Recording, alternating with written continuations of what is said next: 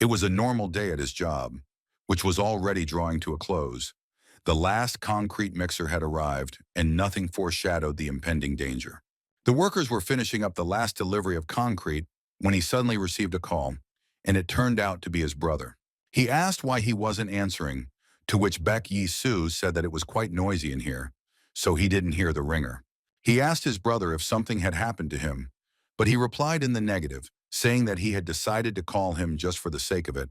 He asked if he needed a reason to call his brother, adding that he would like to meet him. Yisu asked if it had to be today because he was a bit busy right now, but his brother insisted. Before he could answer, he heard the voice of one of the workers, who was dissatisfied with how the others had poured the concrete.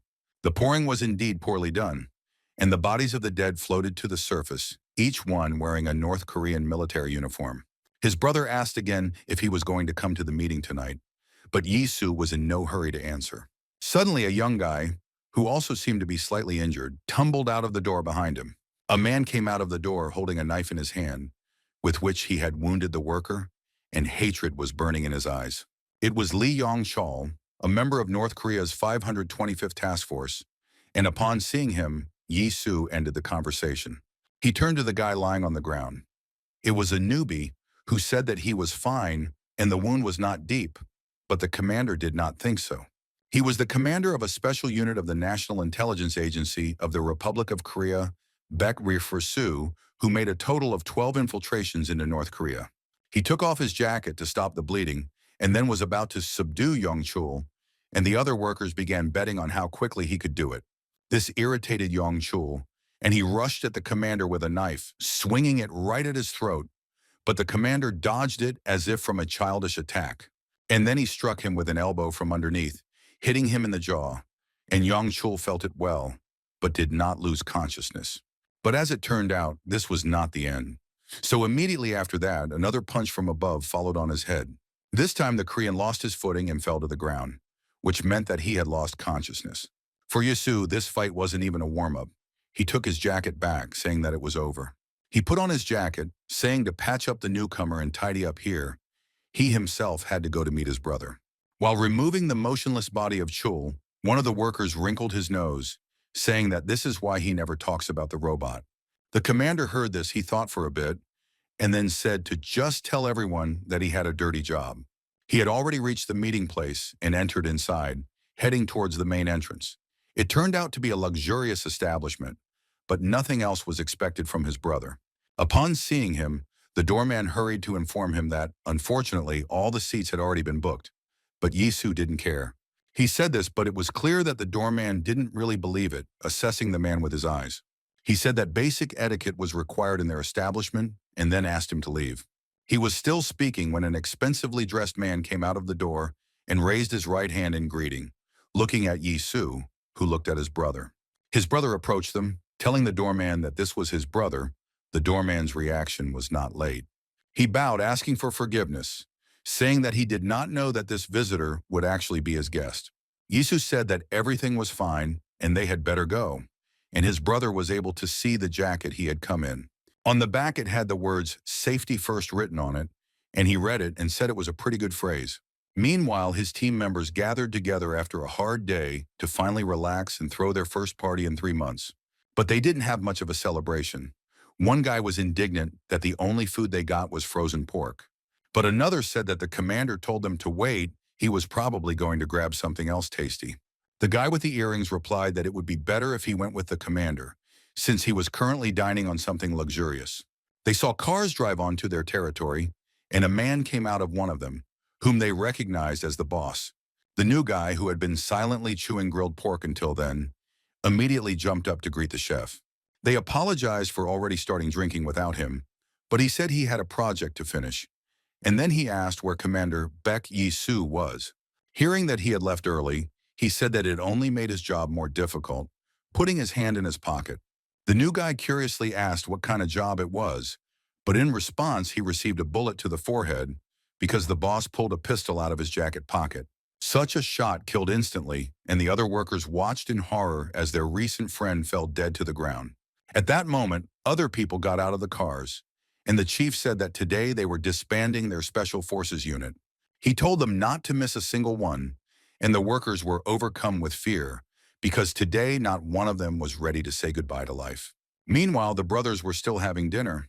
The eldest tried to talk to Park Yi-soo about his work, but he did not listen to him. Finally, his brother pulled out some card, saying that he could make him the manager of one of the restaurants. He placed it on the table and then asked why the soldier was wearing a construction worker's uniform, to which Yi-soo muttered something about the support of the people. But his brother was not very satisfied with this answer. Pouring wine, he asked if soldiers help civilians in their time. Yi-soo answered that they should. Then the brother returned to the prospect of working at his company, describing his duties, but Yi-soo again didn't really listen. Suddenly his phone rang and he looked at the number. It was a guy from work and the commander was supposed to answer his call. He told his brother that he had to take a call, then excused himself to the restroom. He stood near the sink and talked to a guy with earrings named Shion. He had a strange voice. In fact, that's how it was. The guy was sitting leaning against the wall and talking about the food they were eating. Then sure, he told them what had happened, about Chief Zhang's betrayal and the disbandment of their small detachment. Other workers had died earlier and were now being dumped in the same place where they had once dumped the bodies of enemy soldiers. Baek Yi-soo told him to hold on a little longer because he would go there right away, but then changed his mind, telling him to run because they were looking for him. But suddenly he heard shots through the phone and asked Shiona where they were shooting, but there was no answer, and he screamed his name in horror, but there was no answer. At this time, a group of men wearing bulletproof vests and masks that covered their entire faces approached the entrance to the restaurant. Seeing new unexpected visitors, the doorman hurried to inform them that all the seats were taken, but before he could finish speaking, his throat was cut. Isu was delayed, and his brother was already tired of waiting, when suddenly someone entered and he raised his head, asking if he had finished talking to his subordinates.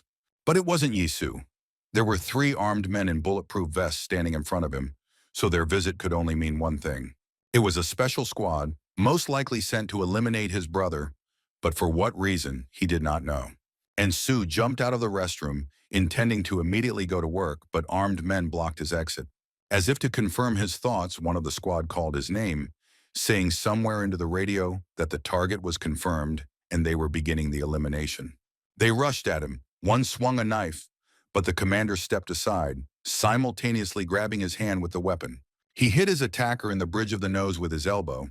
It was his favorite blow, because as is known, the force of an elbow blow is 5 times greater than a punch. He then snatched the knife from his opponent's hand and finished him off by cutting him across the eyes, the only thing visible under the mask. Before he could recover, another member of the squad was already running towards him, and he also pulled out a knife. But his attack was also unsuccessful, and it was not for nothing that Yisu was appointed commander in the PLA, which also included military training. He let his opponent get as close as possible, and then again at the last moment he moved to the side, this time making a throw. In an instant, the enemy was already lying on the ground. Yisu put the knife to the sole of his foot and squeezed his knee tightly. Without thinking twice, the knife passed through the shoe, and the man screamed in pain, clutching his leg while Yisu turned to face the others. He had taken off his construction jacket and was now wearing a military uniform, as if he was a different person. He said their movements were too predictable to make it worth fighting, but the men attacked again. He fought off 3 of them at once, but it didn't look like he was losing. Suddenly, the 3 in front were joined by another one from behind, who intended to attack him unnoticed and finish him off. Chief Zhang stood with a cigarette in his mouth, silently looking at the place where the enemy soldiers were thrown, and now their people were there too. A subordinate approached him, saying that they had finished everything, and a special squad had been sent for Baek Yisu. The chief asked if they had only sent 1 detachment, saying that for someone like Yisu, 1 would not be enough. He turned out to be right, despite the fact that the enemy was superior in numbers. The commander won, receiving only a couple of scratches. Wiping the blood from his face, he looked anxiously at the door to the dining room of the restaurant where he and his brother had dined, and became worried. However, his brother was not so simple. In his room, he had the same painting as Yisu, where he turned out to be the winner. He even managed to leave 1 alive, and now held a knife to his throat, asking who they were and why they came. But the man was in no hurry to speak, and he cut his throat out of impatience, saying, however, that he had nevertheless been a little hasty. His attention was drawn to a radio sticking out of the pocket of one of them. A characteristic noise was coming from it, and he listened to the message. Someone said to kill Baek Yi-soo as soon as they found him, and also to finish off everyone who was with him. He was surprised to see that the bandits were still using such old-fashioned things, and the message was repeated. His face changed. He was the CEO of the financial company TS, Baek Do-kyung, the head of the Taeson Group. He was about to leave the room, heading toward the door, but suddenly someone called out to him from around the corner. It was Yi-soo. Do-gyeon asked him if these people were his guests, since alas he had not been able to greet them with warmth. They were sitting in the car, and his brother was trying to repeat the name of the acronym that, as it turned out, Yi-soo worked for. Seeing that his master was unable to cope, the driver suggested that the organization was called NAR and handed him an elastic band. Do-gyung took it, saying that it was indeed reconnaissance, but he would never have thought that one of the commanders would be his brother. So it turns out he was an intelligence agent who goes to North Korea and kills people. And Yi-soo replied that he wasn't just a bandit either. He was also Taeson's boss, essentially the leader of a criminal organization. So he was also quite dangerous and cunning. They were still driving, but Yi-soo asked to stop. But Do-kyung asked why he was doing this because it was dangerous outside. However, Yi-soo wanted to go out for this very reason. He explained that those people would not calm down until they killed him. But Do-kyung said that it would be better if he dropped him off right away near the police station, and then they would definitely not find him. Do-kyung said that they had already arrived and got out of the car. Yi-soo remarked that he had never been here before. It turned out to be a funeral site, with a procession standing on the stone steps and wreaths with a portrait of the deceased below. They didn't walk for long, and then Do-kyung turned around and asked his brother if he thought he was joking. Yi-soo didn't expect such an answer. He asked him what it all meant, and he began to have a bad feeling. Meanwhile, some people approached Do-kyung. First a man who said that everything was ready, and then a woman who was holding a photo frame in her hands. She handed it to Do-kyung, saying that within 2 hours everything would be ready to start, and he, looking at the photograph, turned to his brother. Suddenly he showed it to Yi-soo, who saw that it had his portrait on it, and then added that if everything was decided when he died, then let him do it. They stood in the temple where people usually come to mourn and pray for the deceased near his photograph. Do-kyung said that it was just a performance. It's used when you need to clear your name or escape. He said he learned it from the Japanese yakuza, but Yi-soo doubted it would work. Do-kyung agreed, saying that of course they would have doubts. But that was precisely why one important detail was necessary, which he had already taken care of. He said that Daesan was a more famous organization than Yi-soo thought, so guests would come to the ceremony to offer their condolences. After all, his brother died, which means such a visit was necessary, so such people will be able to witness his death. Will they doubt it? No, they won't, because if he, Do-kyung, said it, then that's how it was. Each of them had a special invitation, but then a car with tinted windows pulled up, clearly not fitting into the general atmosphere. The security guards in charge of maintaining order during the ceremony thought it was either food or big shots. In fact, Chief Zhang was sitting in the car and was studying the deceased's portfolio, and he noticed that he turned out to be Boss Taeson's brother. One of the guards knocked on the tinted windows, saying that no one could get in here without a special invitation. The chief addressed the people sitting in the back, saying that this was their last mission. They must make sure that Baek Yi-soo was dead at any cost. The men were dressed in sweatshirts that did not hide their bulging muscles, and they got out of the car one by one. The security guard blocked their way, demanding that they introduce themselves and show their invitation. But the man in the cap looked at him silently. Then the security guard decided to act more radically and tried to knock his cap off, but received a brutal blow to the head. The other guards stood silently and watched for a while, not understanding this behavior. Then they rushed at the unexpected guests, and they attacked them in return. But it immediately became clear that the forces were not equal. It was a special detachment that arrived with the chief in order to complete its mission and disband the detachment with Commander Baek Yi-soo. The mission of the NAR Special Forces, the second detachment of the Halra for operations in North Korea, they could not fail. They easily dealt with the guards and were now about to climb the steps, where Brother Yi-soo stood at the top with his bodyguard. But the latter turned out to have a completely different position. He began to go down, taking off his jacket along the way. Finally, he approached one of them and said that it was a family funeral and only those who were specially invited could attend. Despite being 2 meters tall, the man from the Special Forces hit him from below in the jaw, again without explaining anything about his intentions. But the giant didn't move. It was a member of the Dyson Group, the head of security, Ha Jin-woong, better known as Hanam Dong, the wall man. He grabbed the man's face with his huge hand, and the grip was so strong that his eyes popped out. Then there was a crunching sound and the man fell, while his comrades from the squad looked on in surprise because the big guy had just broken his jaw with one grip. They rushed at him, saying that he had simply caught him off guard, but Jin Woon dodged their attacks without much effort. He held one of them by the face with one hand and raised his huge fist with the other, ready to strike. However, another of the special forces struck first. He continued to strike again and again, but it had absolutely no effect, and soon Jin Woon got tired of these annoying claps. He tensed his free hands so hard that the veins stood out, and then brought down a crushing blow on the man's head, sending him crashing to the ground. Then he turned to the other one, whom he was still holding in his left hand, but he decided to somehow take the big guy in a chokehold. However, no tricks worked on him. This time he even got a little angry, and the man prepared for the worst. The wall man shook him with all his might, and that was enough, but then he threw him straight at his comrade. Chief Zhang, who was watching this in the car, grimaced in displeasure, asking why these idiots couldn't deal with just one person. Having to take matters into his own hands, he got out of the car and walked towards Jin Woon, apologizing for his subordinates. He said that there was a misunderstanding here, and while saying this, he handed him a business card with his information, which stated that he was a colonel. After saying once again that it was a misunderstanding, he explained that he was the deceased Yi Su's boss and had come here to offer his condolences. Jin Woon thought about his words for a moment, then looked up at the boy standing there, who nodded his head in approval. Seeing this, he said that he would take the boss into the room, and after a while he was already sitting in front of Yi Su's photograph. He asked, as if he were Yi Su himself, if he was really dead, and if so, how much his brother Baek Do-kyung knew. The brothers sat at the exit. Do-kyung agreed that the situation with betrayal was really difficult.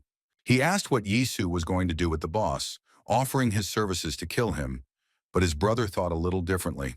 He said that his brother should not interfere any further, but he did not understand the refusal, asking whether he should really do nothing. And Su replied that there was no need for that. He would meet with Chief Jong himself, and then they came up with this plan with the brother he pretended to be. He decided that he had pretended to be grieving enough and called out to him, then took out the knife using his brother's face. The story was that there was another brother in the family who was a successful businessman and arrived upon hearing of Yi Su's death. He pointed a knife at the boss, saying that it was found in his brother's body, so if the boss didn't explain himself, the same knife would be found in him too. He held a knife to his throat, asking who killed his brother. Zhang realized that Yi Su was most likely really dead. He asked the gentleman to calm down, saying that Commander Baek Yi Su had died in an accident. He thought the thug would leave him alone if he said this, adding that he could not reveal the details due to confidentiality, but the thug hit him. He said that the chief talked too much, although he clearly asked who was his brother's killer, and with these words he prepared a knife. Fearing for his life, the chief instinctively reached into his jacket pocket for his gun, but at that moment a girl in Jin Woon intervened. The girl shielded Do-kyung from attacking his boss, and Jin Woon put his hand on his shoulder, telling him that it would be better for him to leave. To make things more believable, Do-kyung yelled at him to get out of there, calling the boss a damn bastard and pretending to want to get to him. The real Do-kyung couldn't believe that he was asking so furiously who killed his brother, and Yi Su's acting simply amazed him. But it worked.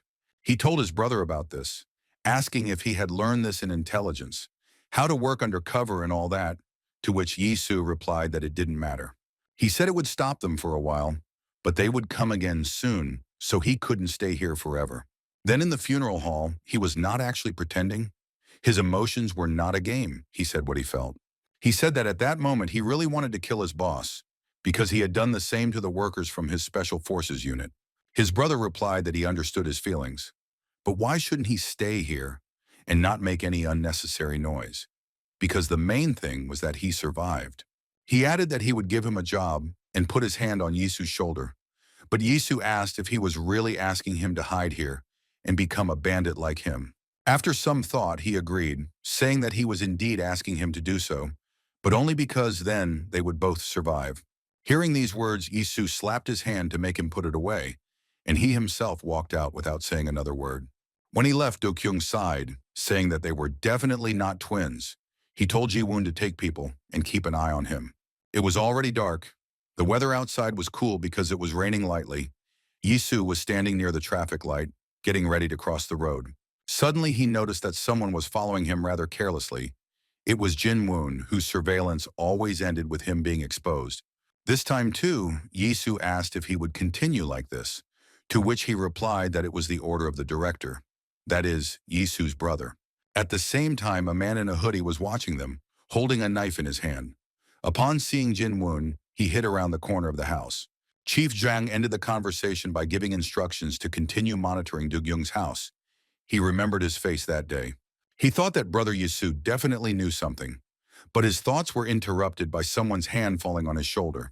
It was his daughter who jumped on his back instead of greeting him, but he didn't mind, because he hadn't seen her for a long time. He asked how she got there, to which his daughter replied that the seats were hard and she couldn't straighten her legs the whole way. She said the flight was difficult because she wanted to see him sooner, and he replied that he would tell the pilot to fly faster. Her eyes sparkled and she said that was the power of intelligence. But he shrugged, saying that he was busy with paperwork. Do-kyung clutched the empty pack of cigarettes, saying he would go out and buy more, but the girl, apparently she was his secretary, said she would do it herself. But he told her not to be so grumpy and to let him get some fresh air, but the girl was adamant. She said that since that's what he wanted, he should go out with a security guard because it was dangerous to go alone. Then he looked at her with curiosity, and then something strange flashed in his eyes.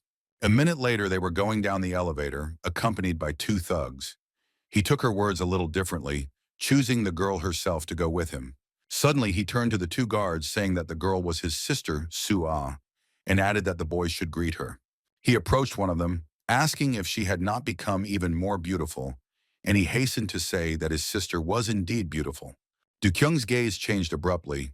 He said that everyone who called Su-ah's sister ended up the same way, and then asked the man who he was. Instead of answering, he suddenly pulled out a knife and waved it near Do-kyung's face, but he managed to dodge, simultaneously assessing the situation.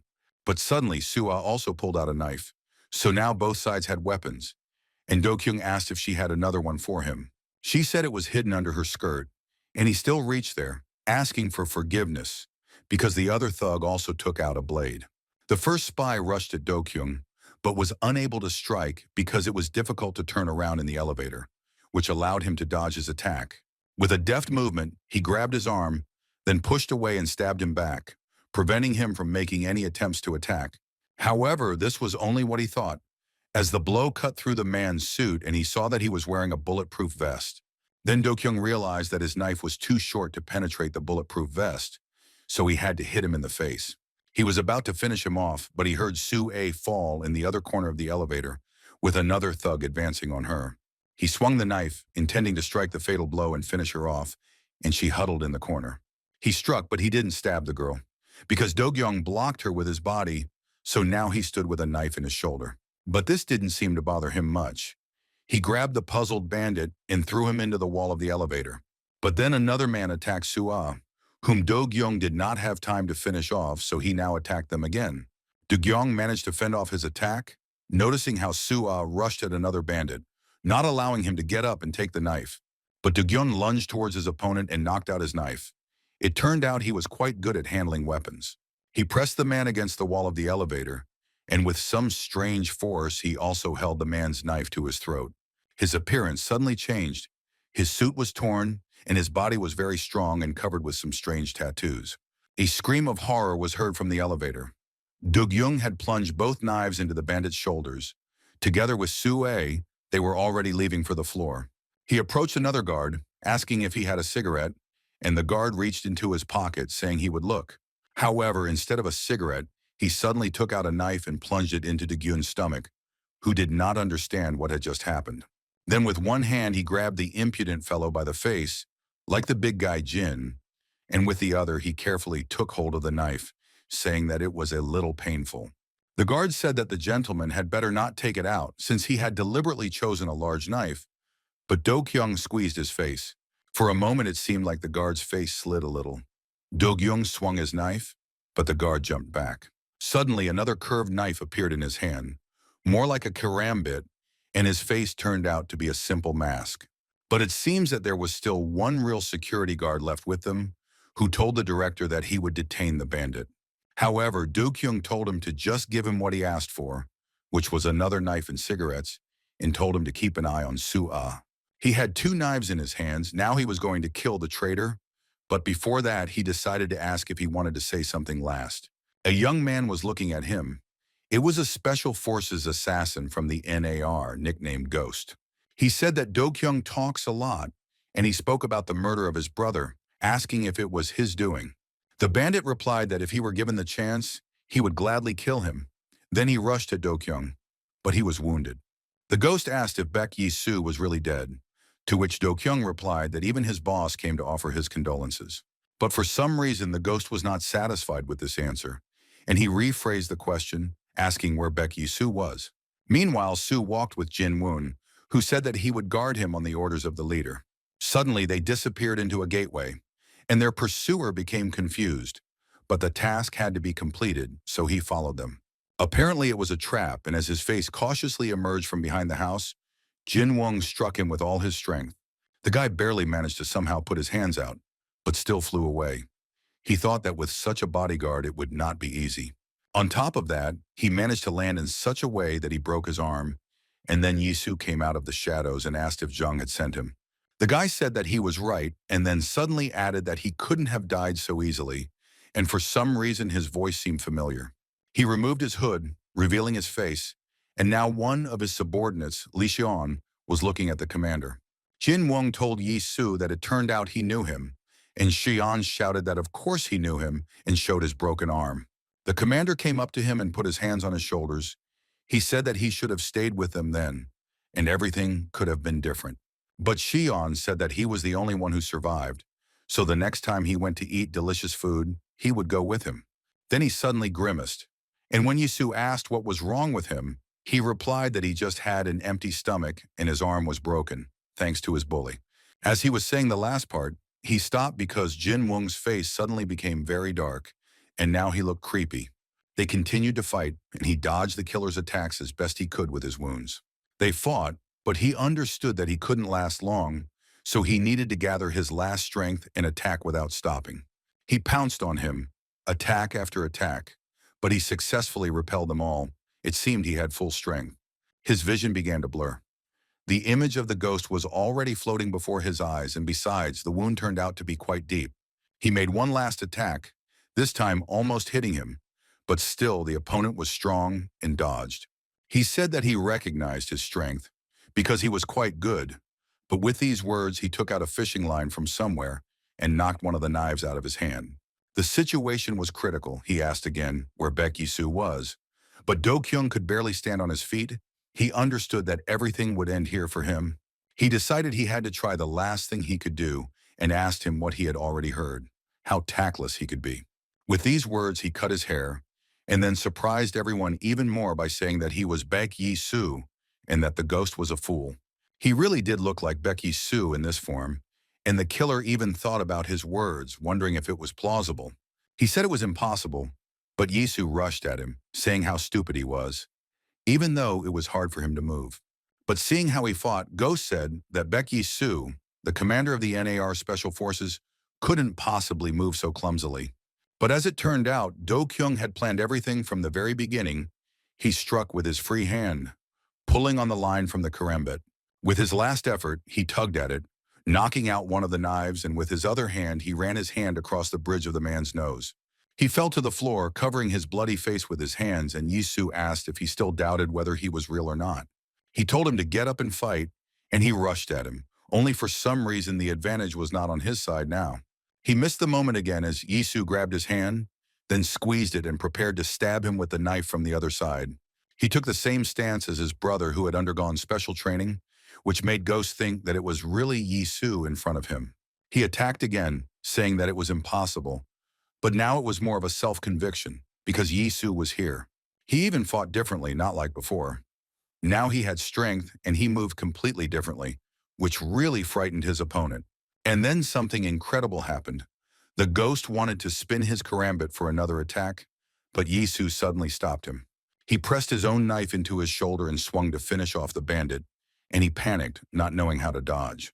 At the last second, he pushed himself away and fell on his back, avoiding the fatal blow.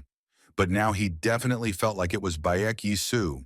It was the real Baek Yi-soo who stood over him again. Now there was no doubt, because only he knew this technique. The ghost told him not to come closer, and in a panic began to look for his knife, sensing his imminent death. Du-kyung swung his right arm and tensed it, quietly telling his brother that he should have stayed with him and seen all of this. Ghost finally managed to find his knife, and now he put it forward as his only defense, and Yi-soo rushed at him. He knocked him down but didn't even stab him, hitting him near the head, and the ghost lay with his eyes wide open because he fell on his knife. Suddenly, the weapon fell out of his hand. His body went limp and heavy, and he fell breathlessly onto the bandit. He got up and saw a car driving up to the house, which meant he had to get out of there, because he could still stay alive. Soo-ah sat in the other room, saying that this was too much, as soon everyone would notice Du-kyung's absence.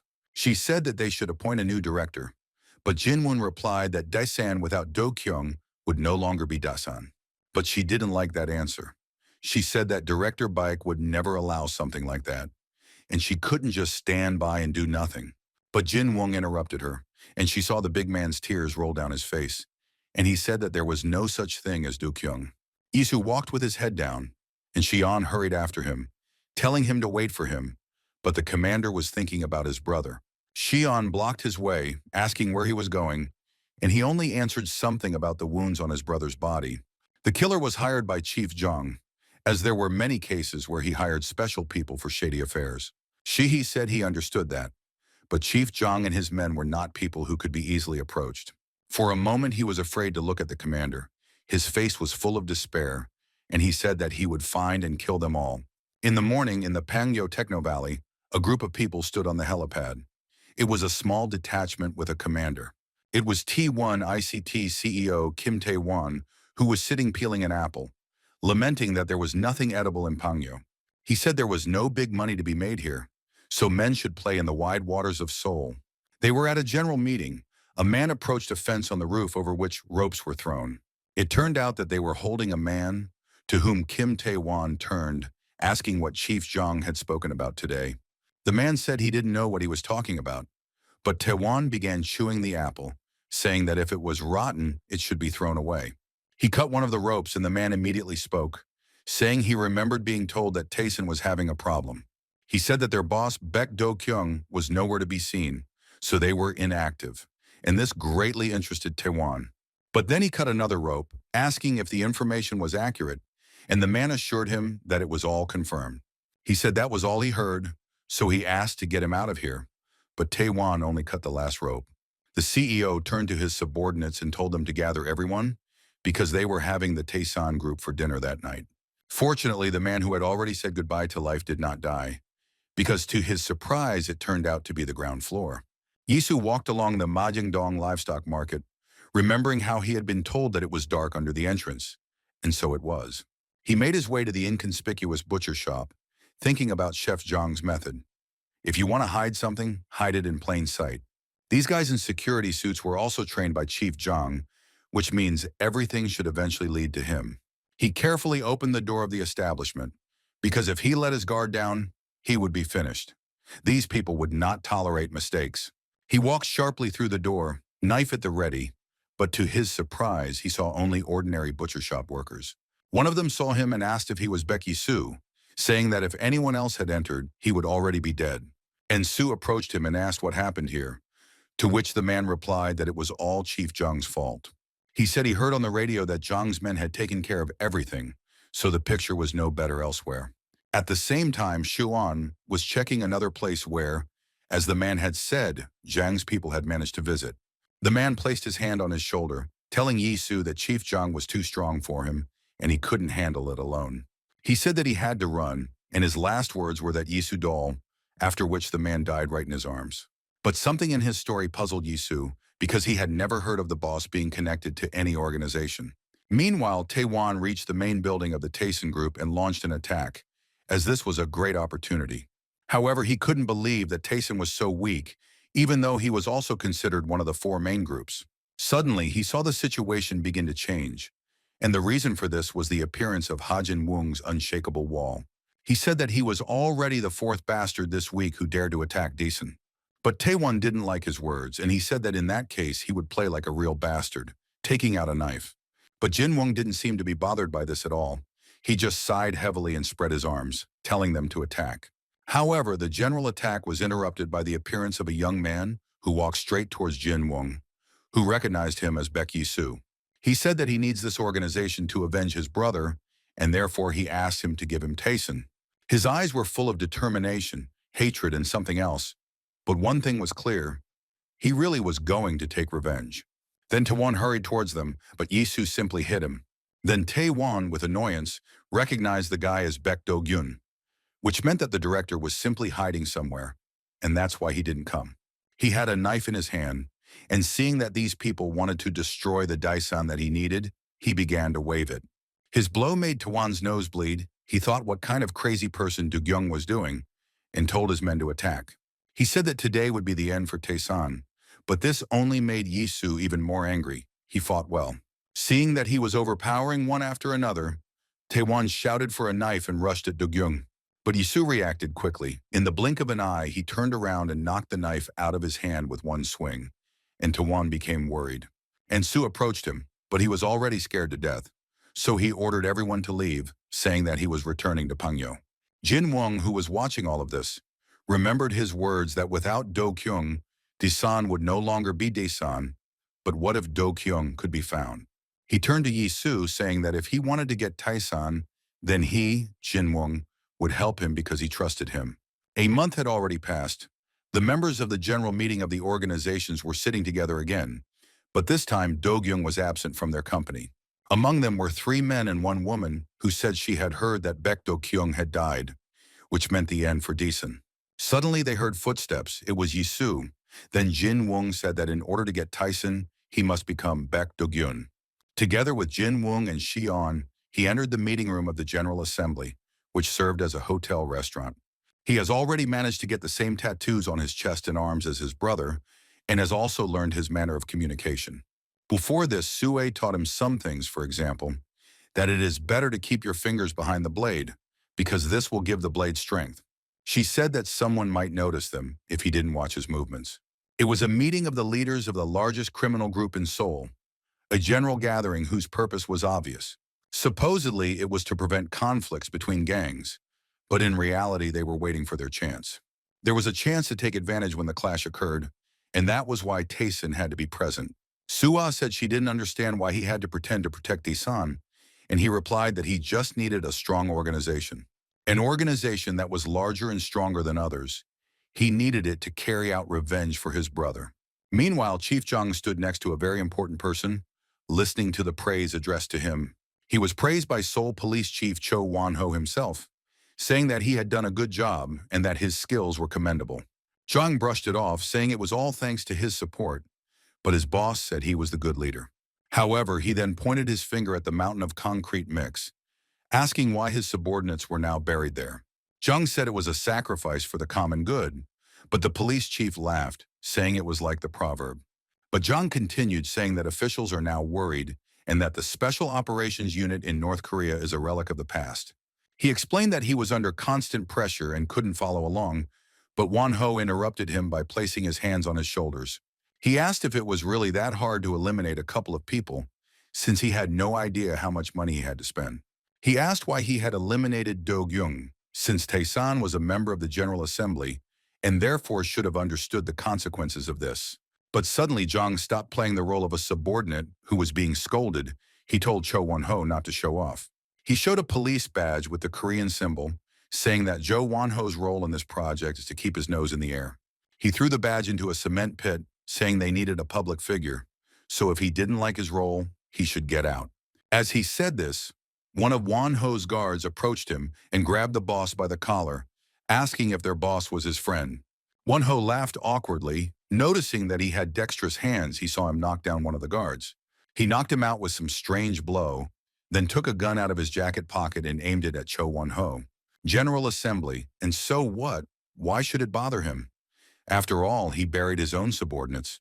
Won-ho waved his hands, saying that he understood everything and would definitely sort it out, because he knew the people from the General Assembly. This was what Zhang wanted to hear.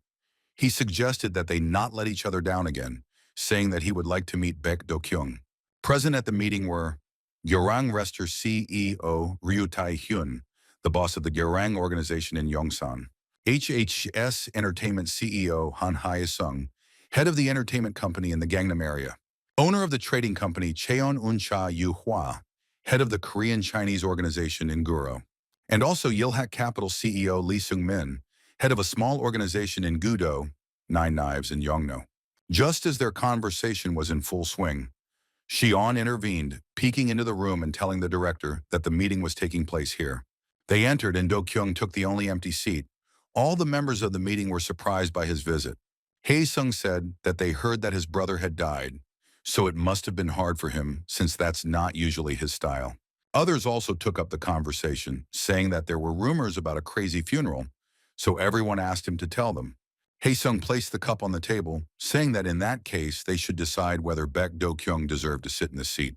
Do-kyung said that if he knew he could have come and supported, but since he didn't do that, then at least he should not talk about his brother. He suddenly pulled out a knife and stuck it into the table, asking who they were to talk about the qualifications of the Taeson group. Hae-sung grimaced, looking at him with both contempt and fear, and asked how they should understand these words. But Do-kyung looked at him with a creepy gaze, saying that he would answer in simple words. From now on, the Dyson group will not attend the general meeting. They were returning by car, and Jin Wong said that now the General Assembly had become their enemy. He asked Yi Su if he had a plan. However, in fact, he didn't have any plan. In that establishment, he simply said what he thought. Suddenly, Jin Woon noticed a car come out from around the corner, picking up speed and rushing straight towards them. Luckily, they managed to avoid a collision, but other cars appeared from somewhere and blocked their way. A guy in a red jacket and a brass knuckle clutched in his hand came out of one of the cars. It was Ryu Tai-hyun who rushed at their car. He broke the glass with his brass knuckles and leaned in, saying that if he could do whatever he wanted, then let Do-kyung give him decent. It all started with Yi Su's plan. The first thing he had to do was catch a rat. He remembered Ryu Tai-hyun talking about the funeral details, but that was strange, of course, his brother informed them, but obviously without such details. He said that since the meeting was not related to the funeral, it meant one thing. There was a rat among the members who was leaking information. He said that this is why he would not participate in the meeting as long as the rat was there, but he would not have to look for it either. Back then, his plan was to smoke the rat out of its hole, but now in front of him was the face of Ryu Tai-hyun, who was that very rat. Immediately after the meeting, he took a couple of cars with him as an escort and went out to pick up Do-kyung, and now he demanded that he get out of the car. Young-san's boss, who has the most problems with Dae-san, and who doesn't hide his hostility, was the rat. Then Shion's head appeared from the car and said that there was no need to break the glass, calling it a baby. Tae-hyun looked at him, asking what he had just called him, and when he repeated it, he said that he liked his impudence, but he would beat him up. He struck at Shion, but he only extended his hand, blocking the blow without much effort, since he had once worked with the commander. He asked if Tae-hyun was really a gangster, since with such a blow, and with brass knuckles at that, he should have at least hit him. Tae-hyun looked at the guy. It was obvious that he was interested in him, but their fight was interrupted by the sound of white cars parking. It was Lee Seung-min, the leader of the Nine Knives, who said that they should stop there. Tae-hyun mimicked him, saying that since Master Seung-min said to stop, then he should definitely listen. He approached him, saying that they were going to have a party after the meeting, and asked if Seung-min would like to join. Suddenly, a man put his hand on his shoulder, saying that Tae-hyun had grown up, and he looked at him with displeasure. Shion asked Jin Wong who the old man was, but he replied that they were Il-hak's elite, who were the best in Seoul in the past. This was also evident from the faces of Tae-hyun's bandits, who were surprised that old man Choi Jung-ho from Nine Knives was here. He was the executive director of Il-hak Capital, Choi Jung-ho, a second-generation Gudo. Tae-hyun looked at them with resentment and a little anger, cursing Il-hak and saying that Tae-san was his prey. Jin Wong suddenly got out of the car and decided to greet his old acquaintances, telling Sunbae that they hadn't seen each other for a long time. Jung-ho was surprised, asking when he had grown so big, and Jin Woo said that he should have visited them earlier. Lee Seung-min meanwhile approached Tae-hyun, saying that they would like to invite Di-song as their guest and asked if he was okay with it. He approached the door where Yi Su was sitting, offering to take him in his car, since the glass of this one was damaged. Still, Yi Su got out of the car, saying that it was quite scary, but somewhat expected. and Shungmin opened the doors for him. Shungmin told the two to go ahead, and he was going to talk to his friend, but Jin Wong said he had to accompany the director. However, Yisu told them not to worry, saying that the car would be too small for everyone anyway. They left, and Shungmin asked about Decent. He asked if they were really going to leave the general meeting, to which Yisu also responded by asking if they hadn't been kicked out. But Sungmin said that if they left the organization, problems would definitely start with the others. He continued by saying that there is nothing but checks and competition in the congregation, so it needs strength to survive. Yisu didn't quite understand what this guy was trying to achieve, so he asked the director what his intentions were. After thinking for a while, Sungmin looked away and told Mr. Beck that he needed strength. That's why he was here. Meanwhile, Jung Ho asked Jin Wong when he was going to join them, but Jin Wong said that he was working for Disan. Jung Ho replied that Jin Wong's past was connected to Gudo, and they still had a place for him, but the big man was adamant he was loyal to Disan. He said again that his organization is the Tyson Group. Moreover, there are things that he must do. But Jung Ho said that he had no business in Disan because he would fall today, and it had already been decided. Upon hearing this, Jin Wong turned pale. He was taken to an unfamiliar place where he saw a group of men in white suits who turned out to be from the Nine Knives. They said they would take care of him, and Yisu asked Shung Min what that meant, but he replied that it was the best they could do. Suddenly it dawned on him. He just realized how wrong he was, and he looked angrily at Shung Min, saying that he was the rat.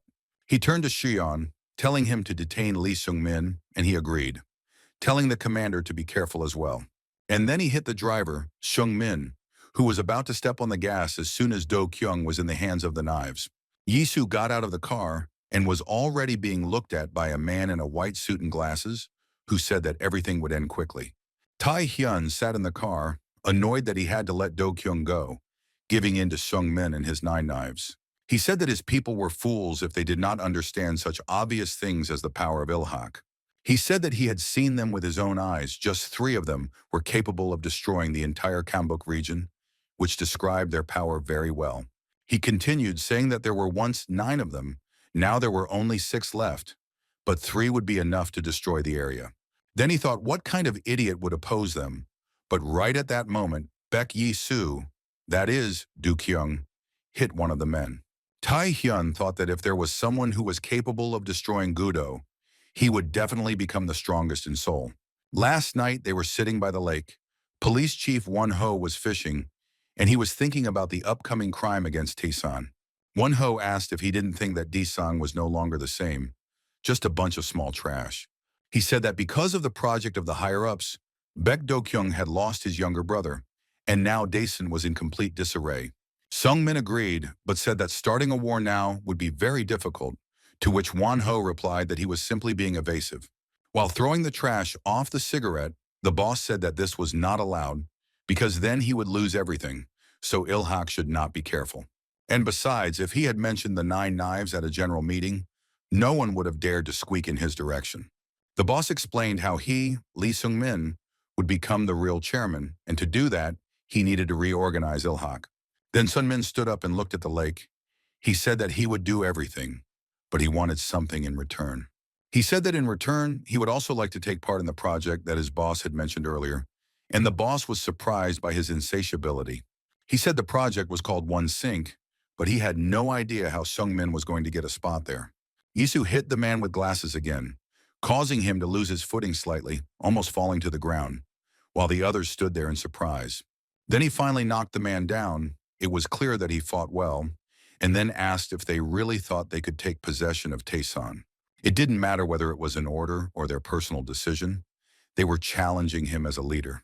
He looked at the men in suits with his furious gaze and said that today Ilhak would be destroyed. Sun Min decided not to wait any longer, intending to get out of the car.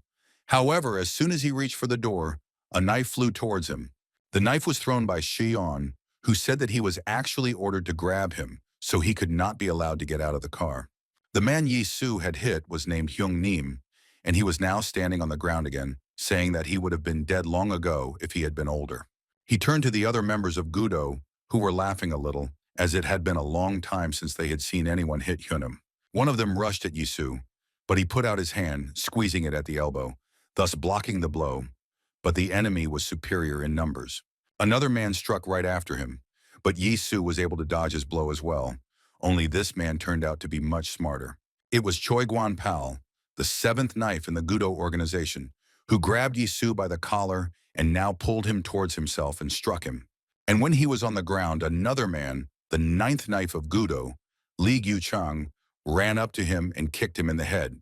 Jan Tok Bei, the eighth knife of Gudo, was already waiting for him when Yisu rolled away and swung to finish him off with a powerful blow to the jaw. At the last moment, he dodged, jumping away from the place where the man had struck. But Hyunam was already rushing towards him from behind. And Su noticed that they were skillfully attacking from different sides, which meant he needed to look for their blind spots and attack when they were not together. The nine knives of Ilhak, everyone talks about their former glory, but there is something that everyone has forgotten. At the same time, Jin Woon was fighting with his once good friend, who now wanted to lure him over to the side of the nine knives. However, there was still something that was unclear, and this nuance was explained by Shion, who realized that he had to intervene. After all, even though Ilhak had nine knives, if he doesn't intervene now, all these guys could end up badly. Of course, the men from the nine knives were incredibly strong, but the problem was that the one fighting them was the commander of the NAR, Baek Yi-soo. Shion jumped out of the car and kicked one of the knives in the head, and the men didn't expect another one from Daesan to come. And Su fought with all his might. He did not spare his enemy, because there was another reason behind his victory, because in this way he would be able to take revenge. The men looked at him in surprise. They were perplexed as to how Taeson's boss could single-handedly stand up to the most powerful organization. Guangpao swung his leg for a crushing blow, but for some reason Hyung Nim shouted at him to stop. Baek Yi-soo recalled the words of his wrestling coach, who once told him that there are no special tricks in wrestling. He said that there are people who are full of strength and have goodwill, so they never fall, so they can only be immobilized.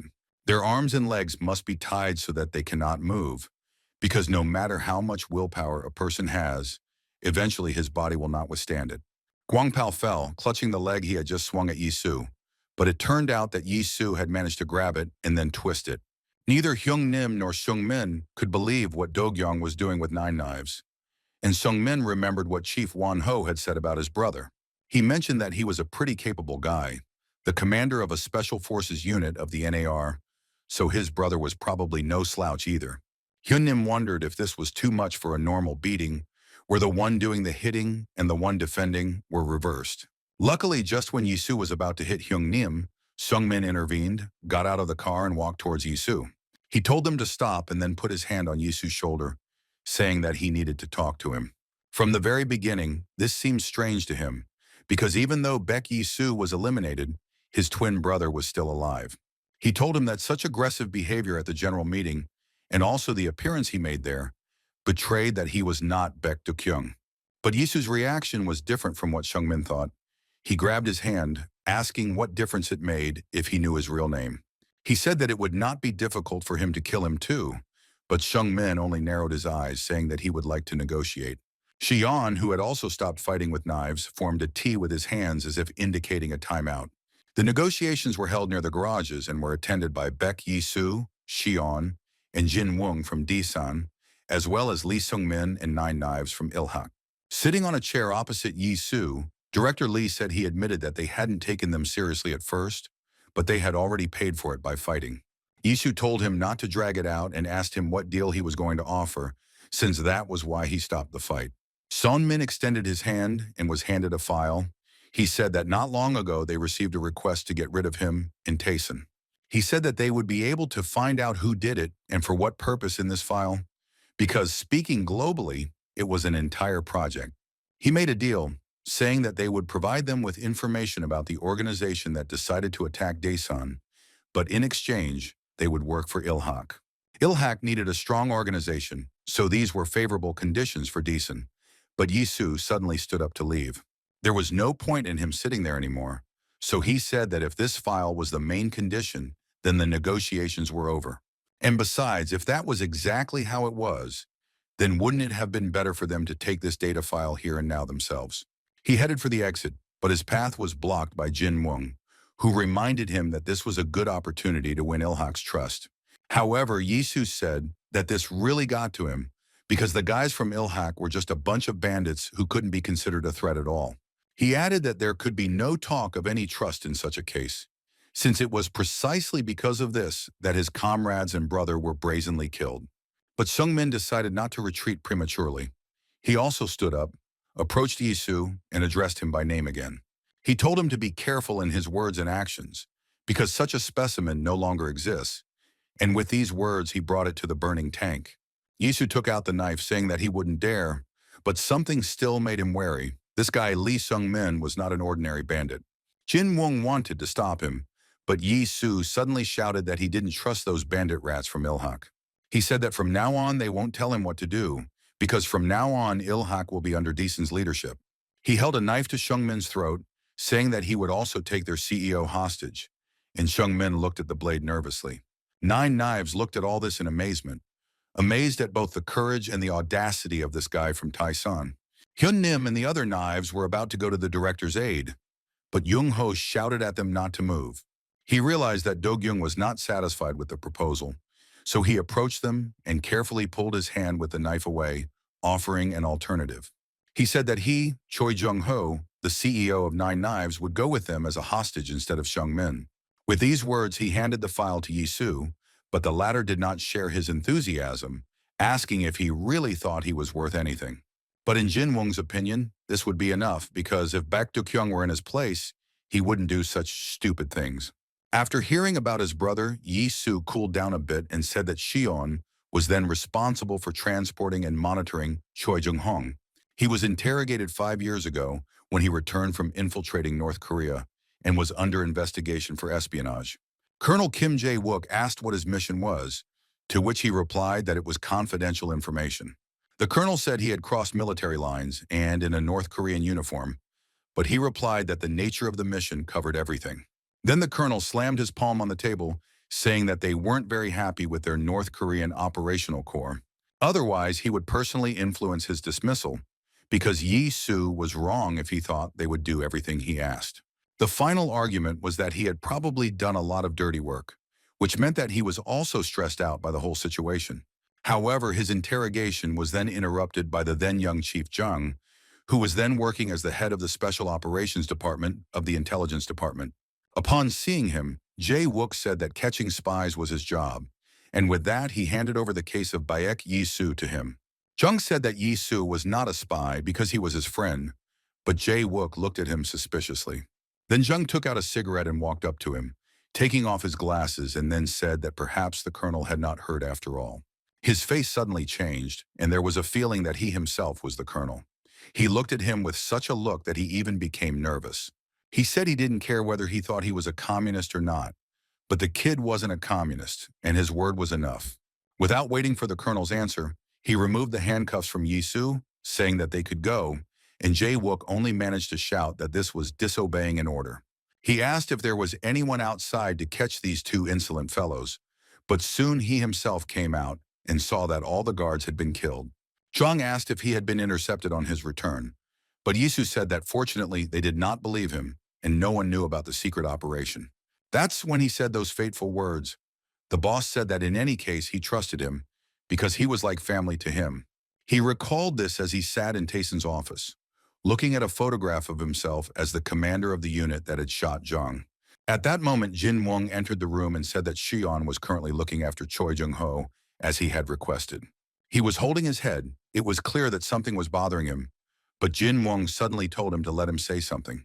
He suddenly grabbed him by the collar and said that he had made a mistake in his choice, saying that he could not trust him with Deeson. After all, he will never be able to become the same kind of leader as his brother Baek Do-kyung, who would not have allowed such an outrage. At this time, Chief Jung was sitting in one of the snack bars. He called his daughter, asking if she was studying well and eating well. She said that Dad was being too grumpy when suddenly a familiar man approached him. It was Police Chief Wan Ho. He said he knew a couple of good places he should write about and asked why here. But Jung put his finger to his lips, telling him to be quiet, and he told his daughter on the phone that he would call back later. Wan Ho thought that his daughter should have returned from studying abroad by now, so he must have talked to her. He asked if Zhang had dealt with the general meeting, but he was in no hurry to answer, and he hadn't eaten much, so the news wasn't good. But Chief Zhang said that, in any case, it was just a bunch of amateurs and they were professionals. They both started eating, saying that the One project would be launched very soon, and then no organization would be able to stop them. Jung added that this time he had to meet the General Assembly in person, and Won-ho was surprised by his words. He said he felt that if he wanted to launch the One project, he would first need to take control of the general meeting. Besides, if the officials find out about this, then everything will go swimmingly. After all, they have already dealt with Baek Yi-soo and his comrades. However, Jung said that it was not that simple, because if direct pressure was put on the meeting's organizations, chaos would ensue. Choi Jung-ho spoke to Lee Sung-min on the phone, saying that it was not such a big deal and that he felt like he was on vacation. But Sung-min still apologized, saying that he was sorry anyway, since Jung-ho was currently being held hostage. However, the big man from Ilhak only smiled and asked if this decision was not made for the good of the organization. He said that was why everyone decided to trust and follow his decisions, even though the result was a bit awkward. They said goodbye, agreeing to meet sometime, and Sung-min said that now he should get a good rest. Chung-ho also hung up, and Shiryeon, who was sitting next to him, noticed that it was as if he was talking to his grandson, not his boss. He continued by saying that even though he was caught because of such a boss, he still has complete trust in him. Jung-ho just shrugged, saying that he simply respected his boss, and as for his hostage status, it was his decision. But Shion asked if it wasn't the boss who told him to do this. After all, an order was an order, and now he was the one taking the rap for it. For some reason, Jung-ho asked if Tyson was really such an organization, because if that was really the case, then he would be disappointed. Jin-woong repeated that Yi-soo should leave, but Yi-soo became angry, asking if he really thought he could give it away first and then take it back. He had already said that he was using Taesan for revenge, and besides, at the moment Ilhak was in their hands. But he said that the problem was not in his methods at all. First of all, he had to pretend to be Baek Do-kyung, because so far it was not visible. He said that if Baek Do-kyung were here, he wouldn't have done such a thing, because Daesun was an organization that trusted him. And if Yi-soo wanted to be like his brother, then he had to show the organization this same faith, then he could replace Do-kyung. This belief, these methods, that is why Daesun still participated in these children's games as a general meeting. Yi-soo answered him. He said that the organization should simply obey the boss's orders, and as for his methods, he would simply use force. Hearing this, Jin-woong silently took off his jacket, and then said that since Yi-soo thought of it as childish fun, then let him handle it alone. Yi-soo didn't think for long. He jumped up from his place and rushed at the big guy, and then jumped, putting his knee out to strike. But Jin-woon was able to catch him. He grabbed Yi-soo by the shirt and threw him to the ground so that he didn't even have time to grab onto anything and was knocked down. The big guy asked if that was all the intelligence service could do, but before he could finish speaking, he was kicked in the chin by Yi-soo. The blow was quite noticeable, and a characteristic maroon mark was left on Jin-woong's face, but he understood that Yi-soo was not going to retreat. Jung-ho asked if it was an organization that obeyed only by force, who would follow it. They trust each other only with their fists and pride, and they fight wars only because they have united with other people. If you meet a person who will only do what he does, and a person who will stab you in the back, then among them you can find another. Someone you want to believe in and follow, because it will seem to you that this path is the most correct. And Soo finally overpowered Jin-woon, swinging his arm to strike, but he did not get up and was now lying on the floor of the room, where everything was turned upside down. He let go of the big guy and turned to leave, saying in parting that he was wrong, and the problem was not in his methods of solving problems. He said that their system did not necessarily have to be based on force, because if the organization decided everything by force, then it would already be an army. Shuan's phone rang, and when he saw who was calling, he stood up and prepared to leave, telling Jung-hong that he was interesting and that they would chat again sometime. He suddenly wondered if there was someone who couldn't trust anyone, whether that person would try to put pressure on other people by force.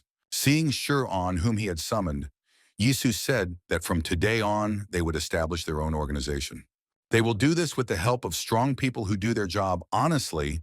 He gave Xian a list of those who needed to be contacted. He said that the deadline for this was 1 week, after which they would get rid of the general meeting and become the strongest organization in Seoul. Jin-woon lay on the floor, a little annoyed that he lost to Baek Yi-soo, even though he was the commander of the NAR Special Forces Unit. He remembered how 4 years ago he worked in a butcher shop, and that was when he first met Baek Do-kyung. One day he came to him again, but Jin-woon was not happy to see this man, because it was clear from him that he was involved in dirty deeds. Then Do-kyung said that if Jin-woon continued to be so unkind, he might soon lose his business.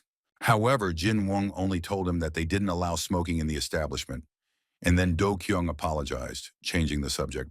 But he pointed to a couple of beaten men scattered around the diner, asking if they weren't his customers.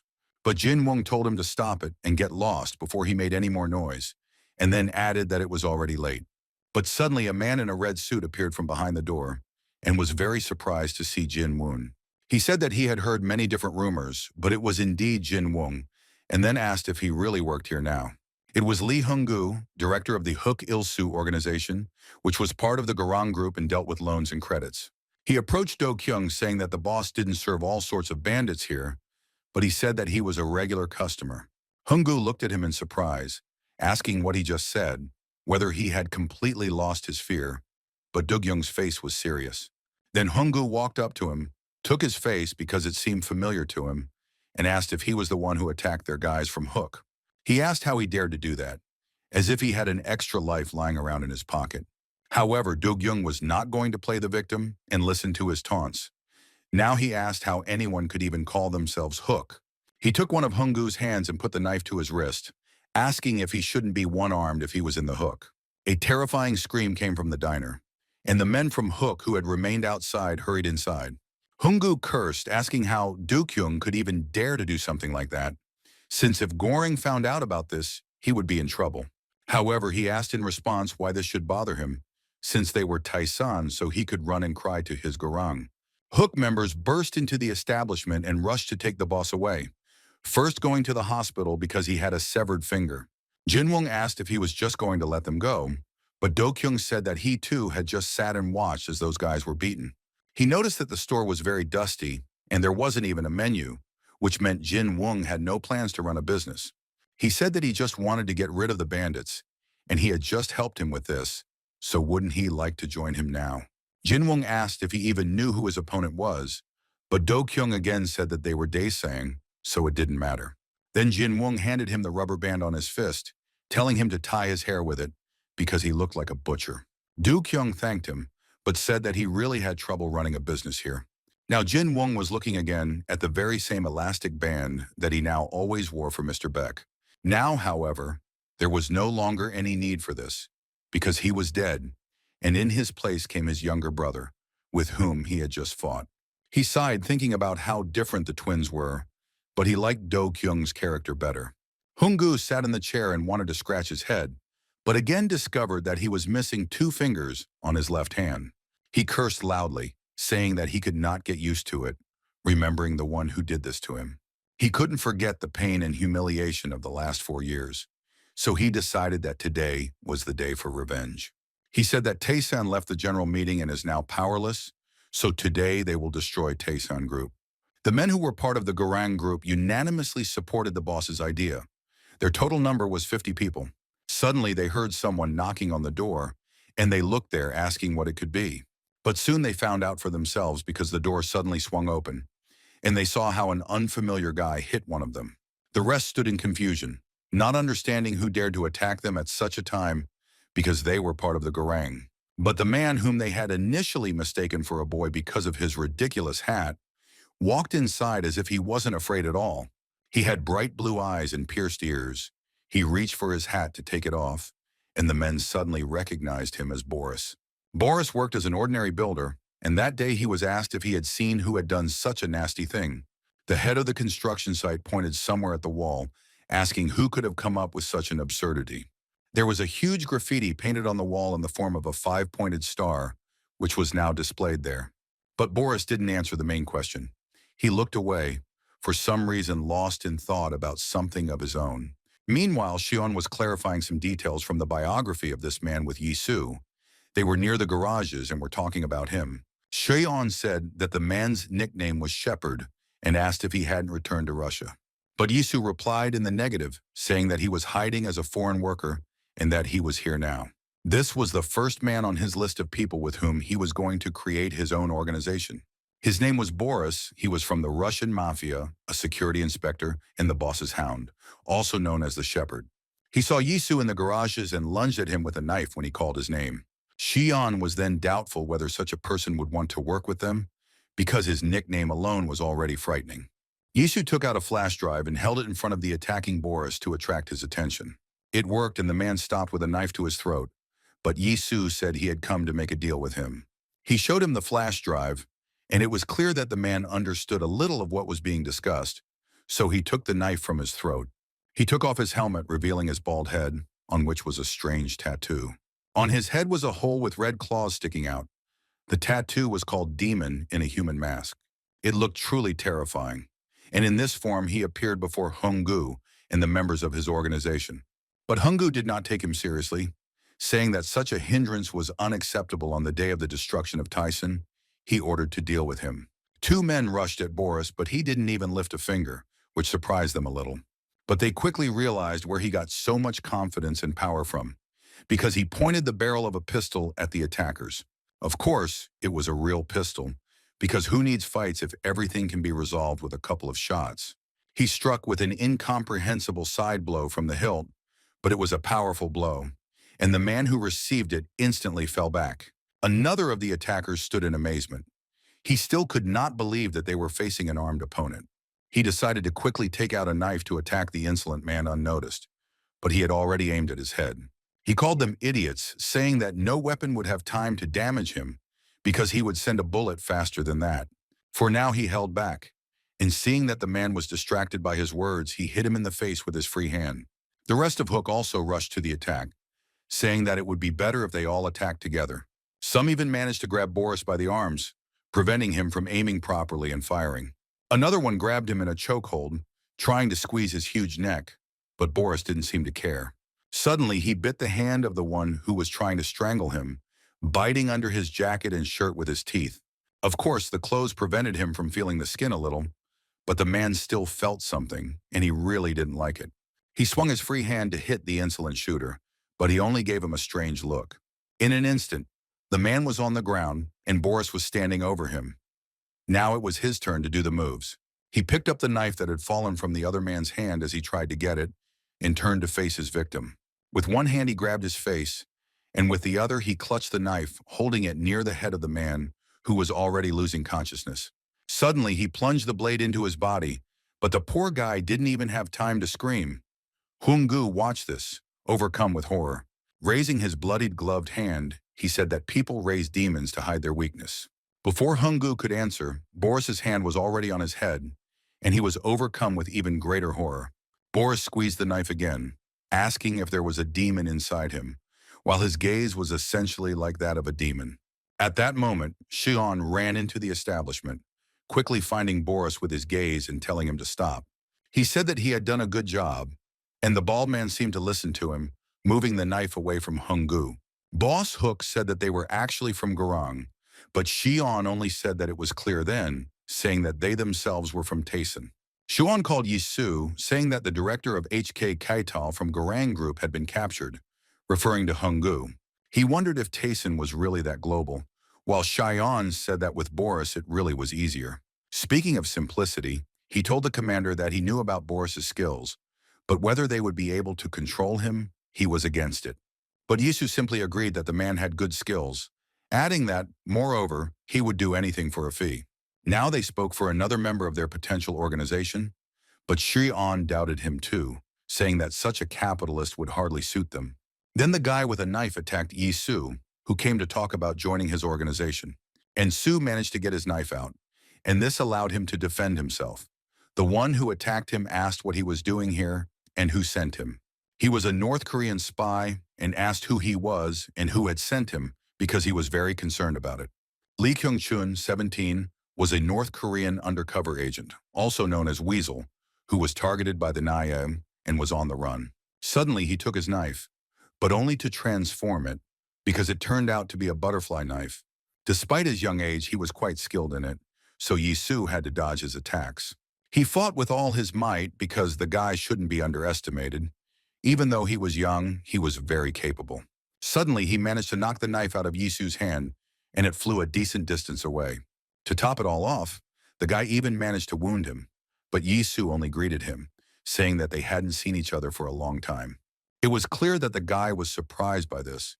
He even asked again what he had said, because it turned out that he knew him. This young man had killed all his colleagues and superiors when he fled to the south, so now he didn't understand how Yisu could know his name. Memories took him back 3 years to the Kaesong Industrial Complex. Then they gathered together, and the man in uniform introduced himself as Li Wu-chang, a major in the General Intelligence Bureau. They were still very young, and he asked them if they knew where they were now and what kind of place it was. When he received no answer, he said it was a place where North and South unite for profit, the Kaesong Industrial Complex. He said that they create goods in North Korea and send them to South Korea to make a living. In short, doing dirty work. He asked if they understood what capitalism was, saying that those southern idiots didn't even take them seriously. Many things have been done in the North, but what they have done is not simply a product of capitalism. They made people who could bite their necks like animals. That's how they raised them. In the eyes of each of these children, there was no compassion for a person, but only a killer instinct. Their special name was Laska. It was their duty and mission to protect their homeland. The plan for training underage operatives was to work at the industrial complex during the day and train undercover agents at night. Kaesong was in close proximity to South Korea, so the children were sent along with the goods, but this plan had a drawback. A man called out to him and called him by name, which was rare under their regime. In one hand, he held a box with something tasty inside, and in the other, he had a pack of the same treat. He placed the box in front of the boy, telling him to have a snack with this, since he had already been working hard. He told him to eat slowly and not to forget to share with his friends, but the guy was already greedily chewing on the treats. The taste of capitalism revealed by the Kaesong Industrial Complex tempted these children, especially Kyung-chun, who was quite poor. 2 years later, they were still training, their training only becoming more rigorous and brutal. The commanders who supervised them said that it would take about 2 years to complete their ideological education. However, the chief commander said that everything should be finished this week. They had to get the guys into action by then. He explained that it was an order from above, although he personally did not like it either, but they had no choice. Kyung-chun asked the uncle if everything was okay with him, because he could tell from his face that something had happened. He held out his hands and the man remembered that he had promised him cookies, but asked him to wait a little, since the goods would only be delivered to him in the evening. He did find one cookie, and he gave it to the lucky guy, but said that he would still have to wait until night. And at night, Kyung-chun was already carrying out another task. Still holding the cookie in his hand, tears involuntarily rolled down his face. One of his comrades told him to hurry up and leave that cookie, because in South Korea he could eat his fill of them. They said that first they needed to take care of the driver, who turned out to be the man who gave Kyung-chun the cookies. Kyung-chun asked how they were going to take care of him, to which the boys asked if he really thought he was just giving them a ride. He protested, telling them to stop.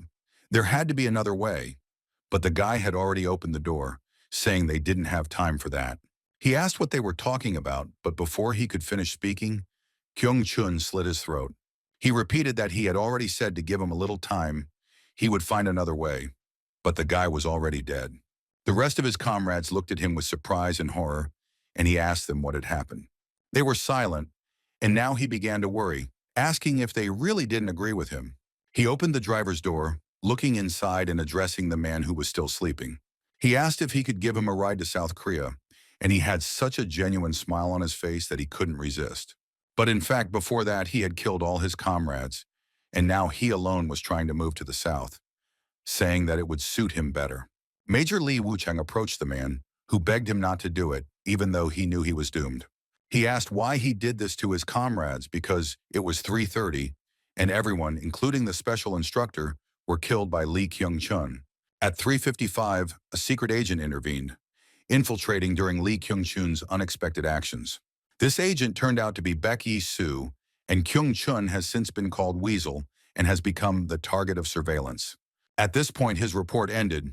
He cut the commander's throat, and another of his penetrations was successfully completed.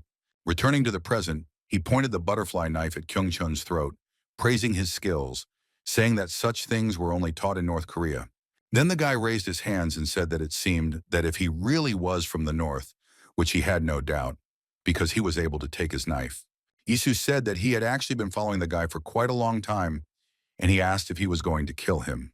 He said that it was very suspicious at the time, so he asked what he wanted from him if he didn't come to kill. And Su took out his favorite chocolate chip cookies, saying that he came to offer him a deal. Hearing about the deal, Kyung-chun took a cookie from him, and his eyes lit up. He said that it was quite a capitalistic approach. Meanwhile, Tae-hyun was relaxing at the Garang Group headquarters, Red Crown Hotel. Suddenly, he threw a bottle of expensive wine at the man who was reporting the situation, and he came with bad news. Tae-hyun asked again how it was possible that 3 hotels from their organization had already closed in just half a day. The speaker apologized and added that the district administration also said that nothing could be done. But Tae-hyun asked why they didn't find out everything themselves when they should have, and he grabbed the man by the ear. He asked why he even needed such incompetent members like them, but at that moment another one of their Goran group ran in. The man reported that Taesun had attacked the lending business of Crook from Hanam-dong, and Tae-hyun realized who was behind it all. He ordered everyone to get ready, saying that they were going to go to Daesan in Hanam-dong. They were walking down the corridor, but suddenly their attention was drawn to a guy who appeared out of nowhere and was now watching them. He mockingly asked if the men from Gorang really boasted that they were bandits, because in his opinion, this was a lie. Then Tae-hyun saw him, and his face twisted in displeasure, because he recognized the ghost in this guy. He held one of the guards hostage and then said that he must have broken his arm, so he apologized. It was very disrespectful to the Garang group and Tae-hyun, so he swung his brass knuckles at the insolent man. Even though he was a first-class killer, Tae-hyun couldn't allow his organization to be so brazenly humiliated. But the ghost only dodged the attack, which enraged him even more. But then another man appeared, apologizing to Tae-hyun. It was Chief Jung who apologized, saying that his guys could be quite unbearable, adding that he had heard that Grang had problems with her business. He said that if Tae-hyun listened to a few of his requests, they might be able to help him with it. Then Tae-hyun realized that his hotels were closed because of them, not because of Tyson, and he pushed back his chair, agreeing to talk. Still holding the brass knuckles in his hand, he asked if they were going to beg him for mercy. The ghost sitting opposite laughed, asking for forgiveness, because he could not get used to their gangster manner of communication. He said that at this rate, Tae-hyun would really run into trouble one day and pay with his life. He was about to stand up, asking how he dared to speak like that, but Jung stopped him, making a proposal. He told the director to calm down, saying that he was really not in a winning position. He explained that it was not he who should ask him for a favor, but he who should beg him for help, and his face changed. Everyone knows that the wolf is one of the strongest predators of the canine family. Of course, he is smaller than the same predators as a bear, lion, or tiger, but this did not bother him. Nevertheless, he was able to become the strongest, surpassing them all. After all, unlike other predators, he hunts and lives in a pack, and this is a huge advantage, in fact. They also have one individual who leads this pack, and such an individual is personified by charisma. Such an individual is called a leader. He was the main one in the pack, and the other members obeyed him because he was the leader. The Gorang trading group could also be compared to a pod, and its name meant giant whale. And in Gorang, such a leader is Ru Tae-hyun. He told Jang that he said funny things so that they, Gorang, would beg him for something. However, he only phlegmatically lit a cigarette, asking what Gorang had to do with it, which greatly puzzled Tae-hyun. Jang dug into his pocket, saying that their organization touched many areas of activity, from loans to the hotel business. But in the end, they are just pathetic bandits, aren't they? As he said this, he took a pistol out of his jacket. He said that unfortunately, a hunter with a gun had come to the pack of wolves from Gorang, and he was now in front of them. There was already a special squad standing behind him, and Jang said that they were different from them, the amateurs, because they were professionals. But Tae-hyun's people also managed to gather behind him, and he said that in that case they should declare war. However, Chief Jang was not at all frightened by such statements. He repeated once again that Tae-hyun should calm down and listen to him. He said that it was time for them to get down to business, and with these words he took out some folder with documents. He handed the folder to Tae-hyun, who glanced at its contents, but he clearly didn't like it. He studied the document carefully and then looked at his boss with contempt. He asked if he really thought he would fall for it, since it was all suspiciously tempting, and the document had the inscription "One Sink" on it. He asked why Jong offered them such a good project, because he knows that if they go down, it will definitely be together.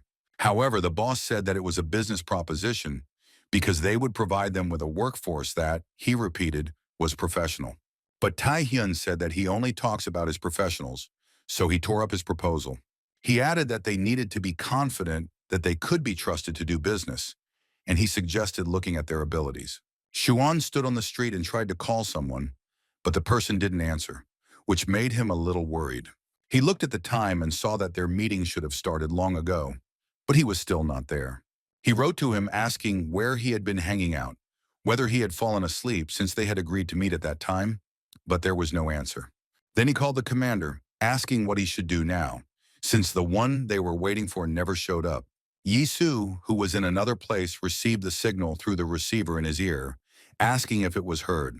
He told Xian to wait a little, because perhaps he would call him back, but for now Yisu, was a little busy with Laska.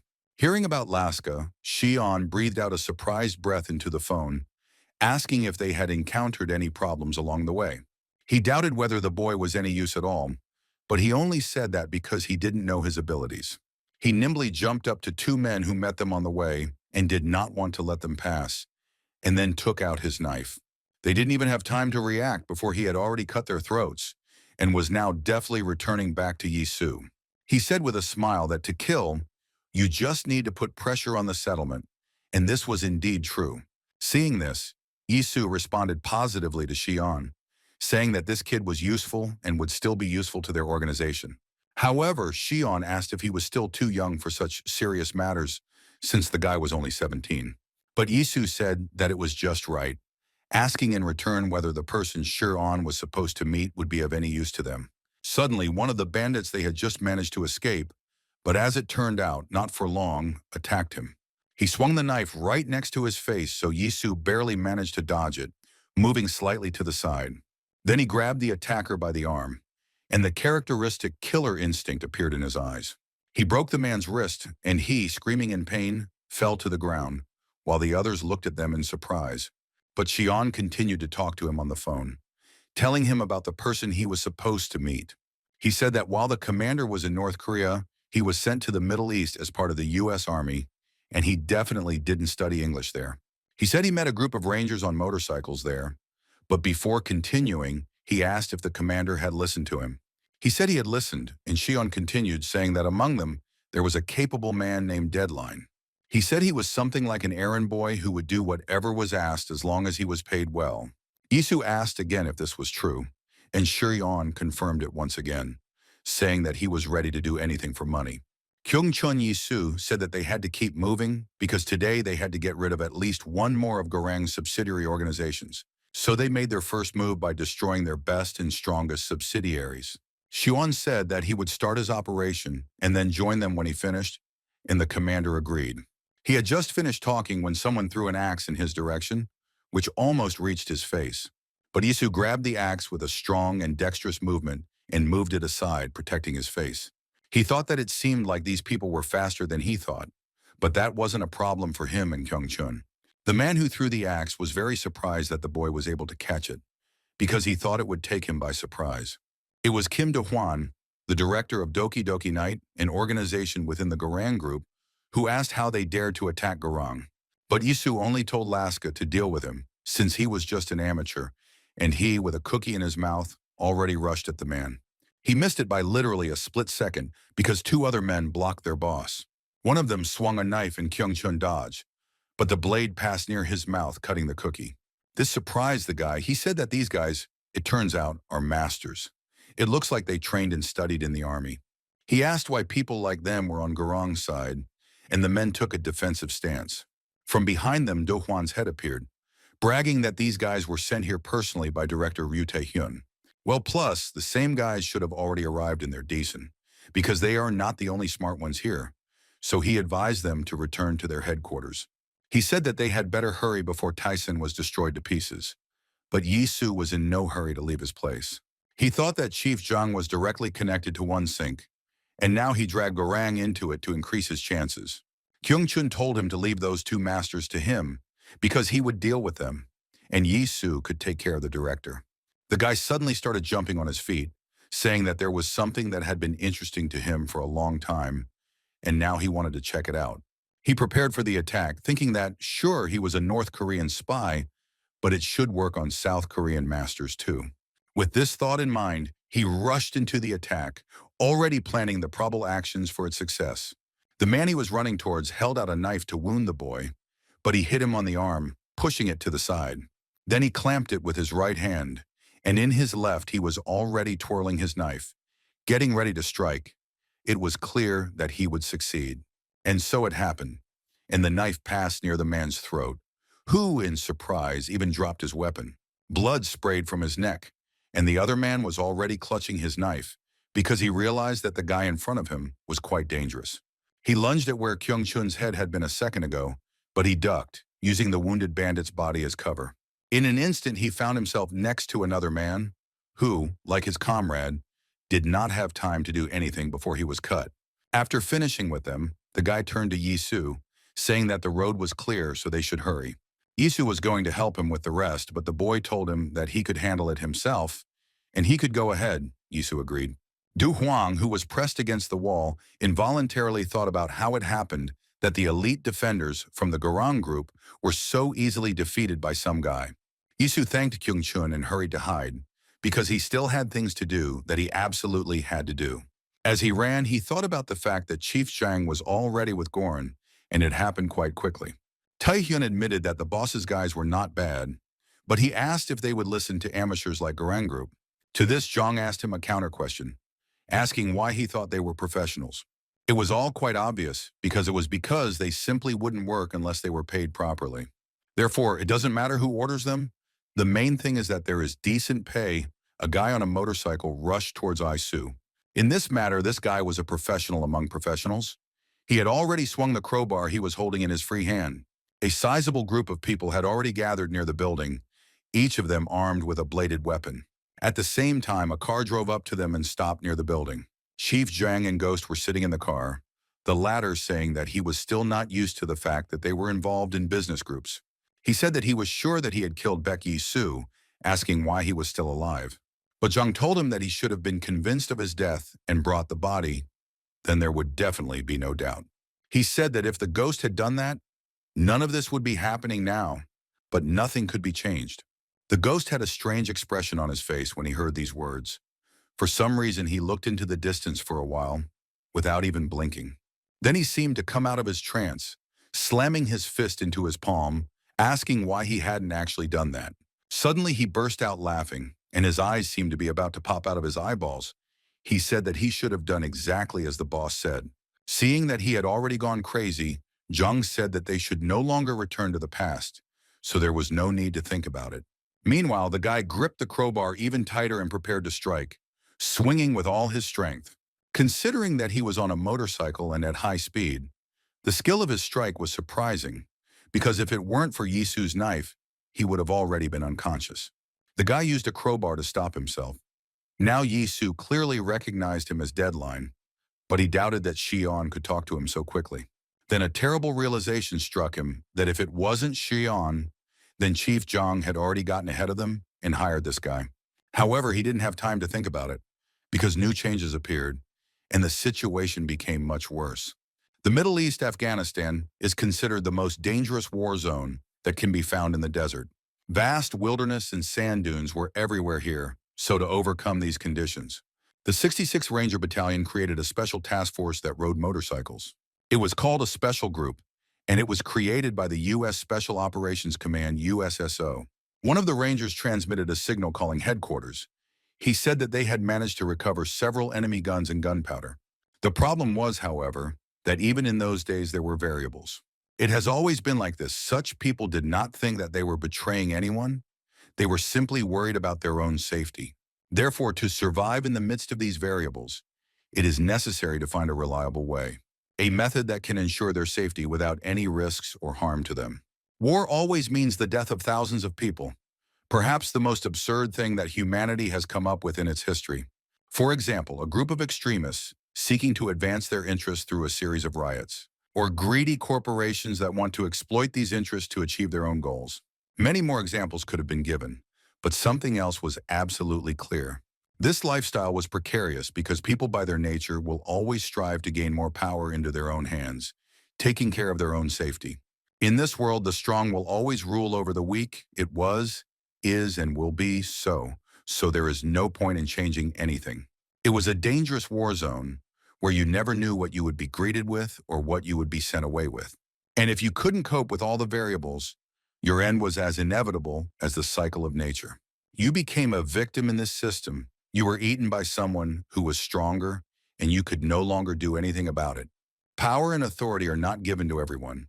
So if someone wanted to get them, he had to go through a rather thorny path. However, if he still managed to overcome it, he became the winner and received the power and knowledge necessary to dominate this world.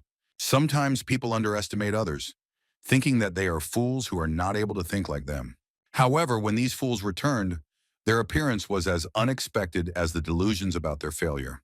And then comes the hour of reckoning, when it becomes clear who is truly the strongest and smartest. It was a simple principle, which, however, for some reason everyone forgot. If you underestimate your enemy, you will pay. It is precisely in such a place, the desert, where not everyone can survive and ensure their safety. The most terrible of the predators was Deadline, who managed to subjugate not only his comrades, but also his enemy. This was a brief description of what Shion had said about him, saying that everyone without exception was afraid of the guy. The roar of his motorcycle could be recognized with your eyes closed, because there was something frightening and terrible about it. It was impossible to hide or run away from him. The victim could only accept the fight, the outcome of which determined her life. Now, such a victim was Yisu. He knew that meeting with Deadline was dangerous, but he found him first. He was preparing to attack again, gripping the crowbar tighter and adjusting something on his motorcycle. His left hand, holding a crowbar, was aimed at the enemy's weak points. But unfortunately, Yisu realized this too late. Suddenly, the light emitted by the motorcycle's headlights went out, leaving the two of them alone in almost impenetrable darkness. However, it turned out that the advantage was still on the enemy side, and Yisu thought that he most likely had adaptation to the darkness. He realized that Deadline had used a clever tactic, first shining the bright headlights on him, and then dimming the lights so that Yisu's vision would become blurred. Suddenly, quiet steps were heard somewhere near him, and only thanks to this, he managed to wave his knife in that direction and defend himself from the blow. The only problem was that Deadline was hit with a crowbar, and this, as we know, is a fairly strong piece of metal. During the attack with the knife, a piece of the blade broke off and flew off to the side, making his weapon of little use. Moreover, he did not have time to tense his hand in time, so now it hurt a lot from the unexpected tension. Things were getting tense. He didn't know if he would be able to block the enemy's next attacks, so he had to do something about it. Deadline had judged him on how he had managed to defend himself at the last second, but now he was about to attack again. Meanwhile, at the main office and simultaneously the headquarters of Taisan, a battle was also raging between the two organizations. The men from Taisan continued to fight, telling each other not to retreat and to hold the line, defending their organization. But the people from Garang kept coming and coming, not giving them time to rest and gather their strength.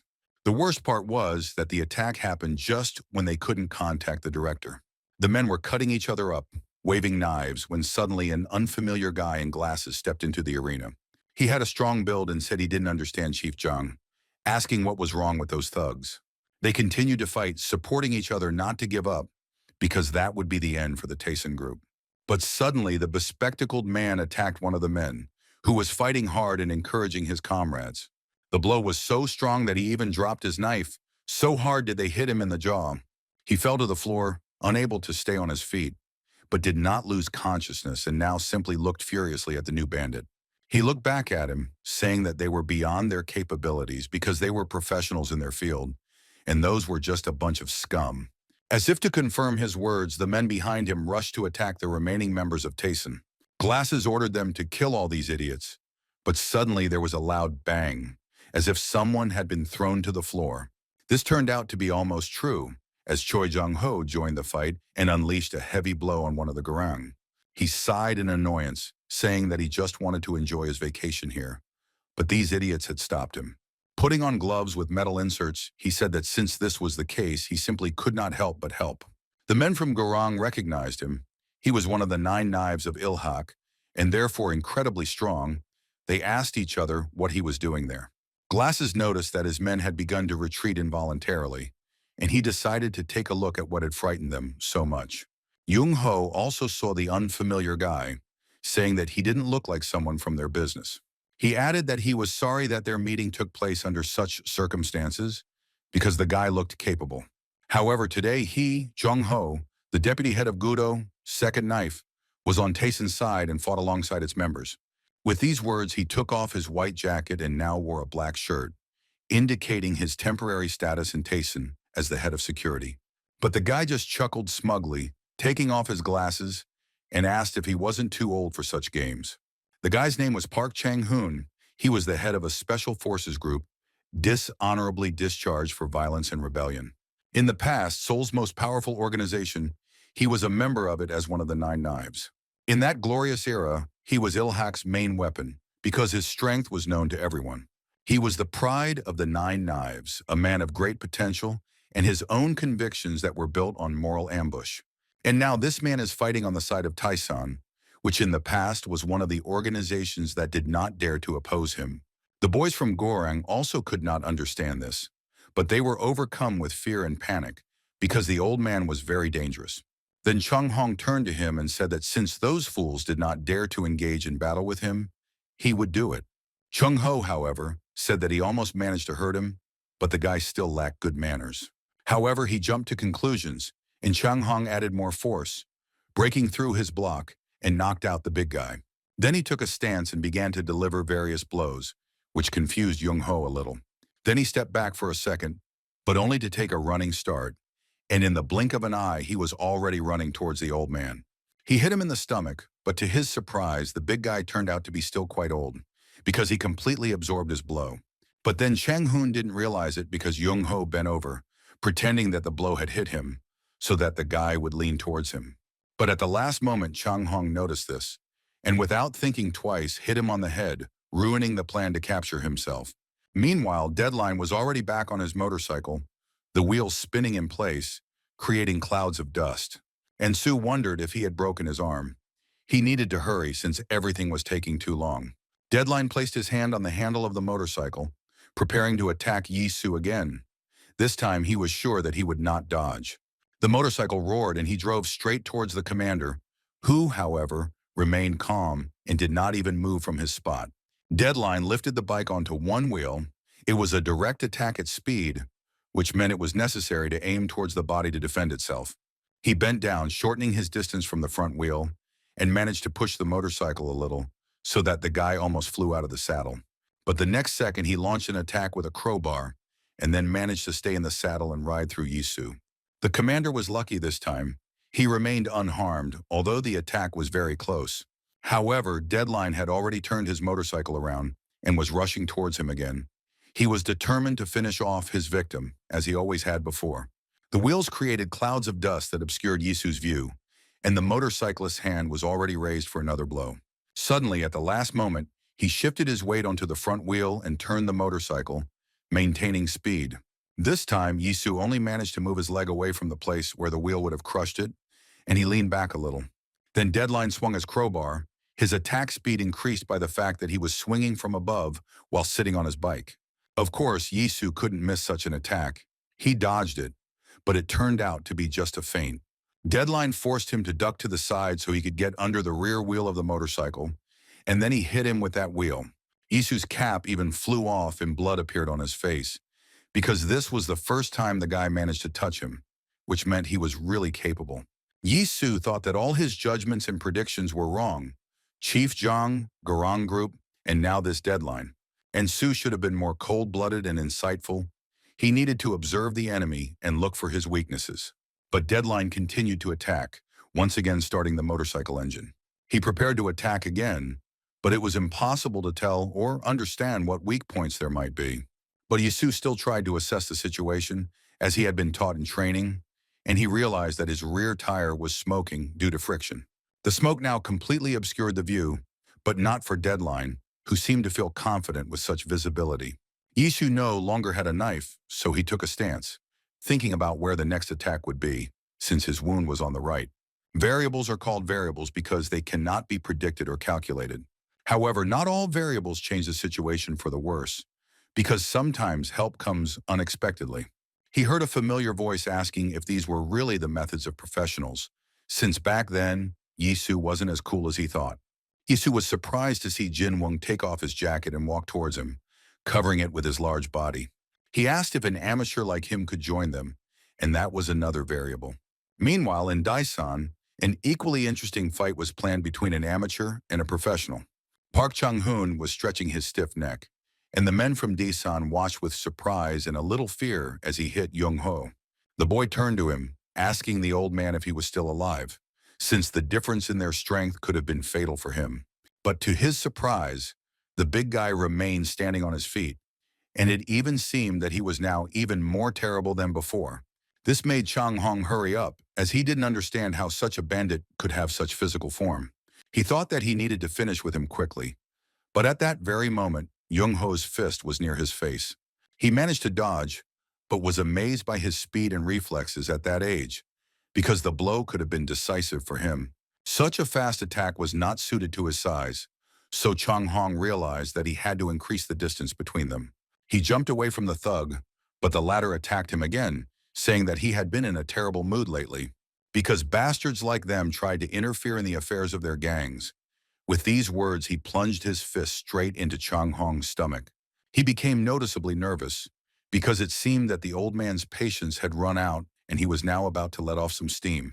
He rushed at him again, and this time Chang Hong had to defend himself. He pulled out a knife, pointing it at the old man.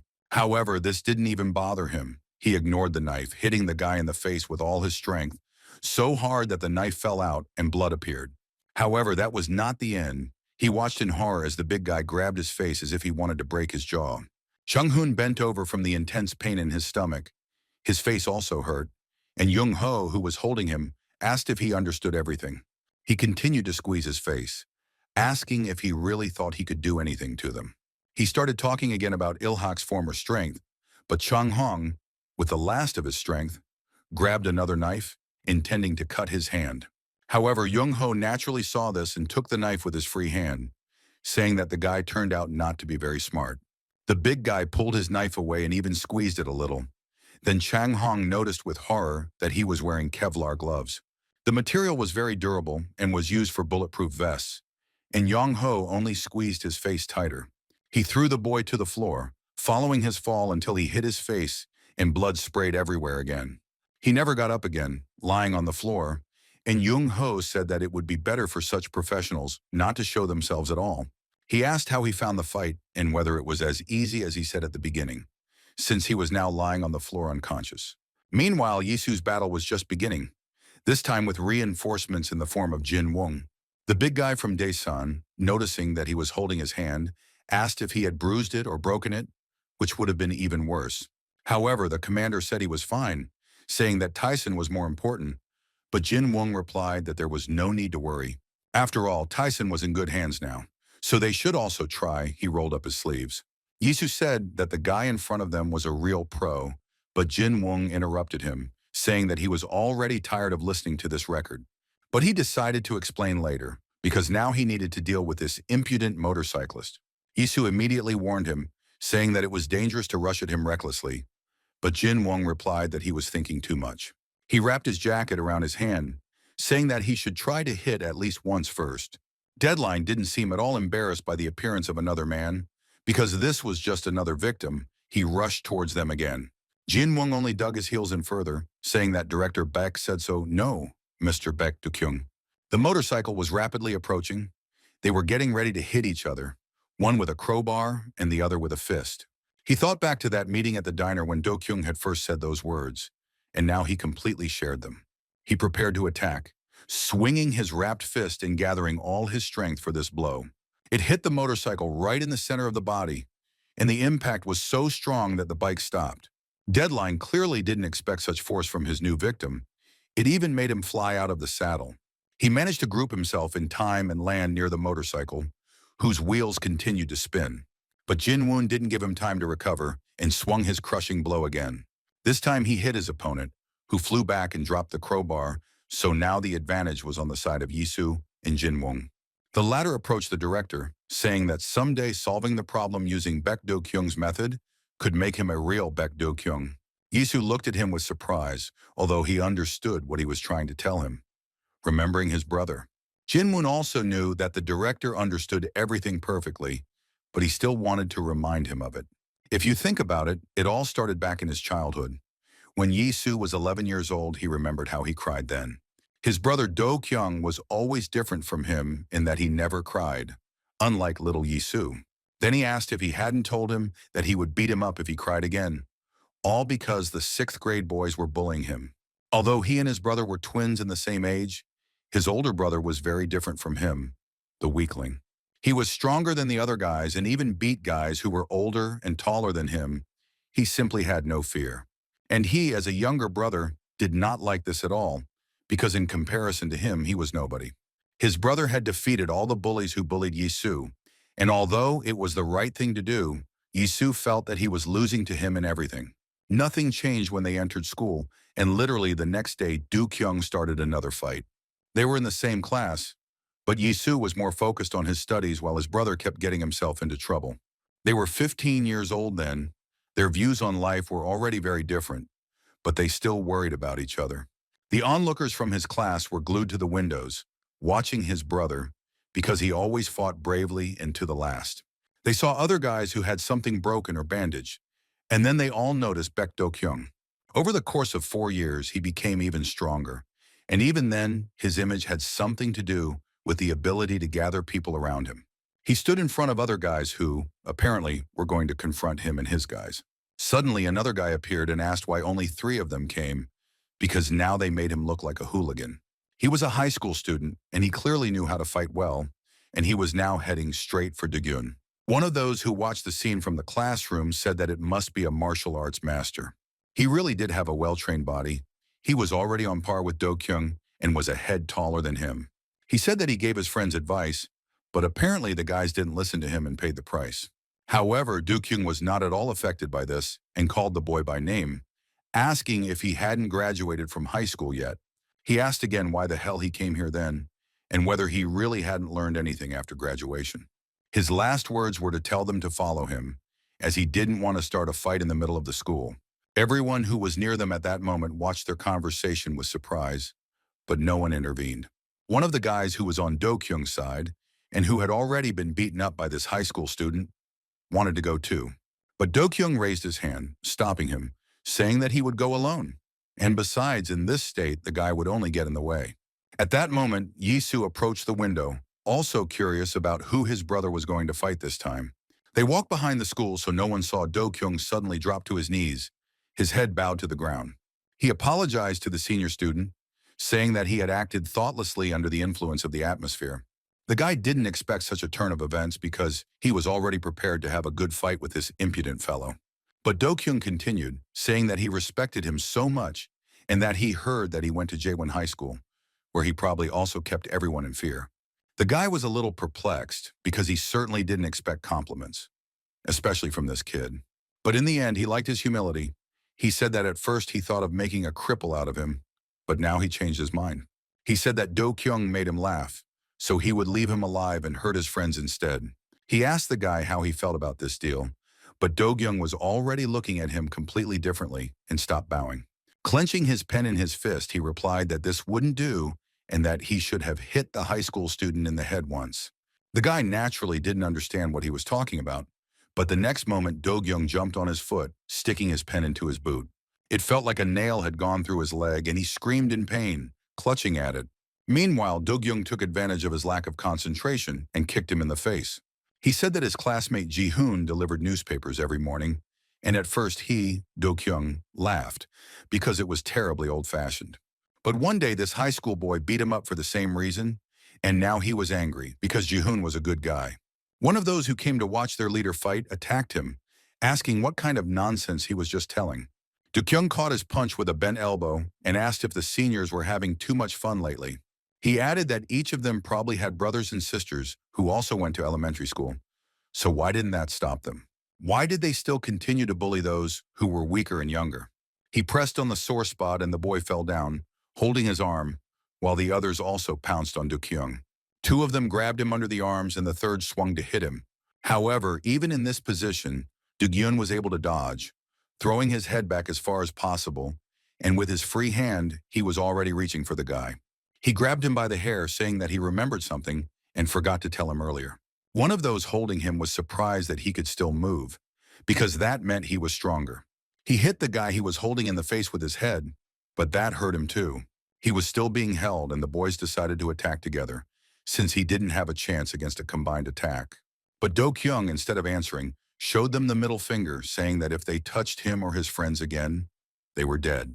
And Soo hated his brother, who ran ahead and did not look where he was going, and he hated him for the things he did. But he also regretted the decisions he had not made himself, and there were quite a few of them. That is why he then came to his brother's aid, just as he had once helped him. And Soo envied his brother and wanted to become like him, not in appearance but in character, because his was much better. After all, they were brothers, so no matter what difficulties were on their way, together they could always overcome them. Do-kyung then asked him what he was doing here, to which Yi-soo responded in a slightly strange way. He showed him his fists, saying that he was always studying so damn much, but still couldn't understand anything. Do-kyung understood everything and also put his fist up, after which they dealt with the older guys together. As they were leaving, Do-kyung asked Yi-soo what he wanted to be when he graduated, but he said he didn't know yet. And now he already knew for sure, because in fact he had answered this question a long time ago.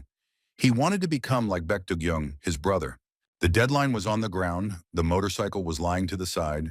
The same was with the crowbar, which meant victory was Taeson's. But Yi-soo continued to think about his brother. He thought that little by little he was beginning to become like him. However, this was not the case. They were completely different people, even though they looked similar to each other. He said he never knew what his brother was really like, even though he lived side by side with him for almost his entire life. It seemed to him that he could never become like him, no matter how hard he tried and no matter what efforts he made. Then Jin-woon approached him and said that he could help in this matter. He said that he would tell him what kind of person Baek Do-kyung really was.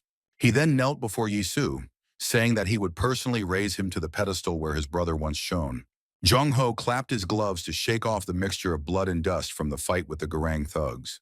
He put one hand behind the other elbow, doing warm-ups and saying that he had enough of these fights. It was time to retire. But then he remembered his director from Ilhak, who would lose the main weapon of his organization if he left. He wondered whether it was worth making such a radical decision, since it was still too early for him to retire. He then turned to the men who were still left, telling them to hurry up, as he still had things to do. He said they were so young but so slow, but at that moment the ghost appeared behind him. Meanwhile, Deadline had also recovered from Jin-woong's blow, which was quite a clear indication of his strength. He walked over to the motorcycle, getting ready to mount again, and Jin-woong gave him credit, saying that he was a tough nut to crack. He asked Yi-soo who this guy was, but the commander didn't know anything about him either, except that he served in the U.S. Army. Their conversation was interrupted by Deadline himself, who pointed to the broken glass of his headlight, asking what the big guy was going to do with it now. But the big guy was even more surprised by the fact that the guy spoke Korean, since he didn't even have a particular accent.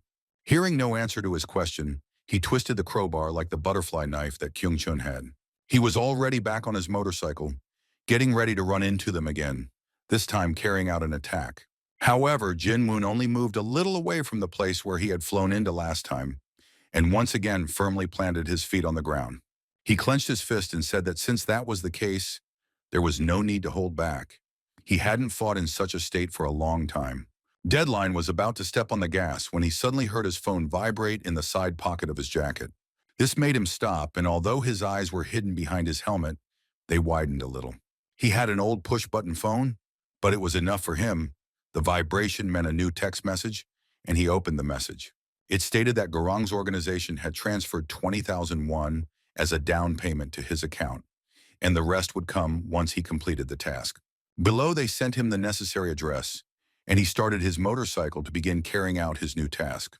He turned the motorcycle around, and Yi-soo and Jin-woong stood and watched in surprise as their opponent left the scene of the battle. Finally, Deadline pointed his finger at Jin-woong, saying that he remembered the bastard who broke the headlight. With these words, the motorcycle roared to life, and Deadline, looking at them one last time, rode away. Jin-woong said that he thought he would fight after such words, but Yi-soo replied that his work here was probably already over. Or there was another reason. He received a bigger order because whoever paid more ruled over people like him. Meanwhile, silence fell over the main office of Tayson, where a battle broke out between the second knife Choi Young-ho and the ghost assassin. The rest of the men simply watched in silence as they fought, neither Gorang nor Tyson daring to intervene in their battle. Everyone had different experiences in the organization, but it was rare to see such a battle. Even the most experienced agents understood this, including Yang Soo-bin, who even postponed his vacation. There were traces of blood from various men on Young-ho's glove, and now he was about to leave the mark of another professional on it. He delivered a powerful uppercut to the ghost, and it seemed like he would never get up after that. But the old man found this guy strange and alarming because he swung the knife masterfully, even managing to hit him a couple of times. To finish him off, it was necessary to choose the right moment and finish everything in one fell swoop. However, the ghost had his own opinion on this matter. He looked at him with his furious gaze, saying that Grandpa would not defeat him like that. Seeing his face, Jin-woon tensed up because the guy didn't show any fear at all, and this was alarming. He managed to notice how the enemy transferred his weight to his left leg, which meant he was preparing to attack. It was this that allowed him to put his hands out in defense, which saved him from damage to his internal organs. The enemy's speed was astonishing, and Young-ho barely managed to avoid the fatal blow, but his glove was cut. He began to analyze the enemy, because as soon as he prepared to reflect his attack, he changed his trajectory. Now he realized that he had underestimated the guy, and now it was not about protection that he should worry about. In front of him stood a real killer, who was a master of knife skills and who also seemed to have mental problems. As if to confirm this, the ghost suddenly burst out laughing, saying that Baek Yi-soo had looked at him with the same expression.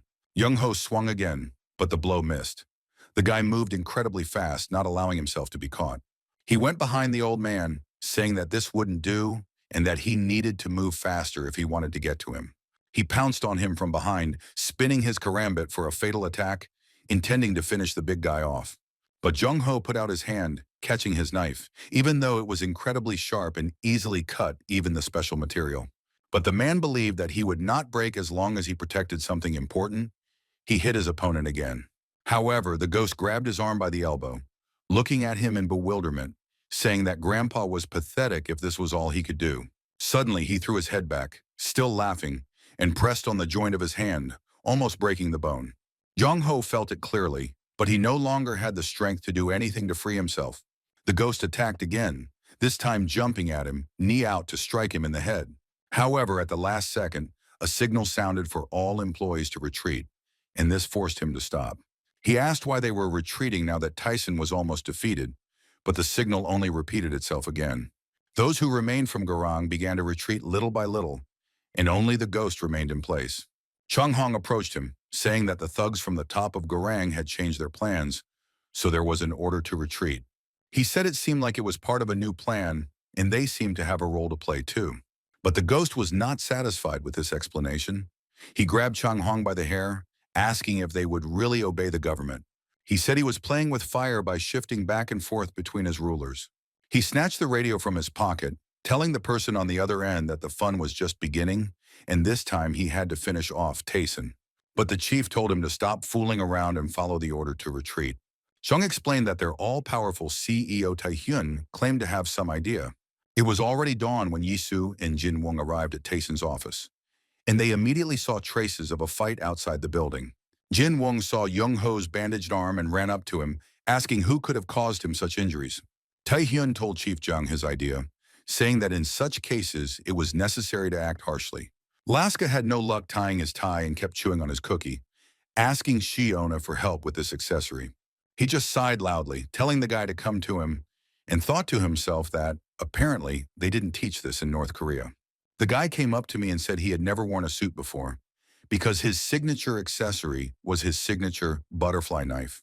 While Shion was tying his tie, Boris walked over to the table, picking up a large bread knife, and Shion had to stop him too. All in all, the guy had to keep an eye on every new member of their organization, and it was tiring. Jinwon and Young-ho didn't help him much with this, so all responsibility for order in the group fell on him. But it wasn't always like this, because when the director came, order was restored on its own, and that's how it was this time. Isu entered the room with Sue.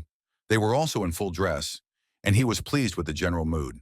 He suggested that from now on they should talk like real bandits, since they were now bandits too. He sat down in the chair, spreading his legs just as his brother had done when he began the conversation, and asked what would be the best way to begin. Young-ho stood by the car, asking if Jin-Won was really going to send him away like that after everything he had done for them. To which Jin-Won replied that he hadn't driven him away, since he could have left at any time.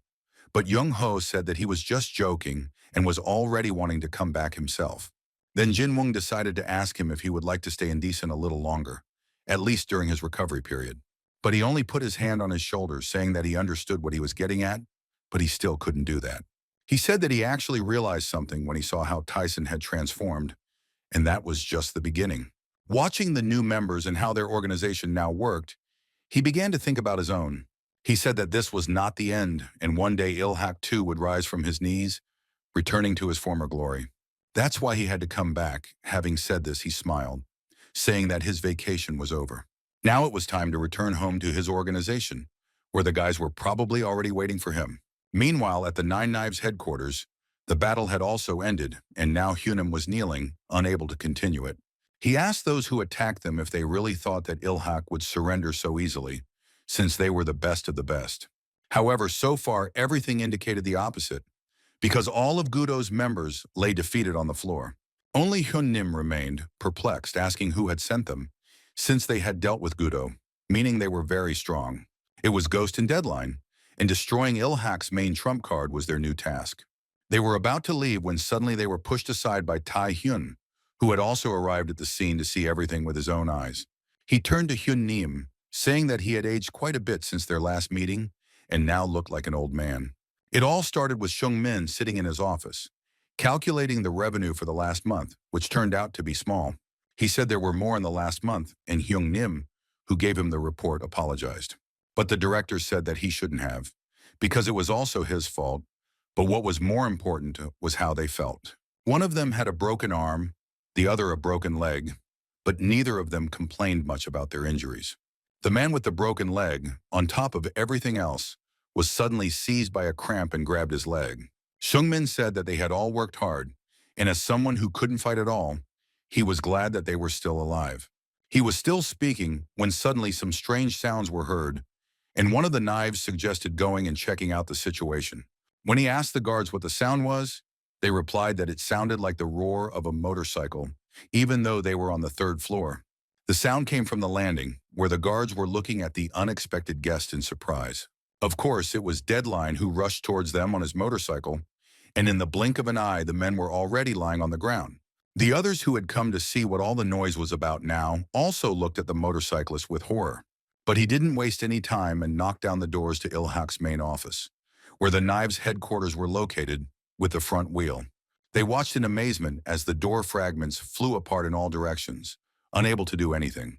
Deadline drove into the room at high speed, waving his crowbar in all directions, and Borscht was overcome with fear. Because of this, they could not move, continuing to stand in place. And the next moment, one of them had his face cut by a crowbar.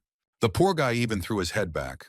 Blood spurted from his mouth, but he, like the others, did not think of retreating. The Knives were not caught off guard.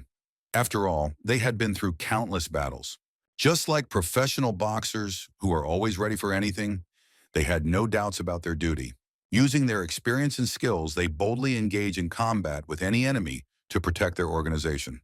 However, in this case, a previously unseen enemy entered the ring, whose appearance they could not have predicted. He was like a knight on horseback, all in heavy armor, against their fists and pride. This discovery left the Knives a little confused, as they had never fought such an opponent before, and this allowed Deadline to discover their weak spot, where he directed all his subsequent attacks. A metal crowbar against human bone is like a knight's sword against a boxer's fists. Even though they were professionals, they couldn't fight against something like that, especially since they had wounds from the previous battle. And after Deadline came other members of the Garong group, who were also supposed to participate in the destruction of Gudo. Now it was no longer a fair fight, because the enemy was superior in numbers and was armed. Then Knives saw the Garang organization's badge on the men's jackets and told them to hold their horses. Hyunnim shouted that in that case it was a direct violation of their agreement, asking if they really wanted to turn the entire committee against themselves. But the men didn't seem to understand what he was talking about. One of them ordered to deal with this old fool. With all their strength, all the knives fought for their organization, forgetting about past injuries and wounds. Choi Kwang Pao, the seventh knife, was furious, asking who these freaks dared to bare their teeth at. However, his leg was dislocated, and Hyun Nim saw that it had not yet healed, which meant they would not be able to fight for long. Guan Pao was a pretty strong knife, but in his current state he couldn't fight to his full potential, so Hyunim decided to take on the guy on the bike. It was the least he could do, and Deadline had already lifted the wheel, intending to run it over the head of one of the knives. The man's name was Sun Mon, and Hyunim managed to pull him away at the last moment, avoiding being hit by a wheel. He told him to protect the master, and he himself would detain these bandits. But Song Min replied that he could not cope alone. Then the man named John Tok Bae, Ilhak's eighth knife, whom Deadline had first knocked out, suddenly stood up again, saying that he would help too. He said that together with Hyung Nim, they could teach that idiot on the motorcycle a lesson. This surprised Deadline a little, who clearly didn't expect him to get up after being hit on the head with a crowbar. He was distracted by it, and this gave Hyun Nim the opportunity to attack him when he was defenseless. He told director Lee Sung-min not to worry about them and to escape, because it was dangerous here, and they wouldn't be able to hold them off for long. Guan Pao fought with the rest of the Garang members who arrived as reinforcements, and so far he was doing a good job of stopping them. Sun Mun said he was counting on him, leading the director out of the room, who protested, saying he didn't want them to be killed here. But Guan Pao told him not to worry, as he would catch up with them later. After all, they were Ilhak's 9 knives. Sun Mun walked out to the car with the director and opened the doors, telling him to get in, but he was still leaning on it, saying that they should help the others. But Sun Mun replied that Garang had begun to act, so they were now in danger and it would be best to retreat. Director Lee protested again, saying that there was no retreat, but he interrupted him, saying that if he died, they would lose everything they had fought for. Then Shung Min asked if they really wanted him to live no matter what, and were even willing to sacrifice their lives for that. Even if everyone else died, their battle would not have been in vain, because they knew what they were getting into. That was the backstory of their fight. And now Tai Hyun stood in front of Hyung Nim, saying that it was a rather sad end for the 9 knives. He noticed that their boss was nowhere to be seen and questioned him about it, asking if he had abandoned them. Sun Min was indeed riding in the car. His organization was left behind, and with it its loyal members. He sat there in a depressed mood, wondering what the point would be if only he, the director, survived. He was overcome with regret because he had done everything he could to help Ilhak rise from the ashes, but in the end, he had only ruined him completely. Sun Mon wanted to say that the master was mistaken, but he interrupted him, telling him not to call him that.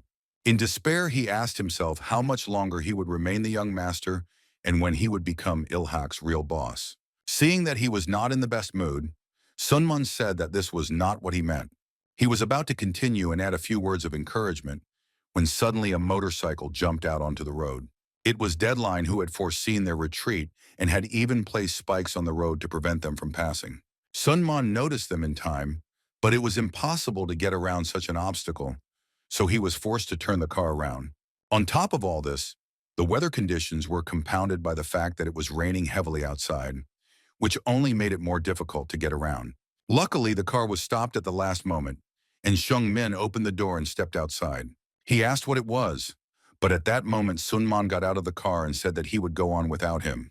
As he closed the door, he said that the director still had a lot to do, but he believed in him and that he could handle it. He walked up to him and shielded him from the rain with his hand, saying that they all believed in him because he had already shown that he was worthy of being called their boss. Lee Sun-mung looked at him like a father would look at a child who was about to leave him and begin adulthood. He took his face in his hand, saying that there was something else that he should not forget and always remember. Sun Min knew where to run. His suit was completely wet from the rain, but he didn't care at all. The last words Sun Mon said to him back then were a reminder that he was their boss, and they, the Knives of Ilhak, would always be his support. He couldn't run any further and fell to his knees in the middle of the sidewalk as the rain continued to spit on his unprotected back. Passers-by walked by and looked back at him, but he didn't even pay attention, because it wasn't his own image that he should be uniting about now. He thought that no matter how pathetic the situation the organization was in might seem, he is Ilhak's CEO, and is solely responsible for her well-being. Then Sun Man told him that there was nothing the knives couldn't do for him, so he thought he should repay them in kind. There was only one place he could think of where he could run for help, and now he was standing at the entrance to the Taisen group. Jinwoo, Yisu, and Young Ho looked in surprise at the guy who didn't even look like the director anymore. Chung Ho recognized his master with horror and rushed to him, asking what had happened to him. Buck Yisu also asked for an explanation, arguing that his condition was indescribable. Then the fateful moment came for Shungmin. However, after thinking for a while, he still overcame himself and began to speak at breakneck speed. He said he had to trust Tyson. No. He begged them to help him save Ilhak and the Nine Knives. He knelt down, thinking that he would even lie at their feet if necessary until they agreed to help him. Suddenly, he couldn't see where he stepped and his foot started to move. But someone grabbed him by the shoulders. It was Baek Yi-soo. He said that he almost fell and suggested that they go inside where they could discuss everything, since the director was soaking wet. Hearing these words and realizing that Taesun was agreeing to help, he looked at Yi-soo, addressing him as Do-kyung. He said that he himself was fine, but the knives from Gudo needed it more, since Garang had attacked them half an hour ago. Young Ho and Jin Wong looked at him in surprise, and Yi-soo asked him to tell everything more slowly, since nothing was clear yet. Of course, this is sarcasm. He said that they were just discussing something interesting, but could not resolve one issue. He explained by saying that they were going to destroy the committee, but they didn't know the best way to start. From Cheon-woon or from HHS, maybe it would have been better to start with Garang Group, since they were connected with Ilhak. He said this with a characteristic, furious look in his eyes because this was his new plan. The hospital had good conditions for all patients, but special wards were reserved for those like him. Sue checked the medicine that was attached to the IV. It was important to her that everything worked well. She looked at the person she cared about. This person meant much more to her than an ordinary boss.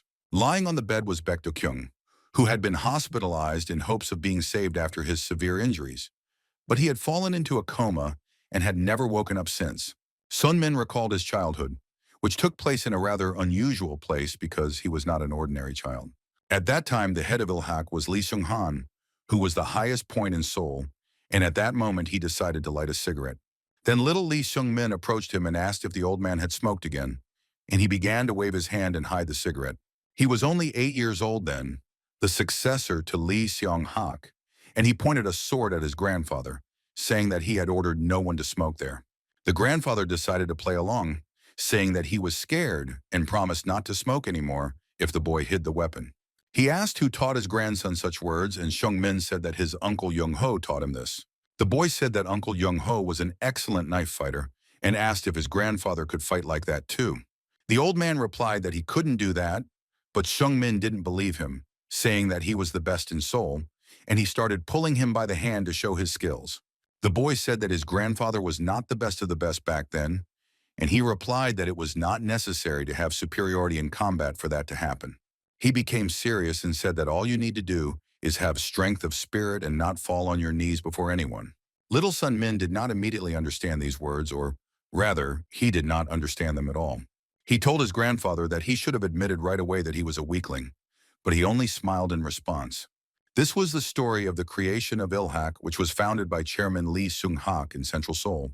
And now, as Seung-min lay in the Tyson headquarters, it all seemed like just a dream to him. He stood up and Young-ho immediately asked if he was okay, and Seung-min replied that he was fine and there was no need to worry. Returning to his memories, he thought that, like any dream, this one had to end sooner or later. He said that Ilhak fell, tears welled up in his eyes, and Young-ho's face became such that it was even pitiful to look at. Then Yisu and Jin Wong entered the room, and the director of Daesan sat down on the sofa next to Seung-min, seeing that he was in a bad mood. He asked how he was feeling while getting out the tea service. Instead of his boss, Chung-ho answered, saying that thanks to Taesan, he was recovering rapidly. And Sue said that it wasn't very noticeable yet, but they could stay here as long as they needed and have a good rest. Young-ho replied that they were just helping each other, to which Yi-soo said that was exactly what he was thinking about. He asked if Ilhak could support them, and Young-ho immediately rushed to reassure him, but was interrupted. Yi-soo said that he appreciated his nobility, but now he was asking the director of their organization.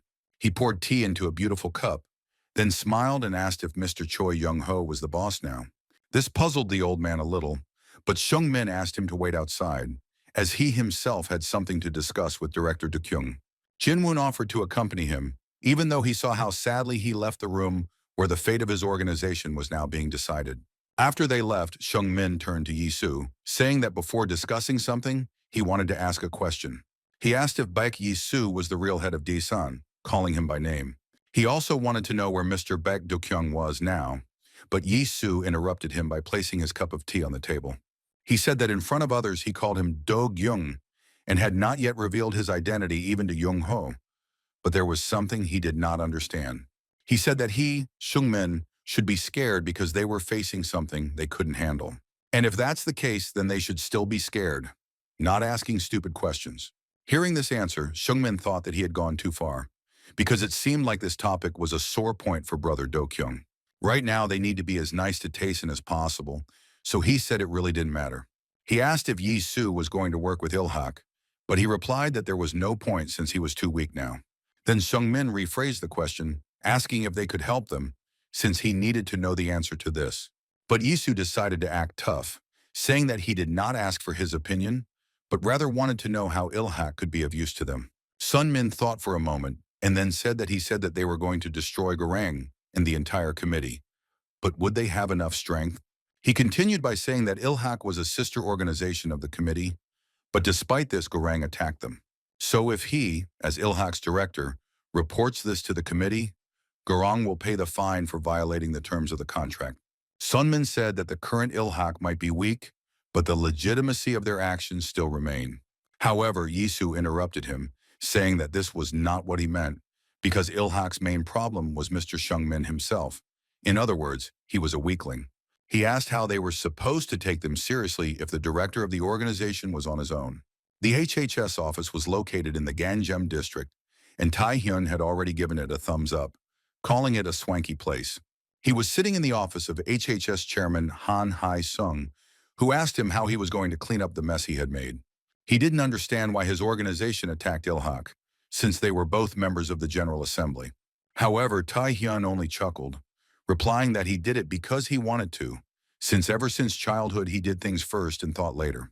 But Hai-sung didn't share his enthusiasm, saying that he wouldn't take his side, but Tae-hyun simply told him to wait. Hae-sung replied that the main thing was not to anger Shung-min, but Tae-hyun just laughed, saying that he didn't yet know where the next meeting would be. The place was chosen especially for the young master.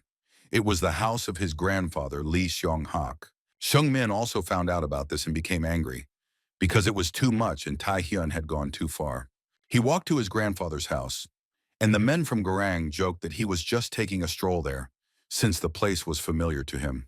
He continued walking amidst mocking laughter. Some even recognized him as the director, but that didn't stop them. He remembered the words that Yi-soo had told him back then. He had said that without the Ilhak knives, he was just the heir to a fallen organization. Then he looked closely at the men and realized that they weren't even from Garang. He had to prove something himself. He had to prove himself that he was worthy of being called the head of Ilhak. And at that moment, a cigarette butt was thrown at him. He realized that he had to follow the example of the men of the Nine Knives and do everything in his power to achieve this. Garang's immediate supervisor came out to them and said that a closed meeting was currently taking place. Only the heads of the 4 largest organizations were allowed to attend. But Shung-min interrupted him, telling him to get out of the way. At first, the man didn't understand that he was being disobeyed, but Shung-min yelled at him to move his ass and get out of here, and he pounced on him. The rest stood and looked in surprise at what was happening at the front entrance, but no one dared to intervene. Shung-min managed to knock out the big guy because he caught him off guard, but he still had to fight today. Another guard was already rushing towards him with a wooden stick, asking what this idiot was doing here. He hit him on the head with a stick, and Shung-min didn't even have time to put his hands up to defend himself, because he had never fought before. But he remembered his grandfather's words, who said that it was no big deal if a guy didn't know how to fight.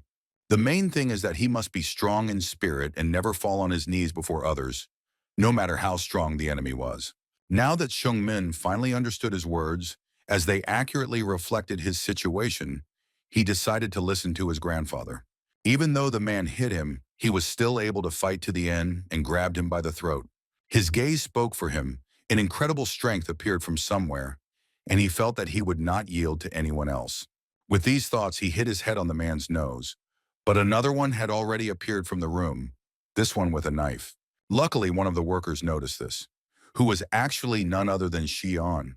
He put his hand on the man's shoulder, saying that this was beyond all bounds because it was wrong. And then he hit him, and he fell, dropping his knife, which Shion successfully confiscated for the benefit of the organization.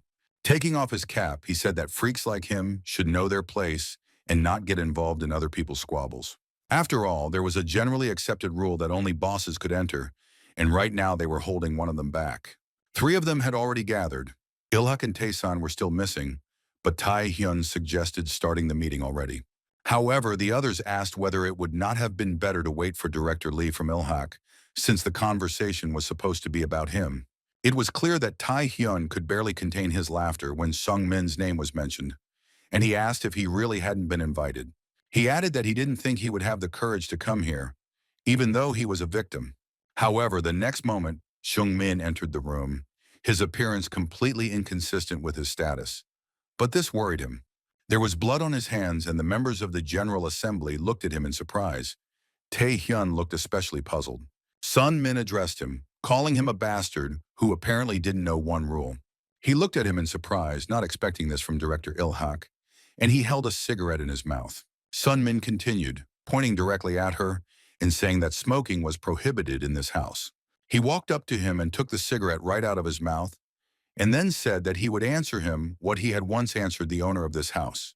He said that if he caught him here with a cigarette again, he would kill him on the spot, and his look confirmed his words.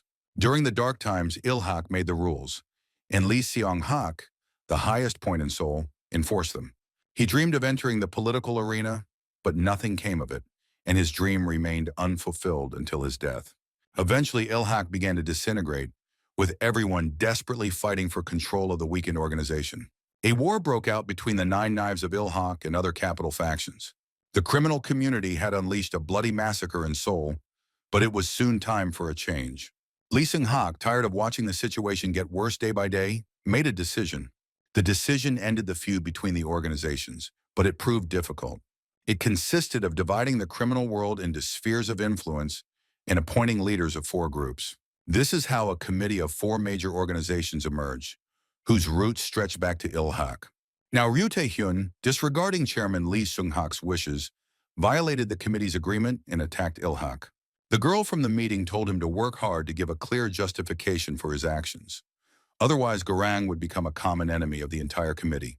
But Tae-hyun didn't take her words seriously, saying that she couldn't decide anything for everyone here.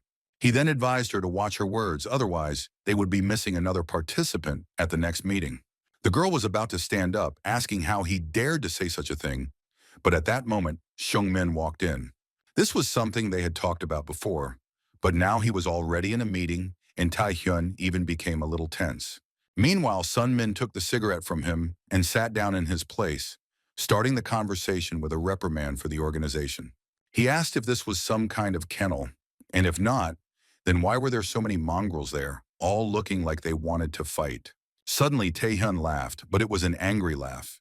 He swept all the dishes off his side of the table, asking when he had managed to become so bold. He said that Sung-min was finally acting like a man, asking if the realization that his days were numbered had changed him so much. And Sung-min just smiled strangely, saying that thanks to him, he came to his senses after his head was almost smashed. Meanwhile, the other council members demanded an explanation from Tae-hyun, but Sung-min said that he would explain everything himself. He said that they knew that Garang had attacked Ilhak, and that they had just tried to attack him again. Garang broke the rule prohibiting committee members from attacking each other and took Ilhak's property for himself.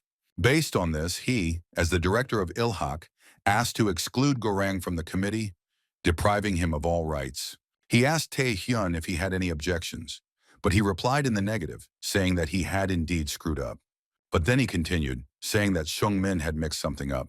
Because wasn't Ilhak the one who spat on the agreement first? He pulled out a photo of the moment of the deal with Taesan, saying that the 2 organizations had clearly become closer recently. And then he suddenly accused him, saying that this is how he set Taesan on them, who then left their committee. However, Sung-min said that he was only transferring files for synchronization and that it had nothing to do with Garang. But Tae-hyun also did not back down, saying that in the past there was a squabble between Garang and Deason over the Hanam district. He continued by saying that Shung Min decided this was his chance, and a little later several of their groups were ambushed. It turned out that Ilhak had used connections outside the committee to organize the raid on Garang, which meant that they had started it first. He asked Shung Min if he had said everything correctly or if he had made a mistake somewhere, because he understood that he could no longer get out of it. After all, he understood that he wouldn't dare show the organization's files to everyone present. He then decided to make his position clear, saying that he wanted to dot all the I's and cross all the T's. At that moment, as if on cue, men in black suits from the Garang group emerged from the side where he was sitting. Tae-hyun said he believes Ilhak's leader, Lee Sung-min, should be held responsible for violating the agreement. He continued by saying that he also insisted on the dissolution of this senseless committee, and everyone present was surprised. And Su foresaw this yesterday, saying that Garang would demand that the committee be abolished, since it serves as a support for Ilhak. Sungmin said that there was no point in him going to the meeting then, but Yi-soo replied that he had to prove who was boss. At this meeting, he needed to show that he was worthy of being called the head of Ilhak. When Tae-hyun finished his speech, the others began to express dissatisfaction, but Sungmin only closed his eyes. He said that he didn't care about Garang's threats at all, and if Tae-hyun didn't want to be a member of the committee, let him do what he wanted. HHS Director Hae-sung said Sungmin was being unreasonable, adding that he should have gotten on his knees and begged for help. Then Sungmi said that it was now obvious that Garang and HHS were in sync, since Hae-sung was supporting Garang. Then a girl intervened in the conversation and said that the guys were making a mistake by starting a war in this way. She put on her glasses and snapped her fingers, and someone's shadow and a hand holding a machete appeared behind her. She said that they could continue to talk nonsense, but they should keep in mind that she would definitely take one of their heads with her. Looking at her people, Sung-min thought that these were the same infamous Baekjung Chunun, but they seemed to be in China. Tae-hyun ignored her gesture, slamming his hand on the table and telling Sung-min that this wasn't something he should worry about. He stood up from his seat and walked over to him, then sat down on the edge of the table, saying that he had other problems at the moment. After all, he no longer had the 9 knives, which meant he couldn't escape anywhere now. Tae-hyun leaned towards him and asked if he really thought he would grab all the files for himself and not share them with anyone. Sun-min, to his surprise, simply agreed, saying that he was right. He really wasn't able to carry everything. As he spoke, footsteps were heard, which could only mean one thing. The last member of the committee had arrived. The guards who stood at the entrance could not stop him, because he had the right to be present. When he was already at the door, Yi-soo stopped for a moment and called out Ryu Tae-hyun, mimicking his name. He entered accompanied by Jin-moon and Young-ho, saying that he didn't mind playing with Garang and Tae-hyun himself. Then he saw the big picture of the situation and continued to talk mockingly about the stoppage, which was only getting worse.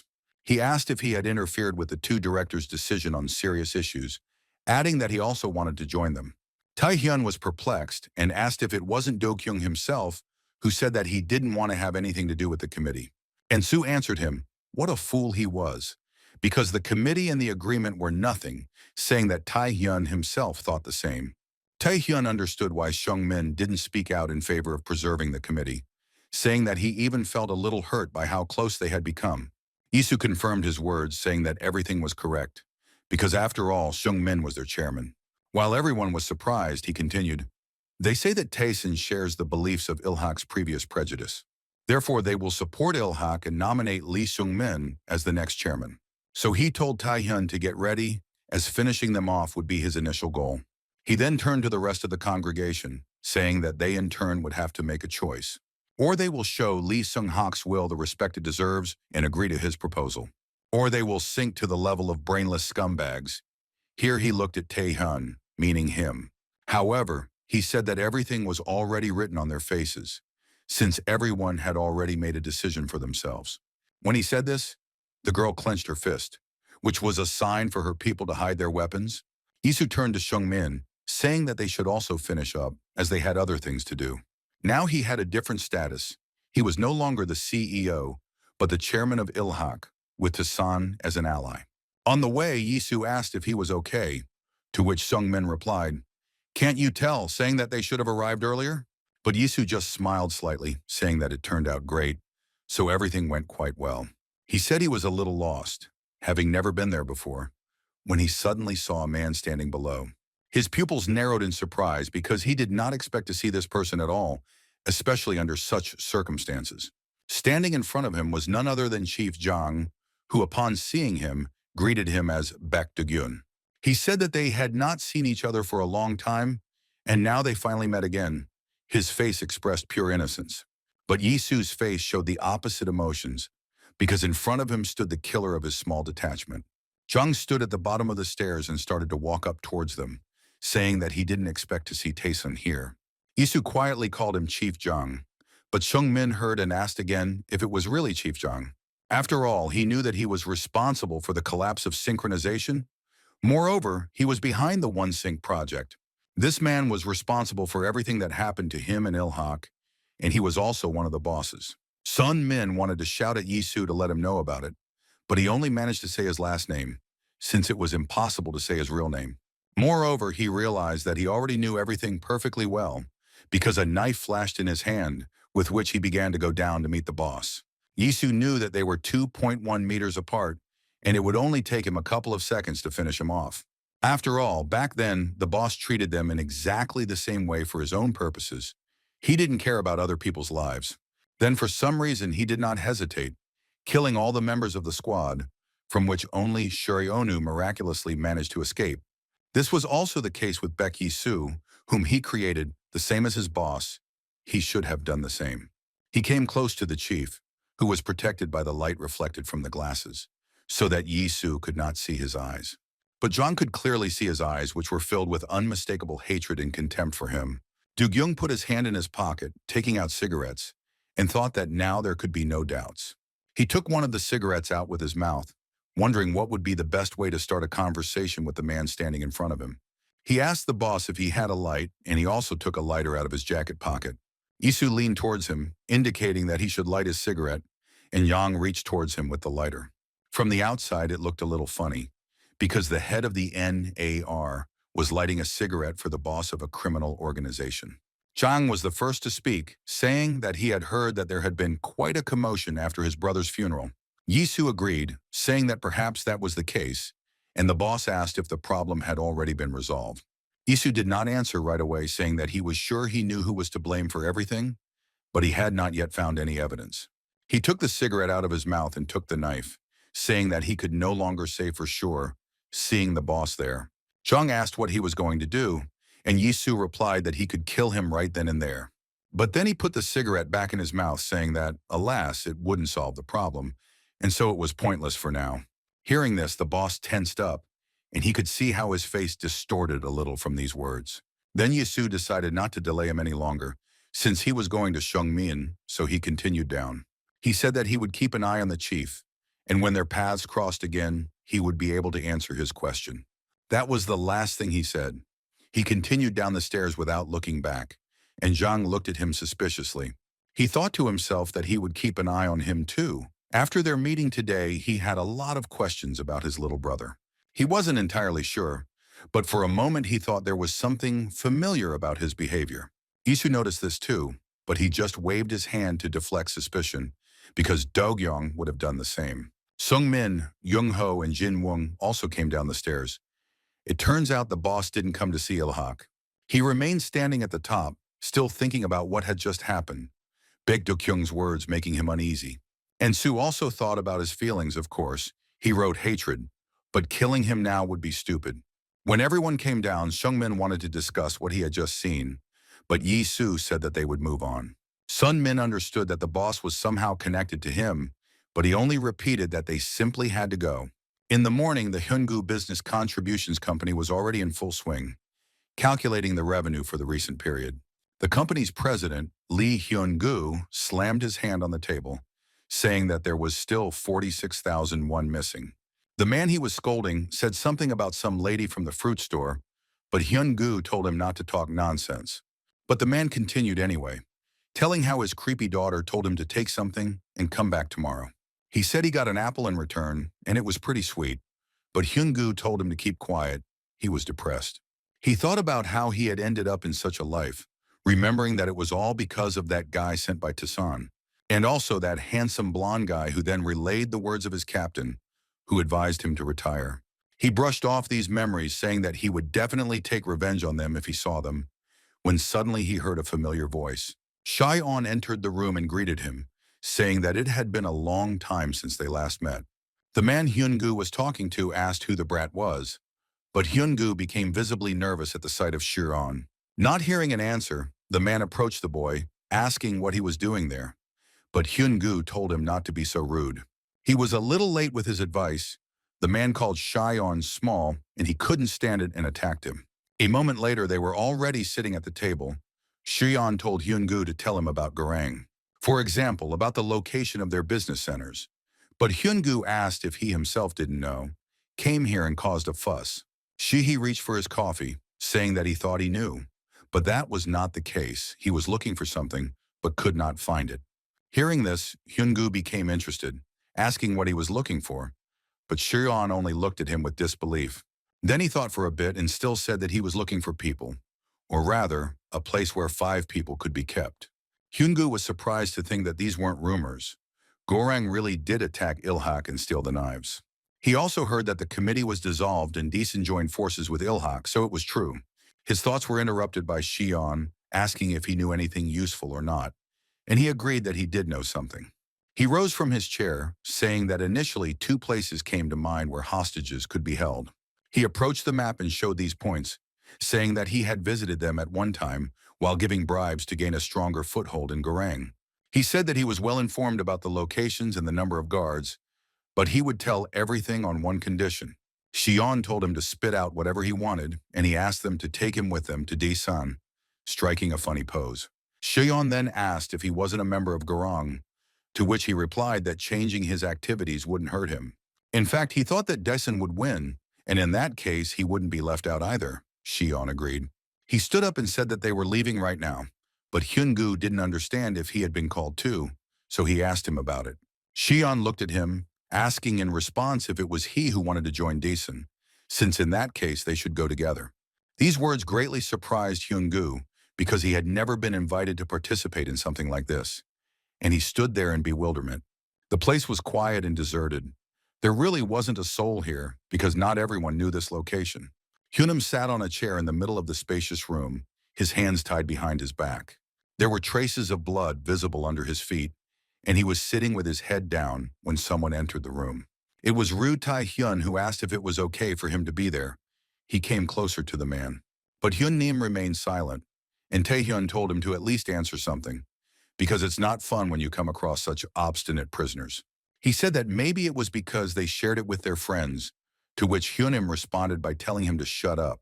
But Tae-hyun said mockingly that he actually came here to tell a funny little story. He continued by saying that Daesang was now reporting to Ilhak, and it seemed they were planning to make Seung-min the new chairman. And that's why they're looking for them everywhere right now, he said. There's no doubt about that. In general, he congratulated him. Sun-min became president, which means they raised him well. Hyunim raised his head, saying that then Gorang would have to fight against the combined forces of Daesan and Ilhak. He asked Tae-hyun if he had come to complain about how scared he was, as it was just like him, but he told him not to talk nonsense. He said they were Garang, so what could Daesan and a bunch of crippled knives do to them? Continuing to praise his organization, he said that if it had been Choi Jung-ho or the Steadfast Yaksha, things might have been different. However, they had real professionals on their side who, unlike amateurs, always do their job well. But Hyun-nim just laughed at his words, saying that although he didn't know who his pro was, he was sure of one thing. Taesan had Baek Do-gyung, who was no match even for knives since they had already fought once. Right now, he was just entering another battle, destroying another of Garang's subsidiary organizations. He told the boys who were looking at him with fear that he had overdone it a little, but he would be careful in the future. He placed his finger on the blade as Sue had taught him, saying that in that case, it was time to begin. It was the Nine Knives rescue operation, and from that moment on it began. He loosened his tie and walked forward. Meanwhile, a young girl who had an appointment there arrived at the main office of Tai-san. Sue-ah entered the hall where Jin Woong greeted her and took care of her luggage, greeting Madam Secretary. Sue said that she tried her best to figure everything out on the way here. The knives should be in one of the 2 buildings. Jin Woong noticed that she worked tirelessly, but the girl replied that she was only doing the job entrusted to her. Jin Wong then asked if there had been any progress, and the girl paused for a moment to answer. She stood in front of the door where they were already waiting for her, but she turned to Jin Woon, reminding him of something. He himself had said that without Baek Do-kyung, there would be no Taesun, and now she completely agreed with him. That's why she, as his assistant, simply did her job, and Jin Woon should have followed her example. She entered the room apologizing for the long wait, and then offered to give a brief briefing. She brought up two buildings on the screen, one a motel in Itaewon and the other an abandoned warehouse in Incheon. This was the data that Cheyenne collected. She said that knives were definitely being held in one of these points.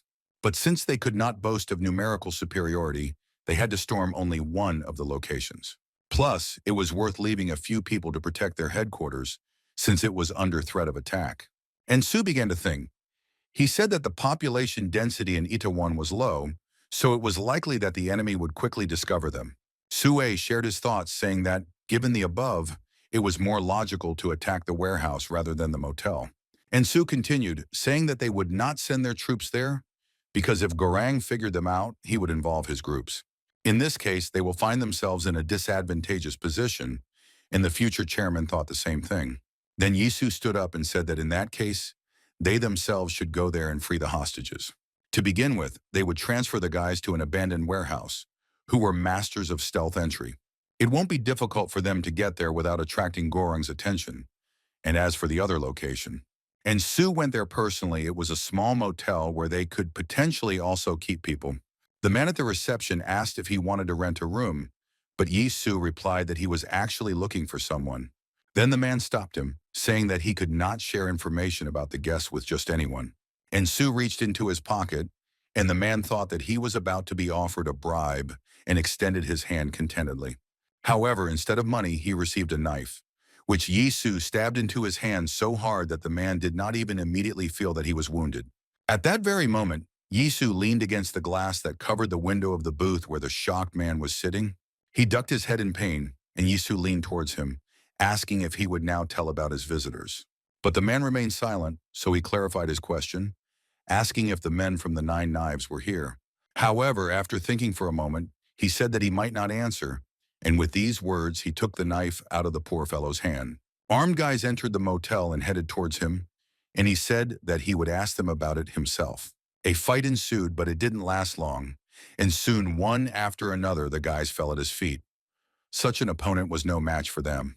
Yisu noticed that these people were Chief Jung's subordinates, which meant he had come to the right place by choosing this location. He asked, even though they hadn't fully recovered from the previous battle, if they really wanted to come with him. He asked Chung Ho this question when he was getting ready for his mission. The old man agreed, and now he fought alongside him. He even joked about his injuries, saying that he was okay now, and that it was Do Kyung who shouldn't overexert himself.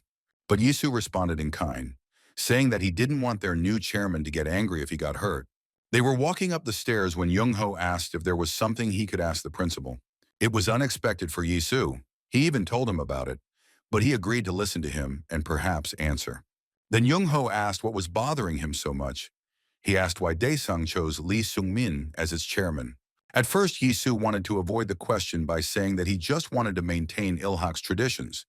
But Young Ho said that he didn't need cheap show-offs. The government has become increasingly involved in their affairs. The committee has been dissolved, and they are on the brink of a new war. This whole mess had been brewing for just 3 months. But then Yisu interrupted him, asking what he was getting at. Young Ho looked at him and said that he just thought that he, Director Baek Do-kyung, had something to do with these events. And so he, Young Ho, wanted to know what his true intentions were, if he hadn't intended anything bad. Yisu turned away from him and looked down, asking if he really wanted to know that. Young Ho responded positively, saying that they had agreed to fight together, and that was why he was even here. But Yisu didn't have time to answer him, because at that very second more of Chief Jung's men were rushing towards them from above. One of them took out a knife and pointed it at Yisu, but he told him not to yell, because this was where adults were talking. He added that if the guy had something to say, then he should go down himself, but if not, he would help him with it. After these words, he grabbed him by the leg and pulled him to the side so that the guy fell, because there was a fence there. However, another guy appeared behind him, also with a knife, who attacked Yisu and Young Ho with screams. With a calm movement, Yisu grabbed his hand, dodging the attack, He suggested that Jung-ho postpone their conversation. In agreement, the big guy from Ilhak punched the guy Yi-Su was holding in the face with all his might so that they launched a joint attack. This time he was without gloves, but this did not affect the force of his blow, and the opponent fell, never rising again. It happened on the stairs and Yi-Su was already fighting in the air. It was inconvenient to move forward like that, so it was worth hurrying.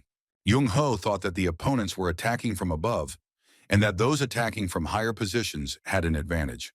But he couldn't tell that from the faces of these guys, because in this case the situation was exactly the opposite.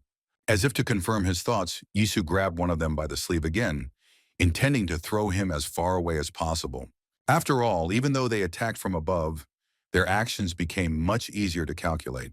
And Su was already finishing them off, defeating them one after another. His strength seemed to last for a long time. Jung-ho also helped him, from time to time grabbing someone by the arm or leg and throwing them aside. He even managed to grab one of them by the head, and the poor guy was in for some serious pain. It was quite easy to lose balance on such a ladder, so he pushed him against it with all his strength. And Su saw this. He liked the way Ilhak's second knife fought, and he said that they were a great team. While he was still speaking, another man attacked him, but he managed to duck in time, preparing to attack back. He didn't even have to make any special effort, because the ladder did everything for him, and the man fell.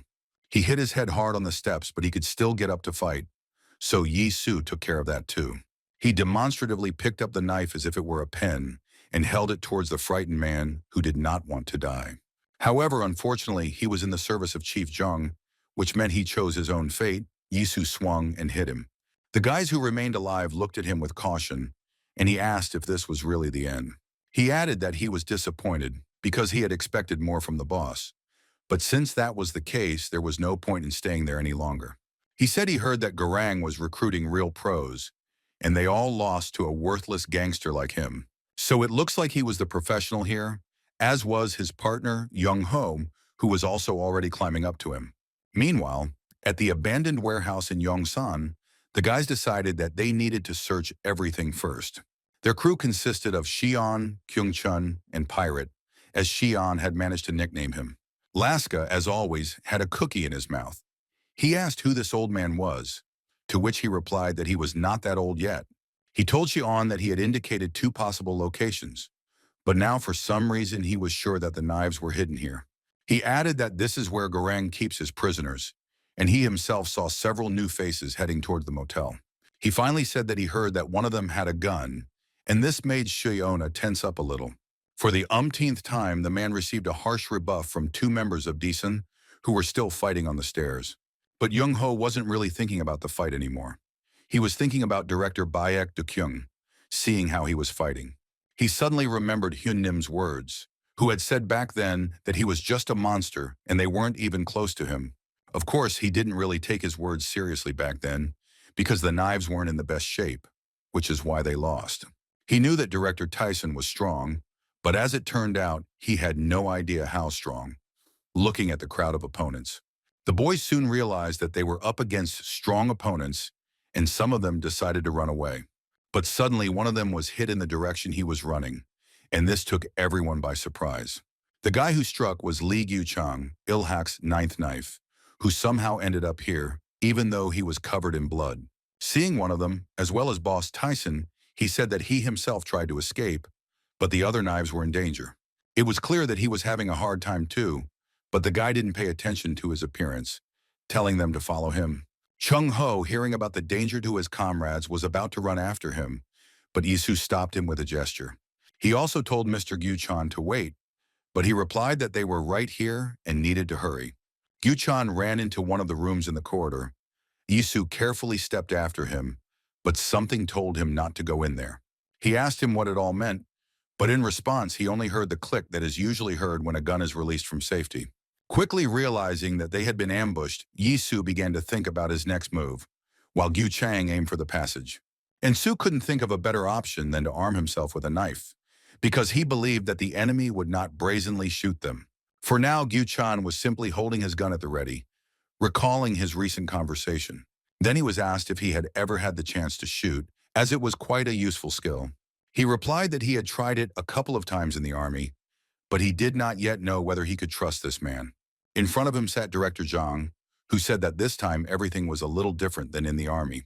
But Gyu Chan, taking the gun, said that he didn't think there was much difference after all. It was just a gun. Then Zhang told him to cock the gun, and he obeyed, performing the usual actions. Then the chief told him to aim, and he pointed the gun at him, saying that all he had to do was tug.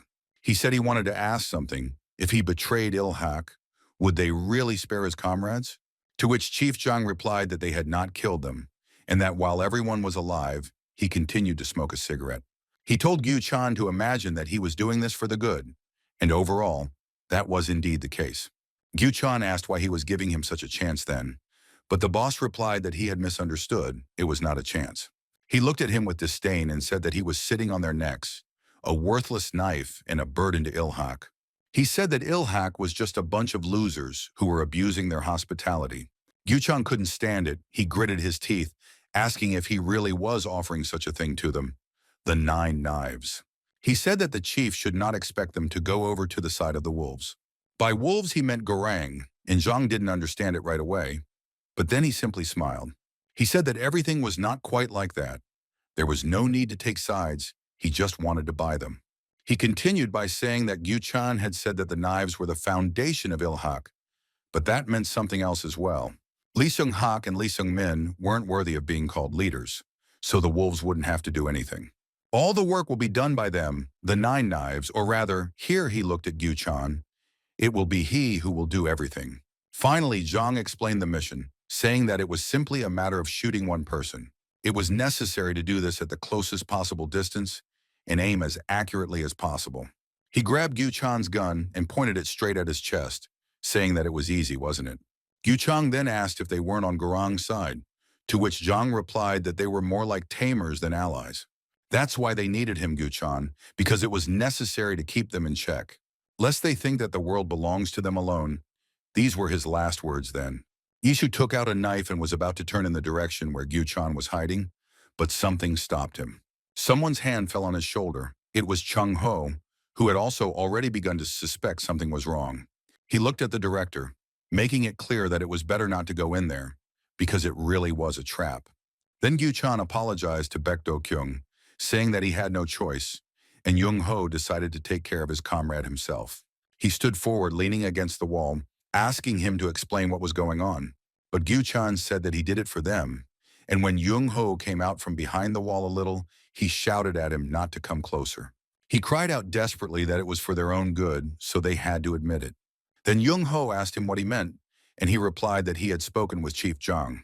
He said that he promised to transfer part of the rights to them, the knives, but he didn't have time to finish. Chung Ho interrupted him. He told him to come to his senses, asking if he really thought they would be in charge now.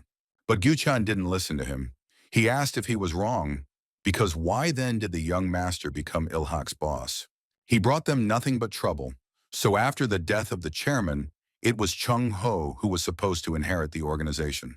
After all, he did a lot for her prosperity, but Chung Ho interrupted him, slamming his fist on the wall. He gritted his teeth and quietly asked if this was really the only reason he had betrayed Ilhak. Suddenly, he hit his head on the wall, which wasn't made of plasterboard, but he didn't care.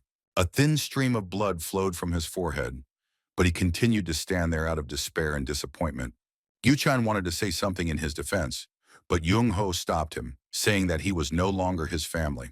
He banged his fist against the wall again and said that in that case, he would destroy him in the name of Ilhak. As he said this, his voice trembled and tears rolled down his eyes. It was a difficult decision for him. However, Gyu Chan shouted at him not to come any closer, and if he took another step, he would have to shoot. But Jung Ho suddenly said something completely unexpected, saying that he shouldn't be addressed like that. Let him tell his friend this better. And at that moment, Yi Su flew into the window that was behind Gyu Chan. He smashed the glass, sending shards of glass raining down into the corridor as Gyu Chan turned to shoot his opponent. But he didn't manage to do this, because Yi Su grabbed his hand while he was still in flight, preventing him from aiming the gun at himself.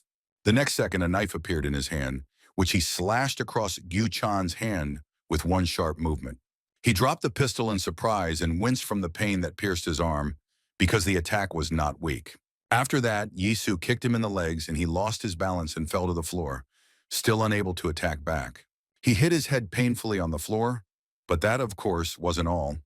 Then Yisu pounced on him. He grabbed him by the throat with his strong grip, so that he could no longer make any attack. Holding him in that position, his wild look suddenly appeared again, and he asked the man, was he also a traitor? This reminded him of Chief Zhang, so he prepared a knife. He was about to stab him, but at that moment, Young Ho ran up to him, asking him to wait. Isu listened to his words and put away the knife. But Gyu Chan was still a traitor, so something had to be done. And S couldn't think of anything better than to just kill him for this, and he told Chang Ho about it. Meanwhile, the rest of the knives were in an abandoned warehouse in Yongsan, and he was one of them. Lee Sun Mong sat on a chair with his hands tied behind his back, just like Hyun Nim and the others. It was clear that he had been badly beaten, and besides, he was very hungry, so he raised his head when he heard a noise at the door. Someone slightly opened the unlocked huge doors, and a small ray of light from the moon seeped into the room. It was Kyung Chun, but he apologized, saying that he didn't have food, but he could do something else. He entered the room and began to approach the man, and the man asked who he was, because the guy was not one of their people. Instead of answering, Laska broke open the cookie he had saved for when they were leaving the main office of Taeson. He handed him half, asking if it was enough for him, and wanted to throw the other half into his mouth. Of course, he kept more for himself, but Sunmon was worried about something else. He asked where the guy had come from, not to mention how he managed to get past security, since he knew for sure that they had guards assigned to him. Then Kyung Chun wanted to tell the man that he was from North Korea, but stopped himself in time because it was dangerous. Instead, he replied that he was from Taisan, and Sun Mong looked at him in surprise, asking again about Taisan. Laska began to cut the ropes, and Sun Mon said that apparently Taisan made his move, which meant that Shung Min had not let them down. He asked how things were with the others, to which Kyung Chun replied that they had already sent people for them too. At the same time, Shuan finished guarding another bunker where one of the knives could be kept. He looked for the right place, thinking that it must definitely be somewhere here, and soon he actually found it.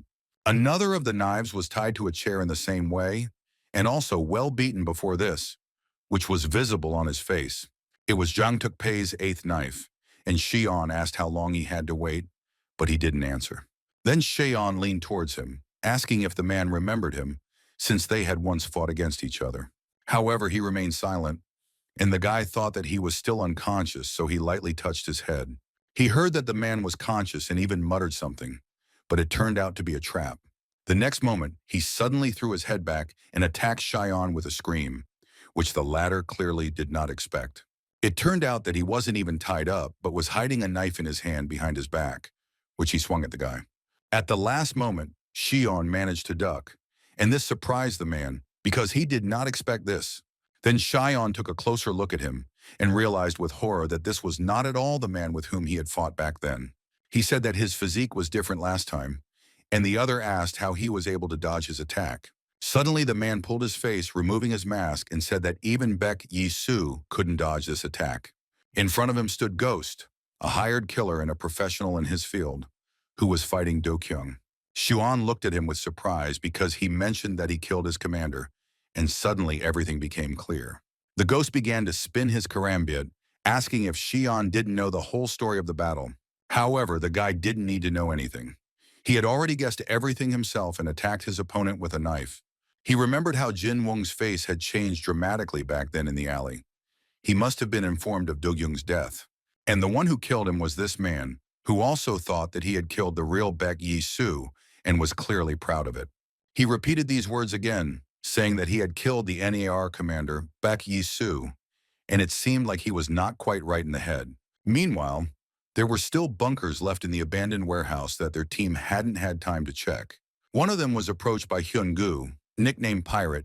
He now worked for Taeson, which meant he had to help. He knew this was his chance to show his best side, so he had no room for error. He had to show that he was worth something after Garang had written him off. The guard was already waiting for him. It was the former leader of Garangjan Mensok. He said that this was the private property of their organization, so the guy should get lost. But Hyun-gu ignored his words, telling him to get out of the way himself, and this answer surprised the man. The pirate shouted that he was Lee Hyun-gu, the hook of Hanam Dong, and pounced on Mansok, who tensed up a little. Then he too put out his fist, preparing to repel his attack, but he still didn't know what awaited him. It was immediately clear that Hyun-gu had no chance of winning, so he came up with another way and showed his Garang badge. In this way, he showed that he was also a member of the organization, so Mansok had to let him through. He entered the bunker and saw one of the knives tied to a chair in the center of the room, like his comrades. It was Doko Hunam, Ilhak's fourth knife, who was still alive, though blood was visible from his head. The pirate introduced himself, saying that he was Hook from Hyungu's shares, and added that he had come to help. He said that it was Tai-san who sent him to get the man out of here, and he looked at him with disbelief. Meanwhile, in another bunker, where Cheyenne came to rescue another knife, a battle was currently raging between two experienced fighters. The ghost waved his karambits, to which a fishing line was attached, asking where such an adversary came from. He also asked how he knew Yisu, since he didn't look like a bandit, but Xion was in no hurry to answer him. His gaze suddenly became serious. He put on his hood and covered his nose. And then the ghost thought that he was one of the same pros as himself. He wanted to make another guess, but Xion interrupted him, telling him to watch his language. He made a quick lunge towards the enemy, and the ghost barely managed to dodge. The guy attacked incredibly quickly. The man noticed that he was aiming at the neck. He didn't hesitate at all, which meant he was trained in professional knife use. Besides, he hit quickly and accurately, and he didn't often have to fight opponents like that. However, he was no slouch either, as he was a professional hired killer. He ducked from the guy's next attack. Then he told him not to yawn and pounced on him, although Xion didn't seem to be worried at all. Suddenly, he took out a throwing knife and threw it at the ghost's face. He noticed it in time, but it was difficult to react. He leaned to the side, but the knife grazed him, cutting his cheek, and he thought that Yi Su was nowhere near this guy. To avoid falling, he put out his hand and transferred his weight to it, then prepared for a counterattack. He rushed at Shiona. This fight promised to be interesting, because they were both strong and experienced. As the ghost ran, he thought that the guy was smart on top of everything else, because he had deliberately weakened his defenses to let the enemy get closer. He had obviously done this to attack him unnoticed, and now he stood at the ready with another knife clenched between his fingers. Shuan said that the man seemed to be a pro since he managed to dodge, but this only made Ghost laugh. A moment later, his face became serious again, and he told him with eerie confidence not to die like Bayek Yisu. Meanwhile, Yisu himself stood on the sidewalk and lit a cigarette. He realized that the hostages were not being held in his location. He stood next to the car where Jung Ho was sitting with Gu Chan, whom they had disarmed, and now the two were talking face to face. Chan asked him where the rest of the knives were being held, and he replied that they were all in Garang's abandoned warehouse. Then he said that no one intended to harm them, but still, Yisu and Jung Ho shouldn't have gone there. Jung Ho asked why, but Gu Chan simply replied that they had guaranteed their safety. He said that times were changing, and now they were unable to defeat Garang. He asked if Jung Ho didn't understand that. In this situation, he simply has to go over to the young master in Tayson and go over to the side of a stronger organization. This is the only way the knives can continue to exist. But before he could finish, Jung Ho hit him. He still couldn't believe that his teammate had betrayed him and his organization out of weakness. Gu Chan wanted to say something in his defense, but he didn't want to listen to anything else and continued to beat him. The man couldn't even defend himself anymore. The fight with Yi Su had taken all his strength, and he stopped resisting. Jung Ho grabbed him by the collar and said that if he continued to talk nonsense, he would tear him to pieces. However, Gu Chan did not want to give up his beliefs. He said that Ilhak would not be reborn again. He didn't have time to finish this either. A scream was heard from the car, as if they were screaming in pain. It was Chong Ho who had punched him in the face.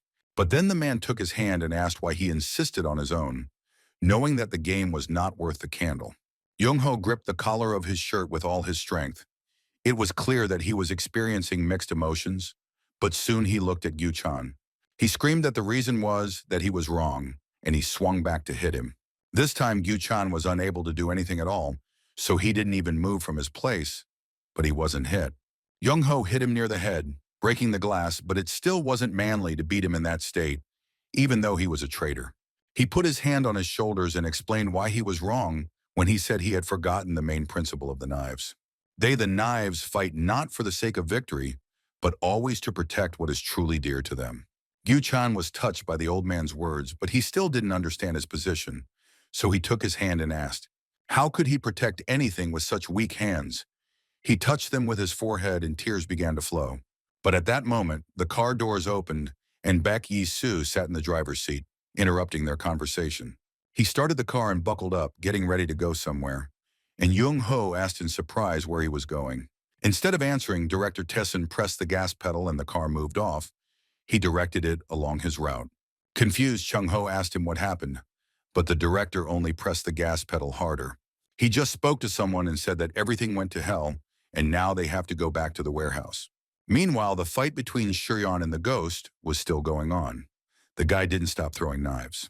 But soon the man got tired of this and asked if he was really going to continue playing the fool, since this was actually a serious fight. Finally, he got close enough to attack, but Shion was good at both throwing and close range. The ghost swung his knife. But even before that, he noticed that the guy was clearly not so simple. He easily dodged each attack. As if to confirm his thoughts, Shion pulled his hand behind his wrist, thus loosening his grip. The man felt it. He felt like he was about to drop his weapon, but he couldn't do anything. It was too late. And then something happened that he never expected. In an instant, the guy was behind him, preparing to attack. He bent his arm at the elbow, but no blow followed. He did it for a different purpose. With a sharp movement, he spun on his foot and snatched the weapon from the ghost's right hand before the ghost could even realize it. He only noticed with surprise how the karambit slipped out of his hand, and he looked at his opponent in horror. He thought the guy was reading his attacks. No, he saw his every step, and now he even managed to get rid of one knife. He copied his every move, while Shion himself asked if anyone was still using fishing line. The ghost realized that this guy even knew about his spare weapon, so he couldn't be caught off guard. He even looked a bit like him, and the thought even flashed through the men's minds that he too was a professional hired killer. However, if that was true, he still couldn't lose to him. So the ghost prepared to attack again. He asked the guy who he was, but instead of answering, Shion rushed towards him. It seemed he had a plan again. He swung again. Ghost ducked, preparing to strike at the face, but realized it was useless. Shihi looked at him and said that he knew his every move, so there was no point in trying to outsmart him. The ghost thought that he knew everything so well that it made him sick. Now he even spun the karambit like him. To his surprise, the boy was very skilled with this type of weapon and even masterfully used fishing line. And then he suddenly stopped twisting the knife and looked at the man as if he was about to finish him off. It almost happened. Ghost didn't notice how the fishing line wrapped around his body, and then Shi-On cut him in the stomach. The man felt blood. Now he was a little scared, because the guy was clearly a professional and perhaps even stronger than him. But fear quickly turned to joy. It was not the first time he had fought with such an opponent, so he knew that he would not lose. Despite his wound, he began to attack Shiona even more vigorously, but so far he was still unsuccessful. Then Shion decided to end this fight and, waiting for the right moment, swung his karambit at the man's face. But to his surprise, he didn't even think of turning away from the attack. Instead, he stopped the knife with his bare hands. Blood sprayed out from his hand, but the attack was stopped. Shion didn't expect this, so the enemy had a chance. The ghost took advantage of this and extended his free hand with the karambit towards Shion's hand, intending to cut off his finger. Even though the guy noticed this, it was still difficult to take his hand away. His opponent's behavior puzzled him. Now in front of him was not just a professional killer, but a mad maniac who only laughed at his wounds. He strained his face so much that the scar on his face began to bleed, but he didn't care. He demanded more. Meanwhile, Sunmon and Hyunim had already teamed up and were now breaking into other bunkers together in search of their comrades. Sunmon said that they should be careful if they wanted to do everything quietly, when suddenly he saw a familiar body. They opened another bunker and killed the guards. This time they were lucky, and they saw Guan Pal here. Hyunim ran up to him and grabbed him by the shoulders. He told the man to come to his senses, but he still didn't react. They became worried when they saw the man bow his head as if he was unconscious. Hyungnim shouted at Guan Pal not to joke, as he couldn't just die here, but he still remained silent.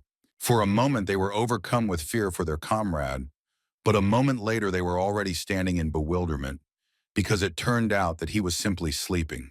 Hyunnim asked with displeasure what the point of secrecy was then, but Sunmon suggested simply waking him up. Then Hyunnim gave him a light slap, and Guangpal sleepily opened his eyes. The men sighed with relief. They said that now all that was left was to find Tok Pei, when suddenly Hook with a man on his back and Weasel entered the bunker. Hyungu said that they had a problem because their comrade was not breathing properly, and it turned out to be Tok Pei. Blood was flowing from his temple, It was clear that it had been used to remove a sample of a human mask.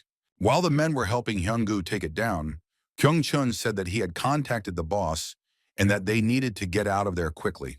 He was still speaking when suddenly the darkness of the night was dispelled by the bright light of headlights that were directed straight at them.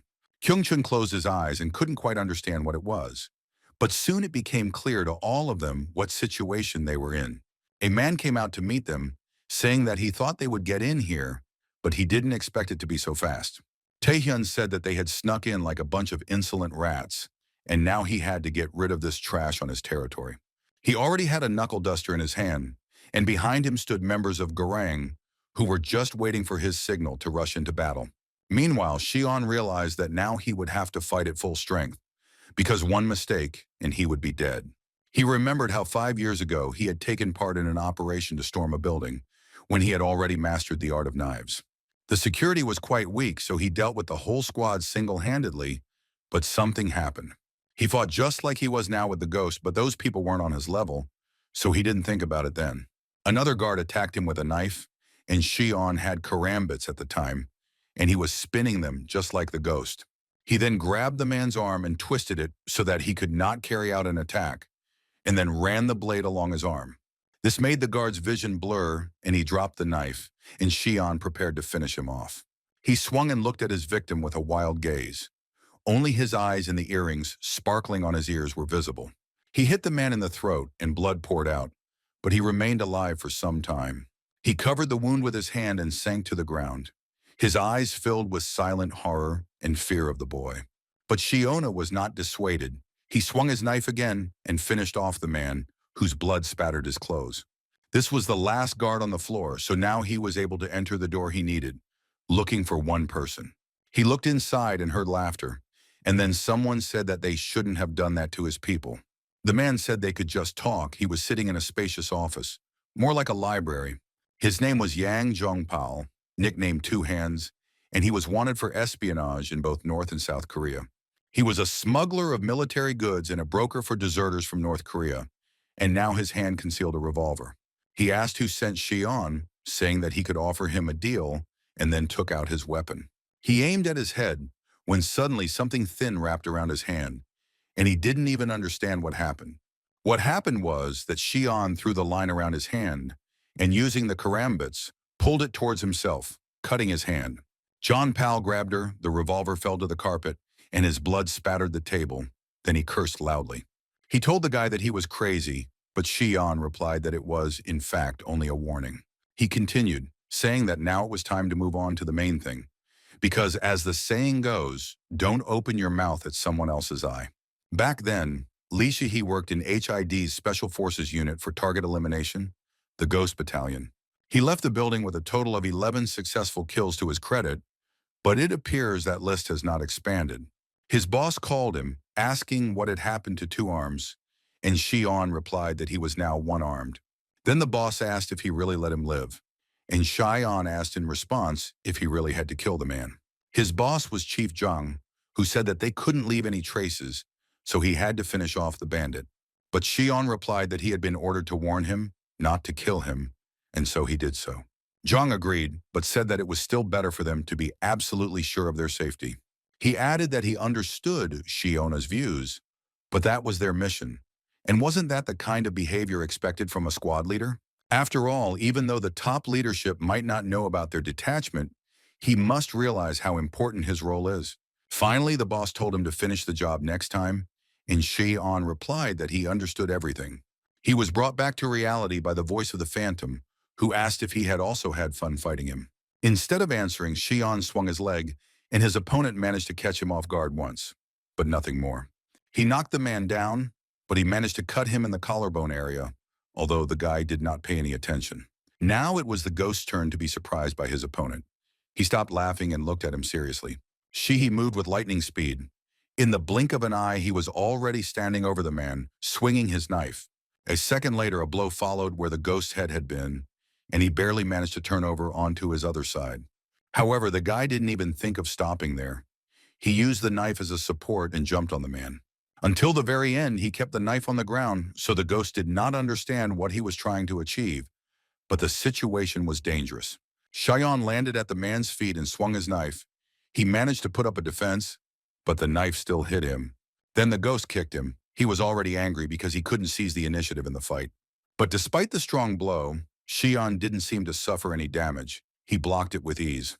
Then he grabbed his leg and put two knives to it, and the ghost was seriously scared because he realized what he was going to do. He crossed the knives on his leg, and his gaze suddenly became somewhat distant.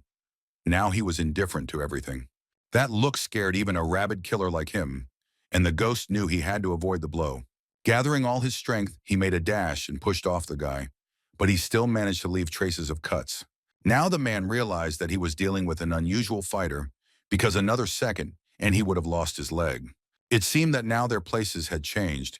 He thought he would hunt big game, but in the end, he himself became the victim. Jean began to approach him when suddenly he heard a signal about movement in another sector. His comrades were calling him. He sighed with annoyance, saying that they had been discovered, but that this should have been foreseen from the very beginning of the operation. He looked at the man and said that they would end it there for today and continue another time. But this meant defeat for the ghost. He tried to get up, saying that he couldn't just leave. Xion didn't have to answer. His attack spoke for him, causing the man's pants to rip and blood to flow down his leg. Out of helplessness, he could only scream at the guy not to dare leave, but Xion no longer paid attention to him. Meanwhile, Tai-hyun was getting closer and closer to the bunker, near which stood the wounded knives Kyung-chun and Hyun-gu. Director Garanga said that he expected to see real professionals, and not some pretty little brat. He meant Weasel, and then turned his gaze to Hook, asking what kind of burdock with a pirate's bandage was that. Hearing this, Hyun-gu shed a few tears, asking if he really didn't know him, but perhaps it was for the best. However, their chances were slim. Cars were blocking their exit, and Tae-hyun said that they would not escape alive. Laska assessed the situation and prepared for battle, although he understood that they could not hold out for long and needed help. Suddenly, a strange shadow appeared from somewhere. Kyung-chun only managed to see its leg, but that was enough. He realized that Shuon had received their signal and had already arrived at the scene to help them, since he was the one who had just intervened in the battle. The fishing line jumped everywhere, wrapping around the guards one after another, and then it reached Tai-hyun. He didn't even notice how the noose was around his neck, and from behind Cheon prepared to deliver the finishing blow. He told the bandit to stand still, intending to slit his throat, but Tai-hyun quickly realized it. He ducked his head, preventing the line from closing around his neck, and swung the brass knuckles, but he didn't see the guy. Cheon quickly ducked under his arm and ended up behind him, continuing to tighten the line around the bandit's body.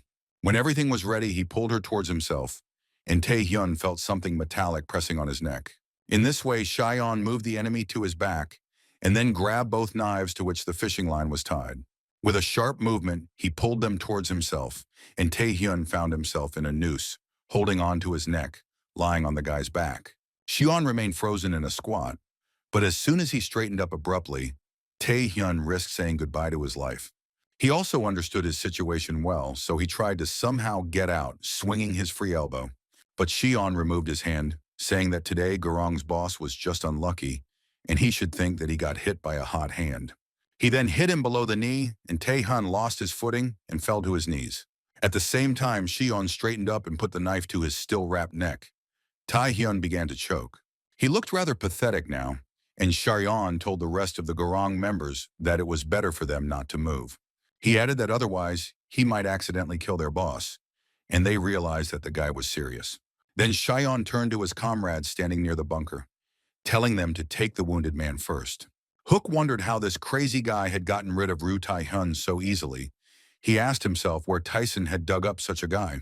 However, in situations like this, people often say things like this, so it's always worth being prepared for the unexpected.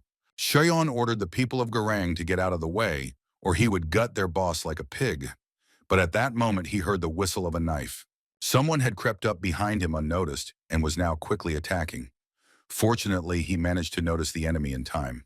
Chief Jang swung the knife right at his throat, and Cheon barely managed to duck, and the knife cut the fishing line from Tae-hyun's neck. Chung told him that he talked too much.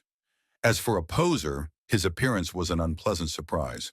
The line that was holding Tae-hyun was cut, and now Cheon couldn't control the bandit. Moreover, hatred boiled up in him at the sight of his boss, because he personally ordered the execution of him and his friends.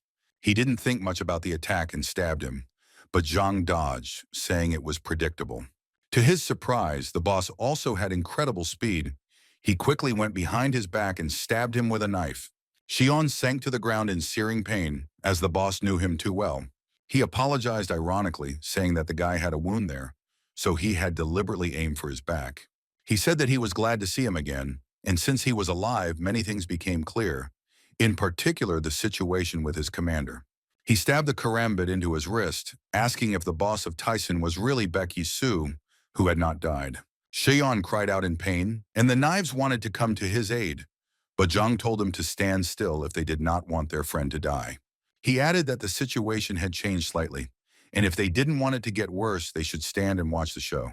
Meanwhile, Taehyun also came to his senses. He held his hand to his neck, cursing the experienced guy who was able to do this to him.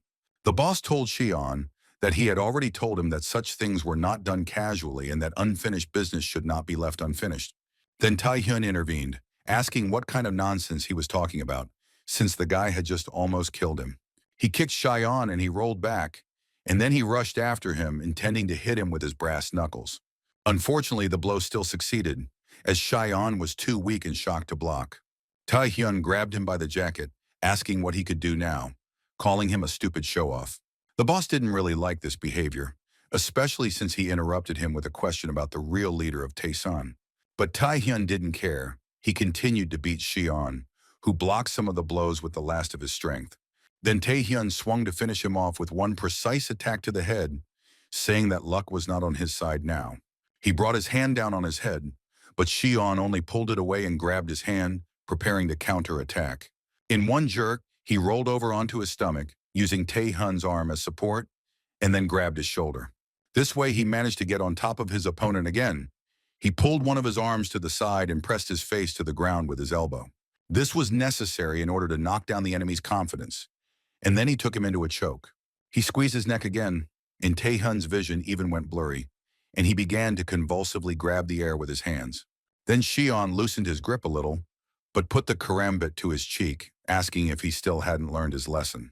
With these words, he drew a knife across his eye, and blood began to flow out, and Taehyun screamed in horror. Xion just smiled, saying that the boss was right because they really put on a good performance. He turned to his boss, telling him to get out of here quickly. Otherwise, he would actually kill Boss Garang this time. Everyone thought that this would be the end of the showdown, when suddenly Chief Zhang said that he could kill Taehyun if he wanted. He said that they had no need of such a useless ally anyway, and then he called the others. However, the men from Garang did not move from their place. They hesitated, but still no one carried out his order. Then Xion pointed this out quite a bit, saying that it seemed like the chief didn't understand bandits very well. After all, the world of bandits is in many ways different from the world of soldiers. Different rules and laws apply here. For example, the fact that he cannot become a boss through force alone, because each of them believes in his boss. And if the boss was going to play with the bandits, then he shouldn't leave any unfinished business, because the rules on this side of the border are different. This offended Zhang, and he asked if he really considered logic based on emotions to be rules. At that moment, he thought that even if Taehyun died here, they would all lose control of Garang. Then he realized that a bunch of thugs would not follow his orders and turned to Xion. He told him to leave Taehyun and get lost because he would only play by his rules this once. And then he turned to Taehyun himself, calling him president, and saying that they would talk about everything later. His face was so gloomy that no one dared to argue. There was something frightening about this man. Then Xion told the others to leave, and he would let Taehyun go when they were safe. Chief Zhang stepped aside. Knives, Weasel, and Hungu left through the bunkers from the back entrance, and no one followed them yet. Xion and Taehyun also began to slowly retreat back, or rather, it was Xion who led Taehyun back. He grimaced with displeasure, and the guy said that next time he would take his eye for real. He then held the bloody karambit to his throat, telling him to try not to die before then. Taehyun couldn't stand this. He waved his hand, thinking that this time he would definitely be able to hit the guy. However, his hand only struck the air, and he was surprised to notice that Xion had already managed to disappear. Then he was overcome with anger and hatred towards Taeson, because this guy was her member, which irritated him even more. He called them all worthless, disgusting insects who, however, managed to make him afraid. He was indignant, saying that he would put an end to this organization of fools, but suddenly Zhang turned to him. The boss had followed them and was now standing behind Tae-hyun, saying that they needed to clarify something. Seeing him, Tae-hyun's eyes flashed angrily. He said what he felt. Now was the time for an explanation. He held out his hand with a brass knuckle, and Chief Zhang pointed a knife at him instead of answering. Meanwhile, a car was already waiting for the wounded knives and others, in which Yi-soo and Young-ho with Gyu-chan arrived. Upon seeing his comrades, the old man ran out of the car, asking what had happened to them during this time. Coming closer, he noticed that Guanpao was still limping, and Tokbae was completely unable to walk on his own. He hurried to take it from Hyungu's back, and Hyun-nim noticed that his condition continued to worsen. He said that they needed to hurry to the hospital, otherwise everything could end badly. Isu quickly assessed the situation. Among the wounded, besides knives, there was also Shion, but he said that everything was fine with him. They were already on their way. Luckily, the hospital was located near the abandoned Gorong warehouse, so they would make it in time. In the back seat of the car were the unconscious Tokbae and Gyu-chan, who suddenly quietly apologized to his friend. He said he didn't think things would turn out like this, but suddenly Tokbae opened his eyes, asking what he was apologizing for. Gyu-chan replied that he was short-sighted, and that was why Tokbae and the other knives suffered, but he interrupted his friend. He leaned back in his seat and said that he should ask forgiveness from the young master, not from them. But Gyu-chan couldn't do that. With tears in his eyes, he asked how he could show himself to Shungmin. Then Tokbae looked away and said that if the young master did not forgive him, then he would kneel down with him, and together they will ask for his forgiveness. With these words, tears also began to roll down his face. He said that they should go to him right now. But that was the last thing he said, after which the man fell silent, and given his condition, Gyu-chan became worried. He was touched by his friend's devotion, but he understood that Ilak had suffered because of him, and it was only his fault. He could no longer hold back his tears, and they flowed like a river onto his hands. He thought that he would not be able to bear it if Tokbae died. However, time was running out as they drove, and he needed to come up with a plan quickly, and he realized what he had to do. He agreed with his friend, saying that they should indeed go to the young master and ask for forgiveness. Meanwhile, Chief Zhang brought a lighter to light a cigarette and turned to President Garang. Apparently, they had been fighting before, but for some reason, Tae-hyun ended up on the ground, and Zhang was towering over him with a cigarette. He said that the bandit's fists weren't that bad. You could even say he had some talent. However, Tae-hyun didn't feel the praise in his words. The boss grabbed him by the hair and lifted him up slightly. At the main office of Tai-san, a difficult task was now ahead for Gyu-chan, who had come to ask for forgiveness. All the knives were gathered there, as well as Yi-soo and Shungmin, who had not said anything yet, listening to his confession. Yi-soo sat in his chair and simply watched what was happening, wondering how the director would react to the betrayal. But Guanpao didn't hold back. He hit him in the face, saying that he was a real piece of shit, because so many people died because of him. He continued to beat him, asking how he even had the nerve to show his vile face here. It would be better if he just left. He swung to hit again, but this time his hand was stopped by Young-ho, saying that it was enough. But he pushed his hand away, saying that he had to deal with this bastard, because he had betrayed them in Ilhak. Then Young-ho said that only the boss had the right to judge him, but Guangpao said that there was no need for him to get his hands dirty. He added that he would deal with such a fool himself, but Yi-soo saw that Shungmin still hadn't reacted. Then he stood up and went to Shungmin, saying that Tai-san would not influence his decision in any way in this situation. In the end, it doesn't concern them at all, even though Gyu-chan caused them all a lot of trouble. He came close to the chairman and took out a knife, saying that betrayal was a very serious matter. And his decision remains with him, the director of Ilhak. With these words, he handed him the knife, and Shungmin accepted it. Then he headed for the exit, saying that the other knife should also cool down, and Guanpao realized that this concerned him. Then Yisu continued, explaining that this problem could not be solved by simply punching the traitor in the face. He placed his hand on Guanpao's shoulder, who was about to start beating him again, but now hesitated. And Su told him that there was no point in making a show out of it, because that way nothing would change, and that was not what they needed. Guanpao thought for a moment, but still decided to listen to Director Tyson's words because he was right. Sonmin held the knife and also thought about what Yisu had told him. Now he had to judge a member of Gudo for treason. He suddenly said that the reason for Li Gyu-chan's betrayal was his own incompetence. He then added that, in this regard, he forgives him, and Jung-ho looked at him in surprise. Then Seung-min added that he was accepting Yu-chan back into their ranks, but the man refused to believe it. For a moment there was silence in the room. Everyone thought that the conflict had been resolved, but this turned out to be far from the case. Sun-min's voice suddenly changed and said that this was how he would have answered before, but now everything was different. He said that his betrayal resulted in the death of Tak Bai, who ultimately could not be saved, so his guilt was obvious. And so he will not judge him like a foolish young master, but will pass sentence on him in the name of Ilhak. He gripped the knife tighter and walked towards Gyuchan, who was kneeling, unable to rise after Guanpao's blows. But at the same time, he understood everything perfectly well. He knew that he deserved it, and that's why he didn't think of resisting. He prepared himself for the worst because the director had every right to stab him or even kill him, but he only passed by. Gyuchan looked at him in surprise. He didn't know if it was generosity or if the boss was about to tell him to get out of Ilhak. He could not bear the silence and shouted why the young master had spared his life, since he had betrayed them. Because of him, Tokbei was killed, but Seung-min replied that it was now clear to him in what direction their organization would develop. He said that he would do it, he simply had to rebuild Ilhak, but the men still didn't understand anything. Sun-min continued, looking at the knife. He said that it was not designed to cut the throats of such pigs. So let Li Gu-chan get out and never show up in their sight again. That was his verdict. He said that he was no longer the knife of Ilhak, and there was no point in shedding his blood on the path they had chosen. He walked out of the room and the others followed him, all except Gu-chan, who remained standing silently. Sun-min thought what a pathetic leader he was, even though his words said otherwise. Jung-ho asked if he was the only one who showed them Chairman Lee Seung-min's Ilhak, since that was something new.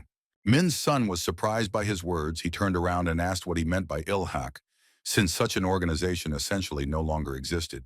But Jung-h didn't agree with him. He said that from now on, every word or action he said would reflect Ilhak's will.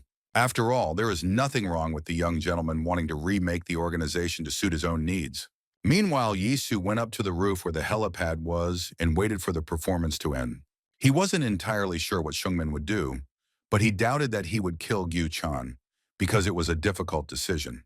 He put the cigarette in his mouth and reached for his lighter, but discovered that there was none, when suddenly someone handed it to him.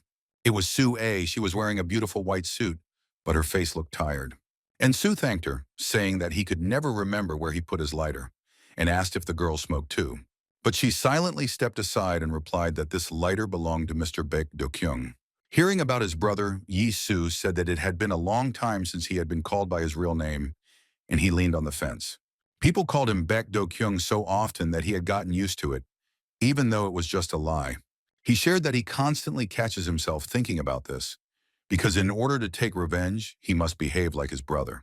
Then he asked, as if asking himself how his brother would act in his place, what he would say now, and everything else. I wonder what he wouldn't like if he saw Yi-soo with a cigarette in his hand, since he was a soldier and didn't usually smoke.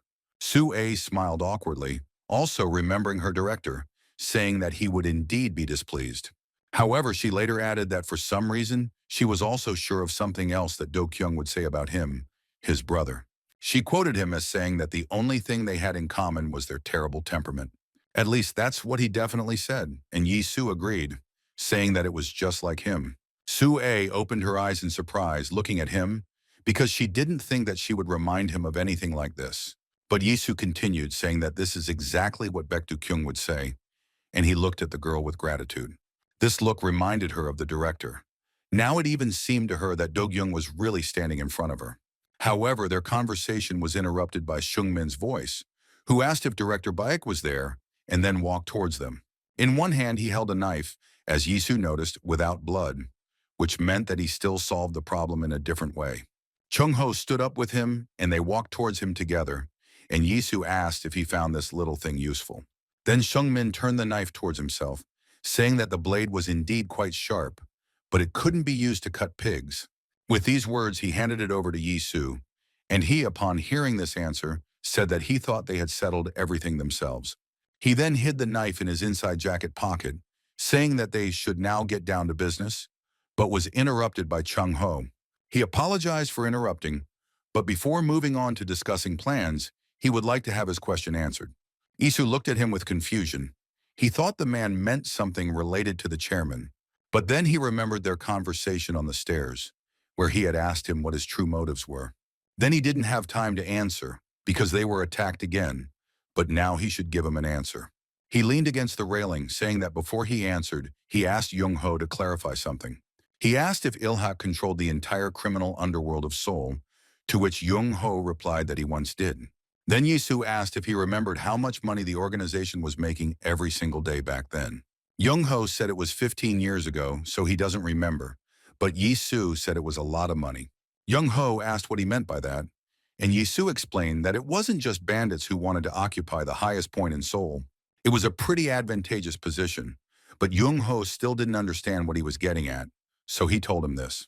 Yisu then explained that the government was trying to reorganize the system to distribute rights among criminal groups. It was this very thing that set off a whole series of events that involved Chief Zhang. This unified synchronization project was called OneSync, and it was what was mentioned in the document that Young-ho gave him. The man then thought that the information they received from Police Chief Cho Won-ho was correct. Isu turned to Seung-min, saying that it must have been difficult to keep it a secret from the knives, since only he knew about it. But Young-ho said that he still didn't understand, because Director Daesan never told him about his true goal. However, he replied that there was nothing grandiose about it. He just wanted to set something up for himself. After all, a scumbag like him won't fight for justice and go out of his way for a good cause. To be honest, he didn't care who was in charge, but he couldn't let Chief Zhang do whatever he wanted. In other words, solving this problem meant a lot to him, because it was not just a goal. In this way, he was going to avenge his brother, who was also part of this gangster system. Young-ho asked if it was really that important for him to stop Chief Zhang, and he agreed. He said that the boss took away the most precious thing from him, his family, because, except for his brother, he had no one left. He approached Seung-min, saying that in this regard, the help of such a strong ally as Ilhak would be indispensable to him. And if he succeeds in achieving his goal, he will hand over control of Seoul into their hands. This was unexpected. By the way, he wanted to introduce them to someone and told them about it, and they began to guess who it could be.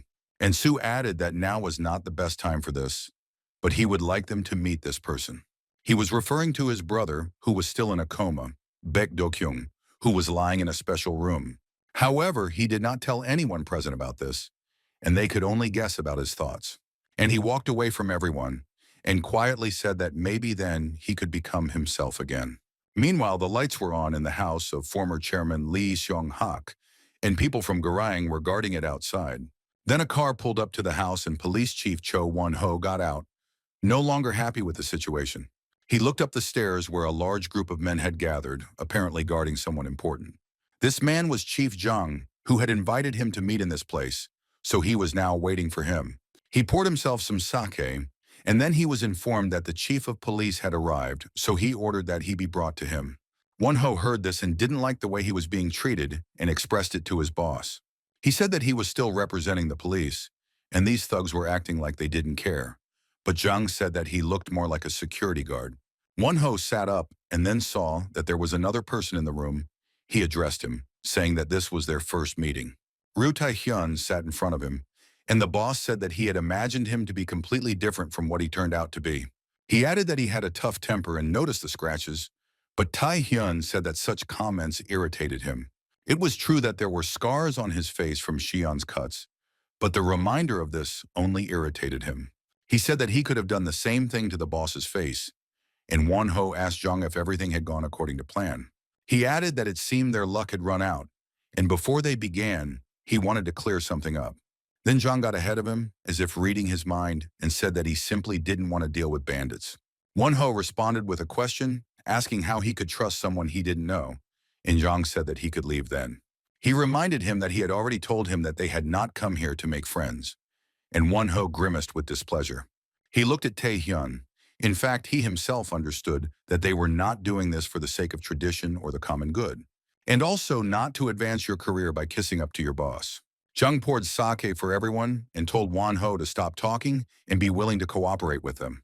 Once everyone was listening attentively, he got down to business, asking who they needed to eliminate first. Seung-min stood in mourning clothes near the department where the memory of all the members of Ilhak, among whom was Tak Bai, was kept. He stood in the right place and thought about what his grandfather would do now, because he would know exactly what to do. Tokpei was his uncle, like all the other knives. They didn't have time to get him to the hospital, and he died in the car. But how many pleasant memories there were of this man. He remembered how he once broke an icicle while sitting on his shoulders. Then he asked if the man was the oldest of the knives, and he was surprised, saying that he was the youngest. But little Shungmin said that he was the biggest one, and Uncle Jung-ho said that the older you get, the taller you become. Then Shungmin replied that he hoped he would grow up quickly and become even taller than Uncle Tokbei. Just then, Chung-ho approached them, and the young gentleman said that he had now decided that the tallest one, that is, Tokbei, would be in charge. The three of them started laughing, and then Tokbei told him not to joke like that, because Choi Jung-ho was the boss. However, the boy continued to laugh. He liked to tease Uncle Tokbei, because he never took offense. The memories ended, and Shungmin's thoughts returned to reality, wondering why he suddenly remembered this. In the end, he never became higher than Uncle Tokbei. He should have stayed alive until now.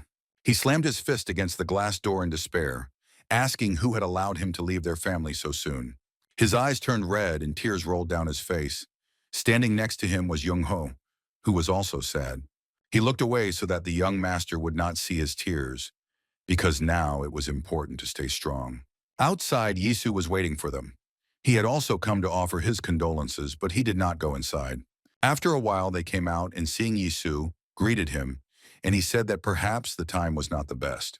He added that he was terribly ashamed, because if he had driven faster, Jan Tokbei could have stayed alive. But Jung-ho interrupted him, saying that it wasn't his fault because the speed of the car wouldn't have made a difference. Then Shungmin spoke up and said that he wanted to thank him on behalf of all the Ilhak members. Then he bowed as was customary and added that they were now in great debt to Tae-san. Therefore, Director Bayek shouldn't blame himself for how things turned out, and Jung-ho was touched by the chairman's words. Shungmin added that although they had suffered losses compared to what they had done for them, it was a small sacrifice. Thanks to him, they could now continue to live to fight, so Jung-ho also bowed to him. Then Yisu walked up to them and put his hand on Shungmin's shoulder, saying that there was no need to bow like that. After all, wasn't he the chairman? And so it would be awkward for him if he bowed his head before him. He advised him to straighten up and let go of his sorrows, and added that Tokbei must have meant a lot to him. Sun Min agreed, saying that it really meant a lot, just like all the other knives. Then Yisu opened the car doors, saying that in turn they should allow this man to accompany them. Since their safety was the top priority, Boris stepped out of the car, who was just perfect for the role of bodyguard. Meanwhile, in Goreng's territory at the Red Crown Hotel, Tai Hyun stood in front of the mirror and examined his scars. He had 2 claw-like marks over his left eye and a scar from a metal fishing line on his neck. He took a moment to get acquainted with his new face, then became angry and slammed his hands hard on the table. Just like that time when Chief Zhang said they should leave Tae-san alone for a while. He explained that if Goreng attacked, their other opponents would also make a move while Tai Hyun licked his wounds. He asked even if it was not HHS, but Tiansheng, whether he would be able to handle them in this condition. Then they were interrupted by Wan Ho, who dared to express another crazy idea about the gangster world. He asked why Goreng and Tiansheng didn't unite and make a truce. That would be a good thing. But Tai Hyo looked at him with a puzzled expression, saying that it seemed like the boss still wanted to lose his head. He started to say that Goreng would never ask anyone for help, but his thoughts were interrupted. It was the security guard who came in and said that the car was ready, but Tiansheng asked to postpone the meeting. He added that their informant was reporting that they were meeting someone right now, and Tae Hyun became wary. The meeting was supposed to take place in the Chinatown district of Dalim, since this was their territory. Yisu approached one of the small eateries and was immediately greeted by the waiter. He asked what he wanted, but Yisu replied that he was not hungry and only wanted to talk to a girl. The waiter said it was quite funny to arrive at the restaurant full, but then asked who he was looking for.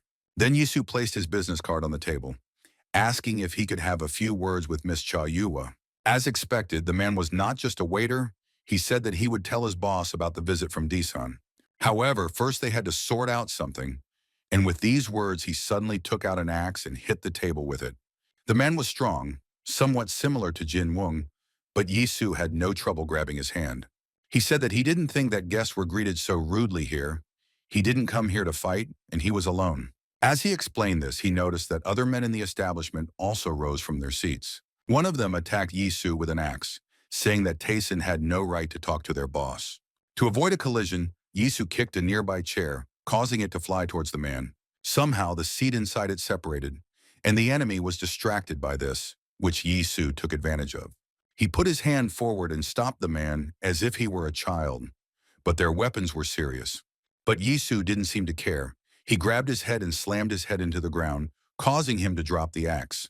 The other men simply watched, but soon they too took out various types of axes, preparing to attack him. One of them wanted to be the first to rush into battle, but someone suddenly stopped him, and when he saw who it was, he immediately retreated. It was a girl who had a sharp machete in her hands. She told everyone to move out of the way, calling them worthless.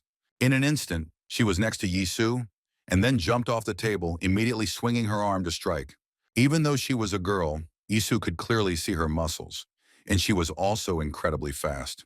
He also managed to notice how, during the flight, she grabbed her knife differently in order to attack in the other direction. That's what she did, but Yisu was able to defend himself, putting his knife in place in time to block, and the girl interested him. He analyzed her, thinking that she had managed to change the trajectory of her blade as she turned. He asked if they had met by chance before, but the girl told him to shut up or she would cut out his tongue. The fact was that the war that began after the fall of Ilhak involved not only Seoul's criminal gangs, but also foreigners from the southwestern region, which was under the control of the Han and Joseon people. It was there that the most brutal showdowns took place, and in this chaos, in the middle of a bloody battlefield, a flower blossomed. This flower was a separate organization, Tianshong, whose members were called Untouchables. And now this girl, who was one of them, stood in front of him, which meant that defeating her would not be easy. And she seemed to like that she had finally come across an experienced opponent. She told him to try to catch her. None of them had yet managed to attack a second time when suddenly someone's commanding voice called out to the girl. It was Cha Yua who addressed her by name, asking Shulan what kind of circus was going on here. But the girl replied that she had nothing to worry about, and anyway, wasn't she going to a business meeting? She turned back to Yisu, saying that since this vile jerk had come here, she would deal with him herself. But Yua interrupted her, saying that she was asking about what was going on here, and what the girl was going to do did not interest her. Then Julin replied that the scoundrel from Tayson had been looking for her, but, as could be seen, had not shown due respect. Then Yua turned her gaze to the table with the axe. She turned to the waiter, asking if it was his weapon. But he was still holding her hand, asking instead of answering what else he could do, and she decided to remind him. She took the axe, asking if he had forgotten everything they had done to sleep peacefully at night. They shed the blood of their competitors and cut off the hands of their relatives, and even then the man was hot-tempered. She sank down onto the floor next to him, continuing that now they could not lose the status they had gained at such a price. She said that they only take up arms to protect their comrades, reminding him of the oath he had taken. With these words, she handed him the axe and the man took it, remembering what he had once promised her. And soon noticed that there was a completely different atmosphere here now. Yuhua ordered everyone to calm down and not fight. But even so, Yisu understood that it would not be easy. He greeted her, saying that a little more, and he would have been dead. Then the girl hurried to him, asking if everything was okay, but he replied that he was fine. What was more important was his request, because he said that he came to seduce her, so he asked her to give him a little time. Hearing this, Yuhua told him to follow her, and after a while they were already sitting in Tianshong's office. She told Shulan to go too, but the girl didn't like Director Tyson and didn't try to hide it. And Sue noticed this and said that she and the guys had gone a bit overboard when they met him, because it was dangerous. But the girl turned away, saying that she recognized that this was their mistake, but she still didn't like the director, and she couldn't do anything about it. And Sue replied that it was very kind of her, but still not very much like regret. Then Yua came to them. She brought iced tea, saying that she thought Yisu was going to seduce her, not Shulan. She then asked what he wanted to discuss, saying that she already guessed, but would like to hear it from his lips. And Sue said that in that case, he would get straight to the point, without the long introductions that she already knew about. He looked at her with a cheerful look, saying that they were going to start a war with Garang, and he wanted to know which side Tianshong was on. Yua didn't think twice, saying that she would of course be on the winning side, But Yi-Su wasn't happy with that. He said that she was going to attack the winner, and Yua asked why he thought that. But Yisu asked if he was wrong, explaining that when Taisang and Gurang clashed, it would be a good moment for Tianshong. After all, whoever emerged victorious from this battle would not be able to breathe a sigh of relief, and he could not allow that. Cha Yua understood what he was hinting at, asking if that was why he wanted them to become allies. But Yisu replied that there was no need for that. He was only asking them not to take any action. Then he said that then Tessin wouldn't have to take any measures, but they were already aiming at him. It was Shulan who took his words as a threat and put a knife to his throat, saying that she would still rip out his tongue. But Yisu simply smiled, saying that she was getting excited again, and in her place it would be wiser to back off. Seeing that the girl was not reacting, he suddenly changed his gaze, saying that if she put a knife to his throat again, he would pull out his own. He then turned to Yua, saying that he came alone and was in no position to make threats, and the girl nodded. He said that after all, he was there to talk about the agreement, so there was no point in disturbing them. Otherwise, he will show what real blackmail is. Hearing this, Yua told Shulan to stop. She looked closely at Baek Do-kyung, who for some reason seemed a little different to her than usual. Isu placed a small box on the table, saying that he would not have been so eloquent if he had come empty-handed. He said he had prepared a gift for her, so now the decision was hers, and she asked in surprise if it was really a ring. The box did look similar, which angered Julan again, but Yisu calmed her down, saying it was just a joke. When she opened the box, instead of a ring, Yua saw a flash drive with the inscription, "One Sink," glued to it. The girl took the flash drive, asking what was stored on it. She had heard of a similar name somewhere before. And Su replied that she now held in her hands the apple of discord and the reason why he was forced to destroy Garang. He said that he would tell them exactly what it consisted of, but in exchange they had to join them as allies. Yua looked at the flash drive again. The offer really interested her, but she wasn't completely sure. She said that she needed time to think things over, and then she would tell him her decision, and then Yisu left them. After he left, Julan asked her mistress what she was going to do now, but she replied that she didn't know. But the girl didn't seem satisfied with the answer, saying she had to make decisions like a boss. He added that their role was simply to obey, and Yua said that was how it should be, but she had already said so. I told her that I was not fit to be the leader. She turned to Shulan and with tears in her eyes said that she was scared to death. Julan approached her asking why she was crying again, since she had handled the situation very well today. But Yua rushed towards her and clung to her chest like a child, saying that Baek Do-kyung's face was creepy. She suggested handing over authority to Shulan. Even though it was too late for that, it would be much better that way. She said she had never been proud of the leading role and did not understand why the girl did not want to help her. However, Shulan interrupted her by abruptly pulling her hand away, and Yua fell down. She looked at the girl, and she told her not to talk nonsense. She asked if she really meant it, since in that case her words would have no meaning. But Yua said that she herself saw people taking up arms, and there was no longer any committee or agreement. She added that in this scenario, they would simply drown in blood, so they needed a strong leader. For her people, Tianshong's oath no longer meant anything, so the risk of bloodshed increased. However, Shulan did not share her thoughts, saying that no one had dared to break this oath before. And now they did it for her, their boss and good friend, and what's wrong with being a little weak. She said that she could be the strong one, and Yua could continue to cry on her shoulder and handed her a paper. Yua accepted the role because she needed to wipe away her tears, but she said it sounded rather rude. Shulan replied that it was because she was bad at studying Korean, and this time it seemed more like a joke. Meanwhile, several men were sitting in one of the eateries, discussing the recent fight with the guy from Disan. This one was the same waiter who first attacked Yi-Su. The man's name was Min-Su, and he was telling his friends about the situation. Another man, apparently older than the others, said the negotiations had gone well, but they had screwed up. He was still speaking when suddenly a car crashed into the diner, smashing the glass doors to pieces. Shards of glass fell in all directions, and the men stood there in bewilderment as such an appearance could only mean one thing. Min-Su asked his comrades if they were hurt, and men in gray tracksuits began to get out of the car. They looked quite strong and powerful. Their faces were covered by a bandage, but something immediately caught the eye. Meanwhile, 2 more cars pulled up to the building, and men also got out of them, approaching Min-Su and the others. Min-Su greeted the men, asking if they had made a reservation, as he didn't recall any such large orders. Instead of answering, one of the thugs showed a badge on his tracksuit, which had the Taisan Group logo on it. Then one of Tian Xiong's men took out an axe and attacked him, saying that they had decided to attack them after all. But before he could strike, the man jumped up and kneed him in the face so hard that it broke his nose. Taken by surprise, he dropped the axe and the man intercepted it and then swung it at his opponent. He seemed to be seriously intending to chop off the poor fellow's head, for there was not a shred of hesitation in his eyes. Another second, and the fatal blow would have finished the man off when suddenly someone came to his aid. Some strong man hit the big guy from Taisan, and he flew back, and the axe slipped out of his hands. At the same time, the man was answering the message because he had a receiver in his ear, and his boss was speaking on the other end.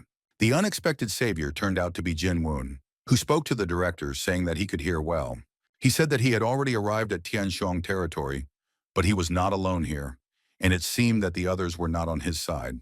He said that for some reason, they were wearing badges with the emblem of their organization, but the men were clearly not from Taisan. Yisu sat in the office, saying that it was his innovation, because he thought the idea was funny. He asked if Jin Woon wanted such a badge for himself, and he replied that he didn't need it. He knew everything himself. He was still talking, and at the same time began to approach the men with the Taisan badges, saying that this would not do. He saw that they weren't even professionals, which meant it would be quite easy to deal with them. After all, right now he was our only shining example that would completely clarify the situation. Meanwhile, Julin sat with her head down, regretting that she hadn't dealt with Director Tesna earlier. Yua tried to say that they weren't yet completely sure who attacked them, but Shulan didn't think so. She said that as expected, Tyson could not be trusted, and they had to tear him to pieces. The girl stood up. But Yua replied that the one who had calmed the situation down before it got out of hand was also Daesung. She added that it would be foolish to assume that those bandits were their subordinates, since no one hangs badges in the most visible place. She continued to think out loud, saying that these people put on the Daesan badges and attacked them when they were thinking about cooperation. But this was a rather strange coincidence, so one could not simply trust it blindly. But Shulan merely stabbed her knife into the table, saying that there was indeed cold calculation at work here. A certain group wanting to sow discord between them and Tyson attacked their organization. And just at that moment, the real Tyson came rushing to their rescue, which, as it seemed to her, was nothing more than a show. Yua then said that she had thought about it too, but Shulan interrupted her, saying that it was important not to get to the bottom of the truth now. She said they couldn't just sit back while the decent bastards did whatever they wanted. They needed to restore justice since Tianshong had suffered, so she approached Yua and asked what the instructions would be. Yua understood that a lot depended on her decision now, so she had to weigh everything carefully. Seeing her hesitation, Shulan agreed that this was her problem, but then asked whose orders they were supposed to follow. But Yua asked to think it over a little longer, and then suggested that she turn to Mr. Wang for help. Shulan didn't really like this idea and asked what this man had to do with it, since he wasn't their leader. Yua then replied that she was simply talking about the possibility of asking for help, not understanding why the girl was constantly angry with her. She wanted to continue, but Shulan interrupted her, hitting her machete on the table and calling for silence. She said that if Yua didn't find a way to deal with Daesan, she would be forced to do it herself.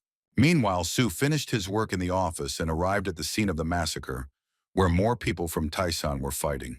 Everything around the diner was relatively good, but when he entered inside, he realized the seriousness of the bandits' intentions. He noticed a knife on the floor and looked at it. The tip of this knife was dull, and there were chips on the blade. Not an army knife, but the most ordinary knife that could be found everywhere, told him that these people were not sent by Chief Zhang. He then made his way to one of the cars left by the bandits and opened the door, noticing something with surprise. Inside, he found a 100 yuan bill, but he was more surprised by its origin, as it was Chinese currency. Then he began to think that some Chinese organization had started working on Tianshong, but he didn't understand why.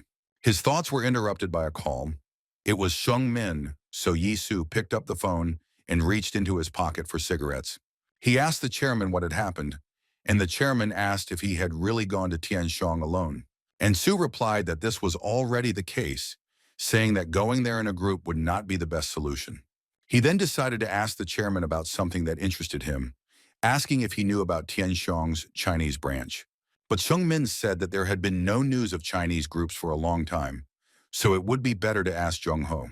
Yisu said that he understood everything, then wished him a successful business trip and added that he would wait for the results. Sun Min, in turn, told him to be careful because it would not interfere, and Yisu wanted to light a cigarette. Suddenly, someone did it for him. It turned out that while he was talking, a man approached him and handed him his lighter. Seeing him, Yisu told the chairman that he would call back later and hung up, looking at the stranger. The man apologized for interrupting him, saying that he must be busy so he wouldn't keep him long. He introduced himself by saying that his name was Wang Han and that he was a currency exchanger in the area, and then asked who Yi Su was. He also introduced himself, saying that his name was Baek Do-kyung and that he ran a company called the Daesan Group. He also noticed that the man was walking across the floor, which was strewn with broken glass, as if it was nothing special.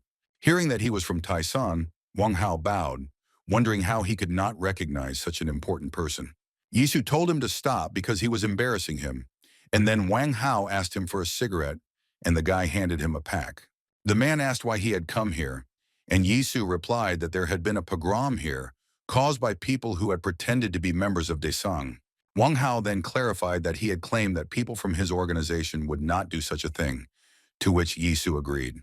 He said that for this reason the incident haunted him, and he also felt that the man had expressed himself too harshly. Hearing this, Wang Hao hastened to assure him that he had not meant to offend him in any way, but that he might have chosen his words incorrectly.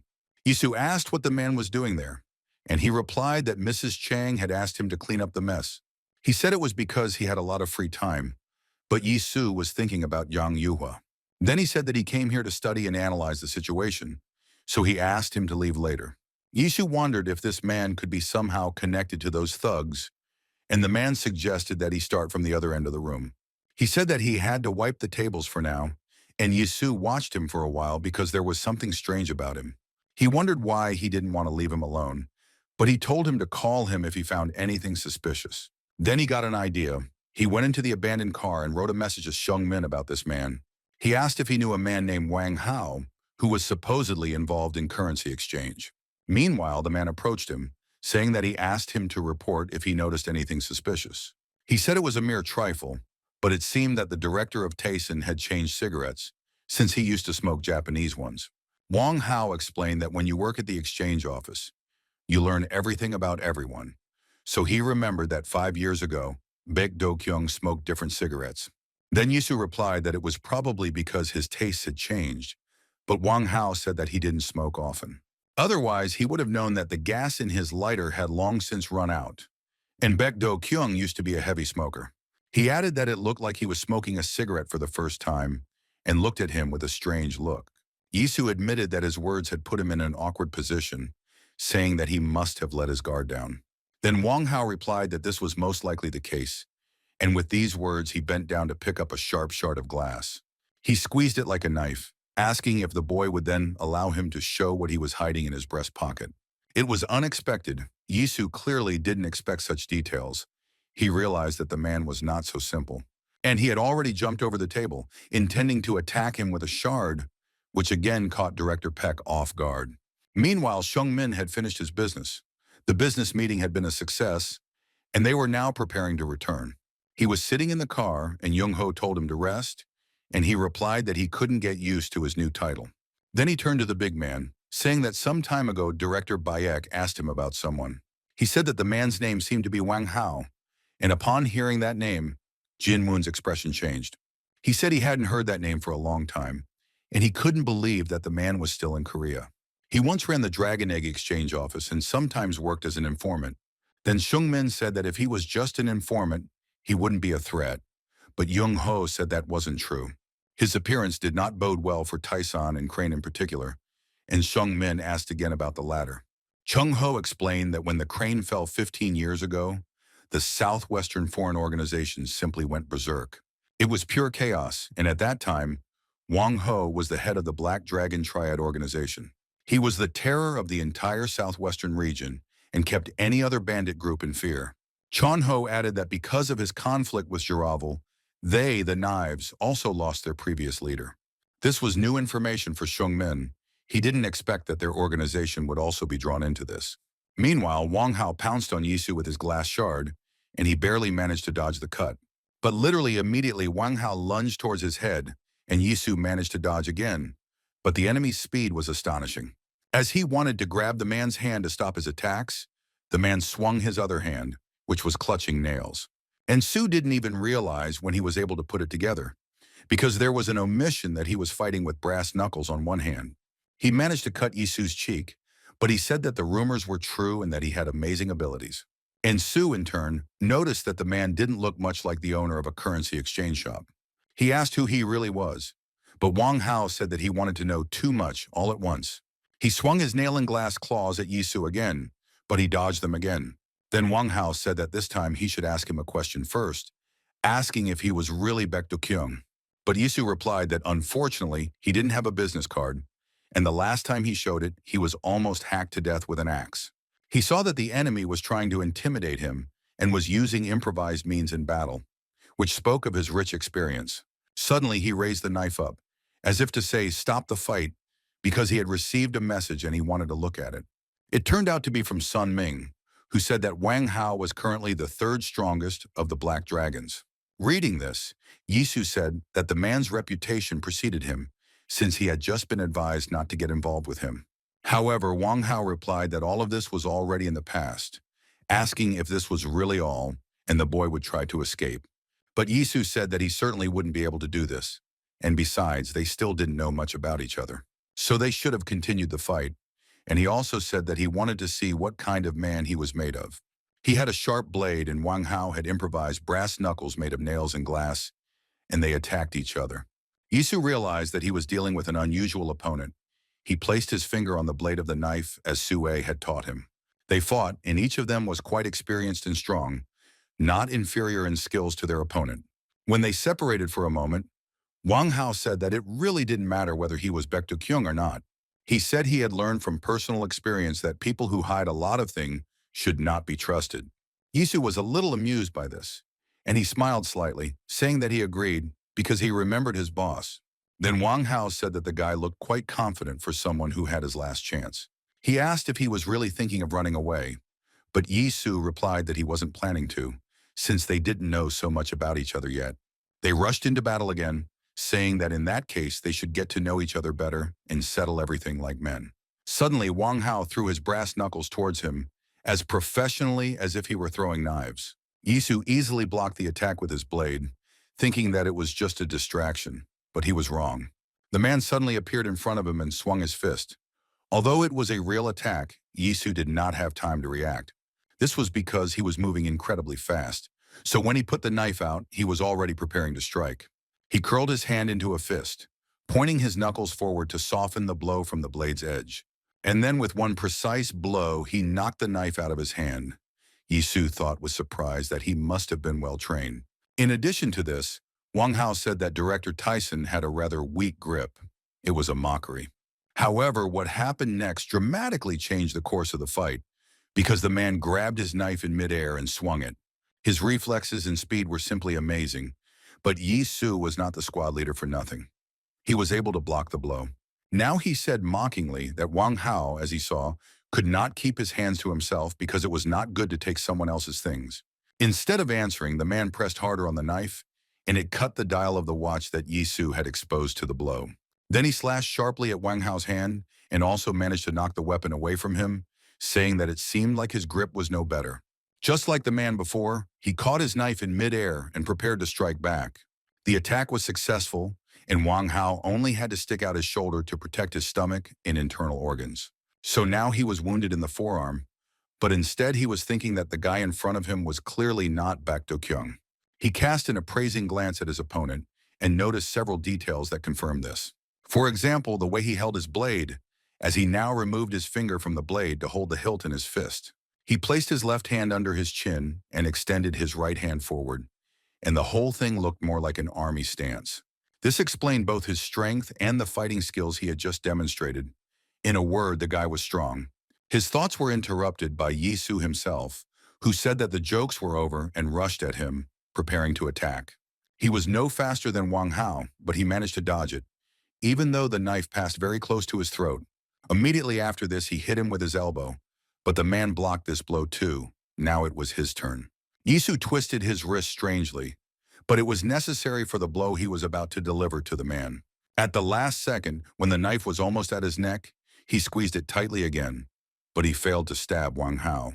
The man first blocked it, and then jumped in for a knee strike, and now it was Yi Su who had to block. However, the man's attack did not end there. He landed, but only to jump back again for another blow. This time it was more difficult to predict because his body was rotating as if he was performing a martial element. The result was not long in coming. Yisu failed to put up his defense in time, and he received a kick in the face. As he landed, the man said the director was making him sweat, something he hadn't done for a long time. He added that he was really starting to doubt his own abilities, but Yisu understood that this was just sarcasm. He swung again, but Wang Hao jumped back again, not allowing himself to be hit by the knife. This was starting to irritate him. But suddenly Yisu had an idea and put his foot in his way, causing him to trip over it. The man failed to foresee this and lost his balance, falling to the ground, caught off guard. He thought the guy was skilled in using different techniques and had an excellent understanding of the situation. All this indicated that he had been trained to fight. Perhaps he had even undergone special training. And Su, meanwhile, attacked him with a knife. It was very dangerous, and the fight could end at any moment. Wang Hao fell into the car and managed to grab the doors at the last second, which saved his life. He pulled them aside as if to cover them, but in his case they served as a shield, preventing Yisu from finishing him off. It was also noteworthy that the car was armored, and its doors were also highly rigid. And Su couldn't get it, but it wasn't for long, so something had to be done immediately. As expected, the moment allowed him to gain only seconds, and in an instant, Yisu was already looking inside. However, the car's interior was empty, and the man seemed to have disappeared somewhere, although this again turned out to be a diversionary tactic. As he lay on the floor, he noticed a metal pipe that had broken off from somewhere in the car's parts. But now it happened to him as a weapon. In the time that he won, he managed to go out through another door and jump onto the car.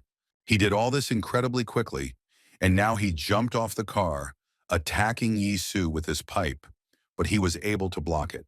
This prank amused him a little, and he asked mockingly whether all means were really fair in war. But the rusty pipe couldn't be called a weapon because although it was a little worn down, he had a knife. But his words had no effect on the man. Wang Hao lowered the pipe down only to attack sharply. He struck the enemy's weapon with it, and his knife cracked and broke into two pieces, which he did not expect. And Su was shocked because this was the first time something like this had happened to him. This blade had always seemed very reliable. And Wang Hao gloated, saying that in war all means are good, but it depends on how you use them. Meanwhile, the untouchable from Tianshong was also preparing for the upcoming battle. She was in charge. There was no way their organization could lose, because that would mean the complete collapse of everything they had built for so long.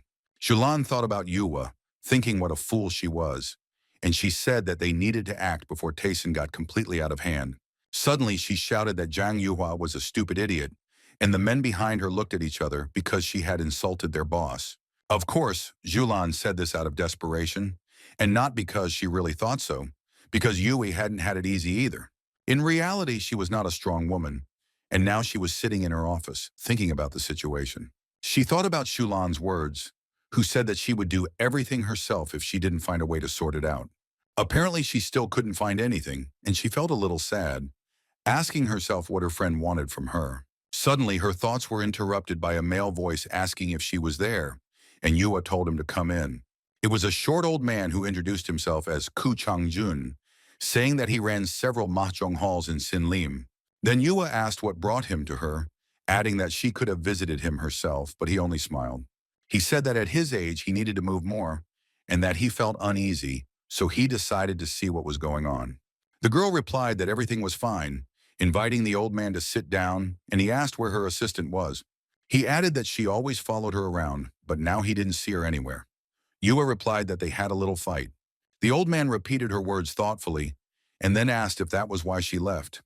It was clear that he wanted to give her advice. Then the girl told him not to be afraid to speak, because she would not judge him, but rather, on the contrary, would listen. Changjun started by saying that he had lived in Seonamkwan for 15 years, so he had seen with his own eyes how Tianshong was created. He also saw how Mrs. Chang grew up, and she said that she had heard about it because the old man had helped them in many ways. The old man continued saying that Shulan was quite strong and would be difficult to subdue, but there was also Wang Hao. This one had not yet given any reason to doubt his devotion to her, but in his opinion, he should be more careful. He took the girl's hand in his own, saying that even a stick shoots once a year, so she should remember this. However, he then said something very strange, asking whether it would not have been better to break the stick beforehand. As Chungjun was leaving, he dialed the number of the person who asked him to find out the situation inside Tianshong. He said that everything turned out to be even worse than he thought, because even the untouchable rebelled against Yua. The person he was talking to was none other than Tai Hyun. He said that Tianshong was clearly losing his stability. And then he asked the old man with displeasure why he was playing the fool and not taking action, since he himself wanted it. He recalled how he said that he wanted to keep the peace for Tianshong, and even then Tai Hyun agreed to help a little. He said that the old man had said something about perestroika, asking if even the untouchables wouldn't interfere. Then what were they waiting for? Then Chang Jun simply replied that he didn't know the whole picture, because who would have thought that they would weaken so much?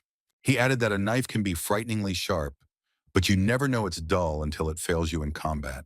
He walked to the window and raised his hand, which was a signal, saying that most likely Shulan was heading straight to Daesun. This also meant that Chan Yua was left completely alone, and in that case the operation could begin. He said that today she would die, and looked with satisfaction at the men who, seeing his signal, began to come out of hiding. Yua stood by the window and dialed her friend, but soon she began to worry because her friend did not answer the phone. She couldn't get Chang Jun's words out of her head, saying that Wang Hao should be broken beforehand. After another missed call, Yua irritably asked where Shulan had been hanging out. She decided that since she was ignoring her, she should come to her herself, and then left her room. The guards from Tianshong asked her where she was going, since there were Tayson bastards hanging around everywhere now. However, Yua only asked about Shulan, and the men said that she went to deal with Daisan on her own. Then the girl chuckled with displeasure, saying that she always did whatever she wanted, but now she had to stop her. Then one of the guards waved his hand to the others, saying that, in that case, they would go with her. Yua thought that it definitely couldn't be Tayson, because they would never act so cowardly and meanly. If they had planned to betray them from the very beginning, then there would have been no need to show them the One Sync project. Therefore, she had to stop Shulan at any cost, because attacking Tayson would only make the situation worse. She was walking down the sidewalk when suddenly someone shouted her name, and her guards turned around to see who did it. In front of them stood a guy in a gray tracksuit with a Tyson badge on the collar, and in his hands he held a metal pipe. It turned out that he was not alone. In an instant, a whole dot of the same men appeared from behind his back, and they all had the same emblem on them. One of them mockingly addressed Yua, saying that she should know how dangerous it was for a girl to walk around alone. He said that they would be happy to escort the lady, but she replied that she did not need their services. However, the guy turned out to be assertive, saying that there was nothing easier than keeping someone like her on a leash. Hearing these words, one of her subordinates could not tolerate such an attitude towards his boss and attacked the guy. But suddenly another man from Tianshong swung and hit him on the head with a metal pipe with all his might.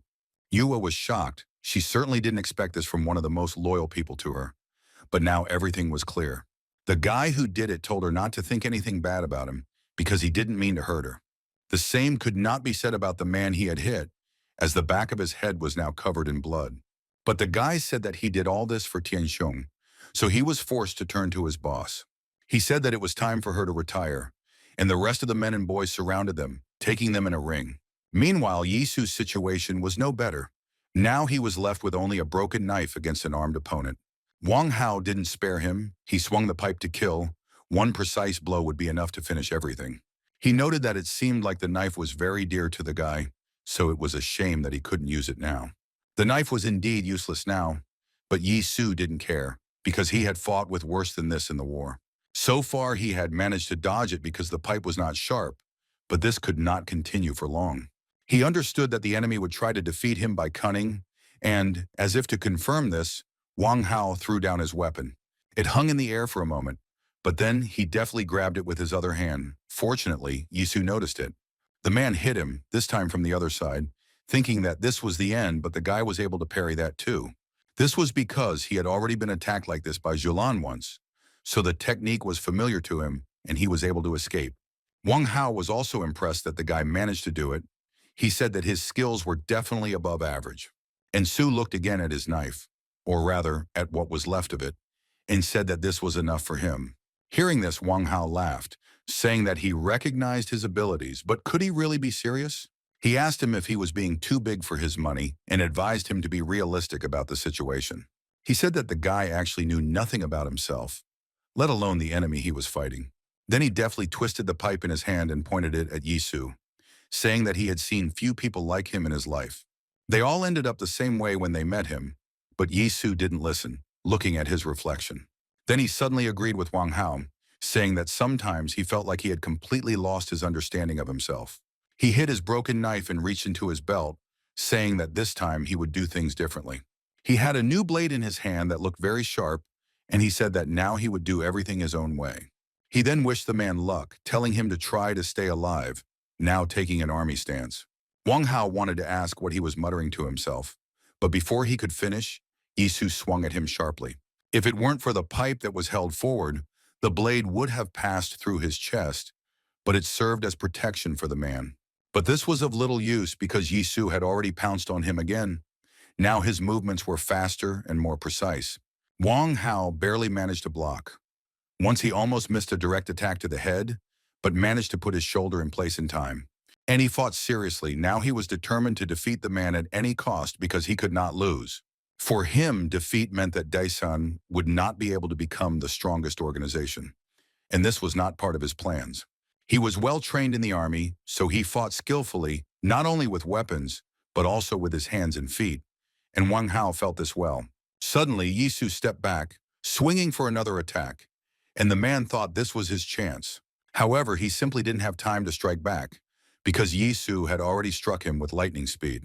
This time he narrowly avoided the fatal blow, realizing that he could not block all of his attacks. So he decided to use this as an advantage to get him to come closer. Yisu was already running towards him. Wang Hao thought to finish him off with one precise blow, but instead Yisu crashed into his shoulder, preventing him from striking.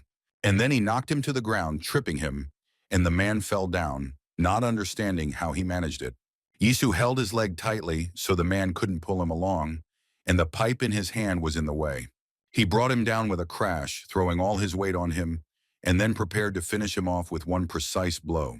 His gaze was as furious as it always was when he was fighting to the death, because his life depended on it. Wang Hao must have already accepted that he couldn't defeat the guy in this form. He said that he wasn't human. No, in front of him was a real demon in human form who was now going to take his life.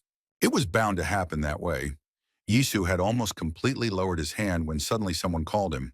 It was Kyung-chun, who had also helped them and had now become a full-fledged member of Tyson, who said that something bad had happened. As usual, while chewing a cookie, he said that there was a rebellion in Tianshong. No, it was more like a coup. This saved Wang Hao's life because Yisu stopped at the last second, and now they were both looking at Laska. Wang Hao said that there was no point in doing that, because why would Tianshong do that in the current situation? Yua didn't understand this either. She silently watched the bloody massacre, where the last people loyal to her protected her. One of them said that she should get out of here immediately because they wouldn't last long. Another guy ordered everyone to get out of the way to take her to safety, but the girl remained standing. The situation was getting tense. The guys were asking where Mrs. Shulin was, because her strength would not have been a problem for them right now. They told him that there was still no contact with her, but now it was time to think about how to take away their boss. One of her men took the girl to a garage that turned out to be open, not far from where they were fighting. At the same time, old man Chang Jun, who was essentially the main organizer, was watching behind the scenes. He asked for forgiveness from Chayua, justifying himself by saying that this was the only way for Tianshong to regain his balance. Things were really bad for them. She was left with only 2 guards against a whole group of bandits. Yua grabbed her head. She suddenly felt sick, and she remembered Shulan asking where her friend was. And at that time, Shulan was still fighting, but the initiative was clearly on her side, unlike them. The untouchable had mastered the art of fighting with a machete to perfection, and could even stop a passenger car. However, the guys who were about to fight her also understood this, and no one dared to attack first. But Yua didn't know about this. She locked herself in the garage and clasped her head in her hands, as if wanting to fence herself off from this world. She felt scared again. She remembered how her friend had promised never to leave her alone, and now it was exactly like that. A little more, and she would have burst into tears from hopelessness. But fortunately, she was lucky this time too. She heard someone ask who this guy was, who had appeared so suddenly and killed everyone. For some time, she continued to hear groans and screams, and then everything suddenly stopped. Someone began to approach her shelter. She heard a familiar voice asking her to open the door, saying that she was now safe. The girl didn't answer right away, and Yisu had to explain that it was him and that he dealt with those bandits. Hearing this, she carefully opened the door and looked at him, and indeed, Director Tayson was standing there. He said they didn't have time, so he would be brief and then asked what decision she had made. He said that if the girl prefers to hide behind this door, he will not dissuade her. Perhaps it is even better this way. After all, there was a war outside, and if it was going to come out, then it would have to decide on its side. Go against him and die, or join him and swim through the sea of blood with his guys. With these words, he extended his hand to her, waiting for an answer. The girl was still shocked, although she understood him. And Sue said that the choice was hers, so she should make it right here and now, because it would be much better that way. For a moment, her memories took her back 10 years to when 3 men had created her organization. One of them reported that Ilhak spoke about transferring business ownership rights to Korean organizations.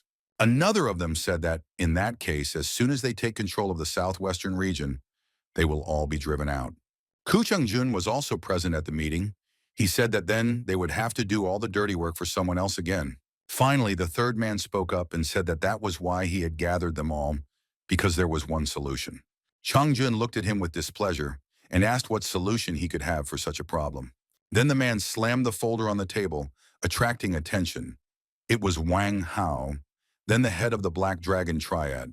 He said that they would create their own Korean organization that would be subordinate only to them. After all, Chonun's shop was once one of Ilhak's businesses in the Southwest, but he fell apart and she went bankrupt. Even Ilhak's boss couldn't find her, so they will create Cho Noon Company and manage it together. Then Old Man Chang asked who would become the leader in that case, since it would be pointless if it was one of them. Then Wang Hao replied that none of them would have to do that, since he had managed to find Cho Nung's daughter. At this point, the girl was 19 years old, and it was she who would become their boss, inheriting the company. The men clearly disagreed, saying that she was more suited to be their daughter than their director. But their arguments were interrupted by the sudden appearance of the girl herself, and Wang Hao told them to greet the new boss. President Cha Yuhua entered the room accompanied by Shulan, who had always looked after and protected her even then. And Wang Hao suggested changing the name to the Cheonong Trading Company, saying that this way they could enter the world stage. Then the men finally asked again whether he was seriously planning to hand over control to the girl. But he told them not to worry about anything, assuring them that he would take good care of her, so everything would be fine. He promised that with such a leader, their company would never fall apart. But Yua sat there in confusion. For some reason, she remembered all of this when Yisu extended his hand to her, and now Tianxiong's future depended on her decision. She had already reached out to take his hand, but something in her head stopped her, and she involuntarily froze. For a second, her hand hung in the air, but then she took it back. Now she knew what she had to do. And Sushi replied that she could stand up herself, standing up and putting on glasses to hide her eyes red from tears. She noticed with surprise and fear that all the bandits, including the traitors from her organization, were defeated. But it was just a garage. It's scary to imagine what was happening on the street, and he did all this.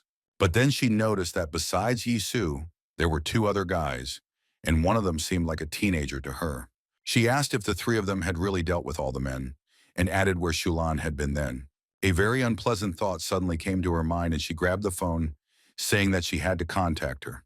But suddenly her attention was drawn to a wounded man who said that he was unlucky because the operation had failed.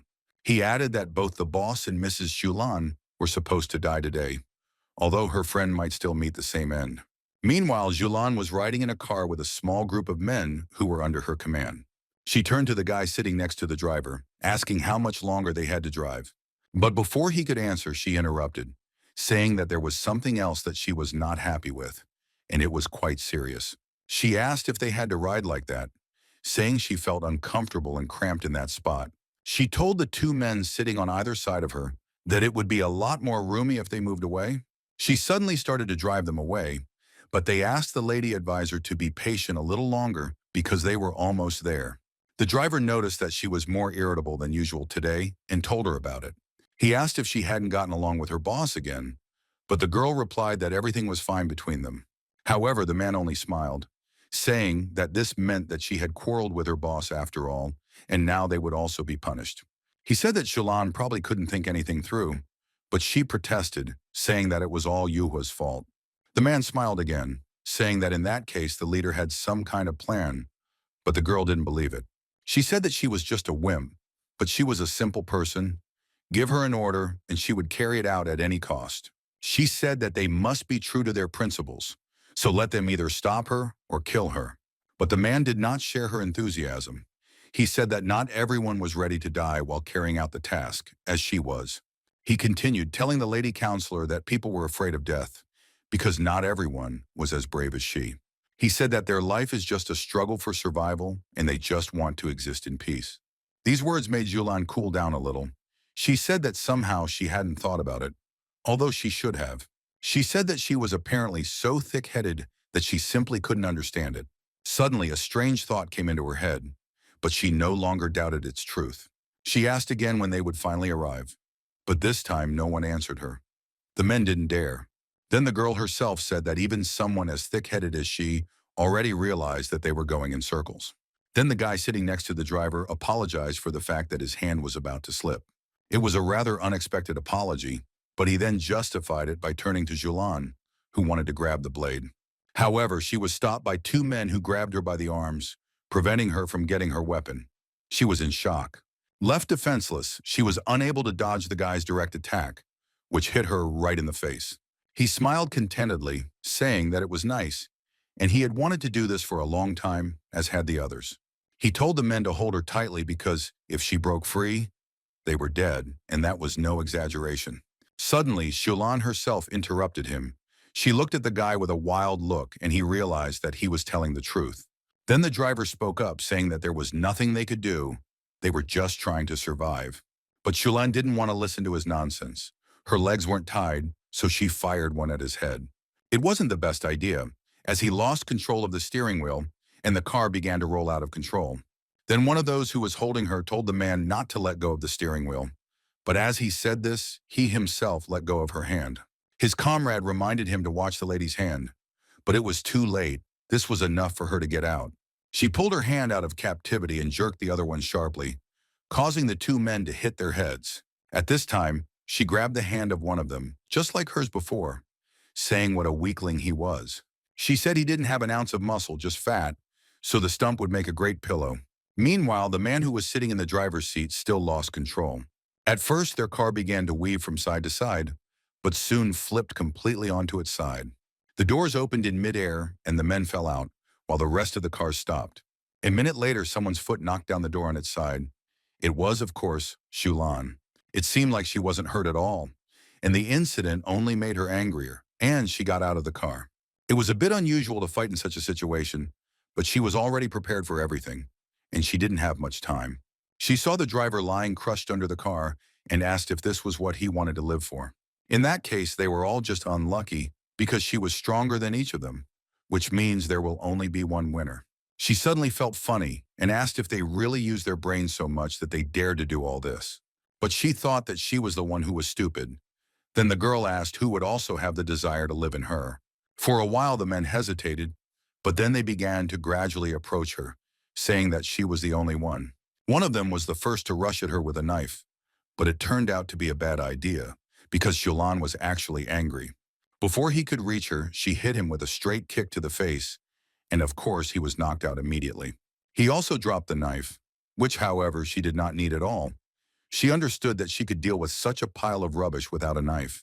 Meanwhile, another guy was already rushing towards her with an axe, saying that this time they would not lose. But these were just words. In an instant, Julan's knife had pierced his hand, which he instinctively extended. Her machete was incredibly sharp, but for some reason it got stuck in her hand, and the man screamed in searing pain. While he stood there, unable to move, another opponent, also with a knife, was already running towards the girl.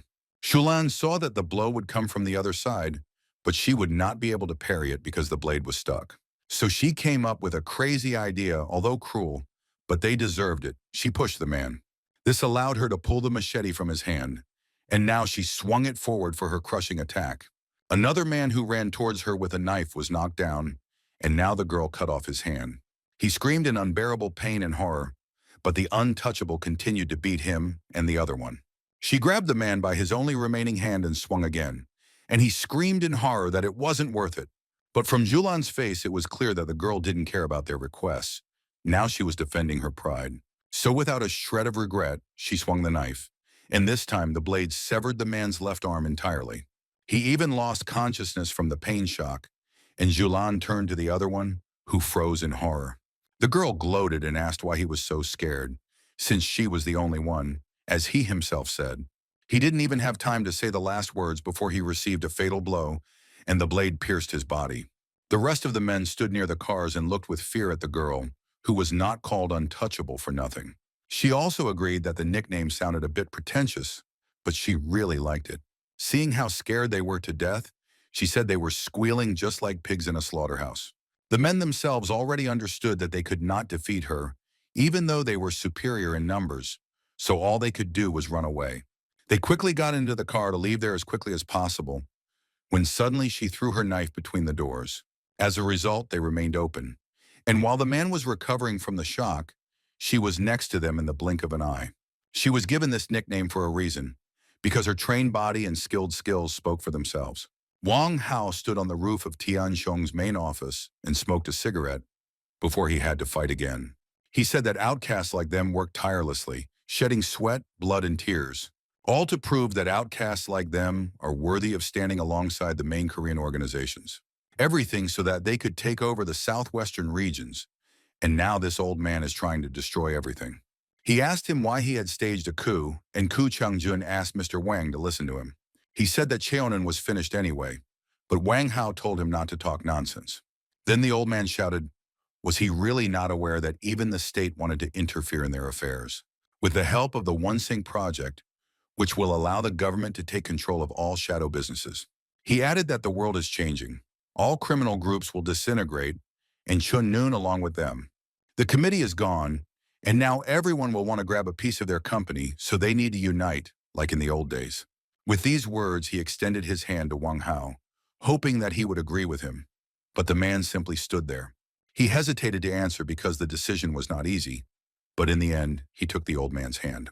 He asked again if all the criminal groups would really disintegrate, and Chun Noon along with them. The old man hastened to assure him that this would be so, but he interrupted him, asking what kind of nonsense he was talking. Then he squeezed his bony hand tightly, saying what he had once told him when the organization was formed. Back then he said that their company would never fall apart, and it wasn't even because of the young female boss. Kyonin is a beautiful flower that blooms only at night. That was their organization. Meanwhile, Julan had already finished with all the men who were assigned to capture her. Now she was sitting on the hood of the car, covered in someone else's blood, but she had emerged victorious from the battle. Wang Hao also had no plans to retreat. He said that just let people try to touch their Cheonan. After all, then they would save the most deadly poison for them. He put a knife to the old man's fingers and then cut them off. It was as easy as cutting a carrot, but the man was incredibly serious. A week later, Tyson met with the Tianshong members again, who, however, did not look very friendly. Xuan and Jin Wong were also there, and the former asked what was going on here, as the atmosphere was tense. He said he thought they were helping them, but they looked like they wanted to kill them right there. Jin Wong agreed with his thoughts, explaining that their boss was attacked by people who pretended to be members of Tyson. And among Tianshongnu, there were also many comrades who were traitors, but now they need time to decide. They had to figure out whether to consider them enemies or friends. And for that, Yi Su and Wang Hao sat at the negotiating table. Wang Hao began by saying that he wanted to apologize, saying that their leader wanted to hold this meeting herself, but was unable to. He argued that this was due to personal reasons on her part, but in reality, he had arranged everything himself. The girl was in captivity, and armed men guarded her everywhere, so there was no way she could come. But Yisu also guessed something like that, asking if a not very busy employee at the currency exchange office would really replace her. He asked if Wang Hao was actually the only one with real power in Tianshong. Hearing this, the man smiled, saying that in that case he would get straight to the point, since the guy had guessed correctly. He leaned forward, asking if Director Bayek would like to join his Cheonung. Yisu was slightly shocked, and Wang Hao continued, saying that they already knew about the One-Sync project. He said that in such difficult times, Tyson might need a good ally. And they Chun-nun are ready to lend him a helping hand. He took a vase from his half of the table and handed it to Yisu. But the boy replied that it was difficult for him to say, since they had already formed an alliance with Ilhak and his knives. Then Wang Hao said that Nika wouldn't bother them anyway, because they were just pawns at the moment. And Su was surprised by such a reaction. Because the man told the truth, he replied that it even bothered him a little. After all, it seems he simply wants to take over their organization, hiding behind alliance and friendship. But Wang Hao told him not to be so narrow-minded, because he should understand who was really behind Cheonan. He rolled up the sleeves of his jacket, revealing his tattoos of black dragons, the symbol of the triad. Meanwhile, it started to rain outside. Xuan was the first to notice how droplets of water started to fall from the roof onto everyone gathered. However, the men continued to stand in their places, waiting for the end of the negotiations, and at that time someone approached them. It was Yulan, whose clothes were stained with blood, who approached one of the loyal team members. She asked where Mr. Wang was, and the man replied that he was currently negotiating with the head of Taisan.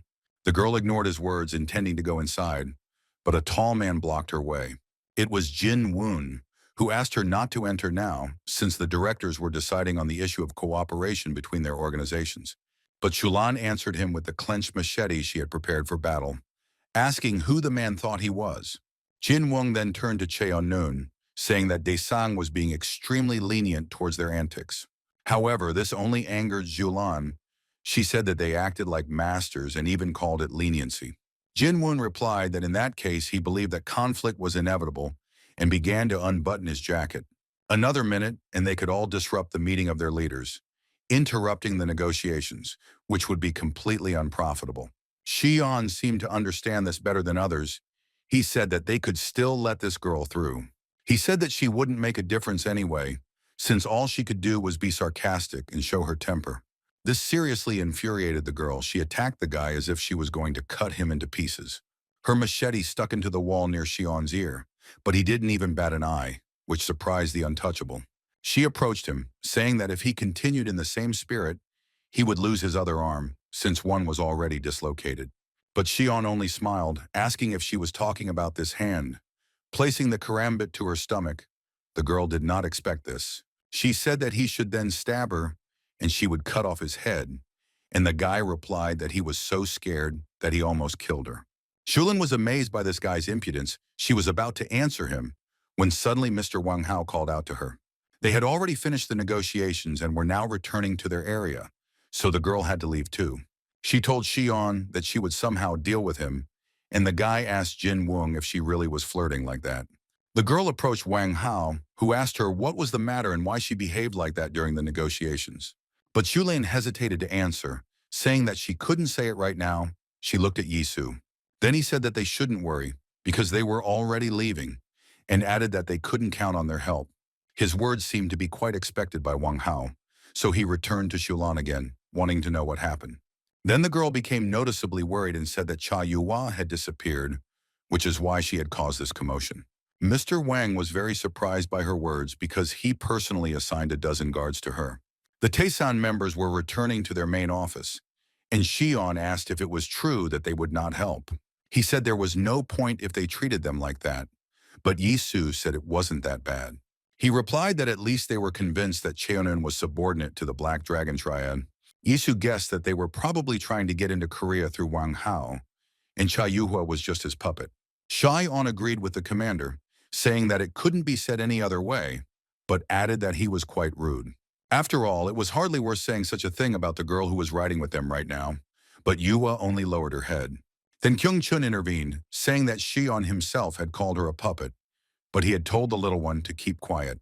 But then he apologized, saying that in fact he was a good guy, because thanks to him they were able to free her. It turned out that everything had been planned in advance, because Yisu guessed that the girl might not be allowed to attend the meeting. Then it was Kyung Chun who slipped under the guards' noses and kidnapped their boss without even starting a fight with the guards.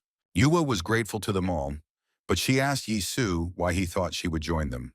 The guy replied that a person who had always lived someone else's life would want to do something like that. This is exactly what his intuition told him, so he decided that the girl would also share his assumptions. But in any case, he said that Tayson was happy to accept her into his ranks, and Laska handed her a cookie. Meanwhile, the men Wang Hao had assigned to guard the chief awkwardly made excuses to him. They said that everything happened so quickly that they didn't even realize when the girl disappeared from the room. One of them dared to say that they had nothing to lose after all, and Wang Hao agreed. But he said that whoever did it thought so too. He found a Chocolate wrapper in the corner of the room. It was Kyung Chun's fault. He didn't think that they could be identified because of this, since he was the one who ate those cookies. Wang Hao clenched the wrapper in his fist, saying that this damn Tayson had crossed all boundaries and it was too much. Meanwhile, Yuhua thought about how it all began, because 10 years ago she went to a regular school. She even had real friends who helped her get out of school unnoticed every time. In another of these cases, they left through a side exit, but unfortunately, she was found here too. Shulan came to pick her up and asked if she hadn't told the girl to leave through the main gate of the building. She grabbed her tie, saying that because of her, they had to make a considerable detour around the school. Then one of her friends asked what she had done and threatened that they would call the police. But Yua was quick to reassure them, saying that everything was fine and it was just her nanny being a bit harsh. Her friends were still a little worried, but did not insist and left, saying that they would write to her at the manager. These were her last memories of them, because from then on they saw each other less and less, and then stopped seeing each other altogether. When she was already in the car, she decided to ask Shulan why she kept coming to her school. She reminded her that she had promised to take care of her, and that kidnapping was not care, but Shulan responded with a question. She asked what she was going to do if she was kidnapped for real, since she was now the head of a trading company. She added that these were not toys for her, because someone could really do this and then return her without several fingers. She told her to think about it and be grateful that she was coming for her, because then this wouldn't happen. Then the girl stopped being indignant. She said that she understood, but asked to be kinder to her friends from school. After all, they were worried about her. At that moment, her phone vibrated with messages. She remembered her friends saying they would write to her, so it must have been from them. But Chulin turned away, saying that the girl was incorrigible. She asked if she was really the boss at school too. Yua told her not to talk nonsense because she was an ordinary student there, respected by many, but she did not command anyone. Chulin stood in the room of Tianshong's main office, where Wang Hao now sat as the director in Cha Yua's place. He addressed the girl, saying that Tai-sung had kidnapped Yua, showing the wrapper that Kyung-chun had dropped. He said that, as Yulan could guess, they would use her to gain leadership at the next meeting. However, he added that Tyson had overlooked one thing, and now it completely changed the course of events. After all, since the committee has disbanded, the Black Dragon Triad will take everything into their own hands, and for this they can do without Cha Yua. However, Shulan didn't understand him and asked why he thought they wouldn't need Yua anymore. To which Wang Hao replied that the most important thing for them was Cheonan, and it was worth considering what he was like now. He added that Cha Yua hadn't really done anything for their company, so there was no point in her anymore. Shulan still didn't understand what he was getting at, but a minute later she was already riding with the team on a mission. She said that they must free Cha Yua at any cost, even if they had to go all the way to the center of Daesan. Min Su, who was riding with her, said that they had already arrived and asked where the best place to park was. The girl told him to drive to the underground parking lot, then they could attack him from behind. They turned into the parking lot, trying to drive quietly and not attract attention. But the main thing was that they were already inside. 3 cars arrived, and from each of them came the men she had selected for this task. Julien was the first to run forward, when suddenly a bright light from the headlights blinded them, and she heard the voice of the head of Tessin. He said that they were late, because he and the guys had been waiting for them for a long time. The girl realized that he had planned everything. She covered her face with her hands, thinking about what to do. But only one thought was spinning in her head. Baek Yi-soo stood leaning against the car, and behind him were the people from Daesan, and they were superior in number. However, this didn't bother Shulan at all. She ran to him, asking where they were keeping Cha Yua. Instead of answering, the guy threw her boss's glasses at her, and this made the girl stop and lower her head. She thought for a moment, and then clenched her glasses in her fist, as she interpreted it differently from what Yi-soo thought. Then the director hastened to explain to her, telling the untouchable to control herself for the sake of her boss. He asked if the girl really thought she could resolve everything with another fight, because that would only make things worse. He told her to think carefully before taking the next step, since they were holding Yua hostage. He joked, saying that you never know what might come into his head if he gets angry, and she got the hint. He told her people to lay down their weapons, and the same went for her, if they wanted to resolve things peacefully. Minsu and the others from Tianshong obeyed him and threw down their knives and axes, for the leader was above all. Only Zhulan remained, and Yisu said that he was waiting for her too, since he feared the girl the most. Zhulan had no choice but to obey, and then Yisu told her to listen to him now. The girl remembered the words of Wang Hao, who said that the most important thing for them was Cheonan. And if everything has already turned out this way, then it's time to think about what he represents at the moment. And also about what Cha Yua did for him, and she was now upstairs in the living room of Tyson and looking out the window. She hugged the phone to her chest, thinking about Shulan, who was probably worried about her and was already looking for her somewhere. Her thoughts were interrupted by Director Bayek, who entered the room saying that she had guests. Shulan suddenly appeared from the door, and Yua could not hide her sincere joy at the sight of her friend. Na immediately began to scold her, saying that they constantly told her to be more careful, but Yua interrupted her. She suddenly shrank like a hedgehog because she didn't know what her reaction would be and said that she was here of her own free will. As expected, this surprised Yulan greatly, and she asked what she meant by her own will. Then Yua said that she couldn't do it anymore, that it was unbearably hard for her to be the president of the campaign. She said she had had enough, but Shulan grabbed her, asking what kind of nonsense she was talking about. But Yua was completely serious. She said that she was so scared that even her hands were shaking now. She had never been so scared before, because before, Zhulan and the people she trusted were always with her. Back then, she was confident that they would protect her, and she could easily become the boss they needed so much. But then her voice trembled, and she said that something was bothering her and wouldn't leave her head. These were the looks of people she trusted, because first they protected her, and then they tried to kill her. Then Shulan shook her by the shoulders, saying that everything was already over and she had finished off all those bastards. However, Yua replied that she no longer trusted anyone. She asked why her friend came here. Did she really want to kill her too? Having said this, her pupils dilated in sudden fear. Shulan stood in shock at her words because it meant that she was abandoning their organization. She suddenly grabbed the girl by the neck, saying that perhaps her leaving had not been such a bad idea. After she deals with her, the Dragon Triad will take control of Cheonung and seize control of Seoul. Jinwung, who was standing next to Yisu, decided to help the girl, but Yisu stopped him by putting his hand on his shoulder. As it turned out, they really should have just waited, because Julan let go of her neck. She said that she wouldn't do it and hugged Yuhua, who was even more surprised thinking about her friend. Her eyes became moist again, but she no longer hid it, and Shulan asked if she had forgotten. She, Shulan, was abandoned when she was 3 years old. The Triad raised her, so removing a couple of people is nothing for her. She said that she chose Yua as her boss, and she can't leave this position just because she wants to. She added that her friend was under her protection. No enemy would touch her with a finger. It was her will. No one could crush Cheonan or hurt her, because she was the untouchable of Cheonan. And Cha Yuhua was her Cheonung. Hearing this, tears rolled down her face because Shulan rarely said such things.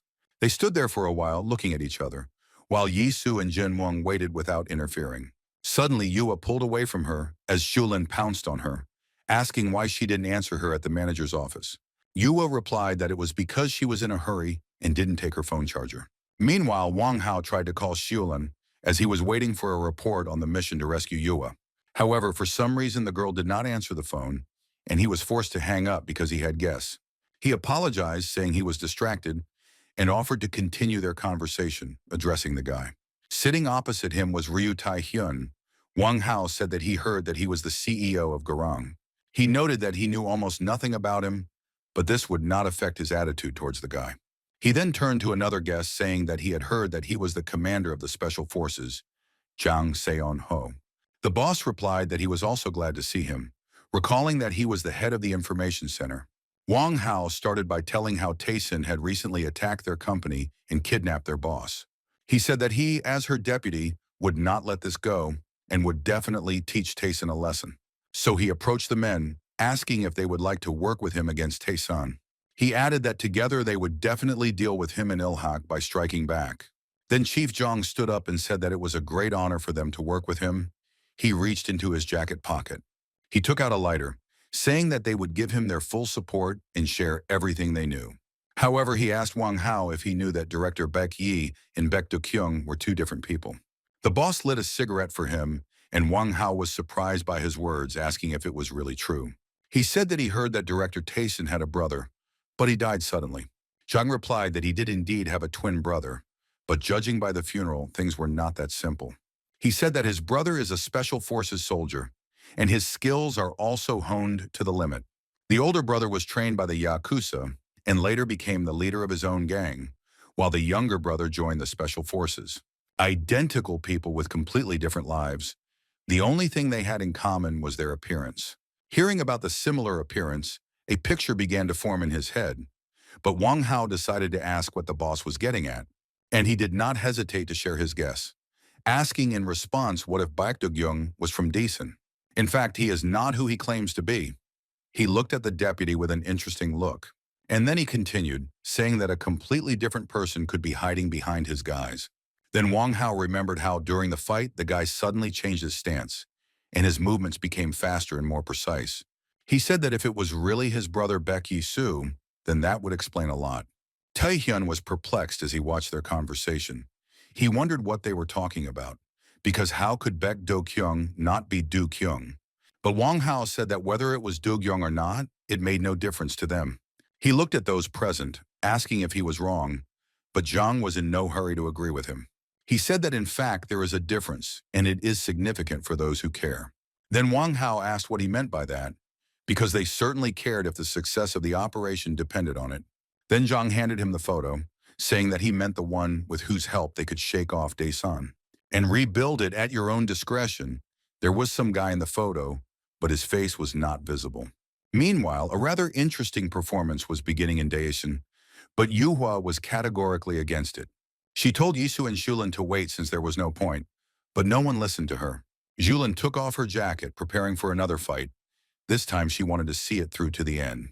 But Yuhua still tried to stop them. She ran up to her friend and grabbed her hand. However, Xulin threw her hand away and turned to Yisu, saying that if he won, she would become his obedient little dog. But if victory turns out to be hers, then they will be the ones to put a leash on him. Yisu silently began to take off his tie. He shared the girl's idea, and the only one who disagreed was Yuhua. She asked what would happen if Shulan got hurt. But the untouchable replied that it would be so then, because she had no plans to retreat, and neither did Yisu. He reached for the knife in his pocket, only to throw it on the floor, turning to Cha Yuhua. He told her not to worry because it would be easier with her friend. He could defeat her with his bare hands. Then Julan rushed into battle, saying that if he let her chop off his hand, she might even let him live. She swung her knife, but Yisu managed to jump back in time.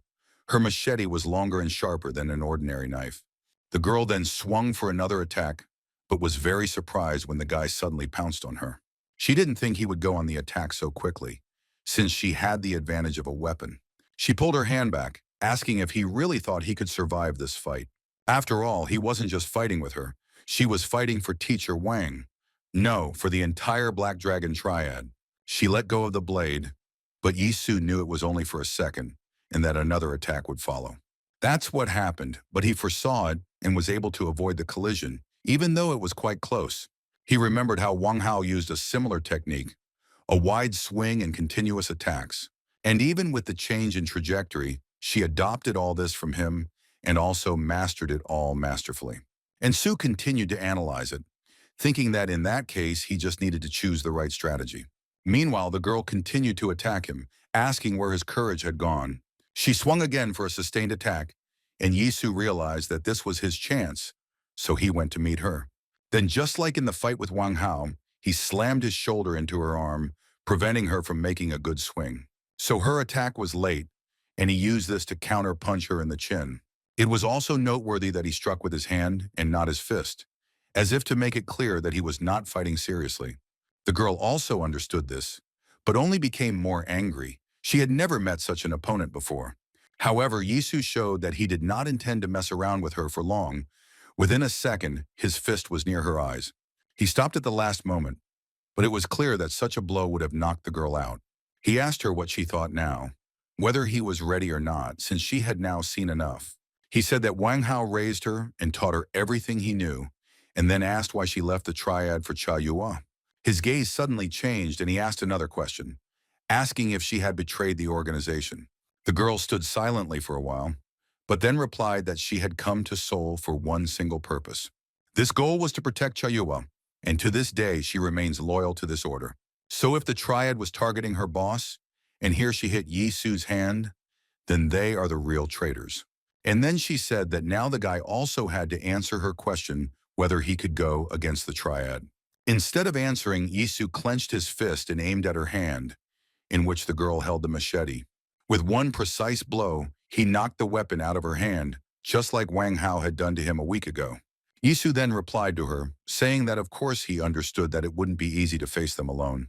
And Julin couldn't believe that he had knocked the knife out of her hand so easily, and this made the girl even more angry. Meanwhile, Su continued his sentence, saying that this was precisely why he had already begun sharpening his knives for confrontation. But the untouchable was not able to give up so easily, so she bent her leg for another blow to the head. She even did a small loop in the air to confuse him, not giving him time to put up a defense. And then, when she thought she had gotten him, she asked with a malicious smile how things were going. However, to her surprise, the guy was able to stop the attack at the last second, and her foot hit his outstretched arm. He replied that the progress was still small, but already noticeable, and the names of the knives he sharpened were Ilhak and Shounen. With these words, he gathered all his strength and spun the girl around, holding her leg so that she lost her balance and fell. He pinned her to the ground with his knee, grabbed her by the throat and swung, saying that it didn't matter who stood in their way. Whether it was Triad, Garang, or the One Sing Project, it didn't matter because they were Desang. He spoke like his brother. Meanwhile, in the Incheon area, Sua was waiting to meet someone because it was very important. She wasn't entirely sure whether he would come at all, when suddenly a car parked near the building where she was standing. Seeing who had come out, Sua thanked these people, saying that she appreciated that they were able to take the time to talk to her. Chairman Lee Sung-min and Choi Jung-ho got out of the car and could not help but respond to the girl's request. But they asked why it was necessary to go so far, to which Sue replied that she would tell them everything later. She said she couldn't do that yet to avoid information leakage, and they went inside. She said that they needed to go up to the 6th floor first, but there were renovations going on there right now, so they should be careful. Adding that it was best to go up the stairs, she led the men behind her, entering a spacious corridor. It looked like an ordinary office, but the doors Sue led them to looked unusual. There was a fingerprint scanner on them, and the girl placed her index finger. The doors opened. It was a small room, more like a hospital bed, because there was a bed in the center. It was covered with a curtain, but they could make out the silhouette of a person lying there. It was also a man. Shungmin suddenly remembered Director Taisan's words, who said that he would introduce them to a certain person someday. Apparently, this was the one they were supposed to meet. Sue opened the curtain and they saw him. Their faces expressed surprise, because the man lying on the bed looked exactly like Director Peck. Sue turned away from them. It was hard for her every time she saw the boss like this, so she went to the window. Sungmin looked at the man for a while, and then asked if this was the real Baek Do-kyung. Young-ho said in surprise that he was in Seoul just now, but Sungmin replied that in that case, it was his brother. His twin brother, Baek Yi-soo, was in Seoul, and the man in the hospital bed was the real Baek Do-kyung. Then Young-ho asked Sua how they held the funeral, but the girl replied that Do-kyung did not die. He was seriously injured and fell into a coma, but his heart was still beating, albeit weakly. So she still kept an eye on him, her voice trembling, and Young-ho apologized for making him remember that. Then Sua said that until Mr. Do-kyung woke up, no one should know about the true state of affairs. So she had to ask them for a favor, and then she took out the photograph and showed it to them. She said that Director Baek's Japanese name is Oyama Rugasaki, and the story is related to the Oyama Gumi clan. More precisely, with its head, she said that they thought for a long time whether it was worth inviting them to Seoul at all. Since the current Baek Do-kyung is not at all like Oyama Rugasaki, they made Yi-soo look as similar to him as possible. However, if the Oyama Gumi find out about this, they will certainly take the bait and rush here themselves. And so it was. The men in suits were already leaving the airport. One of them was dissatisfied with the Koreans' attitude towards them. He said that even dogs meet their owners, But here, not only was no one meeting them, but it was also unclear where to go. This guy said that they need to be reminded of their place so that they will have more respect for the boss. His name was Oyama Shogo. He was a member of the Oyamigumi clan, the deputy head and the second most powerful, and Shogo was also Dogyon's adopted brother. In Tokyo, Japan, in the heart of the Roppongi district, there was a luxury 16-story hotel. Suddenly, a man ran out of it who seemed very scared of something because he even called the police. He told cops that someone was screaming in the top floor suite, and when he tried to enter, a man with a knife blocked his way. The inspector then asked him to calm down and give information about the guests, but he said that he was sure that they were Yakuza. Hearing this, another policeman said that they were completely crazy because this was the center of Roppongi. But the inspector said thoughtfully that the man should have told them about it right away if he was absolutely sure. They were about to go upstairs together, but the police said it was better for the man to stay downstairs. The inspector said that they would try to come to an agreement because if it really was the Yakuza, then everything was not so simple. However, his young colleague thought differently. He took out a gun and entered the floor, telling everyone not to move. There were two men standing in the hallway who were armed, and the police officer told them to drop their knives. But they only laughed, asking if he had really threatened them. And the inspector realized that things were getting serious. He told his partner to stop it, but the guy named Matsuda fired into the ceiling. He turned to the men, saying that it was a warning shot, so they had better listen to it. Then the inspector put his hand on his shoulder, asking if he didn't understand what he was doing. They heard someone come out of the room in the corridor and walk towards them, leaving bloody footprints behind him. The guy who came out to them was Oyama Shogo. He was wearing a white coat stained with blood, and he was holding a katana in his hand. He said he heard a shot and asked who did it, then saw the police and looked at them with contempt. He walked towards them, dragging his katana across the floor, and said that shooting in the hotel was extremely incompetent on their part. Matsuda then took aim at the boy, but the inspector quickly stopped him, saying that he was crazy. He explained to the guy that they had received a call and they had to respond, but they didn't know that Oyama-san was here. After listening to them, the guy said that, in that case, he would cooperate, because in the end, his clan was to blame for this. He turned around, telling the police to follow him as he took them to the crime scene. Matsuda asked the inspector with displeasure why he had been so polite to the potential criminal. But the man told the boy to calm down, because if he sighed in the wrong way near this man, it would be the end for them. He led them into a room that was littered with the corpses of people who had obviously been killed by the head of the Oyamagumi. The boy then explained that some bunch of scum had dared to tarnish the name of the Oyama clan, and now they saw what it had led to. There were two more men standing next to him, also armed, and on the floor there was a red pool of blood from the dead people.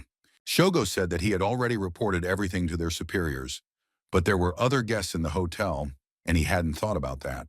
He added that he would offer them a sincere apology, saying that the hotel belonged to his family and that he had probably become too relaxed.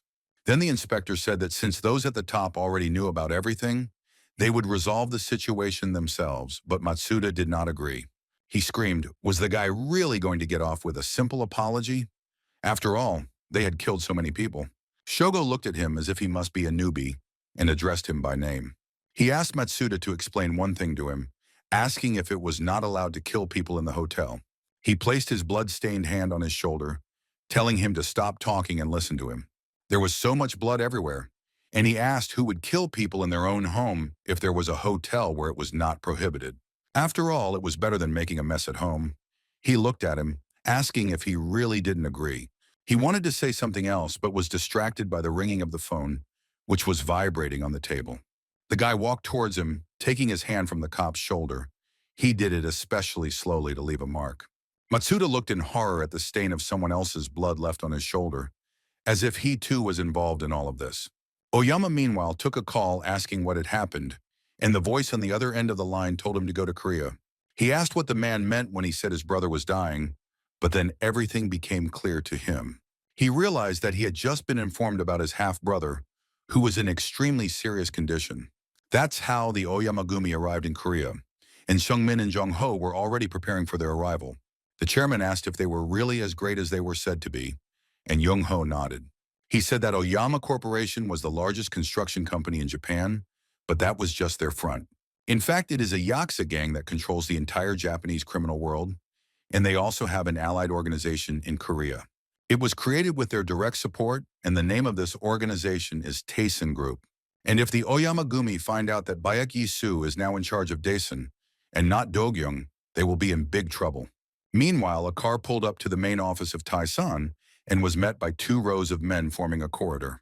The driver opened the door, and a young man with similar red eyes to Baek Dokyung stepped out of the car. He said that the name of his brother's organization was too grandiose for such a small fry, since it translates as Great Mountain. He then saw Chairman Lee Sung-min and Young-ho asking who the young man and gorilla were. Sun-min bowed in greeting and said that he was the chairman of Ilhak, an ally of Daisen. He also spoke about the temporary absence of director Baek Do-kyung, but Oyama Shogo interrupted him, saying that he didn't even know how to talk properly. He asked which of him could be the chairman and said to call Baek Do-kyung, with whom he wanted to talk. This behavior did not please Chong-ho at all. He said that it was too much even for the Yakuza. He added that the head of the organization was standing in front of them after all, and then Sung-min grabbed the suitcase of one of them. The Japanese looked back because they didn't expect the guy to stop them, but it seemed that's what he wanted. He turned to Shogo, saying that their insignificant and weak organization was not even close to their great clan. Therefore, they were unable to give them a proper reception. With these words, he took the suitcase in his hands. He bowed again and asked them to show their boundless generosity, and they would not remain in debt. Seeing him bow down, Oyama Shogo said mockingly that it was somehow not chairman-like to bend one's neck in front of others. Of course, Sung-min didn't like it either, but he thought that he was willing to do it as much as it took if it would help protect the others. Then Shogo approached him and said that it was quite good, since this was how he showed his respect to their clan. However, he noticed that the man behind him continued to stand up straight and at the same time reproached them for disrespect. Sun-min became worried, saying that there was a misunderstanding, but Shogo had already given orders to his men. He told a guy named Nobu to teach this man a lesson in etiquette, because if an old tree doesn't want to bend, then they will cut it down themselves. The guy swung the axe at Chong-ho, and the old man did not expect this at all. At the last second, he managed to step aside, and the axe only cut through air, but it was quite close. The Japanese Nobu smiled wryly when he saw that the old man was well-trained and was able to dodge. But he had already been given an order, and he was about to carry it out, so a moment later another blow flew in his direction. Sun-min watched all this and wanted to intervene, but Shogo put his hand on his neck, telling him not to make a fuss. He said with a strange smile that they would just shed a little blood and go back to Japan. After all, he hadn't come here for them, those Korean bastards, so he asked again where Baek Do-kyung was. Meanwhile, Nobu had managed to hit Chong-ho, and now the spot from the wound on his shoulder was getting redder and redder. The old man noticed this, but he saw that the enemy was not satisfied and wanted to attack him again. He swung the axe again, but this time Ilhak's second knife knocked his weapon down, swinging itself. He said that he apologized in advance if he suddenly got carried away and prepared to hit the guy back. Sun-min and Shogo simply watched them, or rather Shogo did not give Sun-min a chance to react.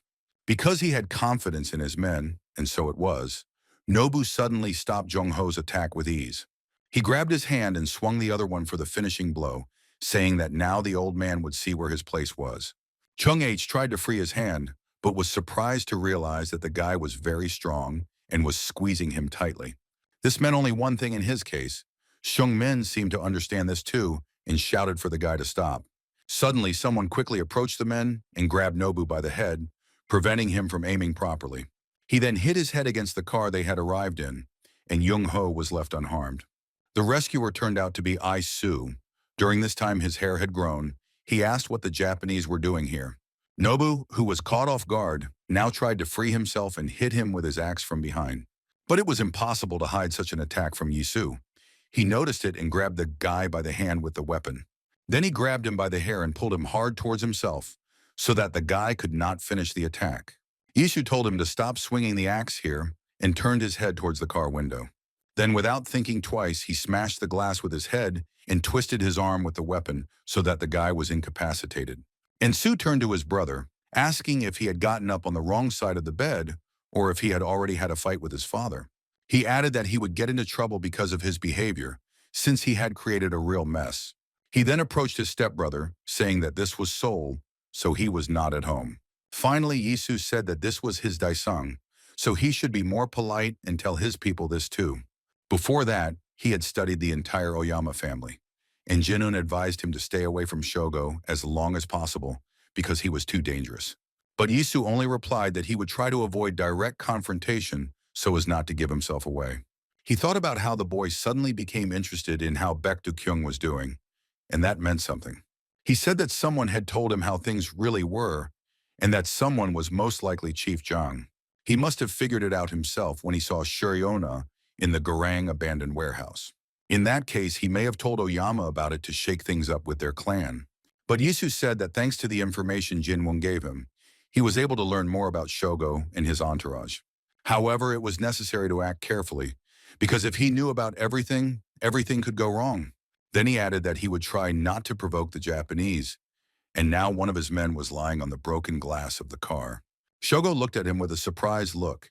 He asked again if it was really Baek Do-kyung standing in front of him.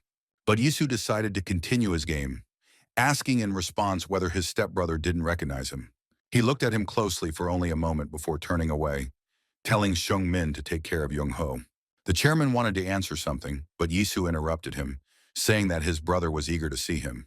And Shogo still stood and silently looked at him, because he didn't quite believe that this guy was Do-kyung. He had the same face and tattoos in the traditional Japanese style, so he doubted it. Because at the same time, for some reason, it seemed to him that something was wrong, but he didn't yet understand what exactly. Shogo turned to Shung Min, asking if his bratty brother was really the chairman's boss. He said that in that case he was perplexed, because how could someone with the surname Oyama grovel before someone? But Yisu told the guy to stop lying, because everything was not like that, and not to make him angry. He began to straighten his tie, saying that he simply found it unbearable to be in Japan and had left. After all, while his brother was watching his every step, for some reason imagining himself to be in charge, he could not remain there peacefully. Now Shogo no longer doubted. He said that Do-kyung was in his usual repertoire, just as stupid and reckless. Although he might have been ashamed to behave like that in front of the clan, since there are certain rules of etiquette. This kind of behavior cannot be tolerated, and the guy in the purple jacket, as if on cue, pounced on him. A knife appeared from somewhere, and he quickly swung it near the director's neck. Yisu managed to jump back, but the attack was clearly intended to finish him off, and that was alarming. He recognized the guy. It was Ishizuka Kaido, Oyama Shogo's assassin. He remembered studying his file. It was also written there that he had never met Baek Do-kyung in person, so he grabbed the guy by the hand. He asked if he wasn't higher in status than him, since he was seeing him for the first time in his life, and didn't show a drop of respect. And Sue said this in Japanese so that the guy would understand, but he only swung his foot at his head instead of answering. Then Yisu realized that the guy didn't give a damn who he was, and if that was the case, then Shogo definitely suspected something. He looked at him, saying that he was probably angry because Do-kyung was rude to him. Then Yisu realized that now he had to show who was in charge, because his status depended on it. His hand was already reaching for the knife, but at the last second he realized that it was better not to take it out, because then he would give himself away completely, because Shogo knew exactly how his half-brother fought. In this case, all that was left for him was fist-fighting, when suddenly unexpected help came to him. It was some guy in a white suit who blocked Ishizuka's punch with his elbow. Then he deftly grabbed his hand and with a precise movement twisted it, taking out his invariable karambit. He also hit the guy just above the calves, causing him to lose his balance and go down on one knee. Shion said rather contentedly that it seemed like the guy was a newbie since he couldn't counter such basic moves. His own hand had already healed, and now he could fight fully again on Tayson's side, protecting his boss. Shogo, who was watching all of this, was surprised to think that there was someone in Korea who was able to neutralize Kaido so quickly. Meanwhile, Nobu, who was thrown onto the car, came to his senses and was now very angry at Do-kyung. The Japanese was thirsty for revenge, because he had not yet managed to show his enemy everything he was capable of, so he looked at him angrily. However, his view was blocked, and at first the guy didn't even understand that it was for him, because the man was just standing there. The man turned out to be Jin Wong, who noticed that he had woken up and wanted to attack Director Taesan. But the guy didn't plan to change his goal. He grabbed an axe, telling the big guy to get out of the way. He was almost as tall as Jin Wong, and his build was also strong, making him a strong opponent. Shion also saw this sight, surprised by the face of this Japanese man, because he was almost the same as the gorilla uncle. But it turned out to be his mistake. When he looked away, Kaido took advantage of this and swung his blade at him. This caught Shion off guard, but thanks to his quick reflexes, he was able to dodge, although the boy had now escaped. There was a mark on his cheek because the knife had still hit him, but something else surprised him about this Japanese man. He was able to free himself because he twisted his arm and escaped his grasp. Shion said that he was not a timid man. Nobu meanwhile grabbed his shoulder and thrust it back so hard that the sound of bones could be heard. It was terrifying. Then for some reason, Yisu took out a lighter that had once belonged to his brother and was then given to him by Sue. Shogo saw this too. He strangely jutted his chin forward, looking thoughtfully at his stepbrother. Nobu was already warming up his hand, getting ready to attack Shion again, and he asked if it really didn't hurt at all. However, their fight, which had not yet begun, was interrupted by Shogo, who placed his hand on his shoulder, telling him that he did not have to continue. Now his doubts were dispelled, so there was no longer any point in it, especially since they were here as guests. He turned to his brother, calling him Rugasaki in the Japanese manner, and suggested that they forget about this misunderstanding. He put his hand on his shoulder, saying that it was all just a joke, because he hadn't seen him for so long that he didn't recognize him right away. However, at the same time, his hand squeezed Isu's shoulder, and he understood what it meant. There was still a bit of doubt in him. He waved his hand off his shoulder, telling his brother not to joke like that because he was not very good at it. For some reason, Shogo smiled. Now interesting thoughts began to creep into his head again, so he asked, would his brother lend him a lighter to light his cigarette, since he had just come from the airport and hadn't had time to buy any cigarettes yet? But Isu had studied his half-brother well, so he guessed that this was a hidden test. He asked if the guy had started smoking after he left, and he replied that it was something like this. Then Yisu handed him a cigarette, and he put it in his mouth, saying that his brother seemed to have no idea. Yisu didn't understand what he meant, so he simply handed him the lighter, and he held the cigarette up to it. Director Tayson said it was quite easy to do, but Shogo replied with a grin that he really didn't know.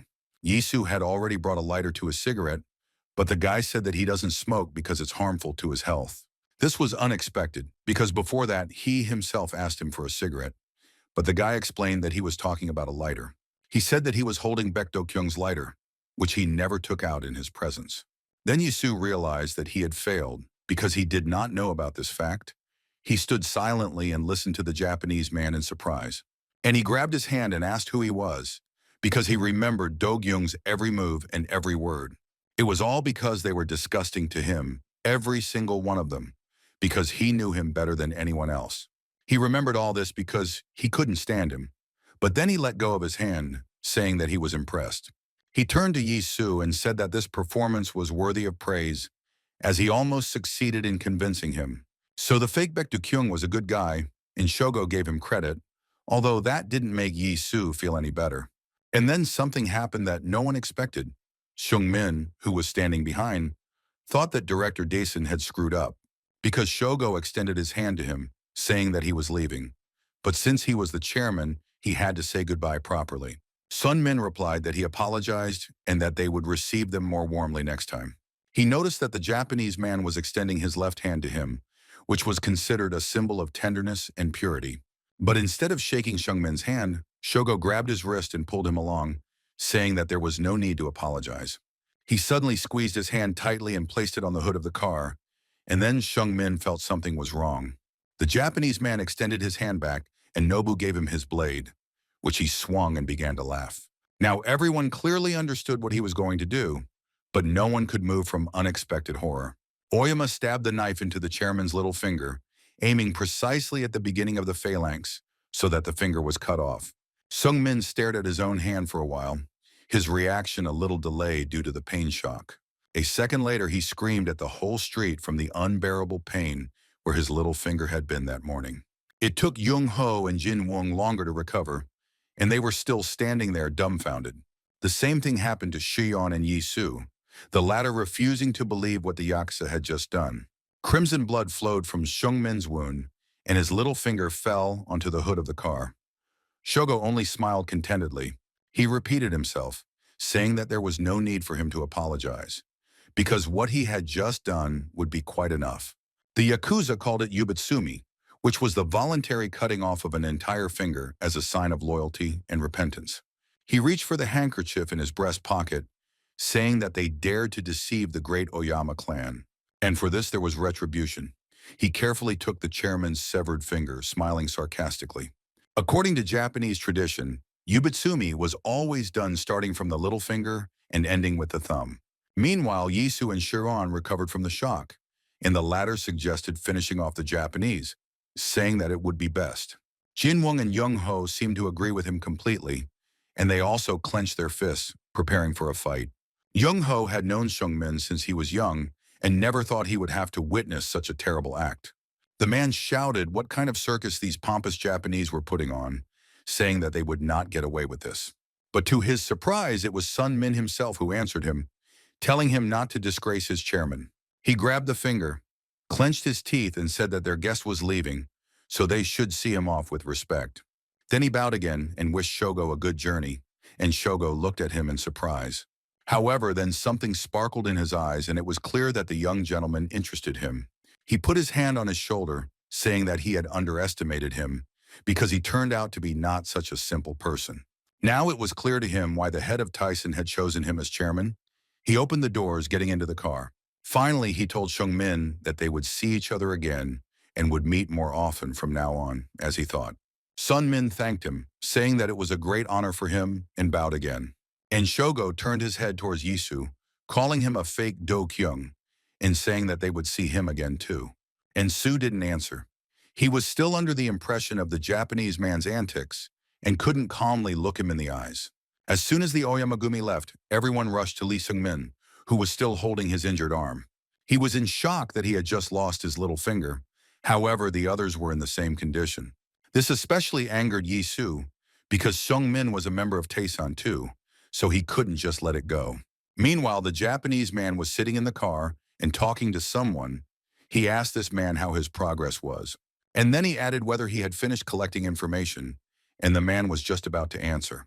His name was Ganji, and at Shogo's request, he and his squad were collecting data on the latest events. Ganji replied that they had just finished, and now they had information about everything that had been happening in Korea recently. He said that everything turned out to be much more interesting than he thought, and Shogo replied that he completely agreed with him. Ganji then explained that some of the data was different from what they had received previously. For example, one of the facts was that Baek Do-kyung had a twin brother who died not long ago. Hearing this, Shogo's eyes lit up, and he said that in that case, that explained a lot, but the man didn't understand. Then Oyama said that he had already seen him, a talentless parody of Baek Do-kyung, which meant that the real Do-kyung was dead. Ganji added that they discovered another fact, saying that the committee of the bandit groups was dissolved. It seemed that an era of war was approaching, and yet not only had Taesan not disintegrated, but it had also significantly expanded its spheres of influence. They joined Ilhak, but this was only part of their cunning plan.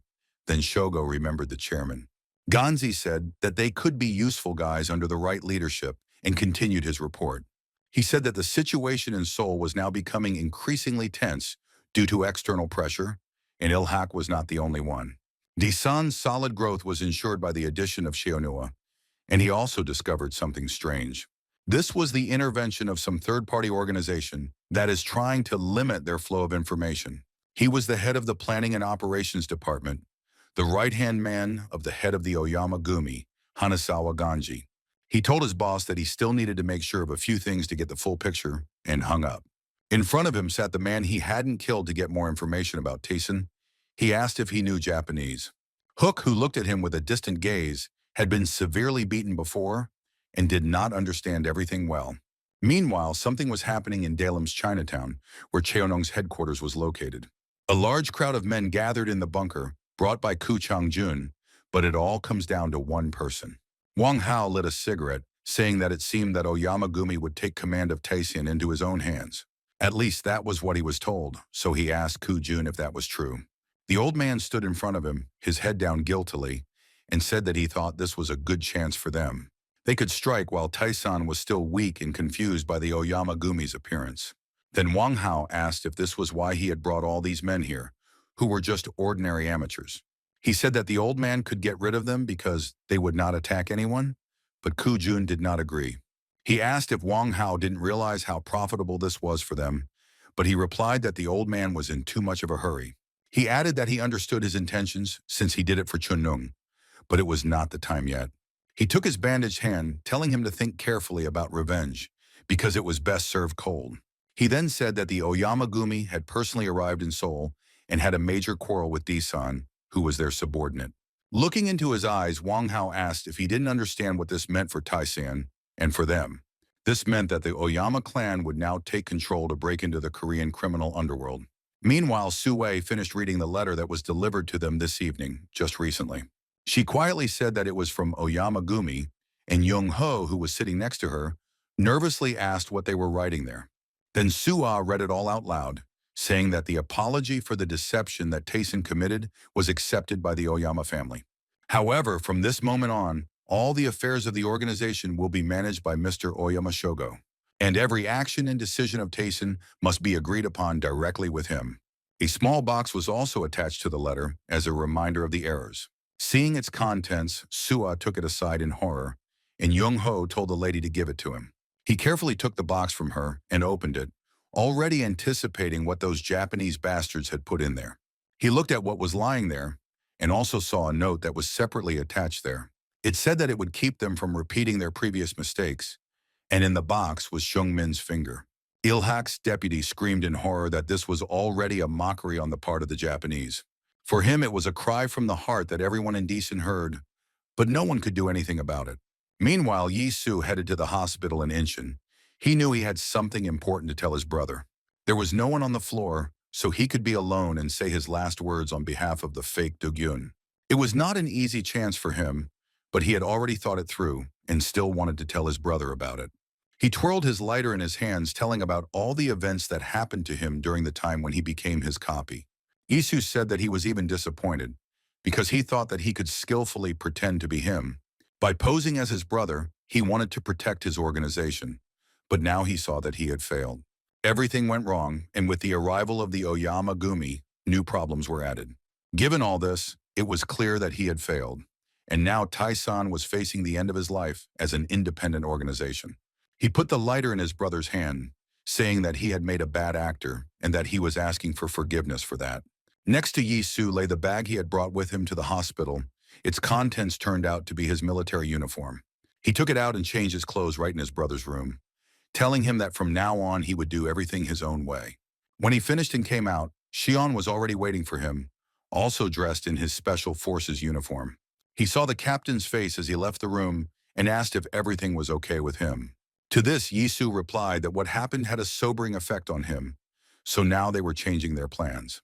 Shion asked how far they could go, and the captain replied that since everything had been revealed, there was nothing holding them back anymore. Now they will destroy everything in their path, and with these words they headed towards the exit. Shion put on his mask and hood as he usually did, and asked what their first target would be. And Su said that first they should deal with the Oyamagumi, and he would deal with Shogo personally.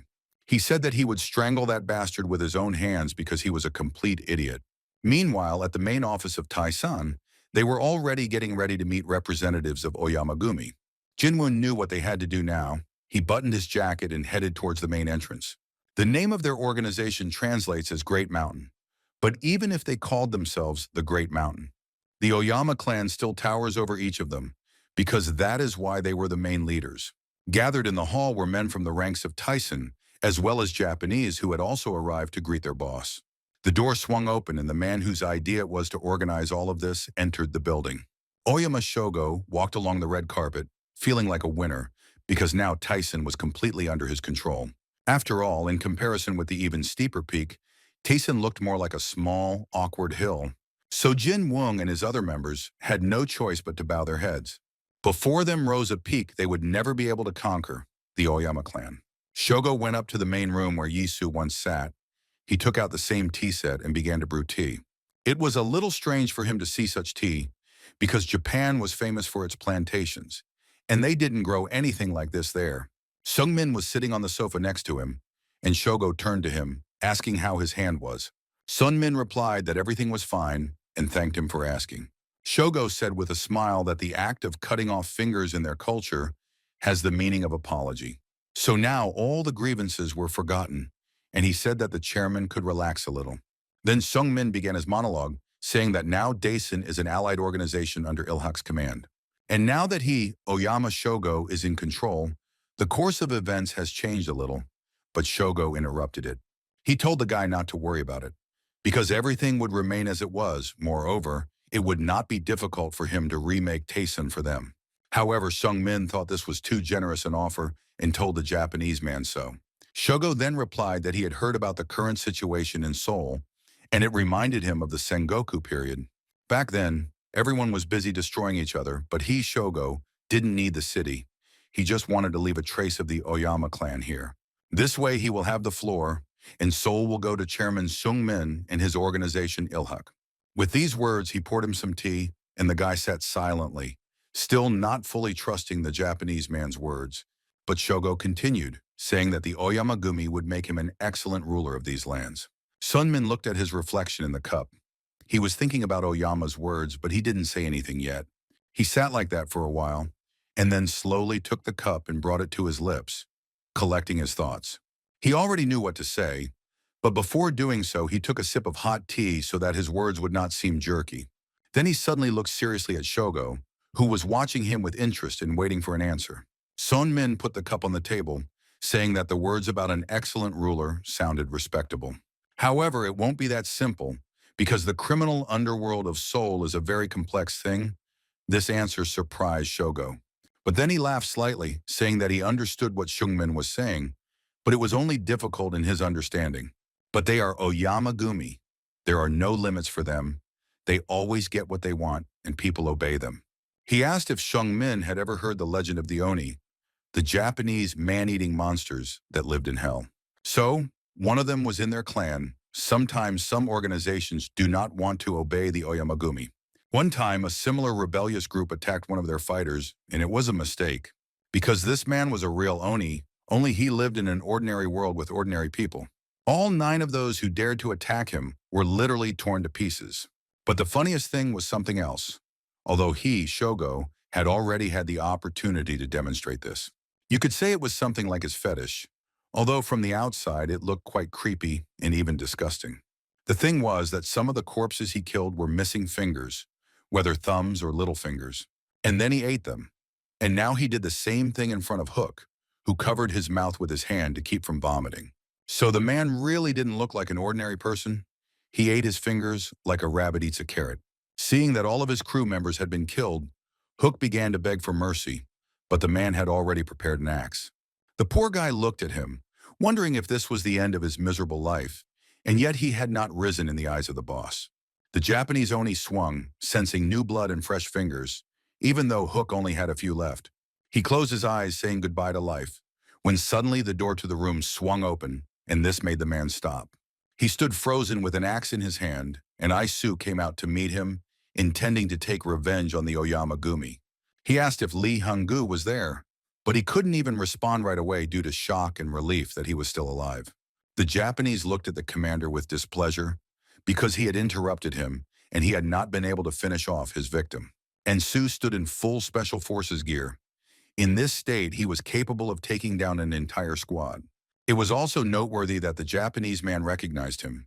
It was Nobu, whom the guy had already beaten that morning. Like all incredibly strong brutes, he was a bit of a slowpoke, so he still saw the guy as Rugasaki. However, Yisu exposed himself, and then Nobu said that he did not want to deal with the imposter. He sent his subordinates to deal with him, and they did not believe that there was someone else in front of them, because they were very similar to their brother. One of the men agreed with the general opinion, saying that the boy was exactly like their old leader, Do-gyung. With these words, he pounced on him, saying that all his life he had dreamed of stabbing this bastard at least once. Isu blocked his attack by thrusting his knife forward. He noticed that the man's skills were not very good. Therefore, it was not difficult for him to quickly grab his hand and bend it so that he put the knife to his own throat. The commander hesitated for only a moment, but then pressed down on his hand and it pierced the man's throat. The rest of the subordinates watched this with wide eyes. They realized that the enemy would not stand on ceremony. Nobu also saw this, and although he himself was quite cold-blooded, Isu's actions greatly surprised him. The man who was wounded looked at him angrily. He grabbed his throat, squeezing it. Then the others seemed to recover from their shock, pulled out their weapons and ran to help their comrade. However, Yisu was faster. He decided to act preemptively and was the first to pounce on the one who was closest. At the last moment, he turned the attack into a throw and threw the knife straight into the forehead of one of the attackers. Death was instantaneous. There was one more man left who screamed, "How dare this bastard kill his friends in front of him?" He swung and launched an attack, but Yisu successfully dodged it and then hit him with his elbow, leaving him confused. He realized that the guy had been specially trained because he was able to hit the pain point, and now everything was darkening before his eyes. He fell and lost consciousness, dropping the knife, and Yisu looked at them with disdain, thinking that the fighters in Japan were no better than theirs. There were some exceptions, though, and one of them was this guy who swung an axe at him. Nobu put all his strength into the blow, but Yisu was able to dodge, and the axe cut through the air, making a large circle above his head. This time the commander realized that he had to seize the initiative and took out his knife, preparing for a counterattack. Nobu swung his axe and struck where Yisu had been a second ago, but the boy jumped away from the attack in time. Then the Japanese grabbed the axe with both hands and attacked him. The fight seemed amusing to him. And soon noticed that the man was quite fast for his size, so there was no time to hesitate. Nobu struck from below, and the commander had to take the weapon in both hands to repel this attack, because the difference was great. He was saved by the fact that he had a special blade that could fight even against an axe, and they ran at each other. The Japanese did not expect that the guy would be able to defend himself from such an attack. He said that he had quite good abilities. He added that Yisu was almost as strong as his twin brother, as only Rugasaki could defeat him so far. Instead of answering, Yisu gave his full name, Onizawa Nobuhito, and explained that he had been studying his file. They fought, and it turned out that Yisu was constantly retreating, and now he found himself with his back against the wall. But this was planned so that the enemy would feel superior, because as they say, strength is strength, but intelligence is not needed. He said the last thing out loud, which greatly angered the Japanese, who rushed at him with a new wave of rage. He swung, but this time Yisu was faster. He grabbed his hand and cut his stomach with the other. Nobu couldn't foresee this. For a moment he just stood there, gathering his strength, but quickly came to his senses. He finally finished his attack because Yisu let go of his hand, but the guy ducked. Now he found himself in a rather advantageous position. Because Nobu's axe was stuck in the wall, it hit him in the chin. This blow was already more noticeable for the Japanese. He began to doubt his strength because he underestimated the guy. Meanwhile, Yisu swung his knife to finish off the thug while he was still unconscious. Although the man saw this and even attacked in response, he did not have enough speed, and the commander easily dove halfway through the blow, stabbing him in the ribs. Nobu's knees buckled and he sank to the ground, now realizing that in front of him was a real copy of Ryugasaki. The axe fell from his hand, and he looked in surprise at Yisu, whom he had not even managed to hit. And the guy said mockingly that the Japanese was strong, but his accuracy was a little lacking. Then he suddenly changed. His look became terribly serious, and he told the man to attack again. Of course, this clearly revealed that he was not Baekdugyung, and Hook noticed this, but such a cover was no longer necessary. And Su went down to him, asking if he was okay, and the man replied that he had only gotten scared. He then asked who he was, and Yisu extended his hand, saying that he was his boss for now. He asked if he could stand up on his own. Hook nodded, but he still didn't fully understand the guy's words. He wanted to ask what it meant, but he didn't have time because he noticed that the enemy behind him had already recovered. He became scared again and warned his boss about the threat, but Yisu didn't seem to care at all. The commander knew that the enemy was now disarmed, so he simply moved away from the attack. Nobu didn't think he could do it, as he was counting on a frontal attack, but Yisu grabbed his arm. He then threw it a little to the side and prepared for his blow, which was supposed to finish him off. He told the man to prepare to end his life, and Nobu was momentarily overcome with fear. But it was too late. Yisu threw him down and crouched down to jump, preparing for the decisive blow. He jumped back, and while the Japanese was still falling, he found himself in the air above him, swinging his leg. He then unleashed his blow, which hit his opponent's leg, leaving him unable to get up. At the same time, Yisu hit him in the head with his hand, and he tried with all his might to keep his balance. But it was no use. Both of them landed, but Yisu managed to do so first, so he was already preparing for another strike. Nobu was not himself. He was already not thinking clearly, and understood that one more attack like that would be the end for him. And Sue didn't wait for him to recover. He delivered a kick right to the jaw, and that should have been enough. The Japanese fell to the ground with a crash. Now he was no longer able to even get up, which meant his defeat. Hook watched this entire scene, increasingly doubting that it was director Baek Do-kyung in front of him. The guy's style of wielding a knife had changed, and he was also good at fighting techniques, which is something Hook couldn't say about Do-kyung. But he thought that it was not important now, because the main thing was that the enemy was defeated. But here he was mistaken. Nobu told the guy that these were all cheap tricks that he would never be able to use to defeat someone like him. And Sue was even a little surprised by this because he thought that the enemy would never get up again. But he turned out to be a tough nut to crack. Despite his wounds, the Japanese rushed at him and spread his arms as if he wanted to knock him down, as in wrestling. However, the man forgot about his advantage. The guy still had a weapon, and he simply used it. He waited, and when the enemy came close enough, he attacked him in the head, and he winced in pain. Now Nobu was really angry. He didn't care about his wounds. He wanted to hit him at least once. Just once. But Yisu dodged all of his attacks, and this was truly amazing for the Japanese. Moreover, he hit back, and his blows were always strong and precise, just like this time. He hit his opponent in the jaw, and then in the stomach, and this time Nobu even started bleeding from the mouth. He clenched his teeth, thinking that even if he died here, he had to touch this lousy freak at least once. The Japanese gathered all his remaining strength and put it into one attack, which Yisu was still unable to block. This time he added more speed, so the blow was more unexpected than powerful. But the Japanese was glad about this too. He thought that he would finally be able to defeat him, because this was only the beginning. However, as it turned out, at the last second the commander was able to stop the blow right at the head, so now he was holding his hand. Then he grabbed his elbow with his other hand, asking if that was all he could do. In that case, it looked more like the pitiful agony before death than like real blows. He pressed hard on the bone in his arm and broke it, twisting his arm, and the Japanese man looked on in horror. He screamed in unbearable pain and fell to the ground, with Yisu standing over him like an executioner.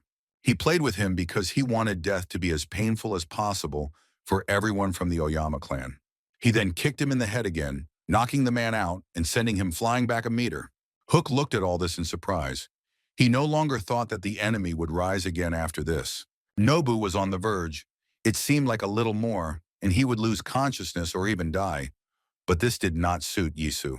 He pressed his knee into the floor, telling him not to pass out because he wasn't finished with him yet.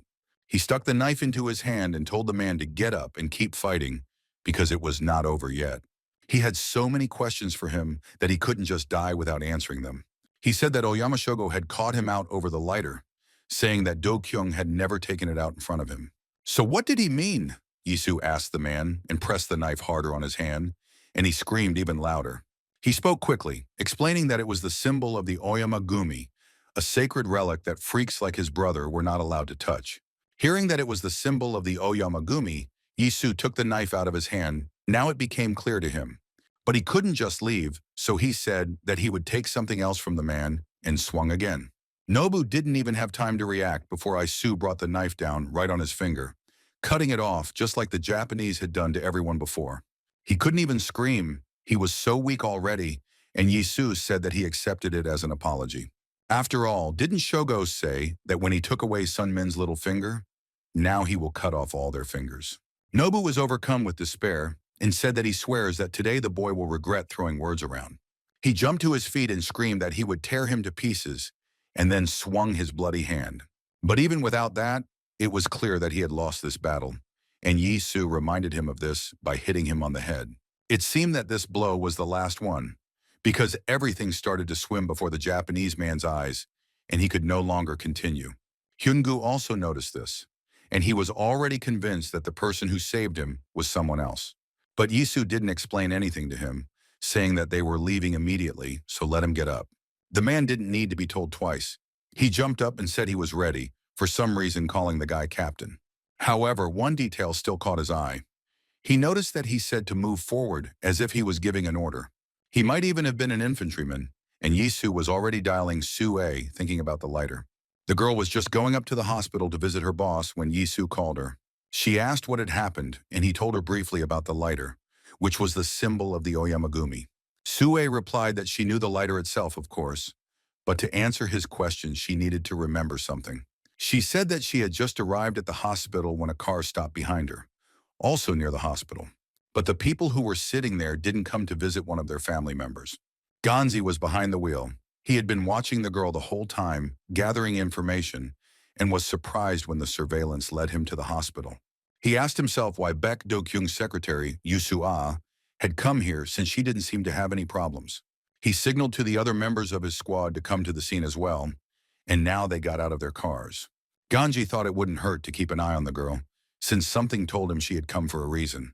He took some edible balls, most likely drugs, and said that he would find out everything himself. Meanwhile, Sue had already entered and was climbing the stairs because she tried to avoid elevators. She was still talking to Yi Su, asking about the true meaning of the lighter he mentioned. The guy asked her to get information about the Oyama Gumi symbol, since this is exactly what Shogo caught him doing. But the girl replied that she wasn't sure that she would be able to do it, because it wasn't that easy. She said that she only knew that Director Bayek always carried her with him and treasured her very much. Then Yisu guessed that perhaps it was because of what was engraved on it, since he remembered it. However, the girl herself did not know this. She said that only Director Bayek himself could answer this question. She couldn't finish her sentence because she entered Do-kyung's room and froze in surprise. What she saw caused the phone to fall out of her hands, and Yisu, hearing this, asked if she was okay. But the girl didn't answer. She couldn't even take a step from the grip because she was looking at the sitting Do-gyun. He was sitting on the bed holding his lighter in his hands when he suddenly heard the door open and turned to her. Sue couldn't say a word because until the very end, she couldn't believe that her director was sitting right in front of her. He said that he kept wondering who it could be, and it turned out to be her. And Sue, hearing what he was saying, covered her mouth with her hands. She was both scared and happy at the same time, and Do-kyung turned to her, saying that it was as if they hadn't seen each other for 100 years. Finally, the girl was able to answer him, saying that the director was not far from the truth, because a lot of time had indeed passed. Meanwhile, Ganzi and his men also entered the hospital. He still didn't know where exactly the girl had gone. Then he noticed a notice on the wall near the elevator, and it caught his attention, so he walked over to it. It said that the 6th floor was closed for renovations due to the need to replace windows, so entry there was prohibited. But this seemed a little strange to the man. His instinct told him to check this floor. He told his subordinates to move on, and he would look for another entrance if the elevator was not working. He thought that the secretary had put all her business aside and traveled such a long way to come here. There was definitely something wrong here, and he wondered what Tyson was hiding, but they would soon find out everything. Meanwhile, Sua recounted all the events that happened while Director Bayek was in a coma. Do-kyung listened to the news and did not hide his disappointment, especially the latest one that surprised him. Sue said that the committee had disbanded and Oyama Shogo had taken over his organization just the day before. Then Do-kyung tried to get out of bed, saying that he had no time to lie around there, but the girl said that it was not worth it. He added that he needed rest and peace, so she would call a doctor, and he should lie down and not get up. He couldn't overexert himself because he was just coming to his senses, and everything else could wait. She said that he could rely on them in everything, but she didn't know that the Japanese were already climbing the stairs. They entered the floor through the fire door, but were met there by Jin Woon, who came with his secretary. One of the men recognized him, saying that since he was here, they definitely had not come in vain. Jin Woon had the rank of Chief of Security of Taisan, and he said that they would not go any further. The men were surprised by his courage, asking if he was crazy, but the big man said he didn't care who they were. Then one of them put his hand on his shoulder, telling him not to push it, because they were with the Oyamagumi. He asked who he was working for, because no matter how much he barked, the owner still wouldn't hear him or praise him. But the man didn't know that in front of him was Tyson's most loyal man, Jin Woon, who grabbed his head. The big guy said he had nothing to fear from such brats, and then slammed the man's head into the floor. The rest of the Japanese did not expect this. They stood in surprise, still not believing that he dared to attack. They started to draw their knives, but they were too late, and Jin Woon was able to easily dodge and hit the next one. It was not for nothing that he was called the Rock of Tesson, because his blows were like hailstones, and the Japanese felt it well. There were 3 of them, but now only one remained, who seemed to have changed his mind about fighting him alone. He grabbed the knife with both hands and shouted that the brute would regret attacking their clan. To this, Jin Woon replied that he had enough regrets, because he had once failed to protect his director. With these words, he approached the man and grabbed his knife with one hand, and he retreated back in fear. Jin-woon continued, saying that a dog that is unable to protect its owner is not worth a penny. And now he said that it was the turn of the Japanese to prove their loyalty to the clan they had used as a cover. The man's legs gave way and he fell to the floor, looking at the big guy from Taisan, who now seemed even bigger. But Jin-woon was not only tall but also strong. He squeezed the man's hand so hard that he screamed. His cry was heard by Ganzi, who in the meantime had also gone up to the floor from the other side. He was just walking down the corridor when he heard the cry of one of his men, and then he saw the whole picture for himself. But it was on the left side, and he came in from the right, so instead of Jin-woon, he was met by two other men from Disan. One of them blocked his way, saying that entry was prohibited, but Ganji hit him in the throat. It happened so quickly that the man didn't even have time to get his knife out, and the Japanese man had already rushed at the other guard. He only managed to put his hand in his pocket and grab the knife, but Ganji did not let him complete the action. He swung at him, and the man realized that he had lost, because his opponent was experienced. Ganji attacked with a strange weapon. It was something like a bent knife, but not a karambit. He said that they were still lucky. This was because they were in the hospital, and if the men pressed their wounds harder, they might survive. Then he bent over one of them, putting his hand in its pocket, for he knew what he had to look for. He was hoping to find some kind of pass into the room, since it was not for nothing that those two were guarding it. This item turned out to be a key card. It wasn't difficult for Ganzi to find the right room. As it turned out, there was only one on the floor. He walked inside, still wondering who or what was there, as Taesin guarded the place very heavily.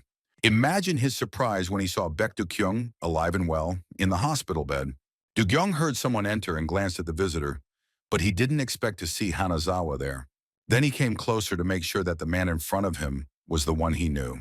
There was no doubt it was indeed Ryugasaki, and Ganji greeted him, taking out his knife. Meanwhile, Soo-ah found the doctors and reported to them that Do-kyung had regained consciousness, and now they ran together to his room. On the way, the girl noticed two men who were assigned to guard his room, but for some reason they were wounded.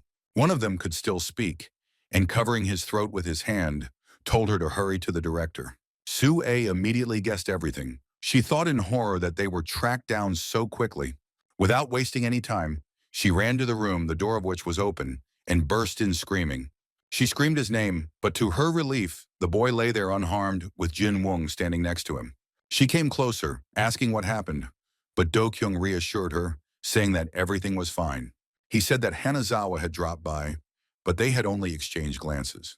They had a peculiar relationship, but Soo-ah had nothing to worry about since he had already left. Do-en then tried to get up, asking where his phone was, and Soo-ah replied that it was with Mr. Baek Yi-soo. Do-kyung smiled, saying that he forgot about it, and then asked for the girl's phone number, asking if she would lend it to him. He really needed it. Because he had to solve some issues, his gaze suddenly became serious. The man who was already finishing his work heard a phone ring, and he wondered who it could be. He had gray hair, which made him look like an older man, but not yet an old man, and he answered the call.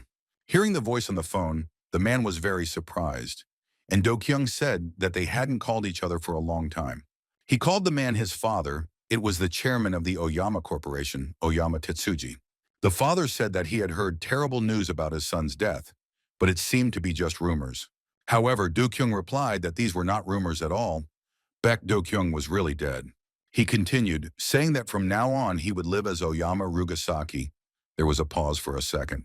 Tetsuji then said that it seemed like he had made a difficult decision, as he had decided to follow his father's will. Do-kyung agreed, saying that this was the case, and that he would now become the next boss of Oyama-gumi after his father. The man then asked if he hadn't fled to Seoul because he had resisted it with all his heart. But Do-kyung said he had changed his mind, asking if his father was unhappy about this, and he replied that he could never have dreamed of such a thing.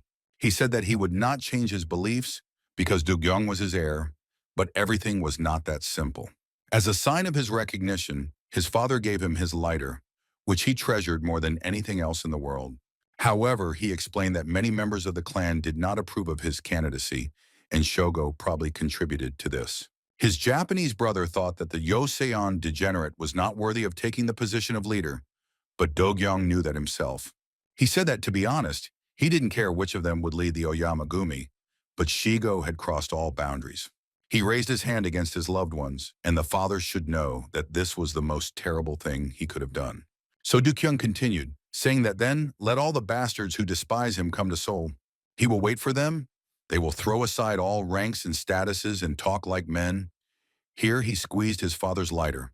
Then Tetsuji said that he wanted to clarify something and asked if he really intended to kill Oyama Shogo. He entered the room where all the heads of his clan were gathered. It was something like a family gathering. Do-kyung responded positively, saying that otherwise he would never be able to forgive his brother for his stupid behavior. The father was silent for a while, but then said that if that was the case, his son should do what he thought was right. He ended the call, thinking about how everything in their clan would now turn upside down. Perhaps this was the beginning of a war. But Sue didn't share his views. She couldn't believe that the first thing he did as soon as he opened his eyes was declare war on the Oyamagumi. Do-kyung just looked at her with a smile, asking if the girl was really afraid. He said that he didn't care how strong they were. They were Tai-san, so how could they lose? In addition, he said that they had one more trump card in the form of his brother, who would always be on his side. Ayisu rushed to the hospital as soon as Sue stopped answering his calls. He was extremely worried. Then Do-kyung joked that Mr. Baek Do-kyung himself had come to them, but Yisu stood frozen in place. He asked himself if what he had just seen with his own eyes was really true. He saw his brother, who was now looking at him with a smile, and tears were rolling down his face. Meanwhile, Do-kyung said that it really was him, and that he was also glad to see his younger brother. Yisu looked at him, still unable to say anything other than surprise. Do-kyung also looked at him with a slight smile. He was glad to meet his brother again, knowing that all this time he lived for both of them. He noticed Isu crying and asked why he was crying again, the image of the little boy appearing in his mind again. Isu replied that he thought that if Do-kyung didn't wake up, he would have to take his place, and the guy looked at him like a brother. He asked him, just like he did when he was a child, what the result was, whether he had managed to become Baek Do-kyung. Wiping away his tears, Isu said that they were twins, and that was why he felt that he could be like him. But in the end, nothing worked out. It was incredibly difficult, so now he was glad that his brother woke up. Then Do-kyung extended a clenched fist at him, saying that his brother had really done a good job. He added that he would somehow sort everything out himself, because in the end, they were the invincible Daesan. So let him stop crying. He said it like he always said, but it was his support. He said that otherwise he would beat him, but Yisu understood that he said this, as always, to calm him down. He raised his hand and touched his fist to his, a move they hadn't done in so long. After this, Do-kyung suddenly leaned back on the bed, saying that his brother had managed to screw things up a bit after all. Not only is Tyson now under Il-hak's control, but they also have Cha Yua as a hostage. Yisu looked away guiltily. And Do-kyung continued to read it, asking if he knew what the most absurd thing about this case was. The fact is that all of this is the work of Baek Do-kyung, because Yisu managed to do everything under his name. Sue decided to somehow protect Yisu, saying that now he was considered unsurpassed and invincible. But Do-kyung just laughed like a child, asking what his brother was going to do next. Then Yisu replied that the first thing to do was to return Taeson, since it was his brother's organization. He said that he was going to go back there and slit the throats of Oyama Shogo and all his henchmen. He will rip their throats out, every single one of them, because they dared to raise their hand against what was most precious to his brother. Meanwhile, Shogo and Kaido were at the hospital. They were checking on Nobu, and Shogo said that he was pretty battered. But his sympathy did not last long. Soon he threw him against the wall, saying that the Oyama clan's cannibal was lying there. Then Nobu asked him for forgiveness, apologizing for making his boss worry about him. But Shogo was interested in something else. He leaned towards him and asked if the fake Do-kyung was really that strong. Was he really as good at fighting as Rugasaki? The leader grabbed him by the collar and Nobu was surprised. He replied that he had never fought with Rugasaki, so he could not judge who fought better. However, it was hard for him to imagine anyone stronger than this bastard, because he was definitely a professional. He remembered how he had beaten information out of him by plunging a blade into his hand, and he hadn't even blinked an eye. Then Shogo paraphrased Nobu, saying that in simple terms, he was in no way inferior to Baek Do-kyung. However, Nobu found this characterization insufficient and said that the guy was a real monster. Hearing this, Shogo smiled, because he certainly didn't expect this. It turned out that the fake Yisu was not an ordinary guy. He suddenly patted Nobu on the back, saying that he liked his name very much, because he was also from the Oyama clan, and his indomitable nature was just what the Oyamagumi needed. But there was also something not so good.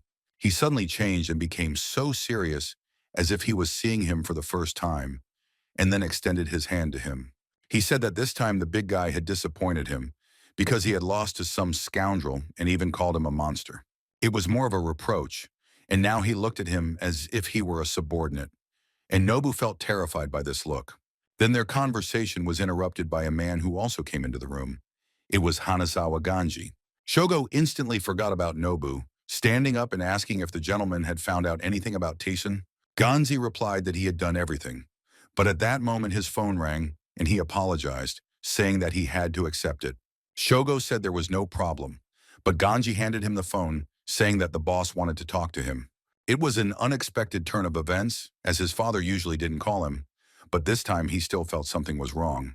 He carefully took Ganji's phone and said that he was listening, and his father's stern voice was heard on the other end of the line. He got straight to the point, asking what he was doing, but Shogo didn't even understand at first and was in no hurry to answer.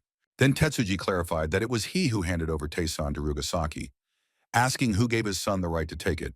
Shogo was surprised that his father had already been informed about everything, saying that it was indeed true what they said, that even walls have ears. However, his father interrupted his guesses. He said that Rugasaki himself told him about it, and this took Shogo by surprise.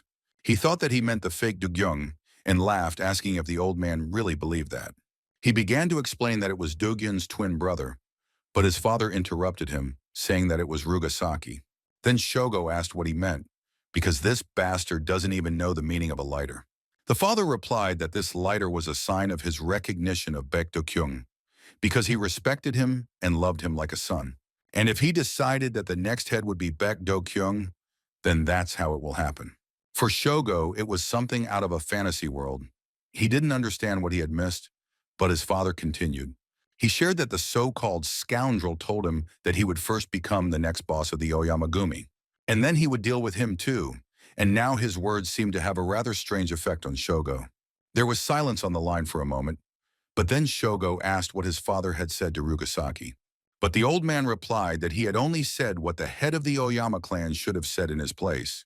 This turned out to be quite an unexpected turn for Shogo, but now everything was clear to him. The old man finally asked if it was time for him to return home, since Do-kyung was already waiting for him in Korea. However, the guy asked in response whether he said this as a father or also as the head of the Oyama clan, because that would have been easier. Hearing that his son was angry, Tetsuji tried to explain that he had not meant to order him around, but Shogo interrupted him. He started to say something, but then suddenly fell silent, and again there was a deathly silence, which was already dragging on. Shogo looked at Ganji standing behind him, because he had a hunch about how his father knew everything so well. He pushed the man and gave him the phone, as one very unpleasant thought flashed through his head. He approached Ganji and asked if Baek Do-kyung was still alive, and he replied that it was indeed so. Not just alive, but safe and sound. Hanazawa added that he didn't understand why Tayson had done all this. Then Shogo asked why he didn't finish him off if he saw it, since it was a great opportunity. To which Ganji replied that it was because he served the Oyama family, and Rugasaki was also part of it.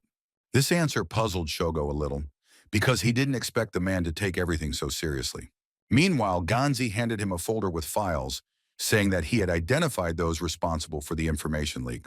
Shogo asked who these people were and where they were, to which Ganji said that everything turned out to be even simpler, because each of these people was in Seoul, which meant there was a great opportunity to visit them. Shogo showed his evil smile, saying that he completely agreed with Hanazawa because it was luck. The photographs of those he was collecting information about pointed directly to Ryu Tai-hyun, Chief Jang, and Mr. Wang Hao. Meanwhile, Chief Jang was waiting outside the high school building. It was raining outside, but he didn't mind. He sat in the car and waited for his daughter, his only treasure. She should have arrived by now. He himself smoked in the car and thought about all the events that had happened to them over the past months. The last thing was that Oyama took over the leadership of D-san and also cut off Lee Sung-min's finger. The guy definitely went crazy. If the Oyamagumi stayed here for long, it would not end well, and he understood that. At that moment, a man in a raincoat approached his car, and the boss even got a little scared. This was because that person turned out to be his daughter, who said that he had been caught smoking again. Upon seeing his daughter, Chief Jung threw away his half-smoked cigarette, asking why she hadn't called earlier. He offered her to sit in the front seat, but the girl refused, saying that everything there smelled of tobacco. Basically, the whole car stank, and she covered her nose, and Jung made excuses, saying that he wanted to do it quickly. Then the girl sarcastically remarked that he even tried to hide it, saying that she would have noticed anyway. Jung didn't argue, saying he had no doubt in her abilities, when suddenly someone opened the car doors. They were about to leave when Oyama Shogo joined them, jumping into the back seat. This appearance greatly surprised Chief Jung, because he recognized who it was, and now this man was sitting next to his daughter. The girl also saw in him a clearly unfriendly man and fearfully asked who he was. And Shogo grabbed her hand with a satisfied smile, saying that the boss's daughter was also here. He held her with his wet hands, telling her not to be so scared, because he was her daddy's friend. Although here he corrected himself, saying that at least very soon he would become one, and looked at Chief Jung.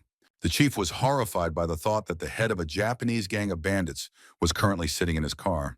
Besides, he didn't hesitate to threaten his daughter.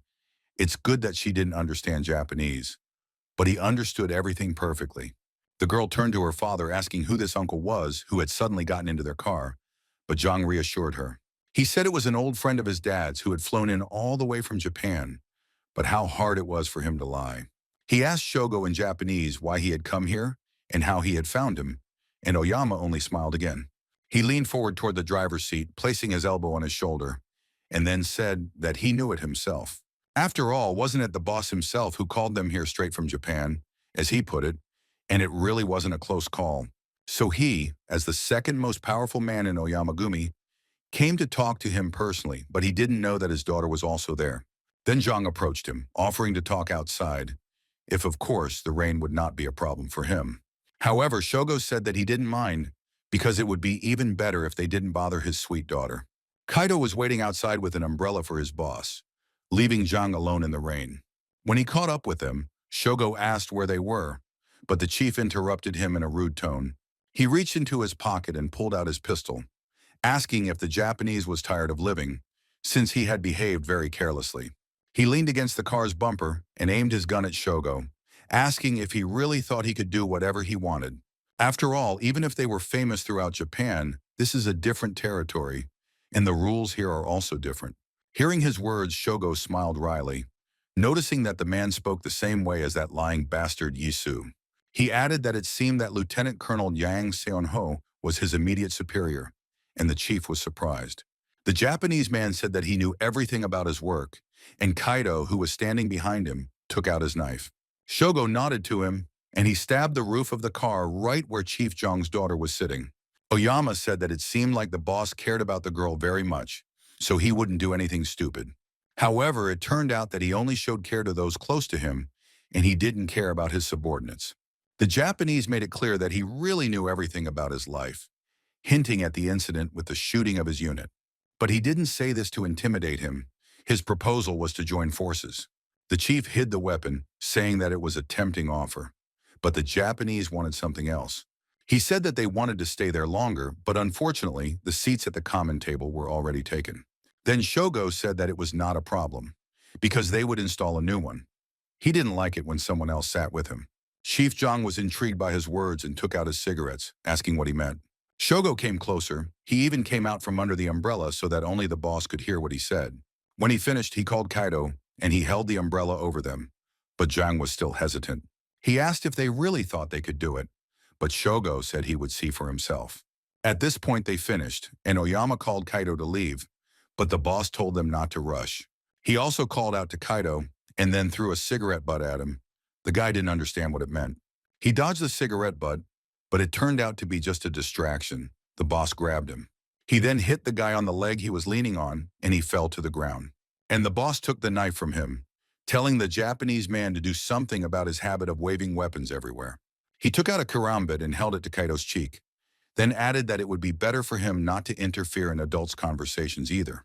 To make his words more significant, Jung left him with a light cut since he had, after all, threatened his daughter.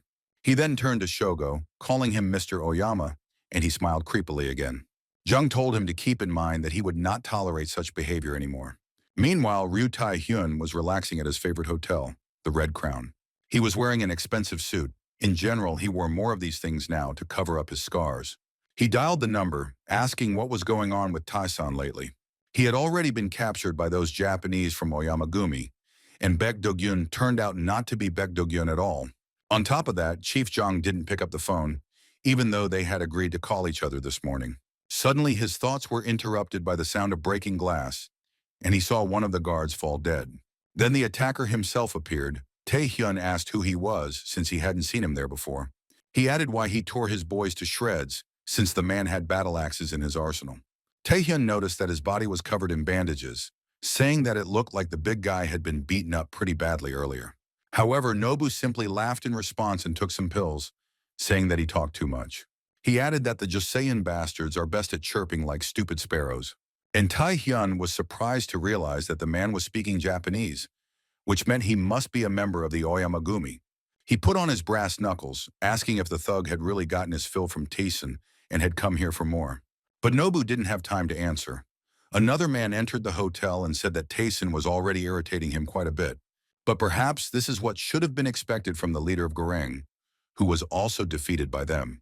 Shogo said that if the toads were comfortable in their swamp, they would consider it a great river.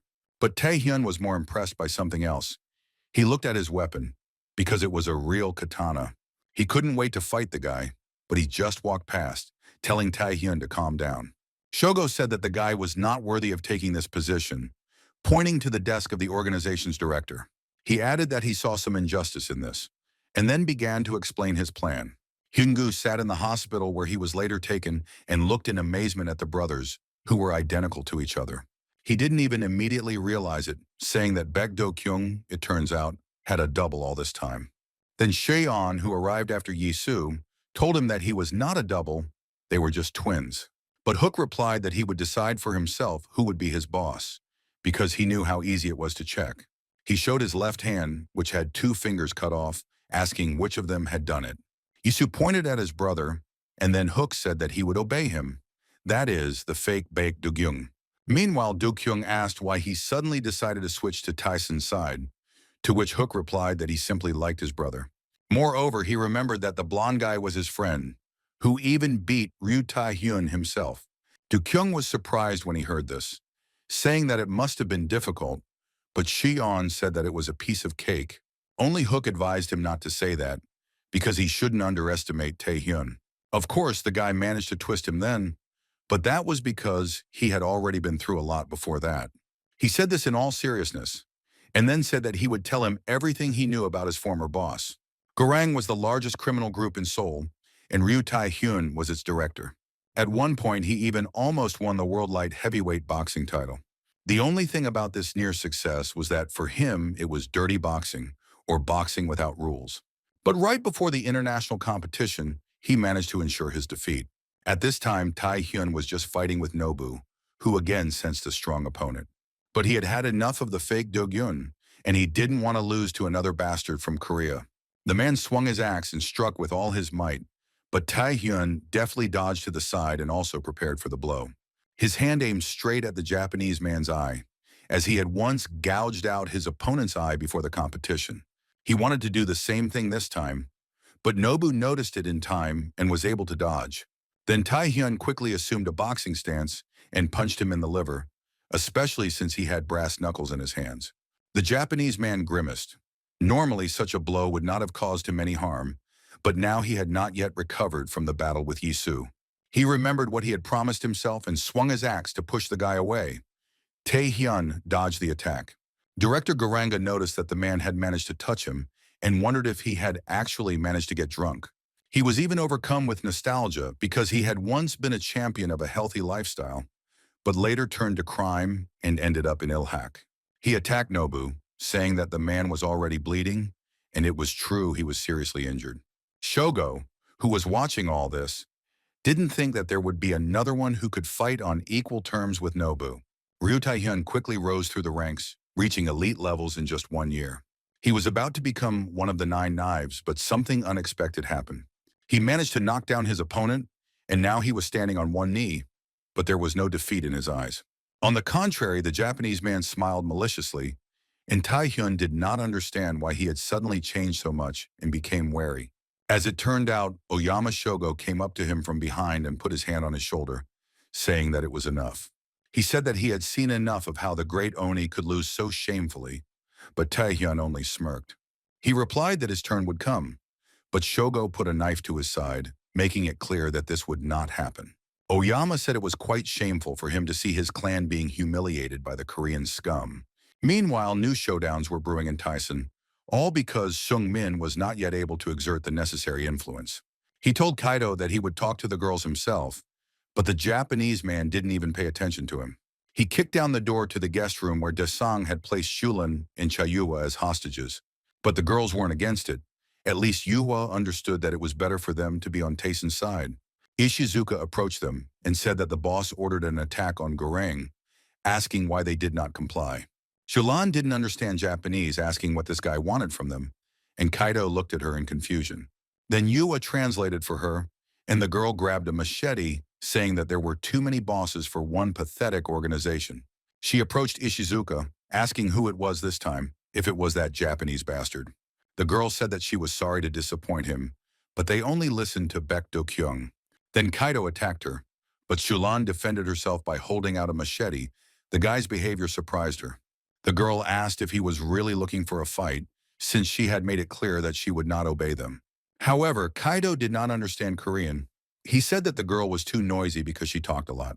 Then San-min intervened. He said that he would settle everything himself, and that the Japanese should give him just a few minutes. Kaido hit his blade, calling them a bunch of idiots, and Sung-min turned to Shulin, saying that it was better to trust the Oyama Gumi for now.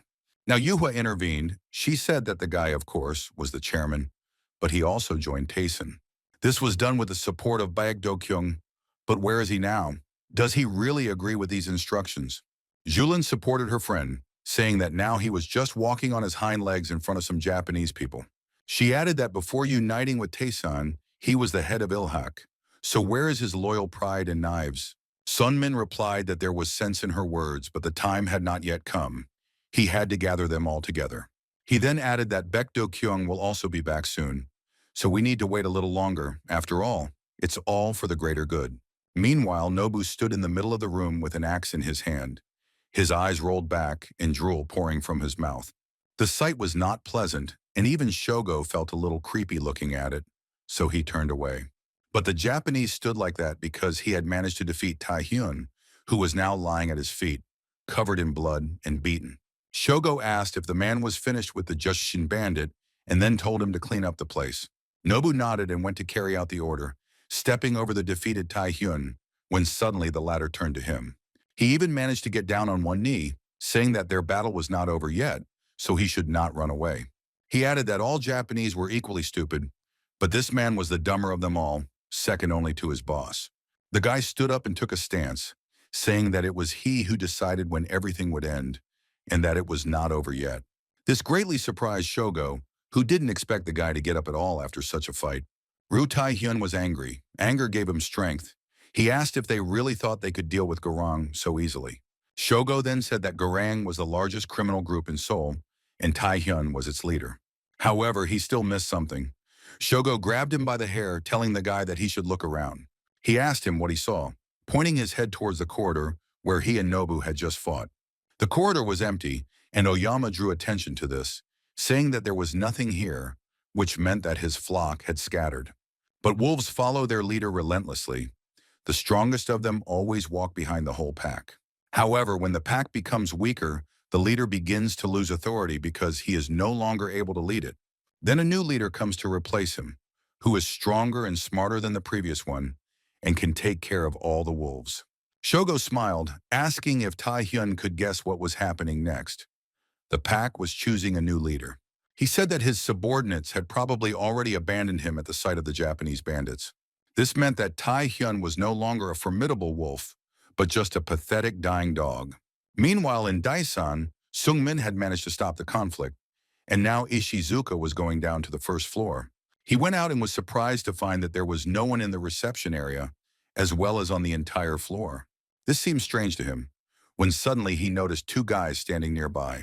They were dressed in full gear, and only 101 of them pulled the knife out of the man Kaido recognized as his men. This alerted the guy, and he took out his knife, preparing for a fight with a new opponent, especially since he already knew him. This man turned out to be the fake Do Kyung, and the guy next to him was the same blonde guy who once twisted his arm. Shounen reminded his captain of this, but Yisu said that he understood everything and would deal with this killer himself. He added that the boy had an extraordinary ability because he did not feel pain. Ishizuka Kaido, a boy who was left an orphan at an early age, without a family or tribe. All he had to do was survive, so he was forced to forget about his own weakness.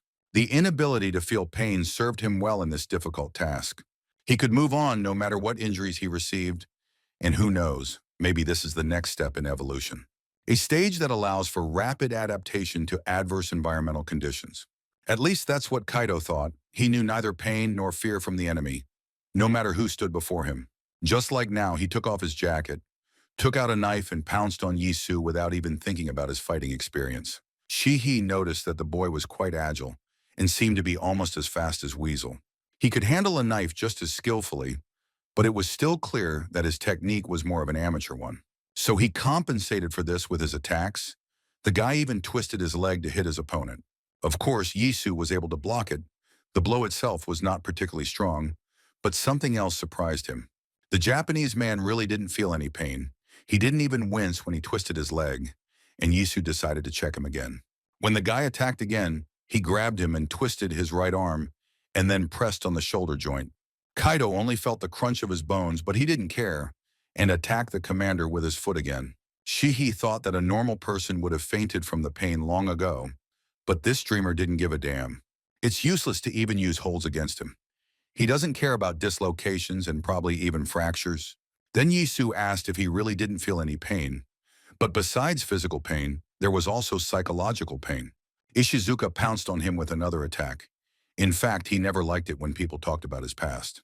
However, Yisu grabbed his hand, preventing him from hitting him, and then swung his elbow, and the blow promised to be injurious. This time Kaido was faster. With his other hand, he struck the commander in the face from behind and smiled. But Yisu was nothing more than a slap in the face from a child, and the Japanese man noticed this with surprise. And Su approached him, telling him to continue, because even if he didn't feel pain, he still had limitations. This hurt the Japanese man's pride a little, and he hit him again, despite his dislocated right arm. Suddenly, Yisu grabbed his leg, saying that he had fought with guys who had more than enough strength. However, this was not his case, even though Kaido was fearless. No one can fight with broken limbs. Now he lay on the ground, unable to rise to his feet and continue the fight, and he had dropped his blade. And Su stepped on his hand, asking if he really thought he would be so bold and daring all his life. They say he didn't feel pain. What would happen if you tried to break him? The commander's eyes looked creepy. He added that it would be interesting to see how long the Japanese could hold out, but he got scared. Meanwhile, Do-kyung was driving to the main office of his organization. This was the first time in such a long time. Jinwoo, who picked him up from the hospital, said that Mr. Baek Yi-soo had already gone there first. He said that it was his brother's organization and that he would enter through the front door, as befits a director. He also assured that no one would dare stop him. He would take care of this personally. They arrived and Jinwoo hurried out and opened the door for him, and Do-kyung said that he had thought of something. He said they had a lot of new employees, and he would be embarrassed if he appeared in front of them like that. Meanwhile, the Oyamagumi men were heading to the parking lot to attack Garang on the boss's orders. Suddenly, Shion came out from around the corner, holding a knife near the neck of one of the men, and then pulled it. He convulsively grabbed his neck, and the other Japanese man attacked the guy, but he rushed towards him. He said it was unfair to assume that they were the masters here, because that was not the case. He asked Shulan if she agreed with him, and the girl smiled in response, taking out her machete. Just then, one of the Japanese also pulled out a knife, saying that they wouldn't get away with it if the boss found out. But the next moment, his hand was chopped off by the girl with her razor-sharp machete. For some reason, Shion pointed his finger up, as if to say that everything had already been decided at the top. And at the top sat Sung Min and Chung Ho. The chairman had a glove on his hand to hide the absence of his little finger. They heard the sound of a parked car, and Young Ho said that they should go say hello to Do-kyung. Meanwhile, Kaido was scared by Yisu's words that he would break him, and was now trying to escape, but so far in vain. At that moment, Baek Do-kyung entered the building and said that Daisan means great mountain, not a small hill. So if the Oyamagumi really do think they're small fry, it's time to remind them otherwise. He saw Ishizuka and his brother, who apparently had already managed to give the Japanese assassin a good beating. Do-kyung asked how they dared to look down on them, since if they wanted to look, they would have to raise their heads higher. After these words, he leaned towards the guy, who recognized him as the real Rugasaki and was seriously scared. 2 months had passed since then, and now they were sitting again, all three of them, or rather, now the four of them. The brothers told them that all this time the real Baek Do-kyung had been wounded and bedridden, and his younger brother had been replacing him. She said she found it hard to believe that they were obeying someone who had never even been in charge. But Do-kyung replied that Baek Yi-soo was performing the direct duties of a deputy, and they agreed on the same things. He added that he would like their relationship between Il-hak and Cheon-noon to remain the same. Then he suggested that we end it there, as it was worth focusing on much more important things.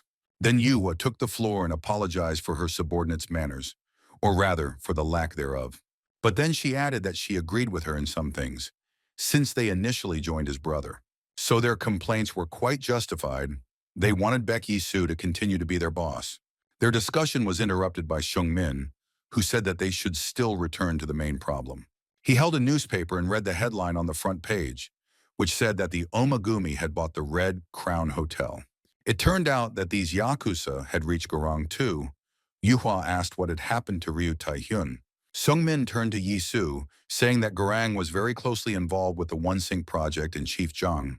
The fact that the Oyamagumi took possession of it means only one thing. They united with the boss for a common goal. Then Do-kyung said that they should find out for themselves. He took out a letter, saying that it was from the former committee. It was a good excuse to pay them a visit and see who was getting along with whom. It all started the next day. Yuwa arrived at the Red Crown Hotel, but there was a security guard there who asked her name to check it on the list. Then Mrs. Cha took out an envelope with an invitation, saying that she was the head of Cheonan. It worked. The guard said that her name was indeed on the list and let her through, but added that it was strange. After all, the head of Chonin was already present at the meeting, and these words greatly surprised the girl. Oyama Shogo and Wang Hao were already in the room. The Japanese said that it was not his first time doing business. It was he who wrote this letter, in which he said that he would like to receive good advice from more experienced colleagues. That's why he arranged this meeting. Wang Hao said that his business had expanded so much that it had moved to a neighboring country. Shogo thanked him for the praise, saying, however, that the Dragon Triad had also opened a branch in Korea. The boy poured the man some wine, asking what it was about these lands that drew them all here like a magnet. And then seeing that Wang Hao was thinking the same thing as him, Shogo suggested that they join forces and act together. Now this would be their Chonin, but then they were interrupted by a female voice that said they were mistaken. It was Cha Yuhua who entered the room and heard their last proposal.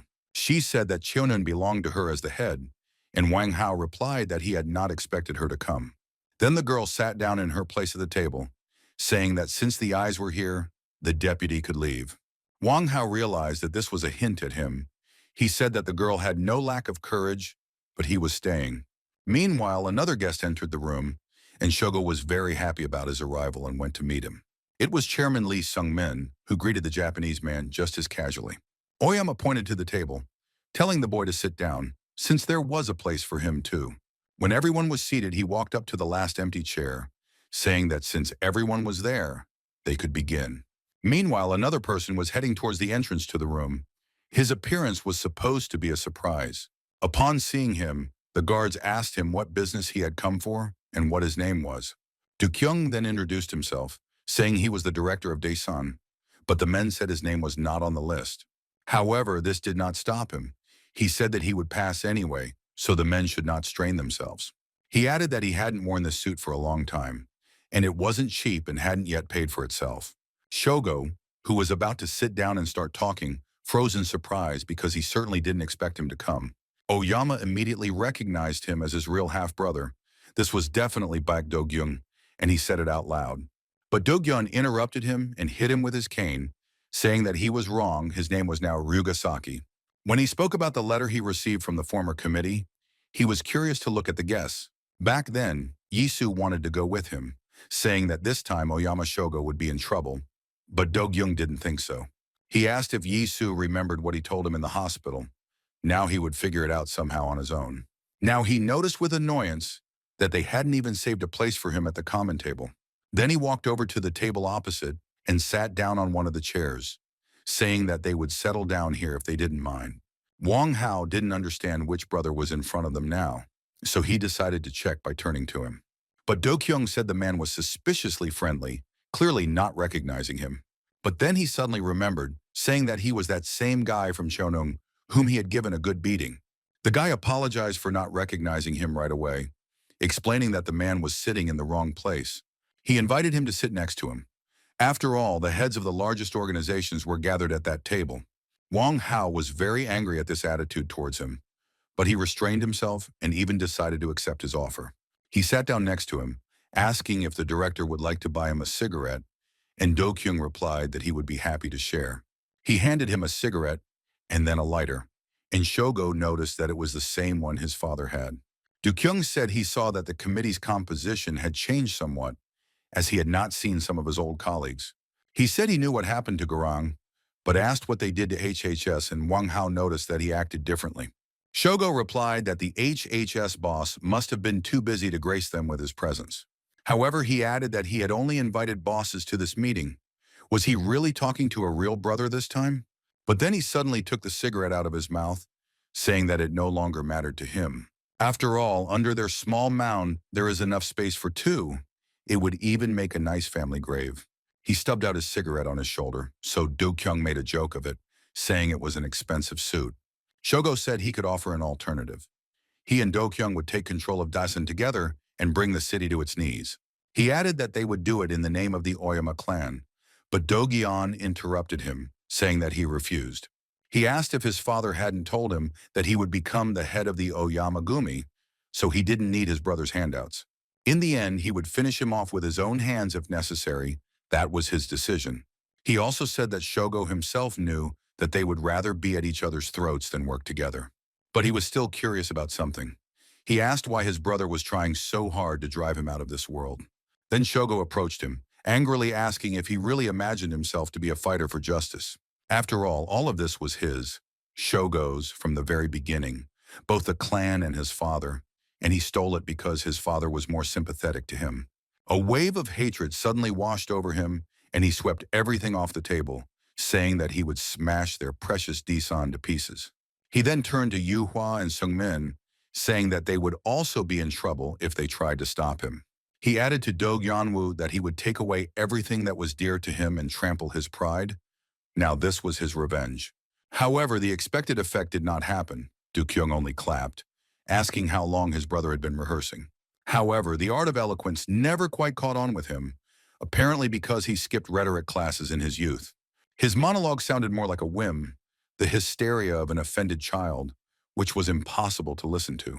With these words, he stood up and headed towards the exit, saying that he would see how he could defeat Disan. However, let him keep in mind that if he fails, Do Gyeong will not feel sorry for him.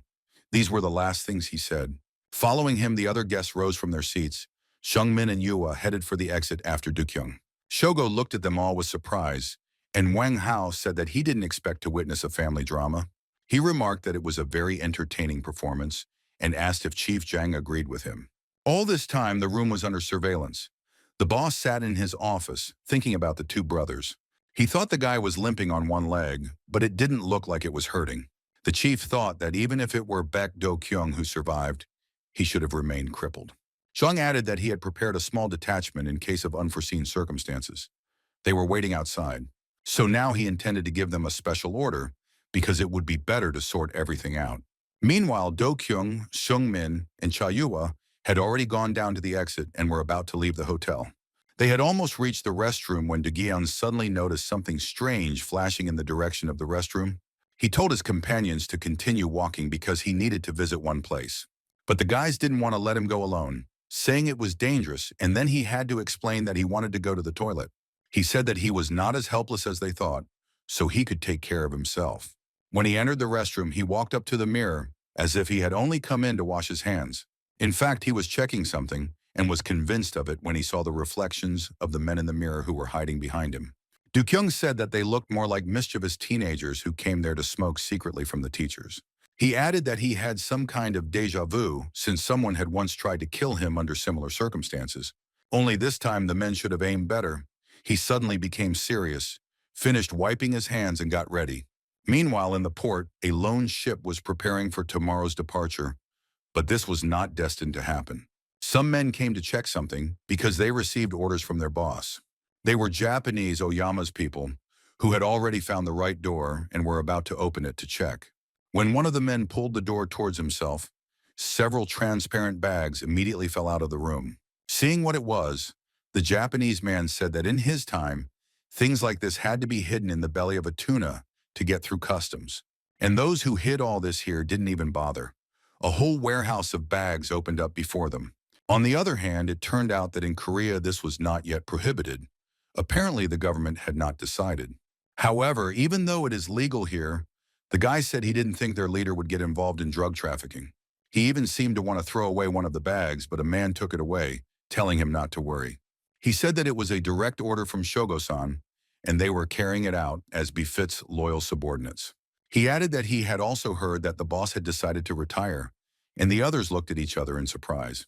The man then explained that since Rugasaki and their boss were fighting for the right to lead the clan, Shogo decided to retire to his room, delegating authority to his deputies, or at least that's what he was told. Meanwhile, Baek Do-kyung found himself right in the lion's mouth, but he signed his own death warrant. The man began to hammer the door shut and put on a lock, which he was now closing, saying that Do-kyung was probably already dead. Meanwhile, he asked who his younger brother was, because he had heard that he was a former commander of the NAR. As he was saying this, he heard a noise behind him, so he turned around, but immediately froze in surprise. The guy standing behind him was holding his neck, trying his best not to be strangled by the fishing line. The one who put it around his neck was Shion, who asked why the man had become silent, and Laska was also with him. The man realized that they had been followed the whole time and wanted to run away. But another guy was coming up the stairs. He was wearing a dark cap, but the manner of his voice and gait revealed him to be Mr. Peck, and he asked who was already dead there. Meanwhile, Do-kyung threw down his cane and took a stance. Fighting in the restroom was inconvenient, but there was nothing else to do. He was able to knock the weapon out of one of his opponent's hands. Oddly enough, he moved quite well and hit accurately. The men who attacked him looked like a hand-picked squad ordered to kill him. They were well-trained, so it wasn't easy, but the guy knew what he had to do. He pretended to retreat, but as he did so, his leg gave way and he almost lost his balance. Then another man came out of the shadows of the restroom and said that his guess had just been confirmed. He then explained this to his subordinates, saying that the guy was limping on his left leg, so they should aim for it. He also added that the guys should not rush into battle headlong because Baek Yi-soo's brother was in front of them. This meant there was no need to go on a frontal attack. They should have just worn him out to the limit. This was Park Chang-hoon. During this time, he became the commander of the Special Forces Unit 1 Sink and added that today Do-kyung would be their prey. After these words, the guy ordered his men to take him, acting according to the plan, and Do-kyung said that it was nice of him. Although he limped on his left leg, his hands were fine, and the men felt it clearly. He knocked out his opponents one after another, and there was something about his fighting style that was strange to Chang-hong, but he didn't understand it yet. Suddenly, one of his men managed to grab Do-kyung by the elbow, and Do-kyung himself did not expect this. The guy who did it screamed for the others to attack, as this was a great chance to finish him off. But of course, Do-kyung couldn't afford to miss such an obvious attack. He grabbed the guy by the neck with his other hand. Then he suddenly jerked towards the other attacker and tripped him, so that he flew towards his comrade. They fell on top of each other, and the knife flew out of the hand of the one who ran to finish him off. Do-kyung took advantage of this. He grabbed the knife on the fly, which was very convenient, because at that moment Chang-hong was preparing to attack. He took out his blade and attacked the guy, who turned sideways to him, putting his right hand forward. In his left hand, he gripped the knife tighter and turned it the right way. Someone paying attention would have already noticed that something was wrong. Their blades met, both striking with such force that sparks flew everywhere, and the boys jumped away from each other. But Chang-hong clearly felt superior to his opponent, thinking that it would be easy to win in such a fight. He kicked, and Do-kyung had to block the attack with both hands, causing the weapon to fly out of his hands. He thought that this was already starting to irritate him, so it was worth ending this performance as soon as possible. He jumped back, assessing the situation. It was clearly not in his favor, but it did not last long. The guy took up his stance again, but for some reason this time it was different, and Chang Hong noticed that he wasn't going to give up. Dugayan already realized that the commander of the Special Forces unit had not taken his eyes off him and was simply waiting for the right moment. He stood pinned against the wall and surrounded by 3 people, but this had not yet shown his main abilities. He reached into his pants pocket for his knife, which he had not yet taken out, saying that from now on the fight would take a different turn. Meanwhile, the guy who was climbing the stairs on the ship was another of the Pack brothers. He told the Japanese man to repeat who they were going to tear to shreds, because he had mentioned that someone would die today. Then the man screamed in horror that he recognized him, because he was the bastard who had killed Kaido and Nobu. Baek Do-kyung's twin brother, Baek Yi-soo, that's who he was. But the boy just silently took off his cap, not reacting yet. His face was indeed exactly like his brother's, and his hair, which had grown long over time, made the resemblance even greater. The Japanese said that he was ready to admit that he was as good as his brother, who could really use him now. Because their mutual acquaintances had already sent people after his head, and of course, they were talking about Chief Zhang. Behind the mask, it was impossible to see how Xiaoyan smiled. He asked why he was confident that they would be able to kill him. This question puzzled the Japanese man. He said that the guy's leg had never healed, and with such injuries, even Rugasaki wouldn't be able to. He didn't finish speaking because Do-kyung almost fell. Shuan held him, saying that the guy's leg really hadn't recovered yet. Now the man could no longer stand on his feet. His legs gave way because he realized who was standing in front of him. Do-kyung sat down next to him, asking what he was just thinking about his acquaintances and the people they sent. He added that he was that same unfortunate cripple Rugasaki, whom they so desperately wanted to kill now. Meanwhile, Yi-soo, who had actually been pretending to be his brother all this time, pulled out his army blade. He put his left leg back, and his opponents thought that this was how the guy planned to escape. But how surprised they were when he suddenly transferred all his weight to his wounded leg and pushed off, attacking the squad. He stabbed one of them, and the rest stood there in bewilderment. The men couldn't understand where he suddenly got so much strength from. Chung Hong also noticed this change, and now he remembered that when he fought, he held the knife in his own way. That's why he didn't reach it until the very end, and now he pushed off with his injured leg to attack. Then he said that the brothers had managed to fool them, and his men again rushed at Yi-soo. Only the strongest remained, so now their attacks were more coordinated, and they chose the time for them precisely. And Su was even surprised, thinking that when Zhang's squad managed to become so professional, he barely had time to notice all the attacks. But then he let one of them get as close as possible, and then with a precise blow knocked the knife out of his hand. Then he grabbed the knife on the fly, and now he had 2 weapons, so things should go better. It became much easier to defend himself, and he stopped retreating, preparing for the final attack to end it all. He no longer held back and fought with full force. His opponents also realized this, but it was too late. He waved the knife in all directions, and where he couldn't reach it, he used techniques as suddenly now. One of the boys lunged at him while he was choking the other, and Yi-soo grabbed his arm, pressing the knife to his side.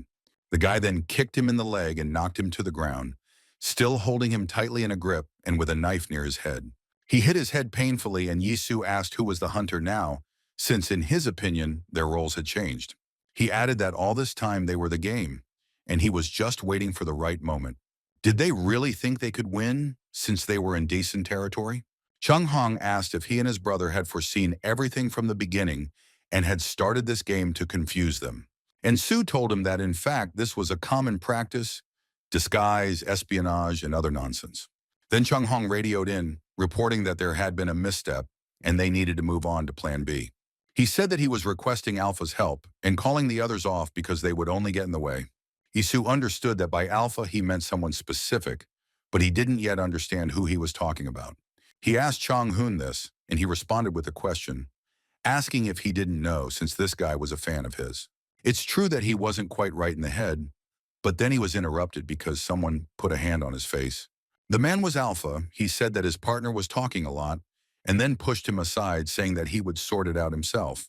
The Alpha turned out to be Ghost. He took off his hood to get a better look at the guy, asking if this was really Yisu.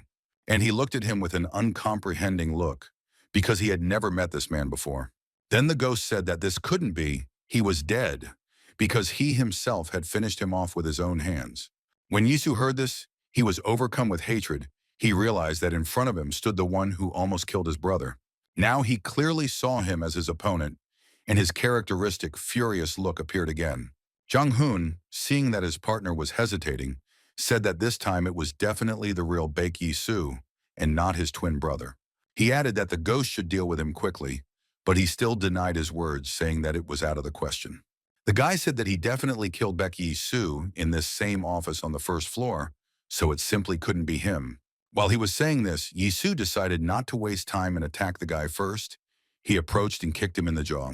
The ghost was still in shock that Baek Yi-soo was alive, and now standing in front of him, he didn't even block the blow. However, he realized something, because if the commander of the Special Forces unit was really alive, he would have to be the one to kill him. Ghosts are invisible, elusive, intangible creatures whose existence has not yet been proven. This was the name given to a special unit of mercenaries in Korea, and they fully lived up to it. None of them could be identified. The ghost team captain only had the call sign G1. However, each of them only had a call sign with the letter G from the English word ghost and a serial number. 2 years ago, somewhere in Western Russia, they were carrying out another assignment for the authorities and had just finished. At that time, Ghost had the call sign G2. He took off his mask, but the captain said that they couldn't be seen. After all, they never leave traces, so he told him to put the mask back on, and the guy obeyed. At that time, he was the vice captain of the squad. Their mission was completed. They blew up an important Russian ammunition depot. Now, all that was left was to leave unnoticed. The guys got into the car, and the ghost took off his mask again, complaining that he wanted to go to Seoul. The captain just told him to put it back on, and this irritated the guy. He replied that everyone in the car was his own anyway.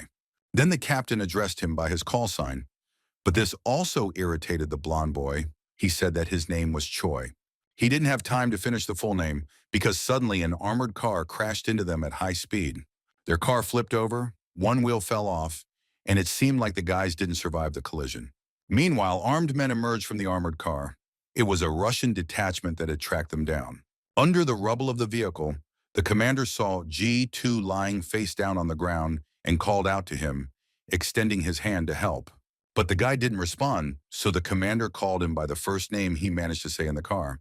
He realized that out of the entire squad, only the 2 of them survived. And that was not a fact because the enemy opened fire. They had a large caliber that pierced the wrecked car, but there was still a chance to get out. The fire stopped, and the man, apparently the squad leader, reported that suppression at the scene had been completed. Then there was an order to leave the scene, but they did not know that they would not be able to do so. There was a rustling sound in the back rows. The commander turned around to find out the reason and was very surprised. In front of him stood a Korean guy with a curved knife, who snuck up from behind and cut down all of his subordinates. Only those who stood with him in the front rows remained. One of them decided to shoot the Korean when suddenly a knife flew at him. Someone threw it right into the man's eye, causing him to scream and fall to the ground, leaving the commander perplexed. He was confident that after such targeted fire, the enemy would be destroyed, but 2 Koreans were still alive. The man was even a little scared because he had never met such people before, and he opened fire on them. But the captain and his defender lay down on the ground and covered themselves with the bodies of their dead comrades and the Russians. The man seemed to suddenly run out of ammunition. He thought he had definitely shot both of them this time, but there was poor visibility. Suddenly, when he was about to leave, a knife was put to his throat, and G2 appeared from behind, saying that he was caught. The man had only a split second to realize they had lost, and then his throat was slit. The ghost said that these Russians were truly out of their minds and completely lost all shame when they attacked them. He asked the commander if he was okay, to which the guy replied that things had been worse, and now they needed to cover their tracks. And we also need to burn the car. He looked back at the overturned car, in which the bodies of their partners still remained. It wasn't difficult to start a fire, and in a moment the car was engulfed in a bright flame, and the guys looked at it. It was not a pleasant sight because their comrades were burning in that flame, and they didn't even know their names. Choi noticed the commander take out a cigarette, which amused him, since he always insisted that they must not leave traces. But Ji-won looked at him and said that it was all over, and besides, this was his last cigarette. Choi didn't immediately understand what he was talking about, But then he saw that the guy was bleeding and everything became clear. He said that he was a fool, because if he wanted to save himself, he had to move his legs, but he stopped him. The commander suddenly became serious again, saying that only he, G2, could save himself from them. This was unexpected. But he continued, saying that they would be found quickly if he went with him, so it was too risky. Then Choi asked in surprise what the commander was going to do, and he replied that it was a stupid question. He said he simply had to go where all ghosts go, and with that he stepped straight into the flames. Choi stood in shock. He was so shocked that he couldn't even stop himself, just watching the guy. And he walked further and further, and soon the fire completely consumed him. The last man in the squad. A scream was heard, but it wasn't even the commander who screamed, but Choi, who was torn apart by the pain of despair for everything that had happened. Sometime later, he was already sitting in the chief's office, who said that the mission had been successfully completed. Jung noted that this was quite difficult for them, since most of the team died in the line of duty. Only G2 survived, but that was at least something. But they had a hard time, he admitted it. He then added that the Russian authorities are ready to return the charred remains of the fighters, a kind of repatriation. But unfortunately, they cannot accept their offer, because it is the same as confessing. He lit a cigarette and looked at the guy, saying that they had miscalculated something after all. For a moment, silence fell in the room. Choi was gradually overcome with hatred since the authorities refused to even bury the soldiers. He smiled maliciously, asking what the man wanted to hear from him about this. Then Jung leaned back in his chair and said that none of this would have happened if it had been organized differently. He suggested that perhaps the problem was that they had sent a whole squad into this hell, and a group would be easy to spot. Therefore, from this moment on, the ghost will work alone, and it will be him, G2, that will be quite enough. Hearing this, the guy stood up, putting his hand in his pocket for the karambit. The boss was getting on his nerves. At that moment, one of the subordinates burst into the office, reporting that a call had been received from the Counterintelligence Corps. He said that Baek Yi-soo had returned, but they had detained him on suspicion of spying. Then Jung stood up from his chair. He ordered his uniform to be brought because he was going to pay them an official visit. The ghost, who was still in the room, asked what the hell he was doing since they weren't finished. He asked who this Yi-soo was that the boss was more worried about than the only surviving ghost.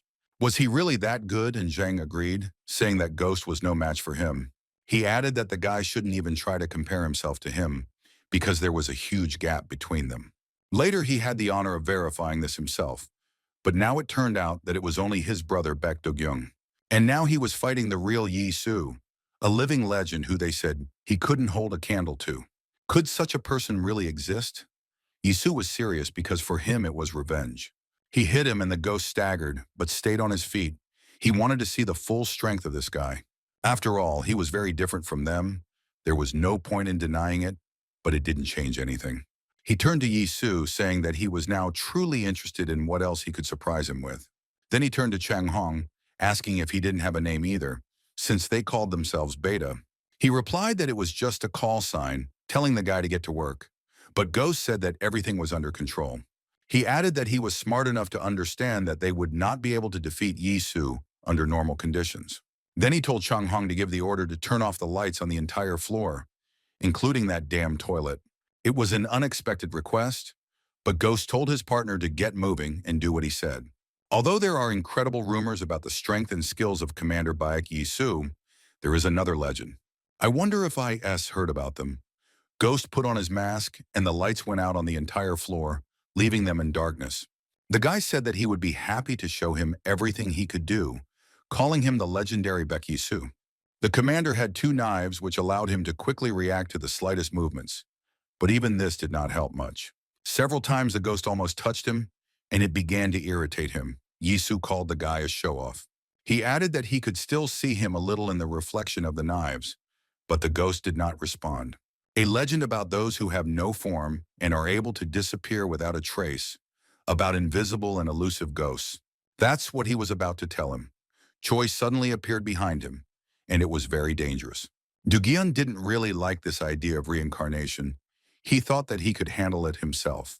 The director asked if they had to do this, wearing their brother's special forces uniform. After all, why bother so much if everyone already knew that they were both alive? But Yi-soo replied that it was for their own benefit. He explained that now that Chief Jong knew he had a twin brother, things would get more complicated. After all, the boss would definitely want to kill them both, and Do-kyung's legs still hadn't fully healed enough to fight. So, most likely, the first thing they would do would be to try to get rid of him, and pretense was just right. That was their decision, but before leaving, Do-kyung asked if the guy who almost killed him was still alive. And Soo didn't understand who his brother was talking about, so he said he didn't know. But for some reason, Do-kyung became thoughtful. He then gave a brief description of the ghost, and Shaeon, who remembered that he had also fought with this madman, called out from behind him. Hearing this, Do-kyung was surprised and praised the guy, saying that he had also beaten up Roo Tae-hyun. Remembering director Gorong, he said that he too needed to be finished off, adding that he was already losing his knack. However, Shion quickly stopped him, saying that it was not that, as he was also quite puzzled.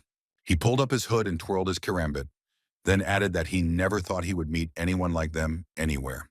After all, those guys were just as professional, more like predatory animals, capable only of killing. But then he added that his brother Do-kyung had given him quite a beating, recalling the scar all over the ghost's face. But Yisu thought that the guy was a dangerous guy because it turned out that he was trained in the same way as them. It was impossible to underestimate him, because if he was a mercenary, killing someone was a piece of cake for him. Sean added that he could fight the guy on equal terms because he had undergone similar training. But he has excellent reflexes, and if he had not been careful enough, he could well have lost to him. So he advised the captain to be on guard when he saw that gray-haired man, because mercenaries are not to be trifled with. Yisu replied that he already understood, and Shion said that he did not envy that poor guy. It was a compliment to the commander. Do-kyung smiled when he heard this, asking if his little brother was really that good, and Shion nodded. He said that he was interested in what specialty this crazy guy had, because he was also a mercenary. At the last second, Yisu was able to block his attack from behind, almost losing his ear. In fact, the ghost didn't really have a specialty as such, but if you had to choose, a few things came to mind. The commander realized that this was his chance to seize the initiative, because the enemy was within his reach. He tripped him and twisted his arm, and then pushed him to the ground so that he had nothing to grab onto. Shuan finished by saying that the guy specialized in eliminating professionals like these. Perhaps that was the most apt description, but now the ghost clearly didn't fit it. And Sue swung the knife and stopped it right in front of the guy's face. At the last moment, he changed his mind about killing him this way. While he was hesitating, Chung Hong managed to approach him unnoticed, and now he kicked his arm, knocking the weapon away. It was a good chance for Ghost, who was able to free his hand and grab the knife, aiming at Yi Su. Meanwhile, Chung Hong swung again. They were planning to attack from different sides, but Yi Su saw it. He decided it would be best to leave, so he adopted a defensive tactic and held out his second knife, blocking the guy. Then he jumped back, and the ghost was able to get out and was now standing next to Chong Hun. The commander was opposite them. Choi asked Chong Hun if he was tired of standing there like a pillar, to which he replied that he had not expected such gratitude. Then the ghost took his stance again, preparing for another attack, and asked the guy to cover him. All in all, Yisu had nothing to worry about. He only had one thing in mind. His goal was to avenge his brother. And he didn't care even if the enemy went crazy, because they said that the ghost was a little crazy. They rushed at each other again, their knives clanging but not touching either of them, both fighting equally. And Sue was even able to adapt to fighting in the dark, and now saw all the movements of not only the ghost but also Chang Hong. He fought off two of them at once, but soon Chang Hong stopped attacking, seeing that the guy was aiming more at the ghost. He didn't understand why he was acting like that, but all his blows were stubbornly aimed at Alpha, who barely dodged. But suddenly, one blow still got him. Yisu hit the guy in the neck and then went on a counterattack. The commander was in no way inferior to him. Perhaps he even had more experience and skills than the ghost. He also hit him with his knee, and he barely managed to put up a defense, but the blow still landed. Then the ghost became furious that he couldn't take the initiative and began waving his knife. Of course, this was in vain and only meant that the enemy had lost his composure, which Yi Su took advantage of. He gripped his blade and spun it slightly, then leaped towards the ghost and slammed the hilt into his jaw. It's hard to say what surprised Choi more, the attack itself or the fact that he did it with an ordinary knife handle. But Yisu didn't stop there. He grabbed him by the hair, intending to continue the beating, but changed his mind. The commander told him to get up because he couldn't even dream of an easy death, and besides, he didn't deserve it. While he was still speaking, he felt Chung Hong sneak up behind him again and swing his knife towards his head. To dodge, he had to let go of the ghost again, who was able to escape this time too. Chung Hong muttered something dissatisfied, asking how he was able to dodge, but Yi Su did not answer him. Then Chung Hong, soberly assessing the situation, turned on the radio and addressed his superiors, saying that they were retreating. At first glance, this was logical, because they were at a disadvantage, and this could not continue. But on the other hand, the ghost did not agree with Rim, and he had to explain that Yi Su was now beyond their capabilities. Therefore, now the best option was to retreat. But the guy suddenly remembered the face of his former commander. He also remembered how he died, and then he gritted his teeth and said that he could not retreat, even if it was an order. After all, they never retreated. He asked his partner if he had forgotten, but Chung Hong did not understand what he meant. But the ghost did not wait for an answer. He rushed at Yi Su for the umpteenth time, because he wanted to defeat him or die. This time he used all his equipment, including the fishing line he was now planning to use to capture the guy. He jumped on him, and Yi Su thrust out his knife. He even had to grab his own hand for support. They pressed their blades, looking into each other's eyes, the lives of each depending on who would give in first. However, Yi Su was a little stronger, so he stepped back slightly, gave a dash, and pushed his opponent away. The ghost fell to the floor, but was still able to do something, because his fishing line was still attached to the karambits. He pulled on it with all his strength, and Yi Su's leg, which the guy had managed to wrap in the fishing line, moved forward. The commander didn't expect this, so he couldn't keep his balance and fell, and the ghost was already rushing towards him. He prepared for the decisive attack, realizing that the chance was good, and now he would definitely succeed. The danger of the video and Yi Su, but it was not for nothing that he was called the best fighter in the squad, or rather that is why he was its commander. After all, the one who is truly strong is the one who knows how to use not only strength, but also intelligence. He quickly assessed the situation and struck first. Chung Hong, who was watching all this, was surprised to think that even this didn't work. The only thing the captain didn't notice was his brother's lighter, which fell out when he arched his body to strike. However, Yi Su was too focused on the fight to pay attention to such trifles. The enemy was still alive. The blow almost knocked him out, and now blood was streaming down his face, but the guy didn't plan on showing off. For some reason, he only smiled. It was clear that his mind was starting to go cloudy, and soon he would completely go off the rails. And Su also noticed these changes. He remembered the words of Xion, who warned about something like this. Meanwhile, the boy grabbed his karambit and rose from his knees, intending to attack again. He was almost at his enemy, who was preparing for more antics, when he suddenly stopped. His attention was drawn to a small object near Yi Su's leg. It was silver and stood out well in the darkness. Yi Su himself didn't notice him, so he didn't understand why the guy suddenly stopped, but he didn't lose his vigilance. Then the ghost knelt down and looked at the lighter, and now Yi Su also noticed that it was on the ground. For a while, the guy just looked at the object. He was not sure what exactly he should do now. He picked up the lighter and spun the wheel, and when he saw the sparks from the fire, a terrible idea suddenly came to him. The fire reminded him of his fallen comrades from the detachment, and also of his former commander, who burned alive. Of course, he went there of his own free will, but if it weren't for that stupid assignment from his superiors, everything would have been different. However, now that he finally had a chance to take revenge, the guy was surprised that he hadn't thought of it right away. He struck a lighter, creating a fire, and an evil grin appeared on his face, which made Yi Su very wary. The ghost even laughed a little, saying that if he burned everything here to the ground, there would be no trace left, just as he had been taught. Meanwhile, someone had also started a fire at the port, and now a large blaze had broken out right in the warehouse. Dugyong, Xion, and Laska stood together and watched the spectacle. It was indeed a drug warehouse that was burning. Dugyonu was curious about how much it all cost, since the Oyama Gumi generally don't do things like that. Therefore, he assumed that this fool Shogo probably started the fire himself, because he would do anything for money. He wondered if his brother really wanted to become the head of the clan, in which case he should not allow it. Kyung-chun took out a choco pike because he was hungry again, and handed it to his new acquaintance, that is, Dugyung. He said he didn't think he would have to move all the way to the south to see something like this, since it was the first time. The boy remembered that in his area there were frequent floods, and while you were fiercely fighting for life, all the food floated away. So, he explained, when you're literally starving to death, food is the only thing you care about. Sometimes people went crazy with despair and dug up raw potatoes from the ground to eat them quickly. They fought and killed each other for a piece of bread, and when he remembered this, he constantly shuddered. After listening to his story, Du-kyung gave him back the cookie, saying that he couldn't eat it because he felt like he was ripping off the child. But Kyung-chun replied that everything was fine, because who else would he share with if not with those he considered friends? Then Du-kyung waved his hands, asking if the boy didn't go to school or something like that.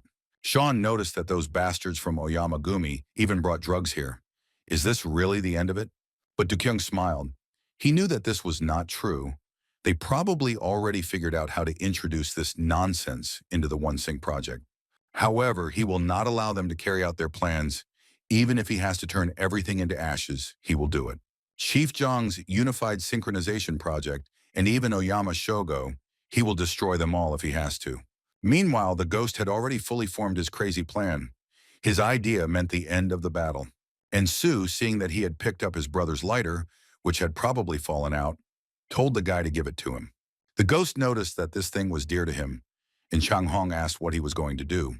Instead of answering, the guy headed towards the exit, showing the lighter to Yi Su and telling him to take it himself if he wanted. Then he suddenly rushed off, saying that the boy should catch up with him if he wanted to avenge his brother. Yi Su understood that he was being provoked, but he didn't really have a choice, and this really infuriated him. He grabbed the knife and decided to act carefully, but he would still have to follow the guy. He shouted for the bastard to come back and ran after the ghost, leaving Chang Hong alone in the restroom. He reported to his superiors that it seemed they had a problem, but this time it was not because of the enemy. The ghost ran like a man possessed. He thought that he would burn everything here to hell, leaving nothing but ashes. His captain would have liked it, because he always behaved cautiously and was worried that they would leave no traces. He remembered how their squad had successfully completed the mission to clear out the Russian warehouse, and they were getting ready to leave. Then, as usual, they had to cover their tracks, and fire was the best solution. That's what they wanted. The commander said that the fire needed something that burned well, for example, alcohol or oil, and they managed to find the former. Since this was a Russian warehouse, one would expect to find vodka in the refrigerator, and so it was. Remembering this incident, the ghost thought that the drinks must be stored here, so he ran to the elevator. He had already entered the booth when Yi Su caught up with him, but he didn't have time to follow him. He was too far away. And the ghost decided to make fun of him, luring him with his finger, like an animal, because he knew whose lighter it was. Yi Su rushed to the elevator as fast as he could, but he didn't make it in time, and the doors closed, even though he thought he'd hit the guy. However, the attack failed, and he banged on the doors in despair, not understanding what to do now. He looked at the numbers above the elevator, which were growing larger and larger. The ghost's plan was unknown to him, and while he was driving, he huddled in the corner of the cabin and sank to the floor. For some reason, he suddenly felt sad and a little uneasy. He grabbed his head, wondering if this was the end, and he still had so many missions to complete. He also remembered the words of Chief Zhang, who said that he was not fit to hold a candle to this Baek Yi Su. The boss told him not to even try to compare with him, because there was a huge gap between them. He said that becoming a legend was out of the question for him, and that no one should even know about his existence. Because he was a ghost and would always be in the shadow of others, these words irritated him. He suddenly threw up right in the elevator. He realized that the boss never considered him a worthy fighter, or even a person. It was very painful to realize this because when you are constantly compared, you only have two options.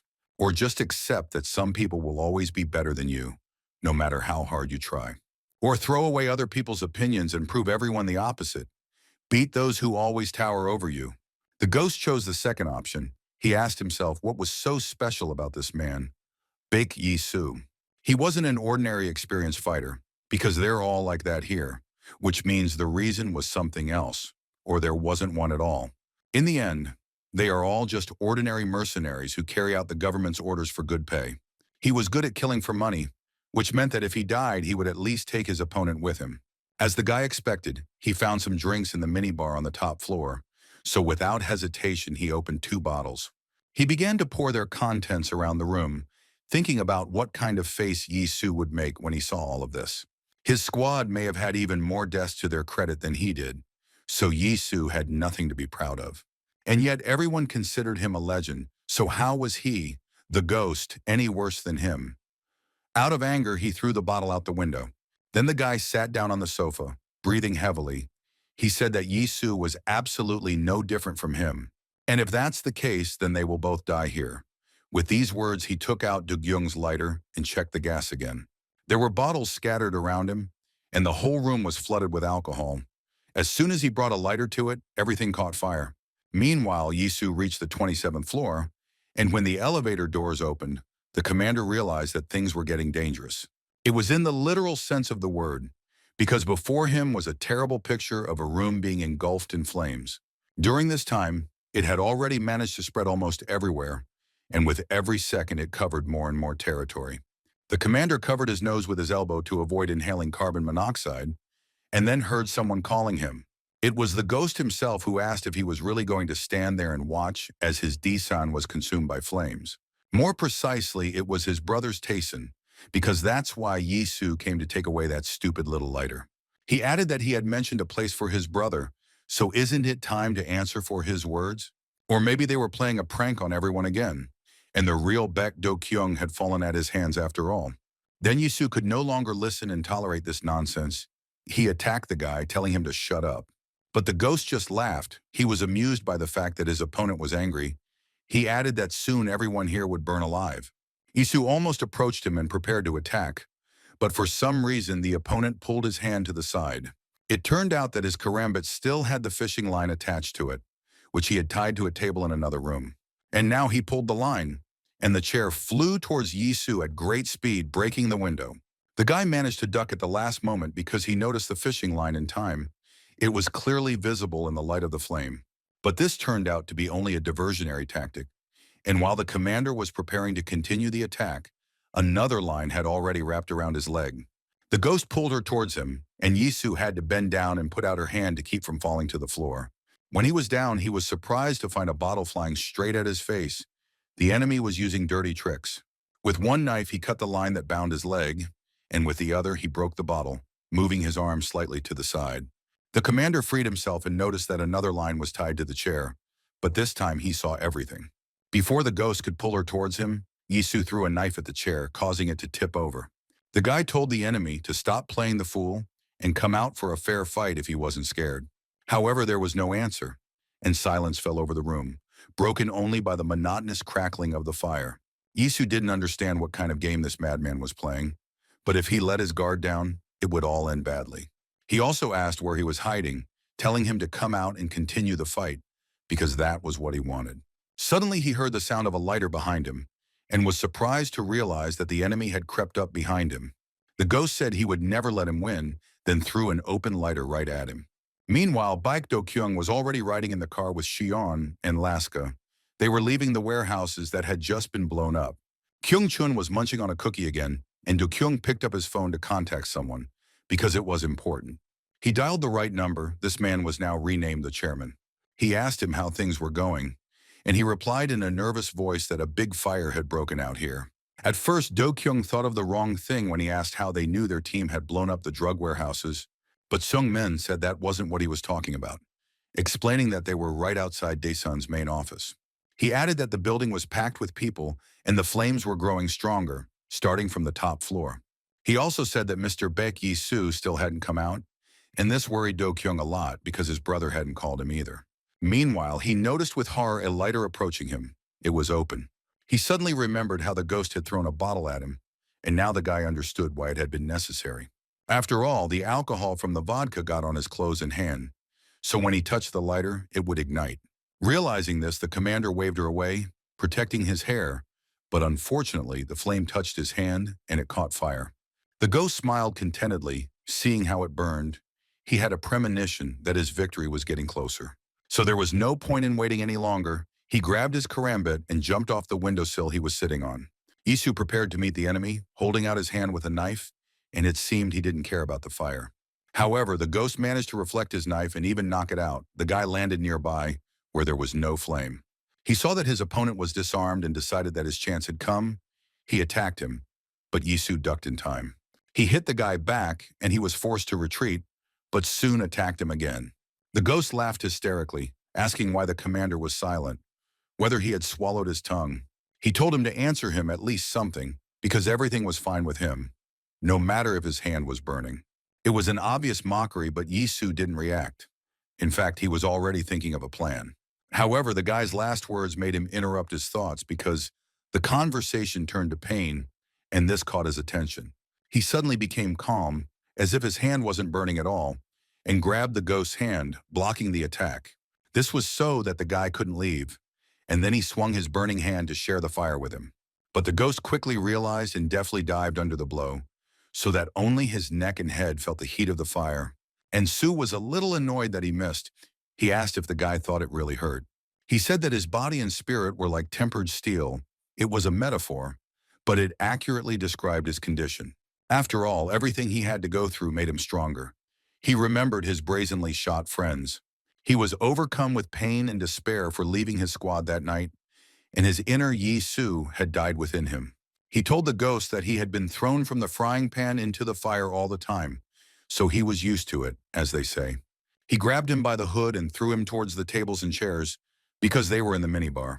The ghost managed to put his hands out and was not hurt, but the commander was near him again and swung. This time he kicked the guy right in the chin, sending him flying back into the room. And Sue added to his monologue that life had treated him like a piece of shit more than once. And more than once he had even wanted to die. But it was precisely at such moments that he remembered why he lived, because he had a dream. No, rather a goal. He wanted to become this fire himself and incinerate everyone who threw wood on the fire on which they wanted to burn him. So if this really was his last moment in life, then they both should perish in this hell. He tore off the clothes on his arm, which was already red from the burns and was incredibly hot, but he didn't pay attention. The ghost he had pushed again was now near the window and suddenly grabbed the chair, saying that he had asked for it. He asked if it seemed a little hot in there, perhaps because there was not enough air. Having said this, he began to hit the window with a chair, intending to break it, and Yisu stood there in bewilderment. He asked what this madman was doing, to which the man responded with a question of his own, asking if he knew what backdraft was. Seeing that the guy was silent, he explained it himself, saying that it was an explosion that happens when fresh air enters a burning room. However, now Yisu will see everything for himself. He swung for the decisive blow because the glass almost cracked. We didn't have to wait long. One precise blow, and the window couldn't withstand it. Cracks appeared on it that were about to burst. Then the ghost threw the chair out the window and immediately jumped back, because what was about to happen was dangerous. But Yisu had never experienced anything like this before, and he remained standing there watching as the fire began to recede. But this turned out to be only the calm before the storm. In an instant, the fire spread with such force that it seemed to actually explode. There was also a sound, like an explosion. It was audible and visible to the naked eye, even from outside the building. It was at that moment that a car drove up to him, in which Shi-on and Do-kyung were, and the director was very surprised. He realized that his brother was probably still in the building, so he called him, begging him to pick up the phone, and asked Shiona to drive faster. The phone rang for a long time, but his brother didn't pick it up, and this was already starting to worry Do-kyung. He knew that the building was most likely engulfed in flames, so the phone could have simply fallen out. But he still continued to call, and Yisu, who was covered by the shock wave from the explosion, could barely move. In the end, he managed to get up, although he had more wounds and injuries, and this was bad. He saw that his brother was still calling him, so he accepted the call, immediately asking what he was going to do if he was killed. Dugayan replied that everyone thought that he was Tayson's boss, so his brother couldn't die, because what would his subordinates do? He added that, of course, they would avenge him, and if necessary, they would dive into the very heat of battle to do so. In the end, it wasn't that far from the truth, as Yi Su was indeed in hell. Do-kyung continued, saying that 6 years ago he almost made the same mistake, but made the decision to escape to Korea. He saw a huge number of people burning in the fire of their own hatred and desire for revenge. The brother admitted that back then he was afraid that he would also go crazy and become like his idiot stepbrother. Fortunately, this did not happen then, because the escape to Korea saved me from self-destruction. But now everything is different. He said that if Yisu died now, he would definitely lose his mind, so let his brother just dare not survive. He advised him not to let the flames of rage consume him, as this would not make things any easier for anyone. Therefore, he must direct his anger to something else. The main thing is that he gets out of there alive, he asked him to. After a brief silence, Yisu said that there was an entrance for official vehicles behind the building, so he would come out from there. Hearing this, Do-kyung was happy, saying that it was the right decision, and then his brother would pick him up there. So Yisu left the room, but there was another person in it whose intentions were not fulfilled. The ghost was also knocked down by the shock wave from the explosion, but he didn't die and was now even able to stretch out his arm. He emerged from the rubble, coughing and breathing heavily from lack of oxygen. It was dangerous to stay there. The boy looked around in search of Yisu, asking where he had gone, since he had seen him thrown away too. The ghost was even a little upset because they were going to burn together, and he just took it and left. Suddenly, another person entered the room, and the ghost was even glad that his opponent had returned. However, it was not Yisu, it was Chang Hong who was approaching him and asked if he was okay. The ghost replied that he was fine, but he was upset that Yisu had run away, as he had made quite a spectacle of himself there. Then Chang Hong asked if the fire was really his doing, saying that the guy had definitely gone crazy. But the ghost didn't listen to him. He said that Baek Yisu was now wounded, and therefore could not have gone far, and he needed to be tracked down. While he was still speaking, Chung Hong suddenly pulled back the hand he was holding the knife in and then stabbed the guy in the stomach. He said that perhaps his partner did not understand him because he was ordered to find him, and that is why he came here. The ghost immediately thought of Chief Jung because this was his direct order. There was no doubt about it. Chung Hong said that he should have just controlled himself and this would not have happened, but he didn't listen. The price for this was eternal rest, which he could really use. He removed the knife from his body, saying that he was a good partner. His real name was Choi Yo-jun, but no one will ever know about him because he was the last of his squad to die as a ghost. Meanwhile, Yisu walked out through the service entrance, which led him to the garage behind the main office building. There was no fire visible here, but as soon as he came out, he was immediately blinded by the headlights of the car. Once his eyes adjusted, he could see Oyama Shogo standing in front of him, as well as Nobu, Kaido, and the others from the Oyamagumi. Shogo said that they had been waiting for him for a long time, calling the guy a fake Do-kyung, but then corrected himself, saying that his name was known. However, Yisu stopped listening to him at one point because he saw another person approaching them. It was Chief Jung himself. He adjusted his glasses and said that they hadn't seen each other for a long time. Upon seeing the boss, Yisu seemed to lose his mind. So many bad things were associated with this man. Jung noticed his strange look, saying that they finally met after such a long time. And Su was able to pull himself together, although he understood that he would not be able to remain calm for long because he had many questions for the boss. In fact, he had realized this back when they had collided on the stairs as they were leaving the Lee family's house. He felt in his heart that it was the boss who was responsible for everything. However, it still hurt. He added that the boss should remember what he asked then and what words their meeting ended with. That time, Yisu said that he could kill him right there, but it wouldn't solve anything, so he would wait. And when their paths cross again, he will answer his question about whether Zhang was really behind all of this. The boss sighed heavily and took off his glasses. He knew Yisu well enough to understand that a battle could not be avoided. The man put his glasses in his pocket, returning to the topic of conversation. He asked what the guy's answer would be. But everything was clear even without words. Yisu pounced on him. During this time, he hated him and could no longer delay. Zhang also understood this perfectly well and was ready for the fight. He also took out his karambit and got ready. And Su swung near his head, but the chief ducked. He had also been well trained in his time. However, this was not enough. The next second, the commander swung his leg. He hit the boss in the head with his knee. Here he had an advantage because the boss was shorter. However, Zhang blocked his strike and prepared to counterattack, but Yisu was faster. In the blink of an eye, his hand was clenched again to strike, and then the chief realized that he would not have time to put up a defense. The commander hit him right in the jaw. It was quite pleasant, but he did not plan to stop. The boss jumped to the side to regroup. He hadn't fought with his subordinates for a long time. On the other hand, this cleared up all doubts about whether it was the real Baek Yisu or his brother in front of him. It was definitely the younger one. And now he was attacking him again, telling him to stop clowning around. But this was already quite rude, and the boss decided to remind him of who he had reported to before. He stabbed him with a knife, and Yisu grabbed his hand. But the chief also caught the guy's attack, preventing himself from being wounded. Yisu thought he could win by force and began to put pressure on his hand. But Zhang was more cunning. He was able to spin the karambit in his hand, so Yi Su had to let go of it to avoid cutting his hand. Now it was the perfect moment for the chief to attack, and he took advantage of it, but Yi Su jumped aside. He was surprised to notice that the wounds on his body had begun to bleed again, and the chief seemed to be jubilant. He said that he was wasting too much energy on completely unnecessary movements, and that emotions were only getting in his way. In this case, the guy became easy prey even for an opponent like the chief, even though he had more strength. They pounced on each other again, this time each one sensing their own victory, not wanting to give up. Meanwhile, the entire scene was being watched by the members of the Oyamagumi, who did not expect to have to just stand there. Some Japanese asked Nobu, who was in charge there, whether it was time for them to intervene, but he replied that it was not worth it. He saw that both opponents fought quite well. Both had enough experience, but he was especially impressed by Baek Yi-soo.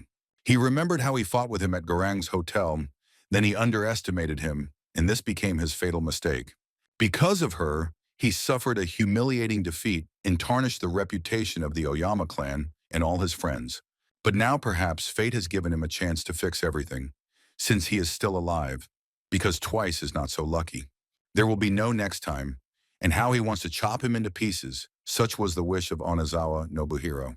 Or rather, it was like that 5 minutes ago before this battle between the boss and the subordinate unfolded before his eyes. Now he hesitated, his hands shaking, and this was noticed by Shogo, who was also watching what was happening. He realized that Nobu wanted revenge for what Yisu did to him, but he did not dare to stop the fight. Oyama told him not to strain himself and do what he could, and he turned to Kaido since he already had a plan. He asked the boy if he could move his arm, and he replied that he was still having some difficulty with it. Meanwhile, some ordinary people noticing the fire called the fire department and an ambulance for the people in the hotel. The police also arrived with them, but they were not ordinary police officers. This had been planned in advance by Chief Zhang in case he had to use his connections, and now he did not regret it. The police blocked the road just where Shion was about to drive to the service entrance of the hotel. De-gyong guessed that this was Chief Zhang's doing, but that also meant that the boss must have come in person. Director Tayson hurried to check the situation and dialed Chairman Lee, who answered immediately. Du-kyung asked if his brother had accidentally left through the main entrance, but Shung-min replied that he had not. He added that he and Miss Cha were waiting for him in the lobby, but he never came out, which began to worry Du-kyung. He said they had cops all over the place blocking the main gate, so the guys better leave. Then Shung-min asked what to do with Mr. Yi-soo, but Do-kyung replied that he was already dealing with it himself. He explained that they had agreed to meet near the service entrance, but Shung-min suggested that he might also be surrounded. Of course, Do-yun himself understood this perfectly well, but he replied that in that case nothing could be done. He said that he would try to break through and would get through at any cost, even if he had to ram the gate. Hearing this, Shung-min said that it was extremely reckless, and Yua asked him to hand the phone over to her. She may not have known anything about fighting, but she knew one thing better than others, and that was the ability to convince people. She suddenly told him that she was not going to take part in this, and would not poke him with stupid hysterics. Du-kyung was not prepared for such an answer. He didn't even know what to tell her for a while and asked her again. But the girl made her position clear. She told him to pull himself together and think things through. After all, he and Shung-min were already here and would help Yisu, and he would prepare a safe escape route for them all. Du-kyung replied that it would be nice, but how should he do it, and in general, would the guys have enough strength for it? But Mrs. Cha hastened to reassure him, saying that Shulan was already on the road, and with her were people from Cheonong. The girl sent them to them, so she asked them to hold out a little longer until their arrival. However, Du-kyung said that this wasn't the problem, because what could the two of them do there, even if it was Shulan? Then Yua said that he didn't have to worry about that, since Chairman Lee didn't come alone either. Just then, men in white suits approached them and greeted Shung-min as the boss. These were his 9 knives who had gathered again in the renewed warehouse, so now they had new powers. Yua ended up asking Do-kyung to rely on them, and the director had to agree. He said they would go around the other side to the back entrance so the guys wouldn't let them down. Xion, who was driving, heard this and understood everything. He turned the car in the other direction. They had almost reached the fence where several police officers stood and noticed them. One of them reported a suspicious black car heading towards the official entrance. He repeated the message as is proper for a police officer, and the man who listened to him smiled contentedly. This meant that Baek Do-gyung or Baek Yi-soo would soon be here, since his squad was not expecting anyone else. Wang Hao knew that these brothers usually didn't come empty-handed, so he had to give them a warm welcome. Zhang couldn't believe he had missed the attack. It was the first time it had happened to him in years, but now his blood was on the ground, and Su was able to wound him in the shoulder, leaving a cut there almost as big as the one Ghost had cut on his chest. They had been fighting for quite a long time, but neither of them was giving in to the other, and the chief realized that it was time to finish. He noticed that Yisu had changed, as he was seriously injured but could still fight, which was impressive. The commander said that he would like to ask him just one question, because there was something he wanted to know. He again remembered all the suffering that had befallen his family and friends because of his boss. He wanted to know why Zhang did this and had already said half the question when suddenly a shot was heard. Kaido fired and was even thrown back by the recoil of the weapon, and what he hit turned out to be quite dangerous. Shogo, who was standing next to the boy, apologized for interrupting their touching conversation, but he was tired of waiting. The boss understood everything. He looked angrily at the Japanese, asking how he dared, because his henchman had just wounded a man. But Shogo didn't care. It seemed like he wasn't even worried about it, even though Korea had strict laws on this matter. That's why all bandits and criminal gangs settled everything with knives, because weapons meant prison. This idea came to Shogo's mind already in the middle of their battle, which was beginning to drag on. He thought about how he could solve everything quickly and radically, and came up with the idea of using a firearm. All that was left was to find someone who would do it, and if necessary, bear all the punishment. Kaido was perfect for this. Shogo approached him and said that now it was clear to him why he lost to Yisu, because he was truly strong. However, this did not excuse him, because no matter how many times his arms and legs were broken, he would do what he had to do. He had to rise again and rush into battle, for that was the price of membership in the Oyama clan. Shogo then asked him if he could move his hand, and when the guy replied that he couldn't really, he put the gun in his other hand. He added that his other hand was fine, which meant he would still be able to shoot. Kaido was nervous. On the other hand, he understood that he could not disobey the order, so he began to follow the battle. All that remained was to choose the right moment when the boss would not be too close to Yisu. Zhang, meanwhile, thought that he had the advantage, since his opponent was seriously wounded, but it seems he was wrong. Kaido's hand shook as he saw that both of them had stopped, meaning now was the right moment. And the boss thought that if he had known that everything would end like this, he would have reined in Yisu while he had the chance. He voiced his thoughts to see the guy's reaction, and he was surprised, saying that the boss himself made him this way. Yisu prepared to attack again, but he didn't have time to carry it out because he suddenly felt a burning pain in his side. Meanwhile, a group of people gathered near the service entrance and watched the fire. These thugs were brought by Wang Hao, who was guarding the entrance to the back gate, waiting for guests. He thought that their methods of fighting for power now were no different from those used 15 years ago. Did this mean that in fact nothing had changed, since they were still burning each other? His thoughts were interrupted by a black car that pulled up next to them, and one of the Peck brothers got out. Wang Hao took off his glasses, asking who he had the honor of speaking to this time, since he couldn't learn to tell them apart. Du Kyung replied that in a normal situation, he would definitely have come up with some witty remark. However, now he had no time for jokes. He asked whether the man would leave on his own or whether he should be helped. Then Wang Hao replied that it was not very polite of them, since he had been waiting for them with his men. Du Kyung told him to forgive them, but they were already late, and Wang Hao asked why he was so sure that he would pass. Du Kyung didn't have time to answer because suddenly they heard a shot, and everyone turned around in surprise. It was in the courtyard of the service entrance, and Do Kyung immediately thought of his brother, who could be injured right now. He realized that they were late and needed to hurry, so he grabbed a knife and attacked Wang Hao. But something made him stop again. Another car stopped next to them, which they weren't expecting. Their chances of breaking through depended on who came out of it, since it blocked their path of retreat. Luckily, Julan came out of there, disappointed that they had already started without her. Xian let the girl go, saying that ladies go first, which was a friendly joke, or maybe something more. And Shulan told the guy to just watch her as she dealt with that bastard Wang Hao. Meanwhile, Kaido was still holding the gun in his hand, which was frozen in the air. He couldn't believe that he had fired. Shogo, who was standing nearby, put his hand on his shoulder, saying that he turned out to be a good shot. But then he squeezed his shoulder and told the guy to wrap it up and finish off Yi Su, finishing the job. He said that the guy should do it and faster, looking at him with his creepy gaze. Kaido realized he couldn't refuse, so he took aim at the NAR commander again, with 4 rounds left in the magazine. He fired 3 more shots, but Yisu reacted quickly and jumped behind a nearby car. Shogo stopped Kaido, saying that he had only 1 bullet left, so he better not miss. But the Japanese man didn't have time to do this, because Chief Zhang kicked him, knocking the weapon out of his hand. He then grabbed Shogo by the collar, asking what they were doing, since he said that this wasn't Japan. Then the chief felt the cold metal on his neck. It was Nobu who held the axe to him, asking how dare he. However, to his surprise, Shogo told him to mind his own business, as it was none of his business. The Japanese tried to object, saying that in this way this chief was humiliating the Oyama clan, but Shogo interrupted him. He told him again to stop, and the guy had no choice but to obey. He put the weapon away.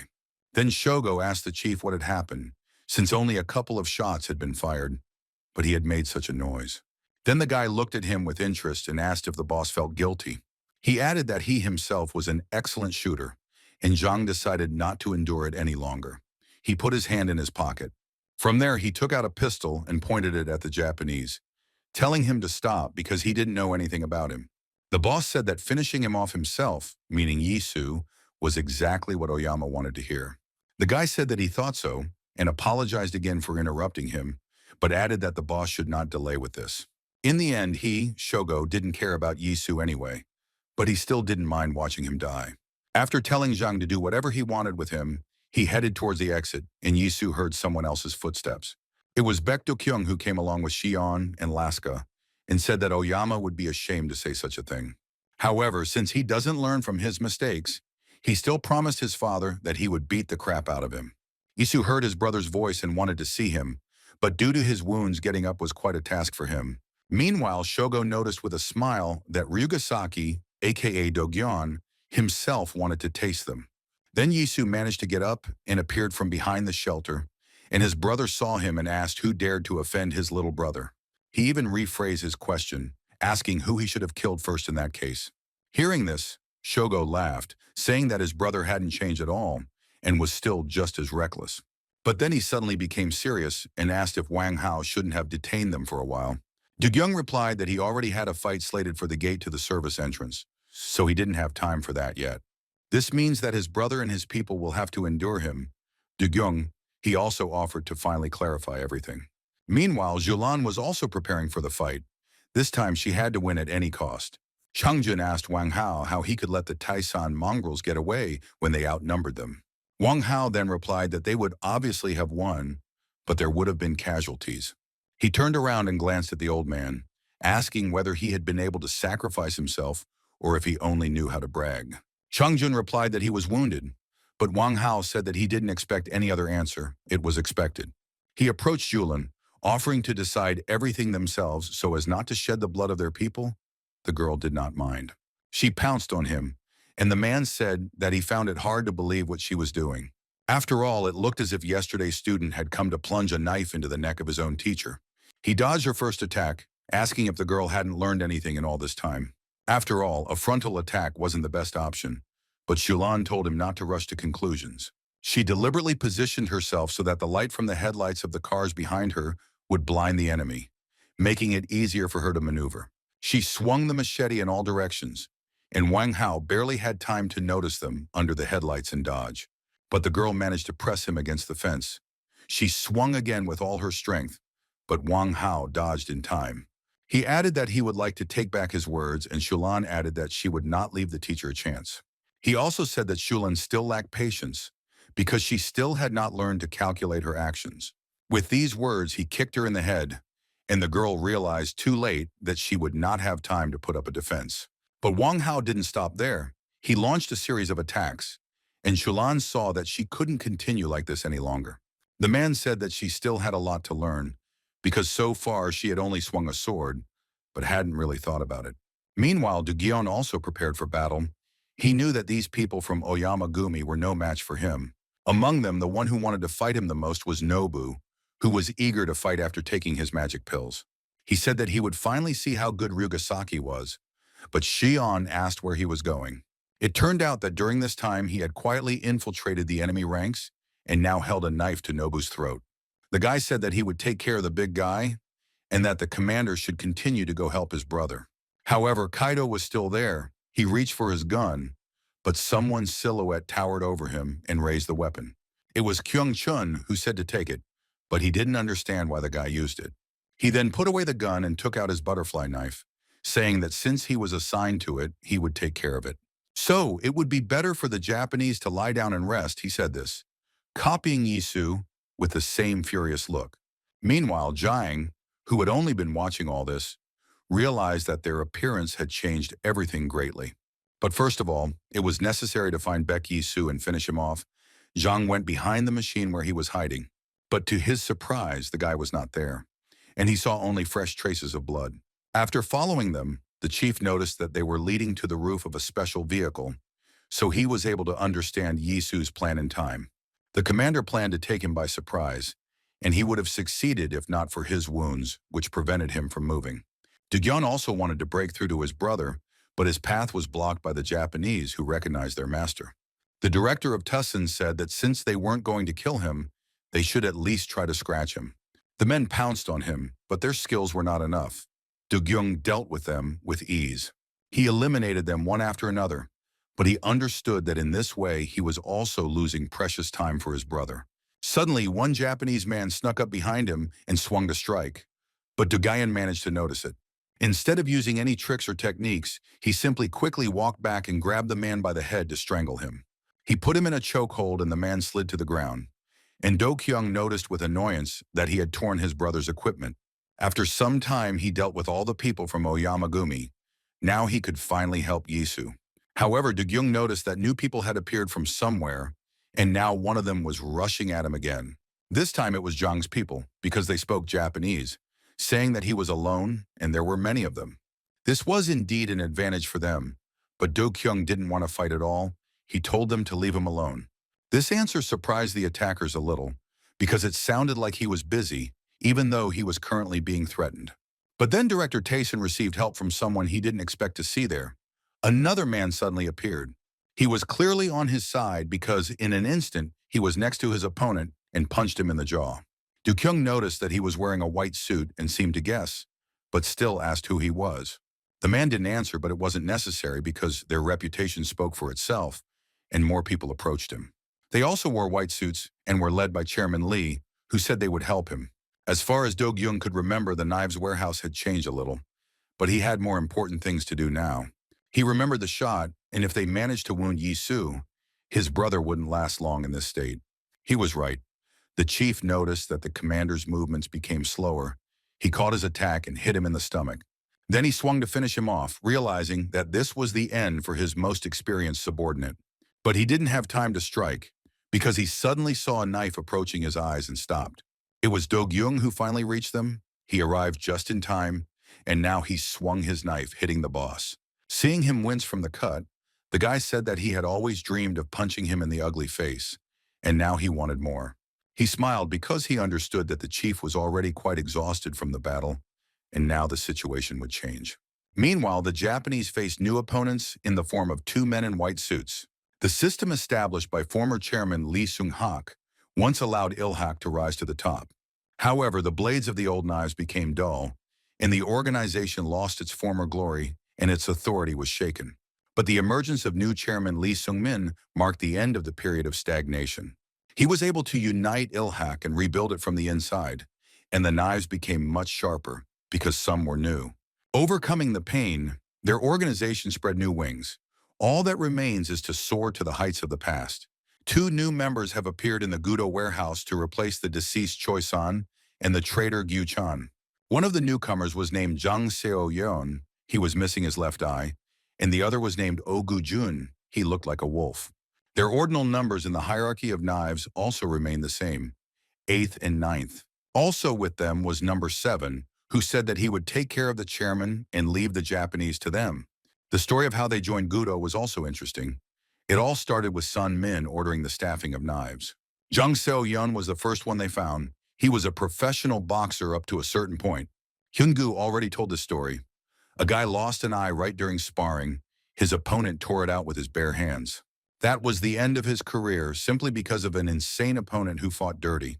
By chance, his opponent was Ryu Taehyun, who also accused the guy of faking. It wasn't difficult to persuade Seoyeon. He joined their ranks to take revenge on Taehyun, but that's not surprising.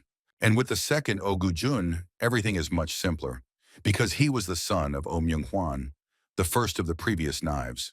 Both choices paid off well, as these guys took care of all the small fry in a matter of minutes. Shion, who was watching the battle, thought that Ilhak had played his trump card, and Nobu had swung at him from behind. The Japanese man told the boy to focus on his opponent, and Shion barely dodged his axe.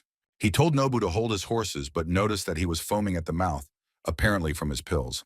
Then the guy added that, be that as it may, it was time to call it a day, when suddenly someone grabbed him from behind. Seeing this, Nobu broke into a creepy smile, telling them to hold the blonde tighter because he was strong. He swung the axe. Shihi realized that one blow and he was dead, so he tripped the man and they both fell. And Nobu was already preparing for the next attack. He didn't care if he even accidentally hit his own people. Shion also understood this, telling the big guy to slow down, but he had no choice. He fell on the man who was holding him, and now he jumped aside so that Nobu wouldn't kill him. The blow landed on the lying Japanese, killing him instantly. Shion screamed, "How can you do this to your comrades?" But Nobu didn't care. He said that they had a lot of people like him, and if the guy wanted, they would share with him.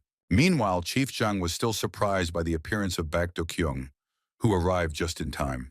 He managed to save his brother, who was holding his wound with his hand, while Do-kyung himself looked at him with undisguised hostility.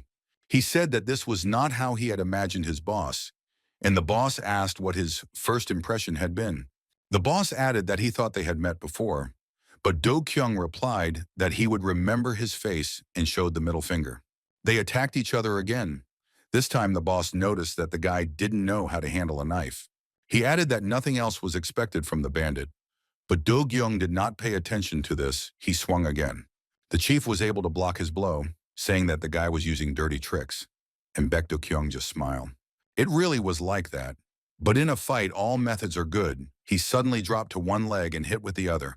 Then the guy asked if the boss really expected a fair fight, since no matter how you look at it, he had already hit him twice.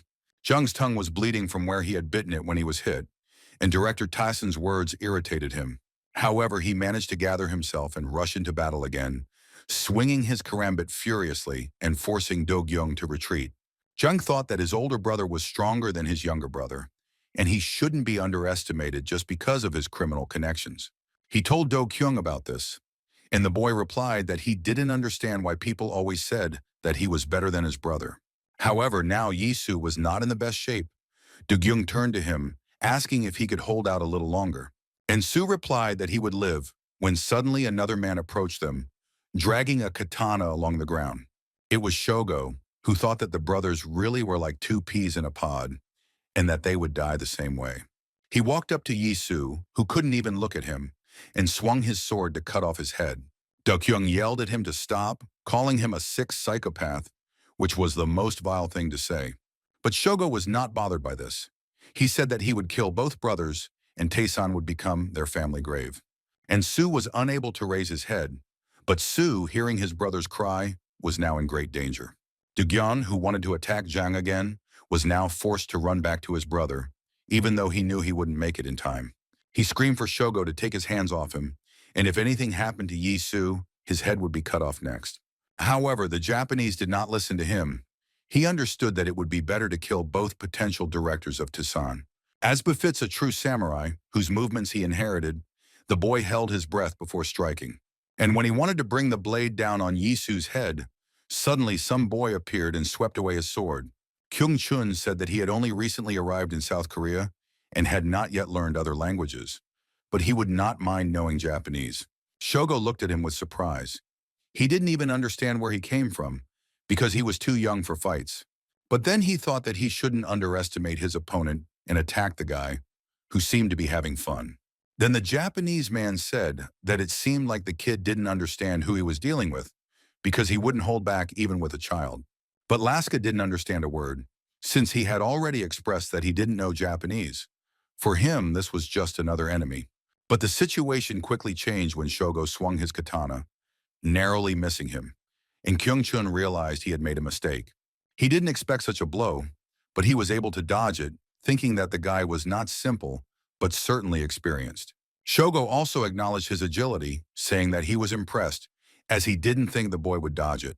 Then Do-kyung turned to Kyung-chun, telling him not to let his guard down, because Oyama was a skilled katana user.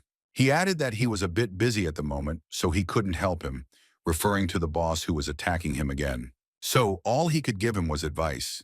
He said that even though Shogo seemed like a fool, he shouldn't be underestimated. However, he didn't have time to finish this, because the boss cut his hand, saying that now was not the time for chatter. Then Do-kyung responded that he should give it his all, but immediately regretted it, wondering who had pulled his tongue. After all, the boss was no slouch either, but he had to fight for his brother, protecting his pride.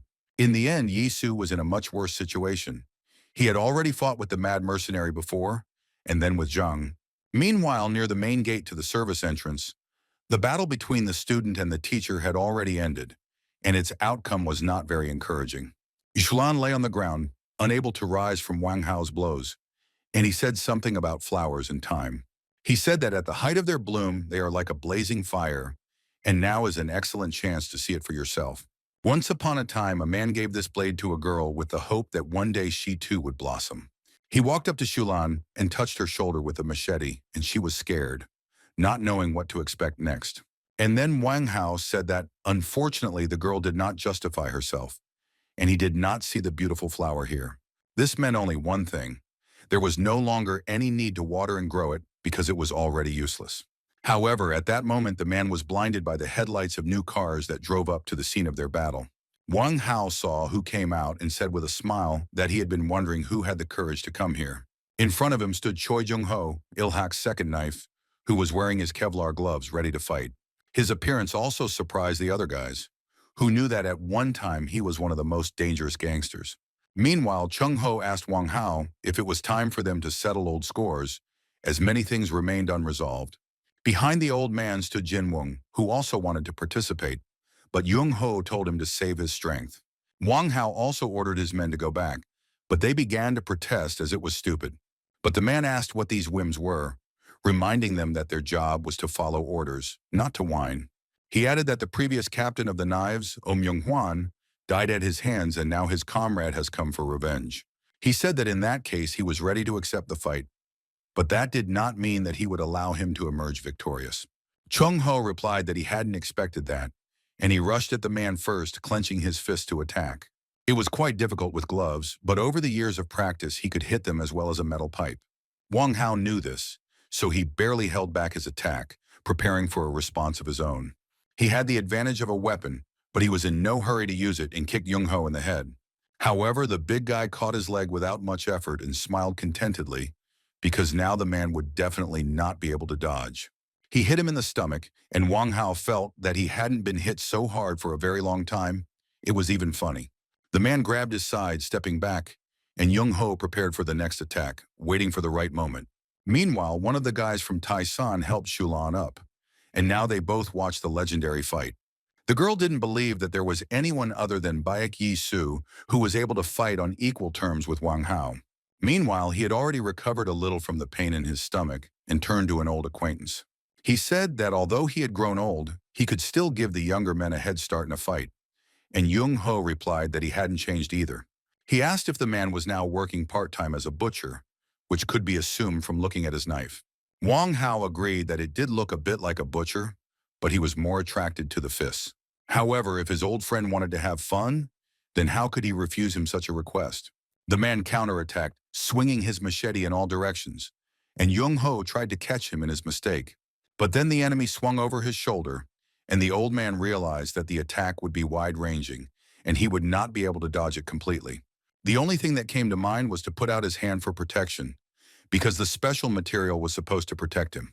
Then Wang Hao decided to change his attack at the last moment and kicked again, this time into the old man's stomach. Jung-ho withstood the blow, but it forced his arm down, leaving him open to attack, which Wang Hao took advantage of. He swung the machete right next to him, but Jung-ho was able to jump back in time, holding out his hand that was hit. But the big guy was lucky and didn't fall, because there was a car behind him, which served as support and protection for him. Wang Hao meanwhile approached him, saying that it seemed like he had made him tense up despite his age. He didn't have time to finish, though, because he saw a huge fist in front of him that was about to hit him. However, that's what happened. He didn't think that Jung-ho would be able to push off from the car, adding speed to the attack. But the big guy also got it. Now, not only his arm was scratched, but also his side, and not badly. Wang Hao laughed. He was lying on the ground, but not because he was thrown back by the blow, but because he himself managed to jump back. He told Chong-ho that apparently he hadn't wasted his time, but had been honing his skills, otherwise he wouldn't have hurt him. But the old man replied that the reason was different. It was all because Wang Hao had become weaker, because he was also getting old. In the end, this was what awaited them all. But Wang Hao felt like the old man was still thinking about Myung-hwan. At least he didn't see any other reason why he came here other than to avenge the captain.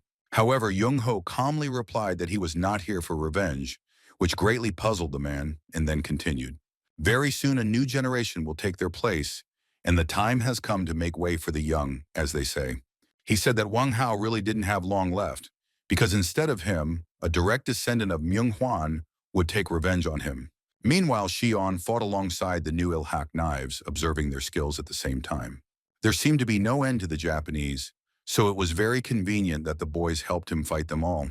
He had just cut the throat of another man when he suddenly saw a familiar axe flying towards him. Of course, it was Nobu, who seemed not tired of fighting and was determined to either win or give his life. Xion jumped to the side, assessing his opponent, who was in such a state that it amazed him that he was still standing on his feet. He himself thought that he should have reached the captain a long time ago, but for now he was stuck here with this stupid Japanese. Suddenly he heard a familiar voice. Jin Woon said that it looked like he could use some help and smiled. He added that Xion was a pro, so he was expecting a bigger catch, and he should leave the small fish to him. Xion was also glad to see him. He said that he would go to help Yi Su, telling the big guy not to let him down here. Nobu also saw Jin Woon, and his eyes widened in surprise because he knew that he was the unshakable wall of Daesun. The big guy assumed that the guy in front of him was named Nobuhiro, adding that this was not how he wanted to meet him. And the Japanese man continued to be surprised that he had been given such an opportunity, because rumors about him had even reached Japan. He took out his axes and attacked him, telling him to show him everything he could do. Now Jin Woon represented the main power of Taisan, and Nobu represented the Oyamagumi, and each was insanely strong. The Japanese man swung his axe very close to his head, but Jin Woon only leaned back without even retreating. Now it was his turn to strike. He clenched his fist and prepared to attack, and Nobu said something to him again. Instead of an answer, he received a crushing blow to the head, so strong that the guy flew straight back. He almost fainted, thinking that this man was stronger than everyone he had ever fought, even Becky Su. And Jin Woon grabbed him by the collar and apologized, saying that he didn't know Japanese, so he didn't understand the guy. He asked him for a favor to learn Korean for next time, but for now their language would be fists and punches. After some time, Nobu lay defeated on the ground. He was no longer able to get up. Even drugs did not help. This was seen by the other members of Oyamagumi, as well as the people of Daesan, who were proud of their Jin Woon.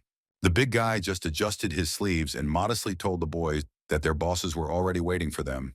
He added that the guy should quickly deal with the rest of the Japanese here, because they are Taesan and no one can command them. This was also heard by Chong-ho, who was fighting with Wang Hao nearby, and he said that his friend had already dealt with Nobu.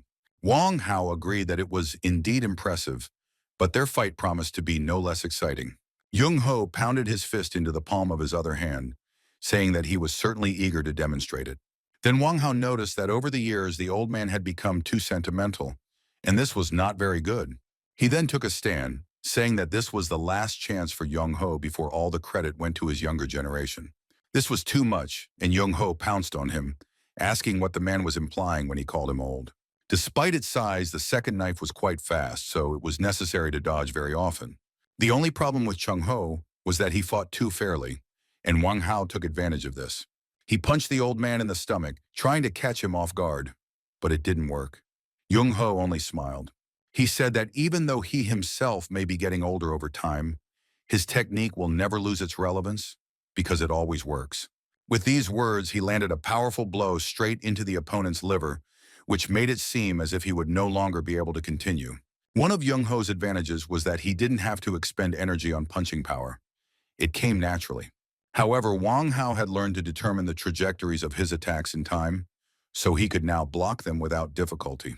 It was the same now. He grabbed the big guy by the arm and used it as a support to jump back and attack. He kicked Young Ho in the jaw, but he wasn't prepared for it, so he didn't have time to put up a defense and fell to the ground. This time he was able to quickly get up, wiping away the blood. Now the enemy was fighting seriously, which meant he had to change tactics. Wang Hai asked with a smile if this was the end, since he had spoken so much about their generation that he couldn't just give up. The man took out a cigarette and lit it, adding that, as his friend put it, their era was almost over. And that meant that they both had to give it their all one last time, and Young Ho agreed with him on that. They charged into battle again, this time Wang Hao using all the techniques he knew. Young Ho went to hit him with his knee, but the man only pushed away from him to hit him in the jaw in return. Then, not giving his opponent time to gather his strength, he kicked him in the head again, and this was already dangerous. Shulan, who was watching all this, was very surprised that the old man had not yet died. Meanwhile, Young Ho hit his head hard, and the men from D-San thought that this was the end. Some did not believe that the great Choi Jung-ho had lost, but there were also those who knew him well who said that this was not all. And so it was. The old man suddenly leaned his knee on the window and rose up, as if he himself had stumbled and fallen. Then the old man looked at him and asked why the man stopped, since they wouldn't finish until the evening. Wang Hao just smiled at this. He said that the old man was already crumbling, but he was still stubborn, which was funny. But if he really wanted it that way, then Wang Hao would give him a good fight at the end. But he didn't have time to finish saying that. Suddenly a shot rang out and the men turned around. It turned out that the police had arrived, led by the chief. Choi Won-ho pointed his gun at the men, asking what they were doing, causing such a mess. Wang Hao wanted to explain, but Chief Wang interrupted him, saying that he had no need to listen to them. He looked angry, clutching his head. He asked where Zhang Seon-ho was, because he knew that the boss was here too. Meanwhile, Keon Chun fought with Shogo, an opponent he had never seen before, but most importantly, he was experienced. This was evident from the way he swung his sword, which was quite long, but it did not hinder him.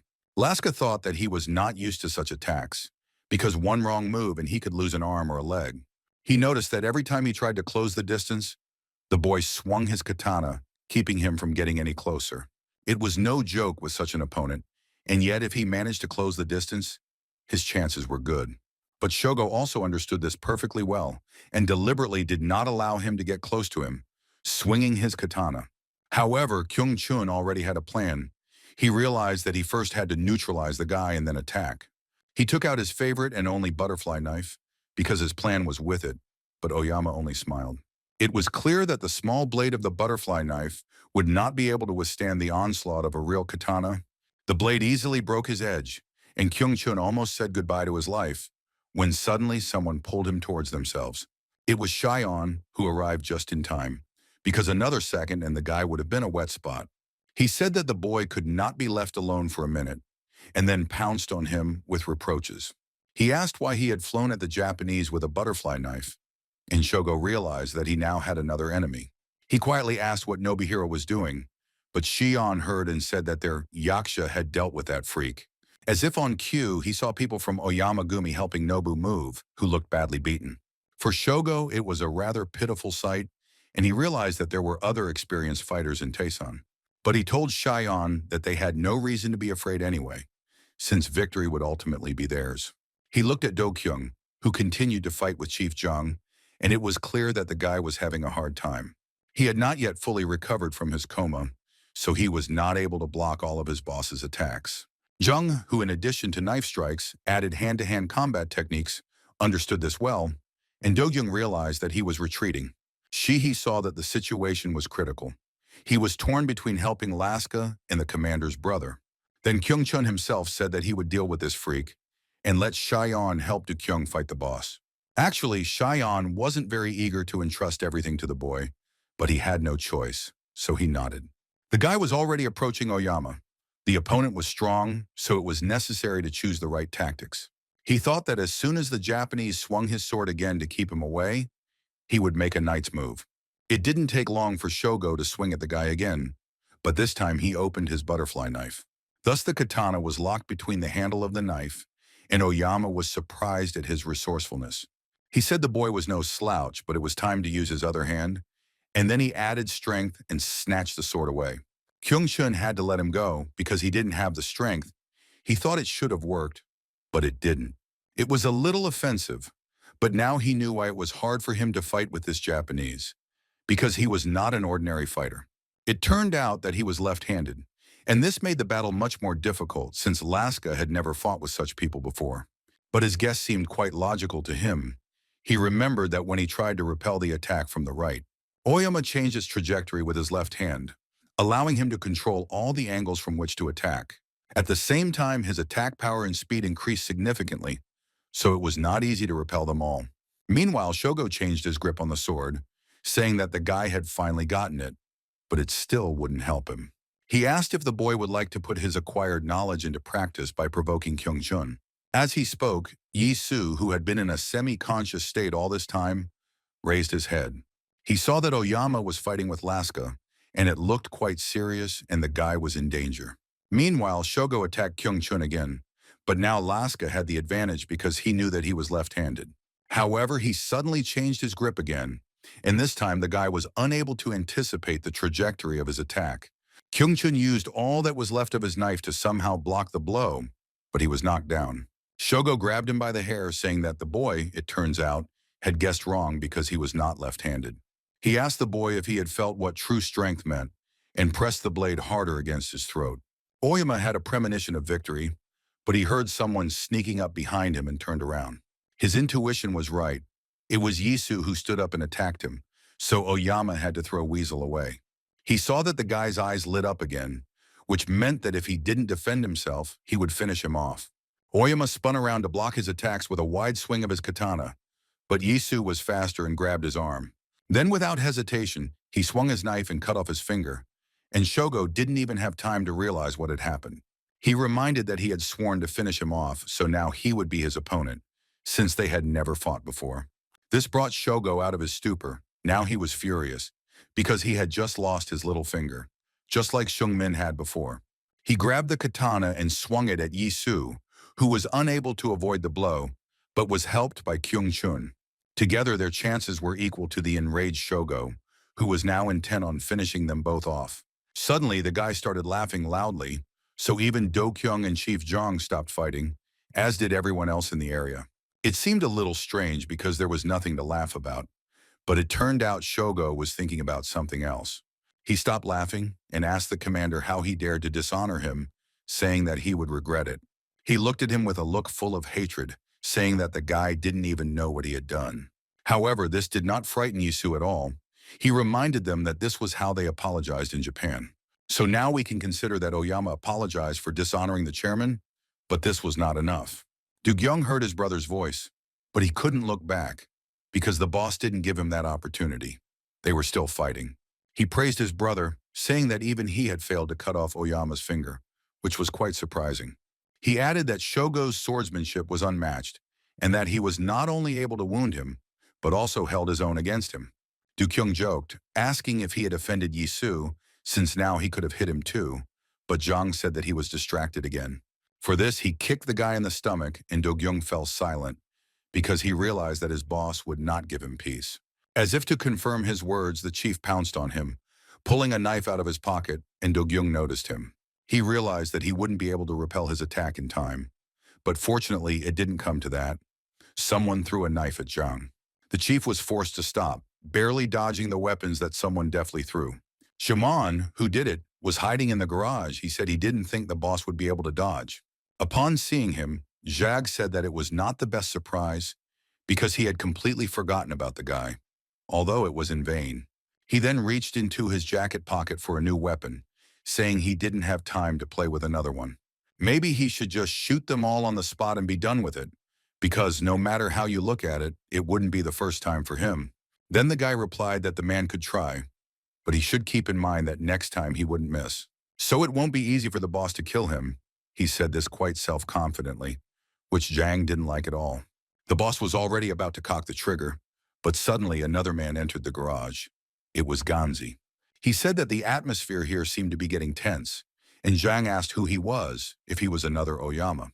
At that moment, Do-gyun, who had seen Ganji, called out and said that it was better late than never.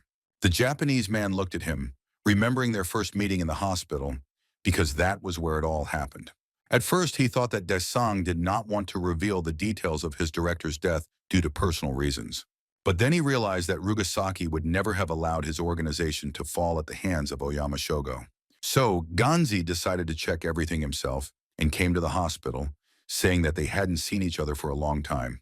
He said that he didn't expect to find him in such a state, and Do-kyung asked if he had really decided to visit him.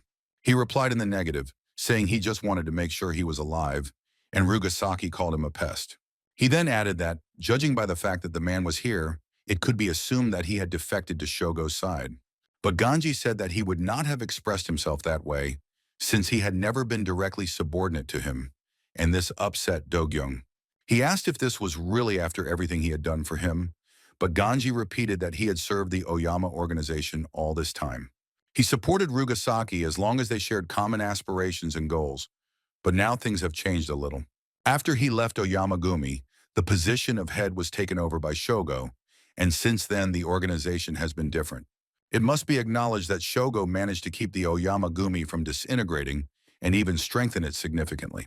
This is how he gained the respect and loyalty of the entire clan, even though many did not share his ideas and methods. Then Do-kyung replied that the man himself knew what Shogo really was like and what his ambitions were. He asked if Ganji shared his views, and he replied that they had, after all, reached their peak under his leadership. But Do-kyung asked if he really didn't care that Shogo had to walk over other people's heads to achieve this. Then he thought that Rugasaki's intentions were clear to him, but he himself could not help him in this in any way. However, Ganji knew someone who could do this, and he walked towards Chief Jung, putting his hand in his pocket. Approaching the chief, he introduced himself as Hanasawa Ganji, the official representative of the head of the Oyama clan. Their boss's name was Oyama Tetsuji, and he was now asking for Lieutenant Major Zhang Xion-ho to speak to. Ganji handed him his phone. He then turned to the others who were still fighting, asking them to take a break for a while. Everyone froze in confusion. But then Chairman Oyama's voice was heard, and Shogo was surprised to recognize his father.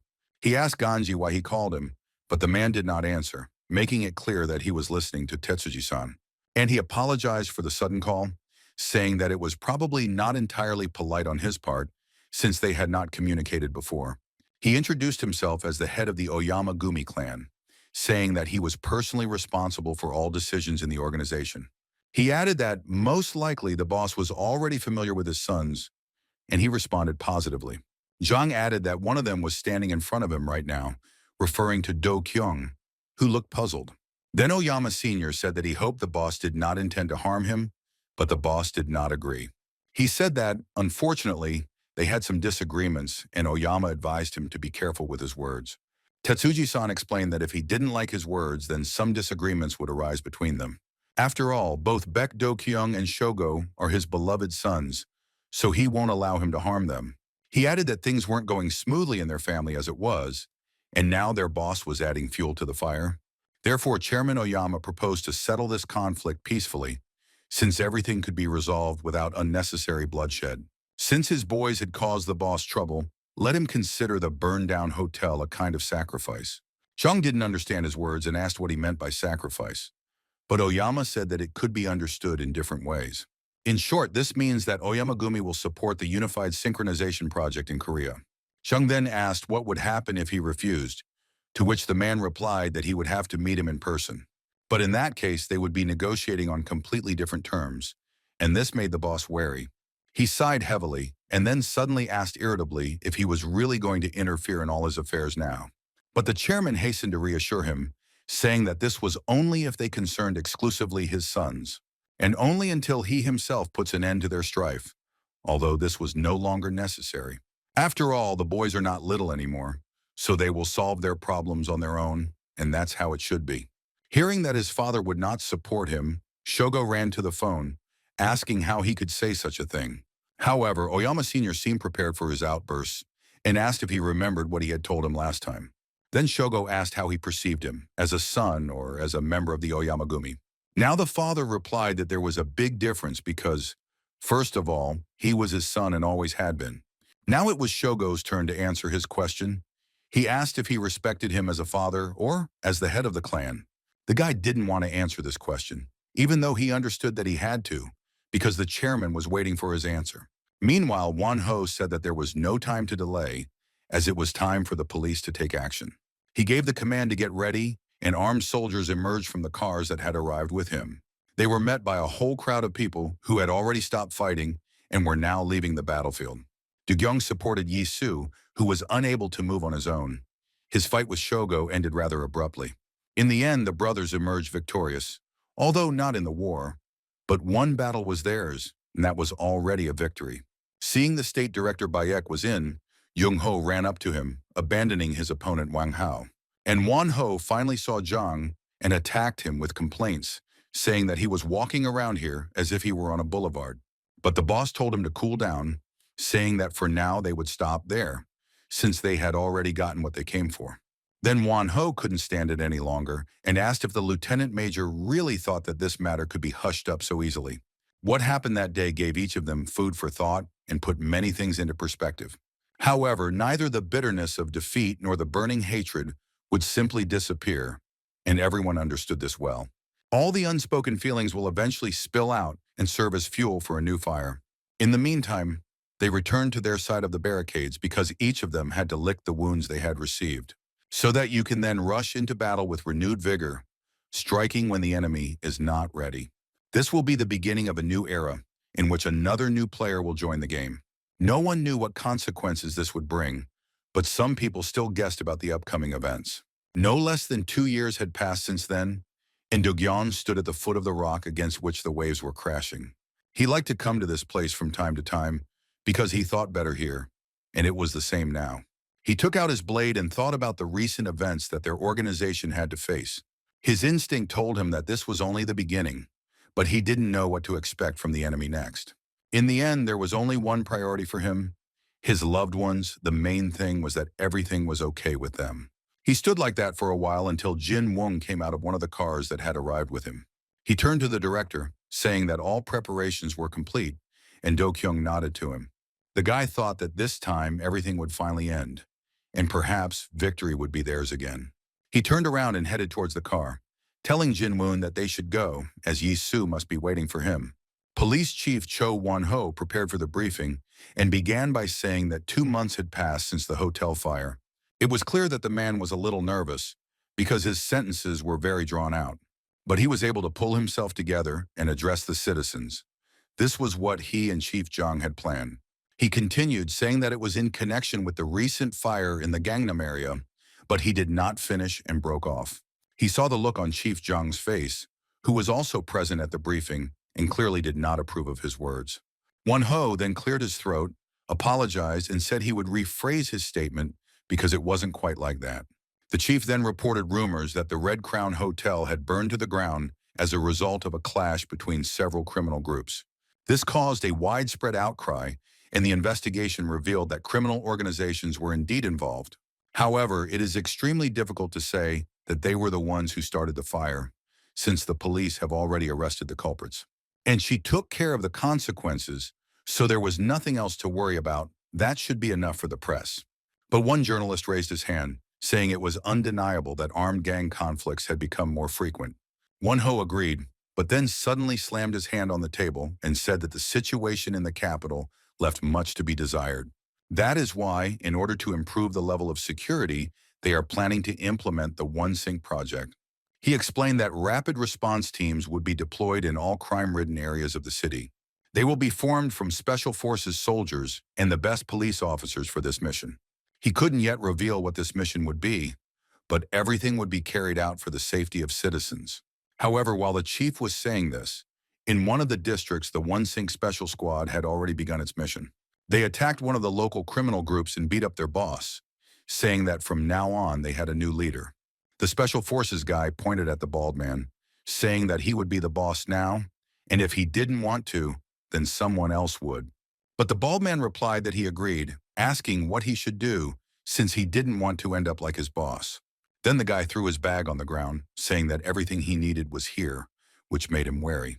He opened the bag and realized with horror what he would have to do when he saw the contents.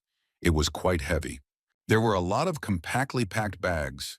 The man took one and asked if it was really what he thought it was. There really were drugs in the bag, and the guy said that he would receive a new batch next month. He added that there was nothing complicated about this scheme. They bring the goods, and he sells them. Hyungu concluded his presentation on how the balance of power had changed due to the implementation of the OneSync project. He asked if anyone had any questions, but for now everyone present sat silently, lost in their own thoughts. All of his allies gathered in Disan, including Seung Min with knives, Cha Yua, and director Baek Do-kyung. Suddenly, Seo Yeon raised his hand and said that, to be honest, he didn't understand a single thing that Hyungu was explaining. Hook replied that nothing else was expected from a newcomer, but he would tell him everything in order once again, especially for him. Previously, the entire criminal underworld of Seoul was controlled by a committee consisting of the 5 most powerful criminal organizations.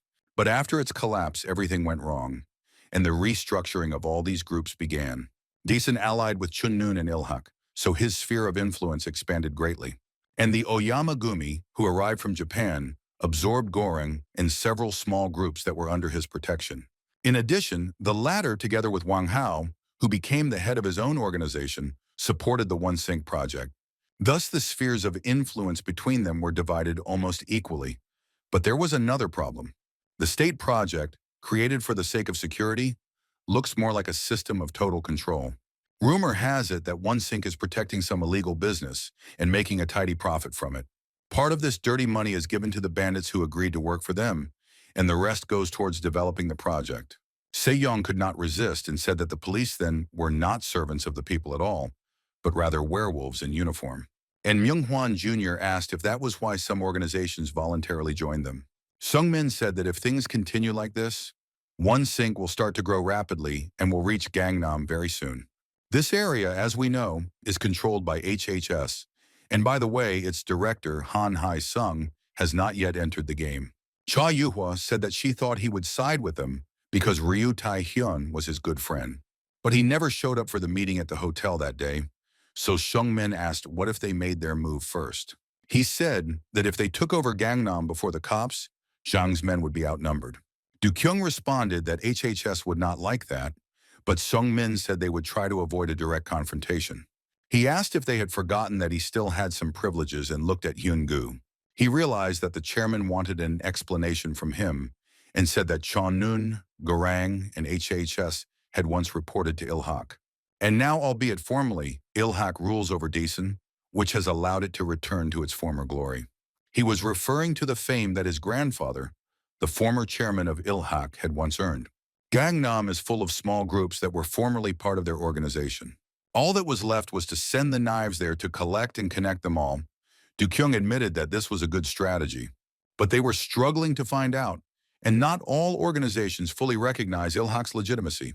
However, Do-kyung still agreed with their plan, saying only that this time they would act separately. While Sung-min and Knives will try to achieve their goal peacefully, he and Yi-soo will go ahead. And these were not just words. In fact, they have already begun to put this plan into practice.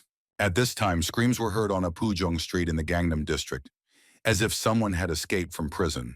It was the already familiar bald man, who had now become the new boss in his organization, but he was little pleased about this. He really was running away from someone, and then hid behind the house in the hope that this bastard would not find him here. The man panicked. He wondered what kind of guy this was. Were all the OneSync members really that strong? He took out his phone, intending to call someone, when suddenly a guy appeared out of nowhere and grabbed his face. With great force, he hit him against the wall of the house so hard that the man even had a mark from his hand on his forehead. The phone fell out of his hands and he fell to the ground, because the attack happened unexpectedly and very quickly. The man who attacked him turned out to be Baek Yi-soo, who was sent by Do-kyung to carry out their plan. He explained that he was against it at first, but his brother was itching to do it, so he talked him into it. However, Sung-min said that it was too reckless and too early, and Do-kyung was surprised at the last moment. The director replied that in fact, they were in the midst of a war here, and it would be better to attack them first. Moreover, he added that Shuan was with his little brother, so there was nothing to worry about because they would cope. But Yua noticed that only 2 months had passed and his wounds had not yet healed, so it was dangerous. Then Do-kyung replied that it was useless to stop his brother anyway, since he was still full of anger. So he needed some time alone and to let off some steam, and this was a good opportunity. Isu himself was not against it. He threw the phone at the man, telling him to call whoever he was going to call. Because of fear, he didn't understand who exactly he was supposed to call and asked the guy about it, but later regretted it. And Sue stepped on him, pushing him even further against the wall, saying that he didn't care who it was, as long as it was some big shot. Since he had no idea who was in charge there, and this made him very angry, he told the man to move. And then he added that Bayek Do-kyung, no, Bayek Yi-soo wanted to talk to his boss, and the man shouldn't keep him waiting. Hyun-gu tapped his foot, calling for them to be quiet. He said that now a professional will put everything in its place. During this time, he managed to become the head of the operational training headquarters, albeit a self-proclaimed one. In front of him sat two of Ilhak's new knives, whom he told that they knew nothing about the dark side of Seoul. First of all, they must get a proper idea of the strength and power of all known gangs. He said that you need to know your opponent by sight, so he specially developed a unique rating system. Then Om Young-hwan Jr. couldn't stand it any longer and told the man to stop messing around, because that's not what they came here for. Se-young quickly reassured his partner, saying that Hyun-gu was only trying to help them, as they were new here. In the end, it will be good for them, and it was also fun. At least no one will get hurt. Gujin looked at the guy, not understanding why he was protecting someone who wasn't even the main one. But he still decided to just give in and sat down on a chair, and Se-young asked Hook if he would award them some kind of rank as well. The man thought for a moment and then said that there was not yet enough data to assess their abilities. However, if we take into account that fight at the Ashes, then at the moment he would distribute them in this way. Oh Gujun is a B-rank knife, and Jang Seo-yeon is a B-plus rank knife. Hearing this, the latter happily asked what the plus meant. Hyun-gu replied that since he had once fought on equal terms with Tae-hyun, he decided that his rank was slightly higher than V. And Gujin turned away, saying that he couldn't understand what his partner was admiring here. Their conversation was interrupted by Choi Jung-ho, who entered the room saying that the conference room was quite noisy today. The man asked what they were discussing here, seeing a map with the spheres of influence of criminal groups. Everyone present looked at him in surprise, because no one expected that Jung-ho himself would come to see them. Hyun-gu opened his ranking by saying that the man was once one of the most powerful gangsters in the city. He's not as strong now, of course, but based on the results of his last battle, he could easily be awarded an A-plus rank. Chung-ho himself looked discouraged. He didn't understand what ranks were being discussed, since he had never had them. Then he remembered why he came and told the guys to pack their things, because they were moving to Gangnam. Then another person, who turned out to be Do-kyung, approached the conference room and asked what they were doing there. Hyun-gu realized that looking at the list was pointless, since there was probably no one in Daesun with a higher rank than him. He pressed the tablet to himself, but Do-kyung managed to see that the idea of ranks interested him, and he hugged Hook. He then asked what his rank was, looking at the tablet with interest because he did not see his name. Oyama Shogo began to approach life more rationally. The severed finger taught him a lot since then. He silently walked up to the tatami, where he was to meet with an important person who had already arrived. The boy took his place next to another man from the clan, waiting to listen to what Hanazawa Ganji had to say. It was a meeting of the Oyamagumi clan, where its future development was to be decided. Before starting, Ganji said that it was necessary to first hold a small secret meeting. The man leaned on his fists, saying that everyone was aware of the latest events, so he would tell everything briefly.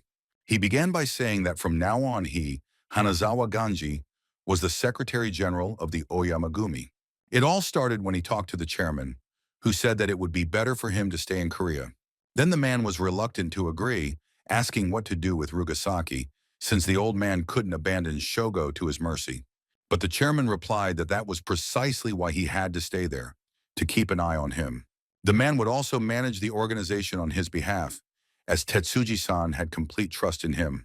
After all, he couldn't completely deprive his sons of all support, because that wouldn't be a fatherly thing to do. The chairman then added that he hoped that Ganji would take care of Shogo, who had a difficult character. Of course, the man knew this well, but it wasn't that he was eager to carry out the chairman's will. He did this for his own reasons, because he believed that Shogo could lead their organization to the top. Also present at the meeting was Cheonnun's CEO, Wang Hao, who Hyun-gu would have awarded an S rank to. Meanwhile, the new knives and Jung-ho had gathered near the main entrance of the Daesun Hotel, waiting for someone. They needed to expand their sphere of influence and form alliances with organizations that could help them do so. Suddenly, they noticed Yisu and Shion appearing at the door, the commander's hands stained with blood. The guy approached them, holding some kind of bag in one hand, and a strange expression was visible on his face. Young-ho rushed to meet him, saying that he heard that the guy went to Gangnam almost alone. Yisu nodded and threw the bag on the floor, saying that it was a gift from a small gang of thugs. Now all of this has passed into their hands, and they will not be able to break away from them even if they want to, because they are bound by these documents. Chung-ho was very surprised, saying that this was great, of course, but sometimes you can just come to an agreement with people. He added that only Chief Zhang's lackeys use such crude methods, which made Yisu apologize to his face. He suddenly asked what the man wanted to tell him by this, because were they really that different from them?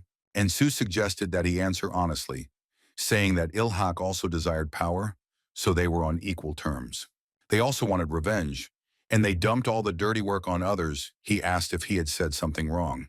However, he did not wait for an answer, saying that he would give them everything they wanted, but in return he asked them not to interfere with him. He added that otherwise he might accidentally kill them, but suddenly someone put a blade to his neck. It was Ilhak's new knife, Gujun, who asked if the boy really thought he could just get away with saying that. He also added that he was not the only one here who was obsessed with the desire for revenge, but the others did not understand what he was talking about. And Gujun continued, asking who gave him the right to say such a thing, even if he was Director Bayek's brother. Then Cheon put his hand on his shoulder, telling the guy to cool down. After all, Yisu was also his boss. He advised him not to push it, otherwise he would regret it, and the guy felt the tip of a blade behind his back. Jung-ho saw that the situation was getting tense and shouted at Gujun not to dare take out the knife, but it was too late. But Cheon took back his kirambit, saying that if he made one more move, he would already be dead. Gujun had no choice but to lower the knife, still looking at Yisu, who didn't care about what was happening at all. Just at that moment, Bayek Do-kyung came out onto the street with Suwa, asking what all the noise was about, but there was no fight. Seeing his brother, the situation became a little clearer, but he still asked what they were arguing about, since Shion was still holding the knife. The director walked up to Gujun and put his hand on his shoulder, telling the boy to just look around. He said the same thing to his brother, because wouldn't it be a shame to ruin such furniture if it came to a fight? He then added that Yisu had done a great job, and most importantly, that he had not been harmed during his mission.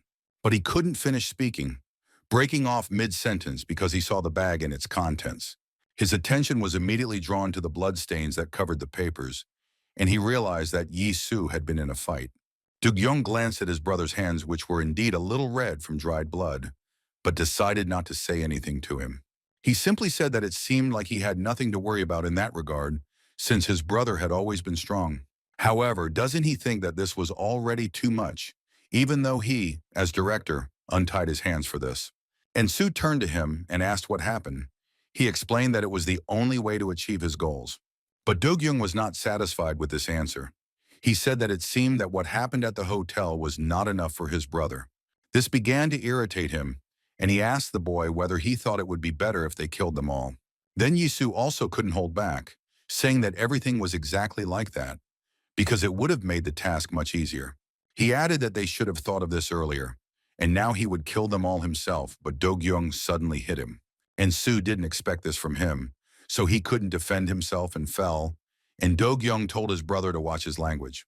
He hit his head pretty hard, but Do-kyung didn't really care, and asked if his brother really wanted this. Did he really intend to kill them all and go after them, since the same fate awaited him? If they both looked at the ranking that Hyun-gu compiled, Do-kyung would be listed as an S+. But Baek Yi-soo was marked with X rank, which was quite obvious. He was the shadow leader of Taesun. Young-ho ran up to them, trying to stop the director, and Do-kyung asked what kind of nonsense his brother was talking about. He said that it was impossible not to hit him, but at that moment a response came from Yi-soo, who also hit him. Before Do-kyung could even blink, he jumped to his feet and also swung at his face. The blow was not weak. Young-ho told the boys to stop. It wasn't funny anymore. They were both their directors. But the brothers couldn't be stopped. Do-kyung said that it had been a long time since he had beaten the nonsense out of him, and looked at him with a predatory gaze. But Yisu replied that he could try if he could, since he was now no less skilled and experienced than him. Then Su-ah got involved in their quarrel and asked if Yisu really wanted to send his brother to the hospital bed again. But he had only recently left it. Du-gyung liked the secretary's words, saying that she was right. But Sue also turned to him, saying that just recently he was going crazy at the thought of losing his brother, and now he was beating him. Du-kyung defended himself by saying that Yisu started it, but the girl was not convinced, and Young-ho and the others decided that it was better for them to leave. Meanwhile, it was already evening in Tokyo, but the lights were still on in Chairman Oyama Tetsuji's country hotel. He was assigned a guard of 2 men, who, however, did not look like worthy opponents for him. One of the guards recognized him and was surprised, saying that he had heard that he had a lot of work to do in Osaka, but for some reason he came here. But the man replied that he had already sorted everything out, and besides, he had some business here too. After all, how could he not come when such things were happening here, that even in Osaka there were rumors about them? He asked where Tetsuji was now, and when the guard said that the boss had asked not to let anyone in, he put his hand on his shoulder. The man said he didn't care, and besides, the rule didn't apply to him. He was determined. Chairman Oyama, meanwhile, was finishing another cigarette. He wasn't expecting any guests today. The old man sat opposite the coffee table, on which lay a game of shogi, his favorite game. Suddenly, he heard footsteps that interrupted his thoughts. It was a little annoying, and he wondered who it could be. The man who entered said that he expected to see a majestic clan leader here, not a decrepit old man. Tetsuji replied that he had long since lost all his majesty and changed the subject, asking whether he had not retreated to Osaka. The man who sat down opposite him suddenly turned to him, calling him brother, and added that he didn't have to worry. After all, he, Mudotaiga, had already completed his conquest of this prefecture in the name of Oyamagumi. After all, he was its right hand. Hearing this report, Tetsuji smiled, saying that it was in his repertoire, but it was not bad. Then Moto leaned over the table, asking if he had really analyzed the previous game of shogi. Then, without waiting for an answer, he suggested playing, and a strange spark of excitement appeared in his eyes. Tetsuji was not opposed to asking if he wanted to continue from there, but Toigo said that it was no fun at all. He added that they would play again, and Tetsuji smiled again, saying that it seemed like his brother had become better at playing. But he asked if skills mattered, since experience couldn't be wasted, and even if he died here, he still wouldn't win. This wording puzzled Tetsuji a little, and he asked what he meant when he said that he would die here. Then Moto added that the stick shoots once a year, and if he still turns out to be the winner, he will leave the clan. With these words, he made his move, and Tetsuji raised his chip, asking why this suddenly happened. Moto replied that he was going to do it for his student, which made the chairman tense up. And the brother continued, saying that Shogo had again clashed with Rugasaki over the inheritance, in which case someone had to support him. But Tetsuji didn't want to hear about it anymore. He said that these showdowns no longer concerned the Oyama clan. He gathered all his chips into a fist and added that he had ordered no one from the clan to interfere in these feuds. But Moto crossed his arms over his chest, saying that this was precisely why he was leaving the clan, so his brother shouldn't get upset. Tetsuji said that they had a draw because he had run out of pawns, and Moto continued his thought. Everything went wrong from the very beginning, because as soon as their delegation left Korea, Shogo's brother abandoned him to his fate. It didn't seem very fatherly, since he chose Rugasaki and neglected his own son. But he, Moto Toigo, will remain on Shogo's side, because he was his student and the best in wielding a katana. Then Tetsuji replied that the others wouldn't like it, and that he didn't like it either. But Moto just laughed. He asked if he would have to defy his brother to leave, but that was too much even for him. Tetsuji slammed his fist on the table, scattering the pawns on the board, and Moto was surprised because before that, he was just joking. However, as it turned out, the brother's reaction was caused not by his words, but by the situation on the board, because he lost. Tetsuji himself didn't understand how it happened either, but it had to be assumed that the game was over, and Moto had won. Seeing this, the brother stood up to leave, but at the door, Tetsuji suddenly said that they had a draw, so he shouldn't relax. The old man grabbed his head, but it was unclear whether it was because it hurt or from a feeling of despair. He added that he was grateful to his brother for taking care of Shogo, even though he did not mention his son by name. And Moto replied that he didn't have to thank him for it at all, since he did it on his own whim. These were the man's last words before leaving. He thought that his brother would say something else, but he remained silent. Meanwhile, in the Gangnam district on Yuxamdong Street, the first negotiations took place between Ilhak and a local gang. The director of this group was a woman who knew well about Ilhak's plans, but hid it from them. They sent Seo Yong, who had his first experience in negotiations, to represent their organization. However, they had a backup option. Yisu was waiting outside the room. He had said from the very beginning that nothing would come of it. When the girl suddenly asked if Taisan was involved in this matter, Yisu immediately understood what she wanted to hear. She asked if they really wanted them to join them instead of HHS, if she understood correctly. Seo Yan nodded, saying that they would guarantee their safety in their swan, but the girl interrupted him. She said that all this is, of course, wonderful, but there are three nuances here, and the first is the absence of their leader. The girl added that it was extremely disrespectful of them to send just anyone to the negotiations.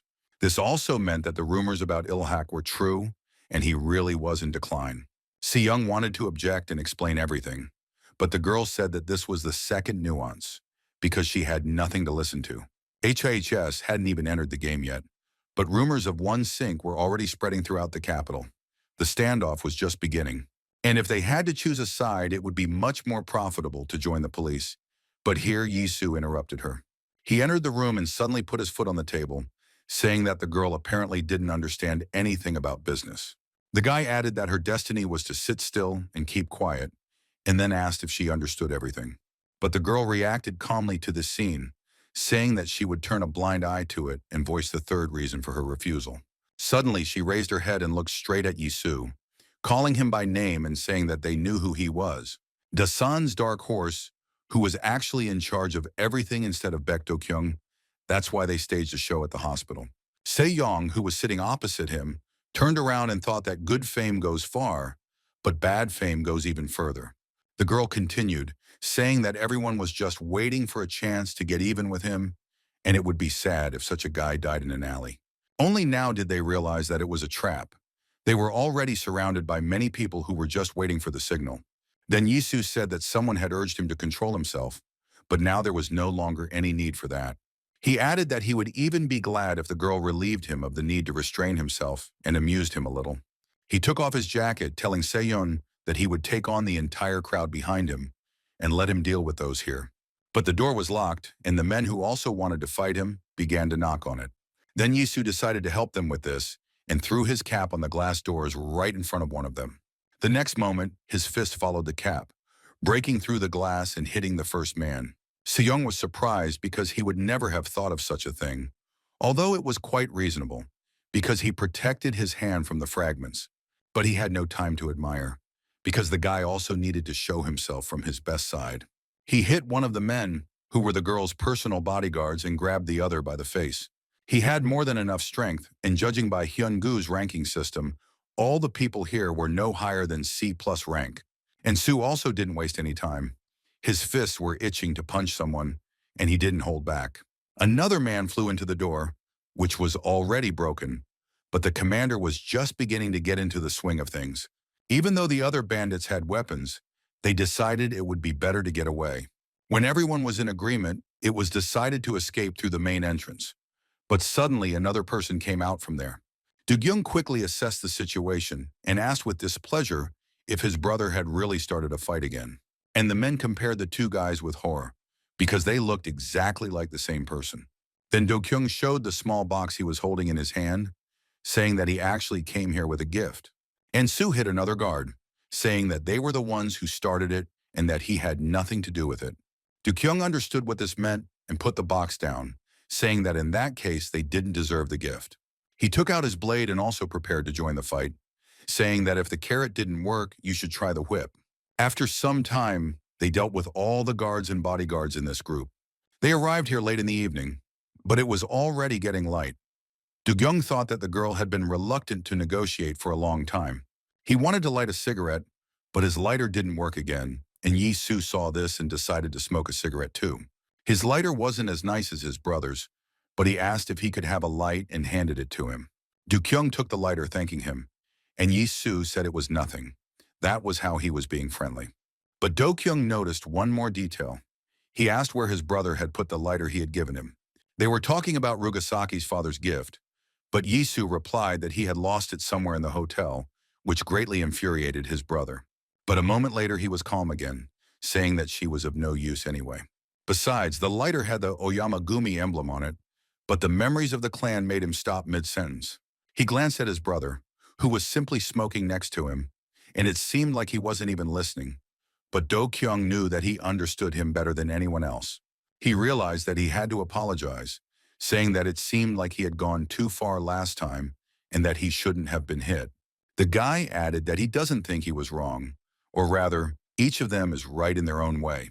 However, now he too was the head of Taisan, and a good half of the criminal world had a grudge against him. And Su replied that then he would have to kill them all, because he didn't see any other way out here, and he didn't want to look for it. But Do Kyung said that this would only be a temporary measure, asking how long it would last, since there would be even more of these bastards over time. Although in the end, he is their boss, so it is up to him to decide what to do, and they are just his subordinates. He added that they needed a strong leader who could stand up for himself, but Yi Su understood what he was getting at. Meanwhile, it started to rain outside, but Shung Men had already arrived at the place, which was the building of a real estate agency. He took off his jacket and looked at the map of his country. It was the Gangnam region, and he did not come here to look at the land. While he was waiting in the hallway, a man who appeared to be an agent there asked him to come into the lobby. He added that the boss would be here soon and served him some tea, and Shung Men thanked him. The man said he would have suggested that he walk around the area and look around, but it was raining heavily outside. Then the chairman explained that everything was fine. After all, that was not what he had come for, which surprised the man. He leaned forward a little and said that he came from Ilhak, and then asked if that meant anything to him. Hearing about Ilhak, the real estate agent said that everything was now clear to him and turned somewhere back. And at the back there was another door, apparently for the staff, but it turned out to be open, and soon someone came out of it. It was the man who had been sitting at the table in the next room, discussing something with the other guys. Hearing the agent, who apparently worked for them, mention Ilhak, he stood up and walked over to Shung Min. The man asked whose it would be, since he had come here himself, because one is not a warrior in the field, unless, of course, he is one of the knives.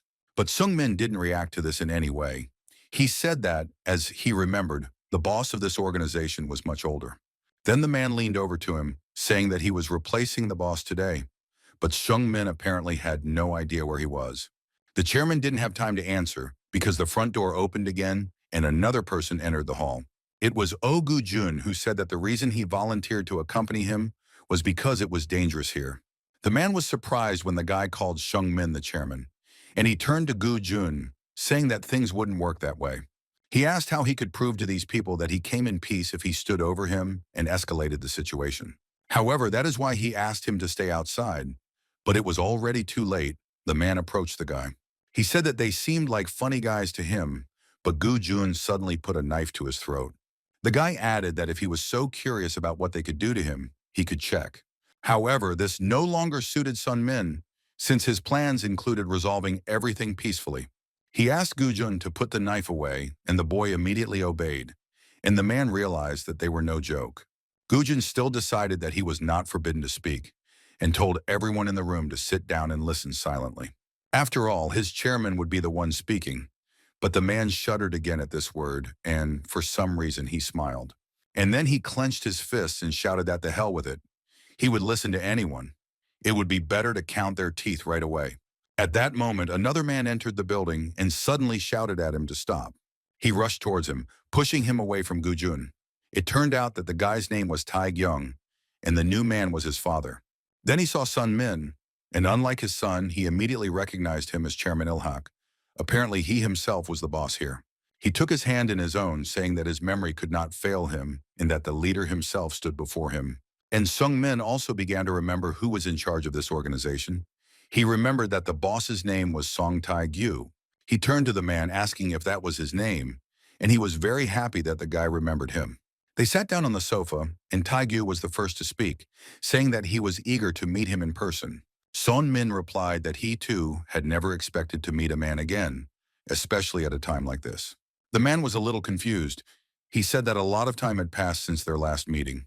He added that he remembered him when he was still a baby, and even how he walked under the table. And then Shung Min hastened to interrupt him.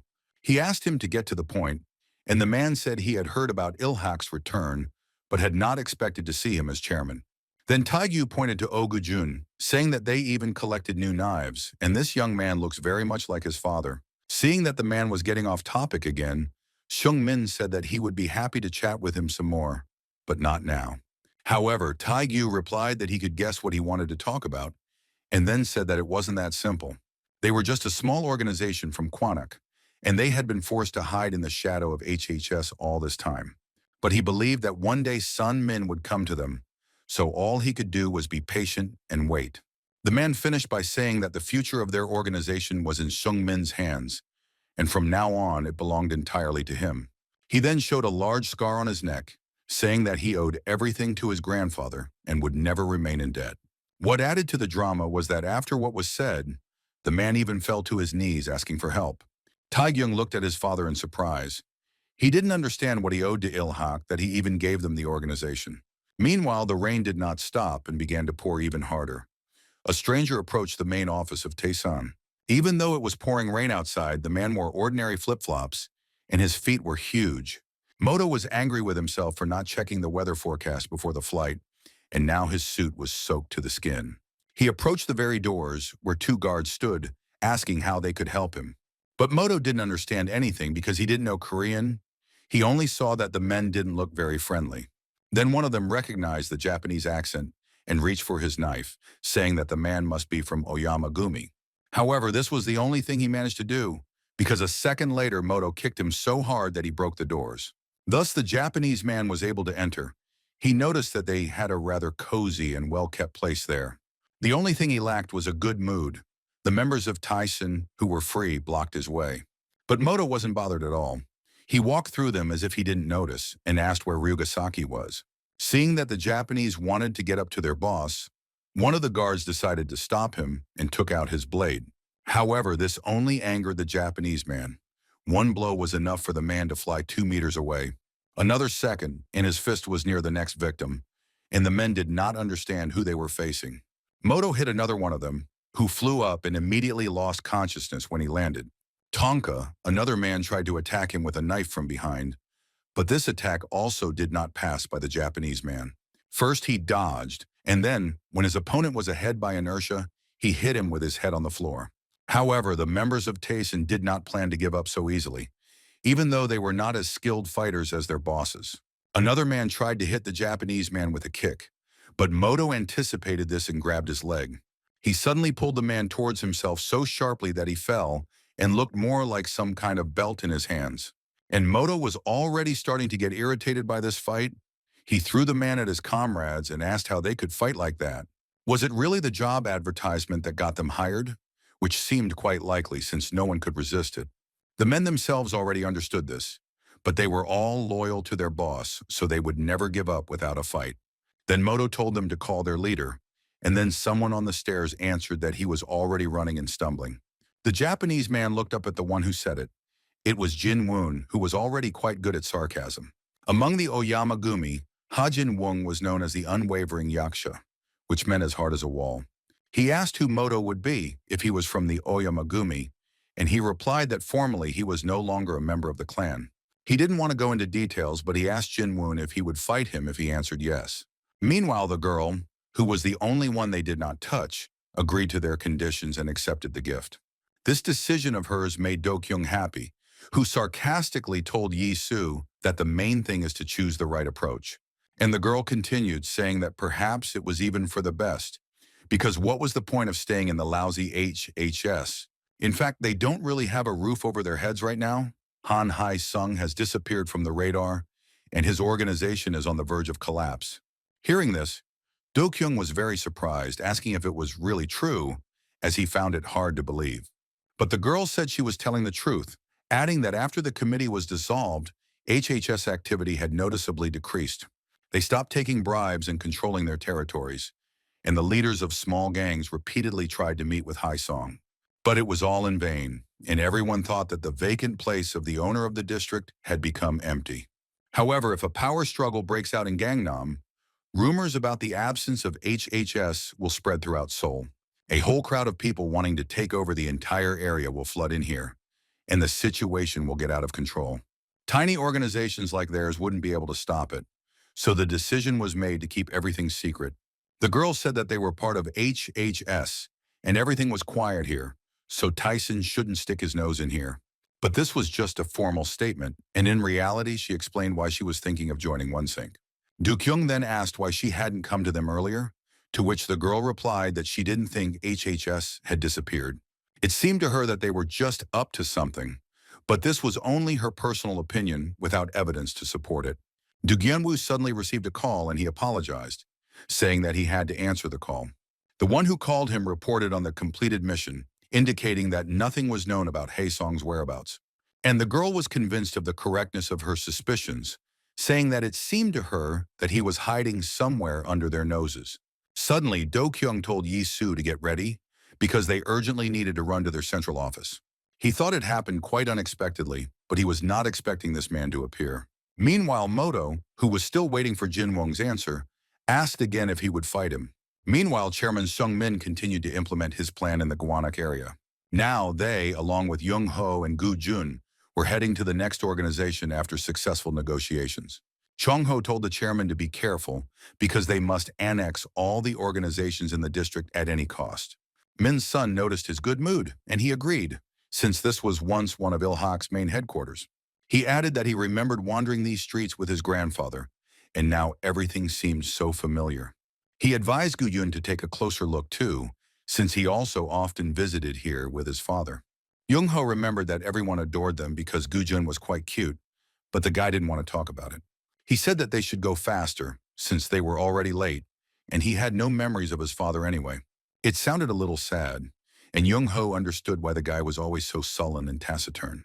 The old man apologized for him, telling Seung Min that Gu-jun was not himself when it came to his father. After all, he was the leader of the previous lineup of knives.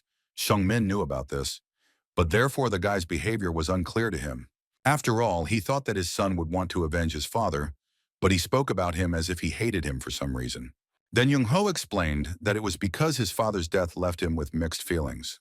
Oh Myung-hwan was a man who lived for Ilhak, and everyone in the neighborhood knew it and loved him. But the man coped much worse with his fatherly duties, although this should have been his first priority. He was almost never near his son, and when he did come, it was only for a few days. However, later he left him altogether because he died, and this was a big blow for little Gu-jun. Young-ho wanted to tell him a few more details, but Gu-jun, who was walking ahead, said that they had arrived at the place. Sun Tai-gyu said that he would gather the heads of all local organizations here to make it easier for them to reach an agreement. He asked if it was a trap and took out a knife, but Young-ho stopped his hand, telling him not to worry. Everything will be fine, because they came here just to talk. At least that's what they told him. Chung-ho recalled the chairman's words, saying that there was nothing to worry about, but soon he opened the door and changed his mind. There were 4 men in the room, one of whom was kneeling and was being helped to his feet. When Gu-jun took a closer look, he realized that one of them was actually an old man, and the rest were also already over 40. This surprised him quite a bit, since he was not used to having such people as bosses, and he asked Chung-ho about it. He then explained that the men were small business owners who had been forced out of the Gangnam gangs. They just got together and formed their own organization, but they have no real power. Among them was President Song, whom they already knew, whom Chung-ho also knew and came up to say hello. The others also recognized Jung-ho, because it seemed like everyone here remembered the old days, except for Seung Min and Gu-jun. The latter hid the knife because he realized that these decrepit old men would not do anything to them. But he asked something else. Why do they need such weaklings? To which Jung-ho replied that now that the OneSync project has been launched, they are the ones they need. He asked the guy if he was really suggesting that they just leave them, and he said that they had plenty of other worries. Then an old woman came up to him and asked if Oh Myung-hwan was eating well, because she recognized him as his father. She didn't even wait for an answer and reached into her pocket for something, then put it in his hand. These were 3 candies that the grandmother did not regret giving him, calling him grandson and telling him to eat more. She suddenly thanked him for coming back, apparently still thinking that he was Oh Myung-hwan. This touched the boy, and Seungmin noted that this place could be used for another purpose, turning to Gu-jun. He told the guy to take a closer look and try to remember everything that connected him with this place. And suddenly something popped into his memory. The image of his father appeared before him, whom people also thanked. Just like then, they needed their help now, so they would have to try hard to justify their hopes. Now the chairman was Lee Sung-min, but his approach was the same as Gujun's father's, and the boy understood this. He finally found out why his father always neglected him when he was little. It was because man was too weak a creature. Meanwhile, at the main office of Taisan, an interesting battle was brewing between the Japanese Moto and Ha Jin-woon.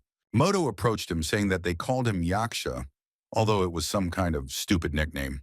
After all, it meant wall, but Jin-woon was even shorter than he thought, so he asked how tall he was. This slightly discouraged the big guy, and he asked in response if it really mattered, and Moto laughed. He said the man was being funny because he was saying he wasn't bothered by the weight difference. This was already a direct insult towards him, and Jin-woon swung at it to demonstrate the difference. The Japanese didn't expect him to attack first, so he couldn't block in time and got punched in the face. Another person would have fallen long ago and perhaps lost consciousness from such a blow, but Moto only jumped back. He said that they had a good start, but Jin-woon's hand was heavy, but he could have spared no effort. But the big guy thought that the Japanese guy had weak self-control because he turned his head for a split second and missed the blow. But Moto wasn't bothered by his analysis. He pounced on him, saying that now he should get an answer from him. The man hit him in the stomach, and he hit him hard. So all the members of Daisen who were watching thought that this was the end. However, soon they were all happily watching their patron director again, who surprised even Moto. Jin-woon asked if he didn't expect him to stay on his feet, and then added that his punch was a bit weak. But this only made the Japanese man laugh even more. He said that, of course, that was not all, but now he remembered. It was not for nothing that he was called the unshakable Yaksha, because he was unusually strong, not only because of his size. Moto added that he had to admit, the big guy was no slouch, as he almost broke his jaw with his blow. However, this was only the beginning, and now he will show his strength, which he is sure will also be able to surprise him. The man was about to pounce on Jin-woon when suddenly someone called out to him from behind, calling him by name. The voice sounded familiar to him. The Japanese man turned around and saw Ryugasaki, who asked what he was doing there. Dugyeon added that he was no longer a member of Oyama, so the man could start treating him as an equal. Then Moto said that he too had left the clan, telling the guy not to get excited since they were on equal terms. This news was unexpected for Do-kyung. He asked why the man did this, but he did not give a clear answer. He turned to leave, saying that he had paid him a visit out of politeness, but now he must go to Shogo. Do-kyung quickly understood everything, asking if the man was really going to take his stepbrother's side. And Moto didn't even think about hiding it. He said that the guy was right, and next time they would be enemies. He also added that this meant that he would finally be able to face Ryugasaki in battle. And now he had to leave them. It was good that it was not far to go, and with these words the man headed for the exit. When he reached the street, Jin-woon could no longer hold back and fell to one knee in immense pain. The Japanese man's blow was incredibly powerful, and the whole time the big guy simply endured the pain in his stomach. He asked Do-kyung who this man was since he had never encountered such monsters before. He added that the man was definitely very dangerous, so a confrontation with him should have been avoided. Meanwhile, Moto, who was already walking in the direction of the place where Shogo stopped, suddenly saw a familiar face. He had never encountered him in real life, but the man remembered the photos that were provided to him well. He called out to the guy who walked past him towards the Tyson headquarters, and he stopped. And Sue only managed to notice that the man was somewhat similar to Jin-woon, but he was clearly superior in speed. A surprise attack is an attack that takes the enemy by surprise. But Moto Taigo did not like such prejudices.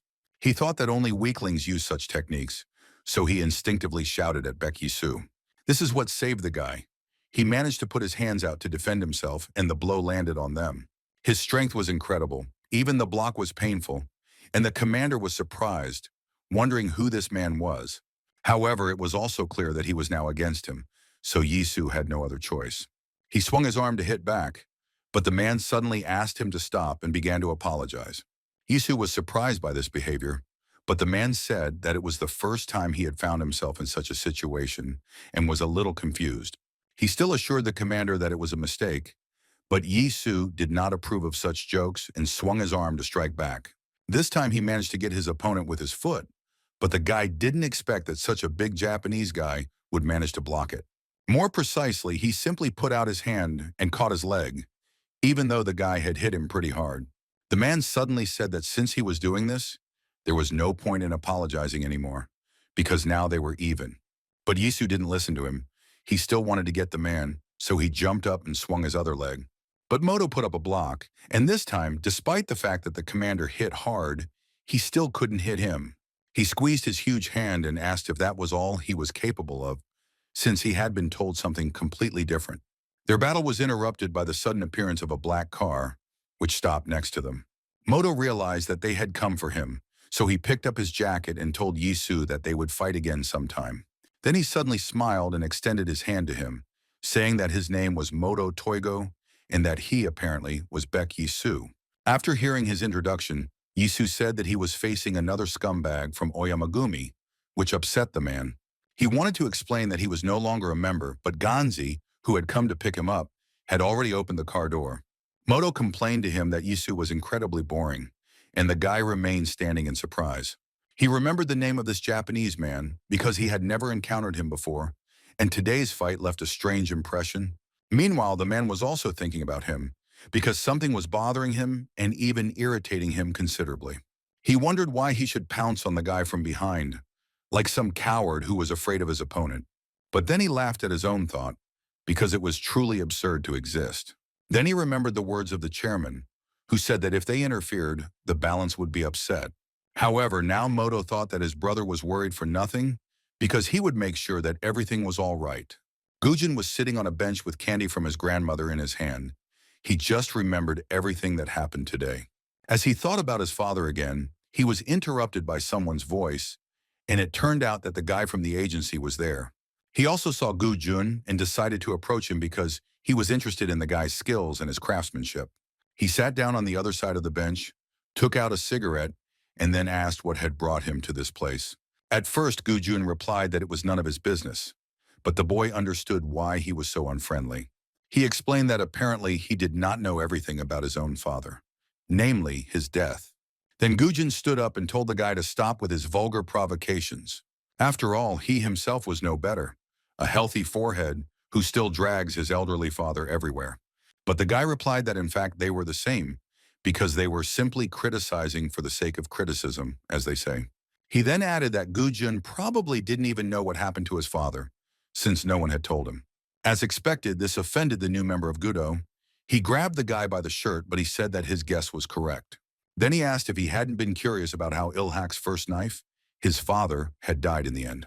This happened 13 years ago when their area was full of small businesses. So many wanted to get their hands on a piece of it. That day, some unknown men appeared on the main street, blackmailing my aunt into cooperating with them. One of them, apparently the leader, offered her to sign a contract and work with their organization. He said that she needed an experienced partner. Otherwise, her shop wouldn't last a day. But he was wrong about that. Their conversation was overheard by 3 men in white suits who approached them, saying that the guys were apparently not local. One of the knives, and it was they, approached their leader, who had already begun to seriously put pressure on the aunt. Lee Sun Mong, Ilhak's 6th knife, asked if the boy really had no manners at all, since the woman was clearly refusing him. But the aunt didn't seem to understand his jokes, telling them both to get out of here, because all her customers would be driven away. Then Sunmun said that he would allow himself to disagree with her, because such impudent people must be rebuffed. 2 more knives came with him, who in the meantime knocked down the rest of the members of the guy's organization. One of those who came with Sun Man was Choi Guan Pal, the 7th knife, who was just as self-confident in his youth. Meanwhile, Sun Man grabbed the guy by the hair, saying that he was not finished with him yet because he still had a lot to tell them. The first thing he asked was what he had used to roll out his sponges, since honest people worked in that area. But his educational process was interrupted again by his aunt, who said that she would complain about him to Chong Ho. Sun Mon was quite upset by this. He said that he was no longer a child, so there was no point in it, when suddenly someone called out to Jung Ho. Hearing that Jung Ho himself had come here, Sun Man still panicked a little, but it turned out that he was just being played. This was done by the last of their squad, the 4th knife of Ilhak Dogo Hunim, who also turned to the aunt. He asked if such guys often came here, but she replied that there were too many such dealers. Then Hunim said that one must answer for one's actions and shoved the boy's face into the plate, asking where he was from. And he muttered that some shady guy from the Chinese mafia had recently appeared in the Southwest. They said that he had already dispersed all the gangs in Inshin and would soon get here, but no one knew why he wanted to do that.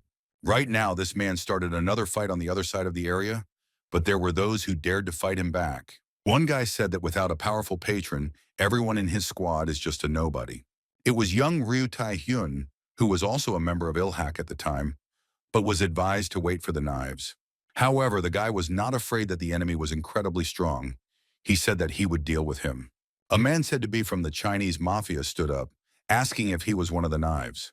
However, he didn't wait for an answer and immediately started at the guy, who managed to dodge at the last moment. Tai-hyun was very surprised because he thought that the element of surprise should have worked to his advantage. But everything turned out to be quite the opposite, as if the enemy knew all his movements in advance and took advantage of them. He suddenly launched a spinning punch, and despite Tai-hyun blocking it, he couldn't stay on his feet and almost fell over. And the man said that he had nothing to talk about with a loser like him. It was young Wang Hao. However, the situation soon took a completely different turn because one of the 9 knives finally arrived on the scene.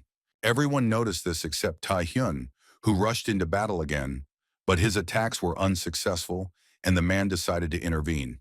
He said that he was one of the 9 knives that Wang Hao spoke of, so let him tell what he wanted.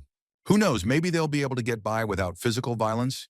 It was Ilhak's first knife, Oh Myung-hwan. Lee Seung-hak posed for his new election poster because everyone thought the previous one was too strict. Back then, Chung-ho was still in his prime, and he said that such things required a serious face. But the chairman said that he preferred being a gangster, but had to go into politics. Jung-ho told him that he had contradicted himself, because he had once said that only Seoul's villains needed henchmen. The old man thought for a moment, remembering when he had said that, and then added that they still had to get their hands dirty. Then Jung-ho replied that he understood his feelings, but it was he who made them people, so they would be loyal to him in everything. He just has to let them help him change the city for the better, and then there will be no room for scoundrels like them. The man also added that the old man should not forget the words of his grandson, who called him too soft. The chairman then asked if he was too old in Chung-ho's opinion, but he quickly said that it was not so.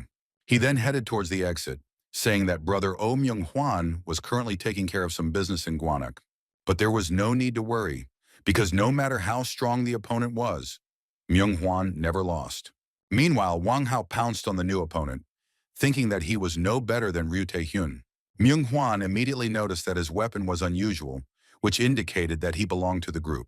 They both jumped back, and Wang Hao thought that this opponent was quite smart and experienced. However, this did not stop him from attacking again, this time with a knife, and Myung-hwan was forced to defend himself with a chair. It turned out to be a good idea, as the blade got stuck in his crooked form and Wang Hao was disarmed.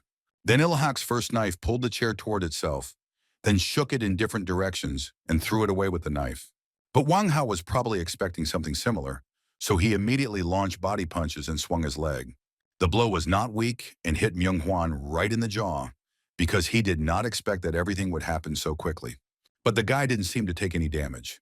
He quickly came to his senses and counterattacked him. Now it was Wang Hao's turn to be surprised, because the first knife was incredibly strong. His hand was heavy. A second later, Wang Hao was lying unconscious on the floor, and Oh Myung-hwan told the other guys to get out of here. He then turned to Ryu Tai-hyun, asking if he happened to be into boxing, and the boy nodded his head. Then Myung-hwan advised him to be more calm during the fight, but his punch was already pretty good. Tae-hyun was flattered. Because he had just been praised by the strongest of the 9 knives, he thanked him.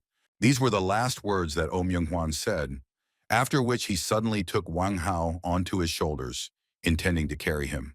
It was already evening when Wang Hao woke up, but to his surprise, he was in an unknown place. At first, he tried to get up, but realized that for some reason his body hurt, and in an instant, he remembered the whole day. He said he couldn't lose to that guy from knives, but suddenly a familiar voice answered that he was at his house. It turned out that Myung-hwan had dragged him straight to his home and was now finishing preparing the food. Seeing that Wang Hao was starting to panic, he took out his machete and told him to stop, as he had already caused enough trouble.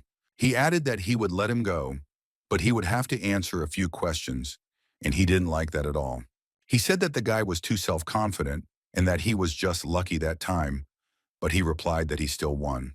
So Wang Hao should have listened to him or just not started a fight while he was eating, but he was not happy with this arrangement.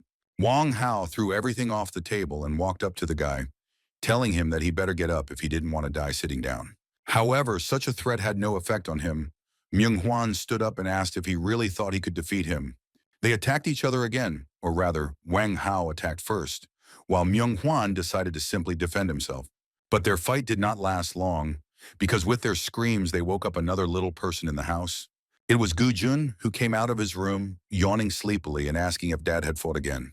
It wasn't hard to come to that conclusion, because right before his eyes, Wang Hao managed to hit the guy in the jaw again. Then Myung-hwan wanted to strike back, and even swung, but then he saw his son and was unable to finish the attack. He didn't know what to say to the boy because he simply couldn't explain what was happening in the house. And then something he never expected happened. Gu-jun squatted down and began to collect the scattered food. He said that his dad himself said that he should listen to the teacher and get along with his friends, and then his mom would come back. Wang Hao wanted to correct Gu-jun and said that he was not his father's friend, but Myung-hwan said that he agreed with his son. He put his hand on Wang Hao's shoulder and added that they didn't fight anymore, because Dad couldn't help but follow through on his words. Wang Hao looked at him with surprise because their conversation was not yet over, but he did not argue. More than 15 years had passed since that day, but he remembered everything as if it had happened yesterday. Wang Hao stood in front of the glass door behind which the ashes of everyone who ever worked at Ilhak are kept. Among them was Oh Myung-hwan, but they didn't let him stand there for a little while longer because someone called out to him, asking who he was. The man turned around and saw a guy in a white suit who, for some reason, looked very much like Oh Myung-hwan. Then Wang Hao remembered that he had a son, and this apparently was the same Gu-jun from his memories. And Gu-jun felt like he had seen this man's face somewhere before, and was surprised to realize that it was one of his father's friends. It started to rain outside, but they stood there for a while, assessing each other and remembering the past. Finally, Gu-jun approached the man first, saying that he recognized him as the one with whom his father had initially fought in the room. Wang Hao thought that running into Myung-hwan's son, especially in such a place, was not the most pleasant thing. It was somewhere between awkwardness, disappointment, and shame, but he said nothing of the sort. Suddenly, Gu-jun bowed to him as they did in Korea, and his bow was lower than required. This surprised Wang Hao, and he told the boy to stop because he shouldn't bow to him. Then Gu-jun replied that he didn't remember very well, but the man was his father's last friend before his death. He explained that he had seen him as a child, and now his face seemed very familiar, although he did not know his name. Wang Hao thought that the guy had no idea who he was if he spoke like that, but he decided to remain silent again. Then the man saw that he had brought alcohol and moved aside, making room in front of his father's ashes. Then Gu-jun went to the right box and opened the bottle, saying that his father loved this drink. He added that now they would have to drink to the repose of the soul, but Wang Hao again remembered the story associated with this alcohol. The man noticed that the boy had retained quite accurate memories since Myung-hwan really did love this alcohol. At least if his memory served him correctly, that was exactly how it happened. They were drinking that evening. Yesterday they were enemies, today they were friends. That's how one could describe their relationship from the outside. But everything was different. Wang Hao remembered Myung-hwan pouring himself the same drink, saying it didn't even taste like alcohol. However, back then he drank with him for company, and they were fine together, because there was something that united them. The only people who were unhappy with their friendship were the owners of the diner, who looked at them askance. But their opinion could also be understood, because just recently they wanted to finish each other off right here. Wang Hao decided to start the conversation by saying that Ilhak's 9 knives had become famous throughout Incheon. So he became curious about how powerful these guys at the top of Seoul's criminal underworld were. He also wanted to know if he could grow to their level, but Myung-hwan suddenly slammed his glass on the table. He said that it wasn't all that simple, because you have to constantly become stronger and hone your skills. Then Wang Hao asked him what he was talking about, and he threw back his hair, saying that he would tell him everything now.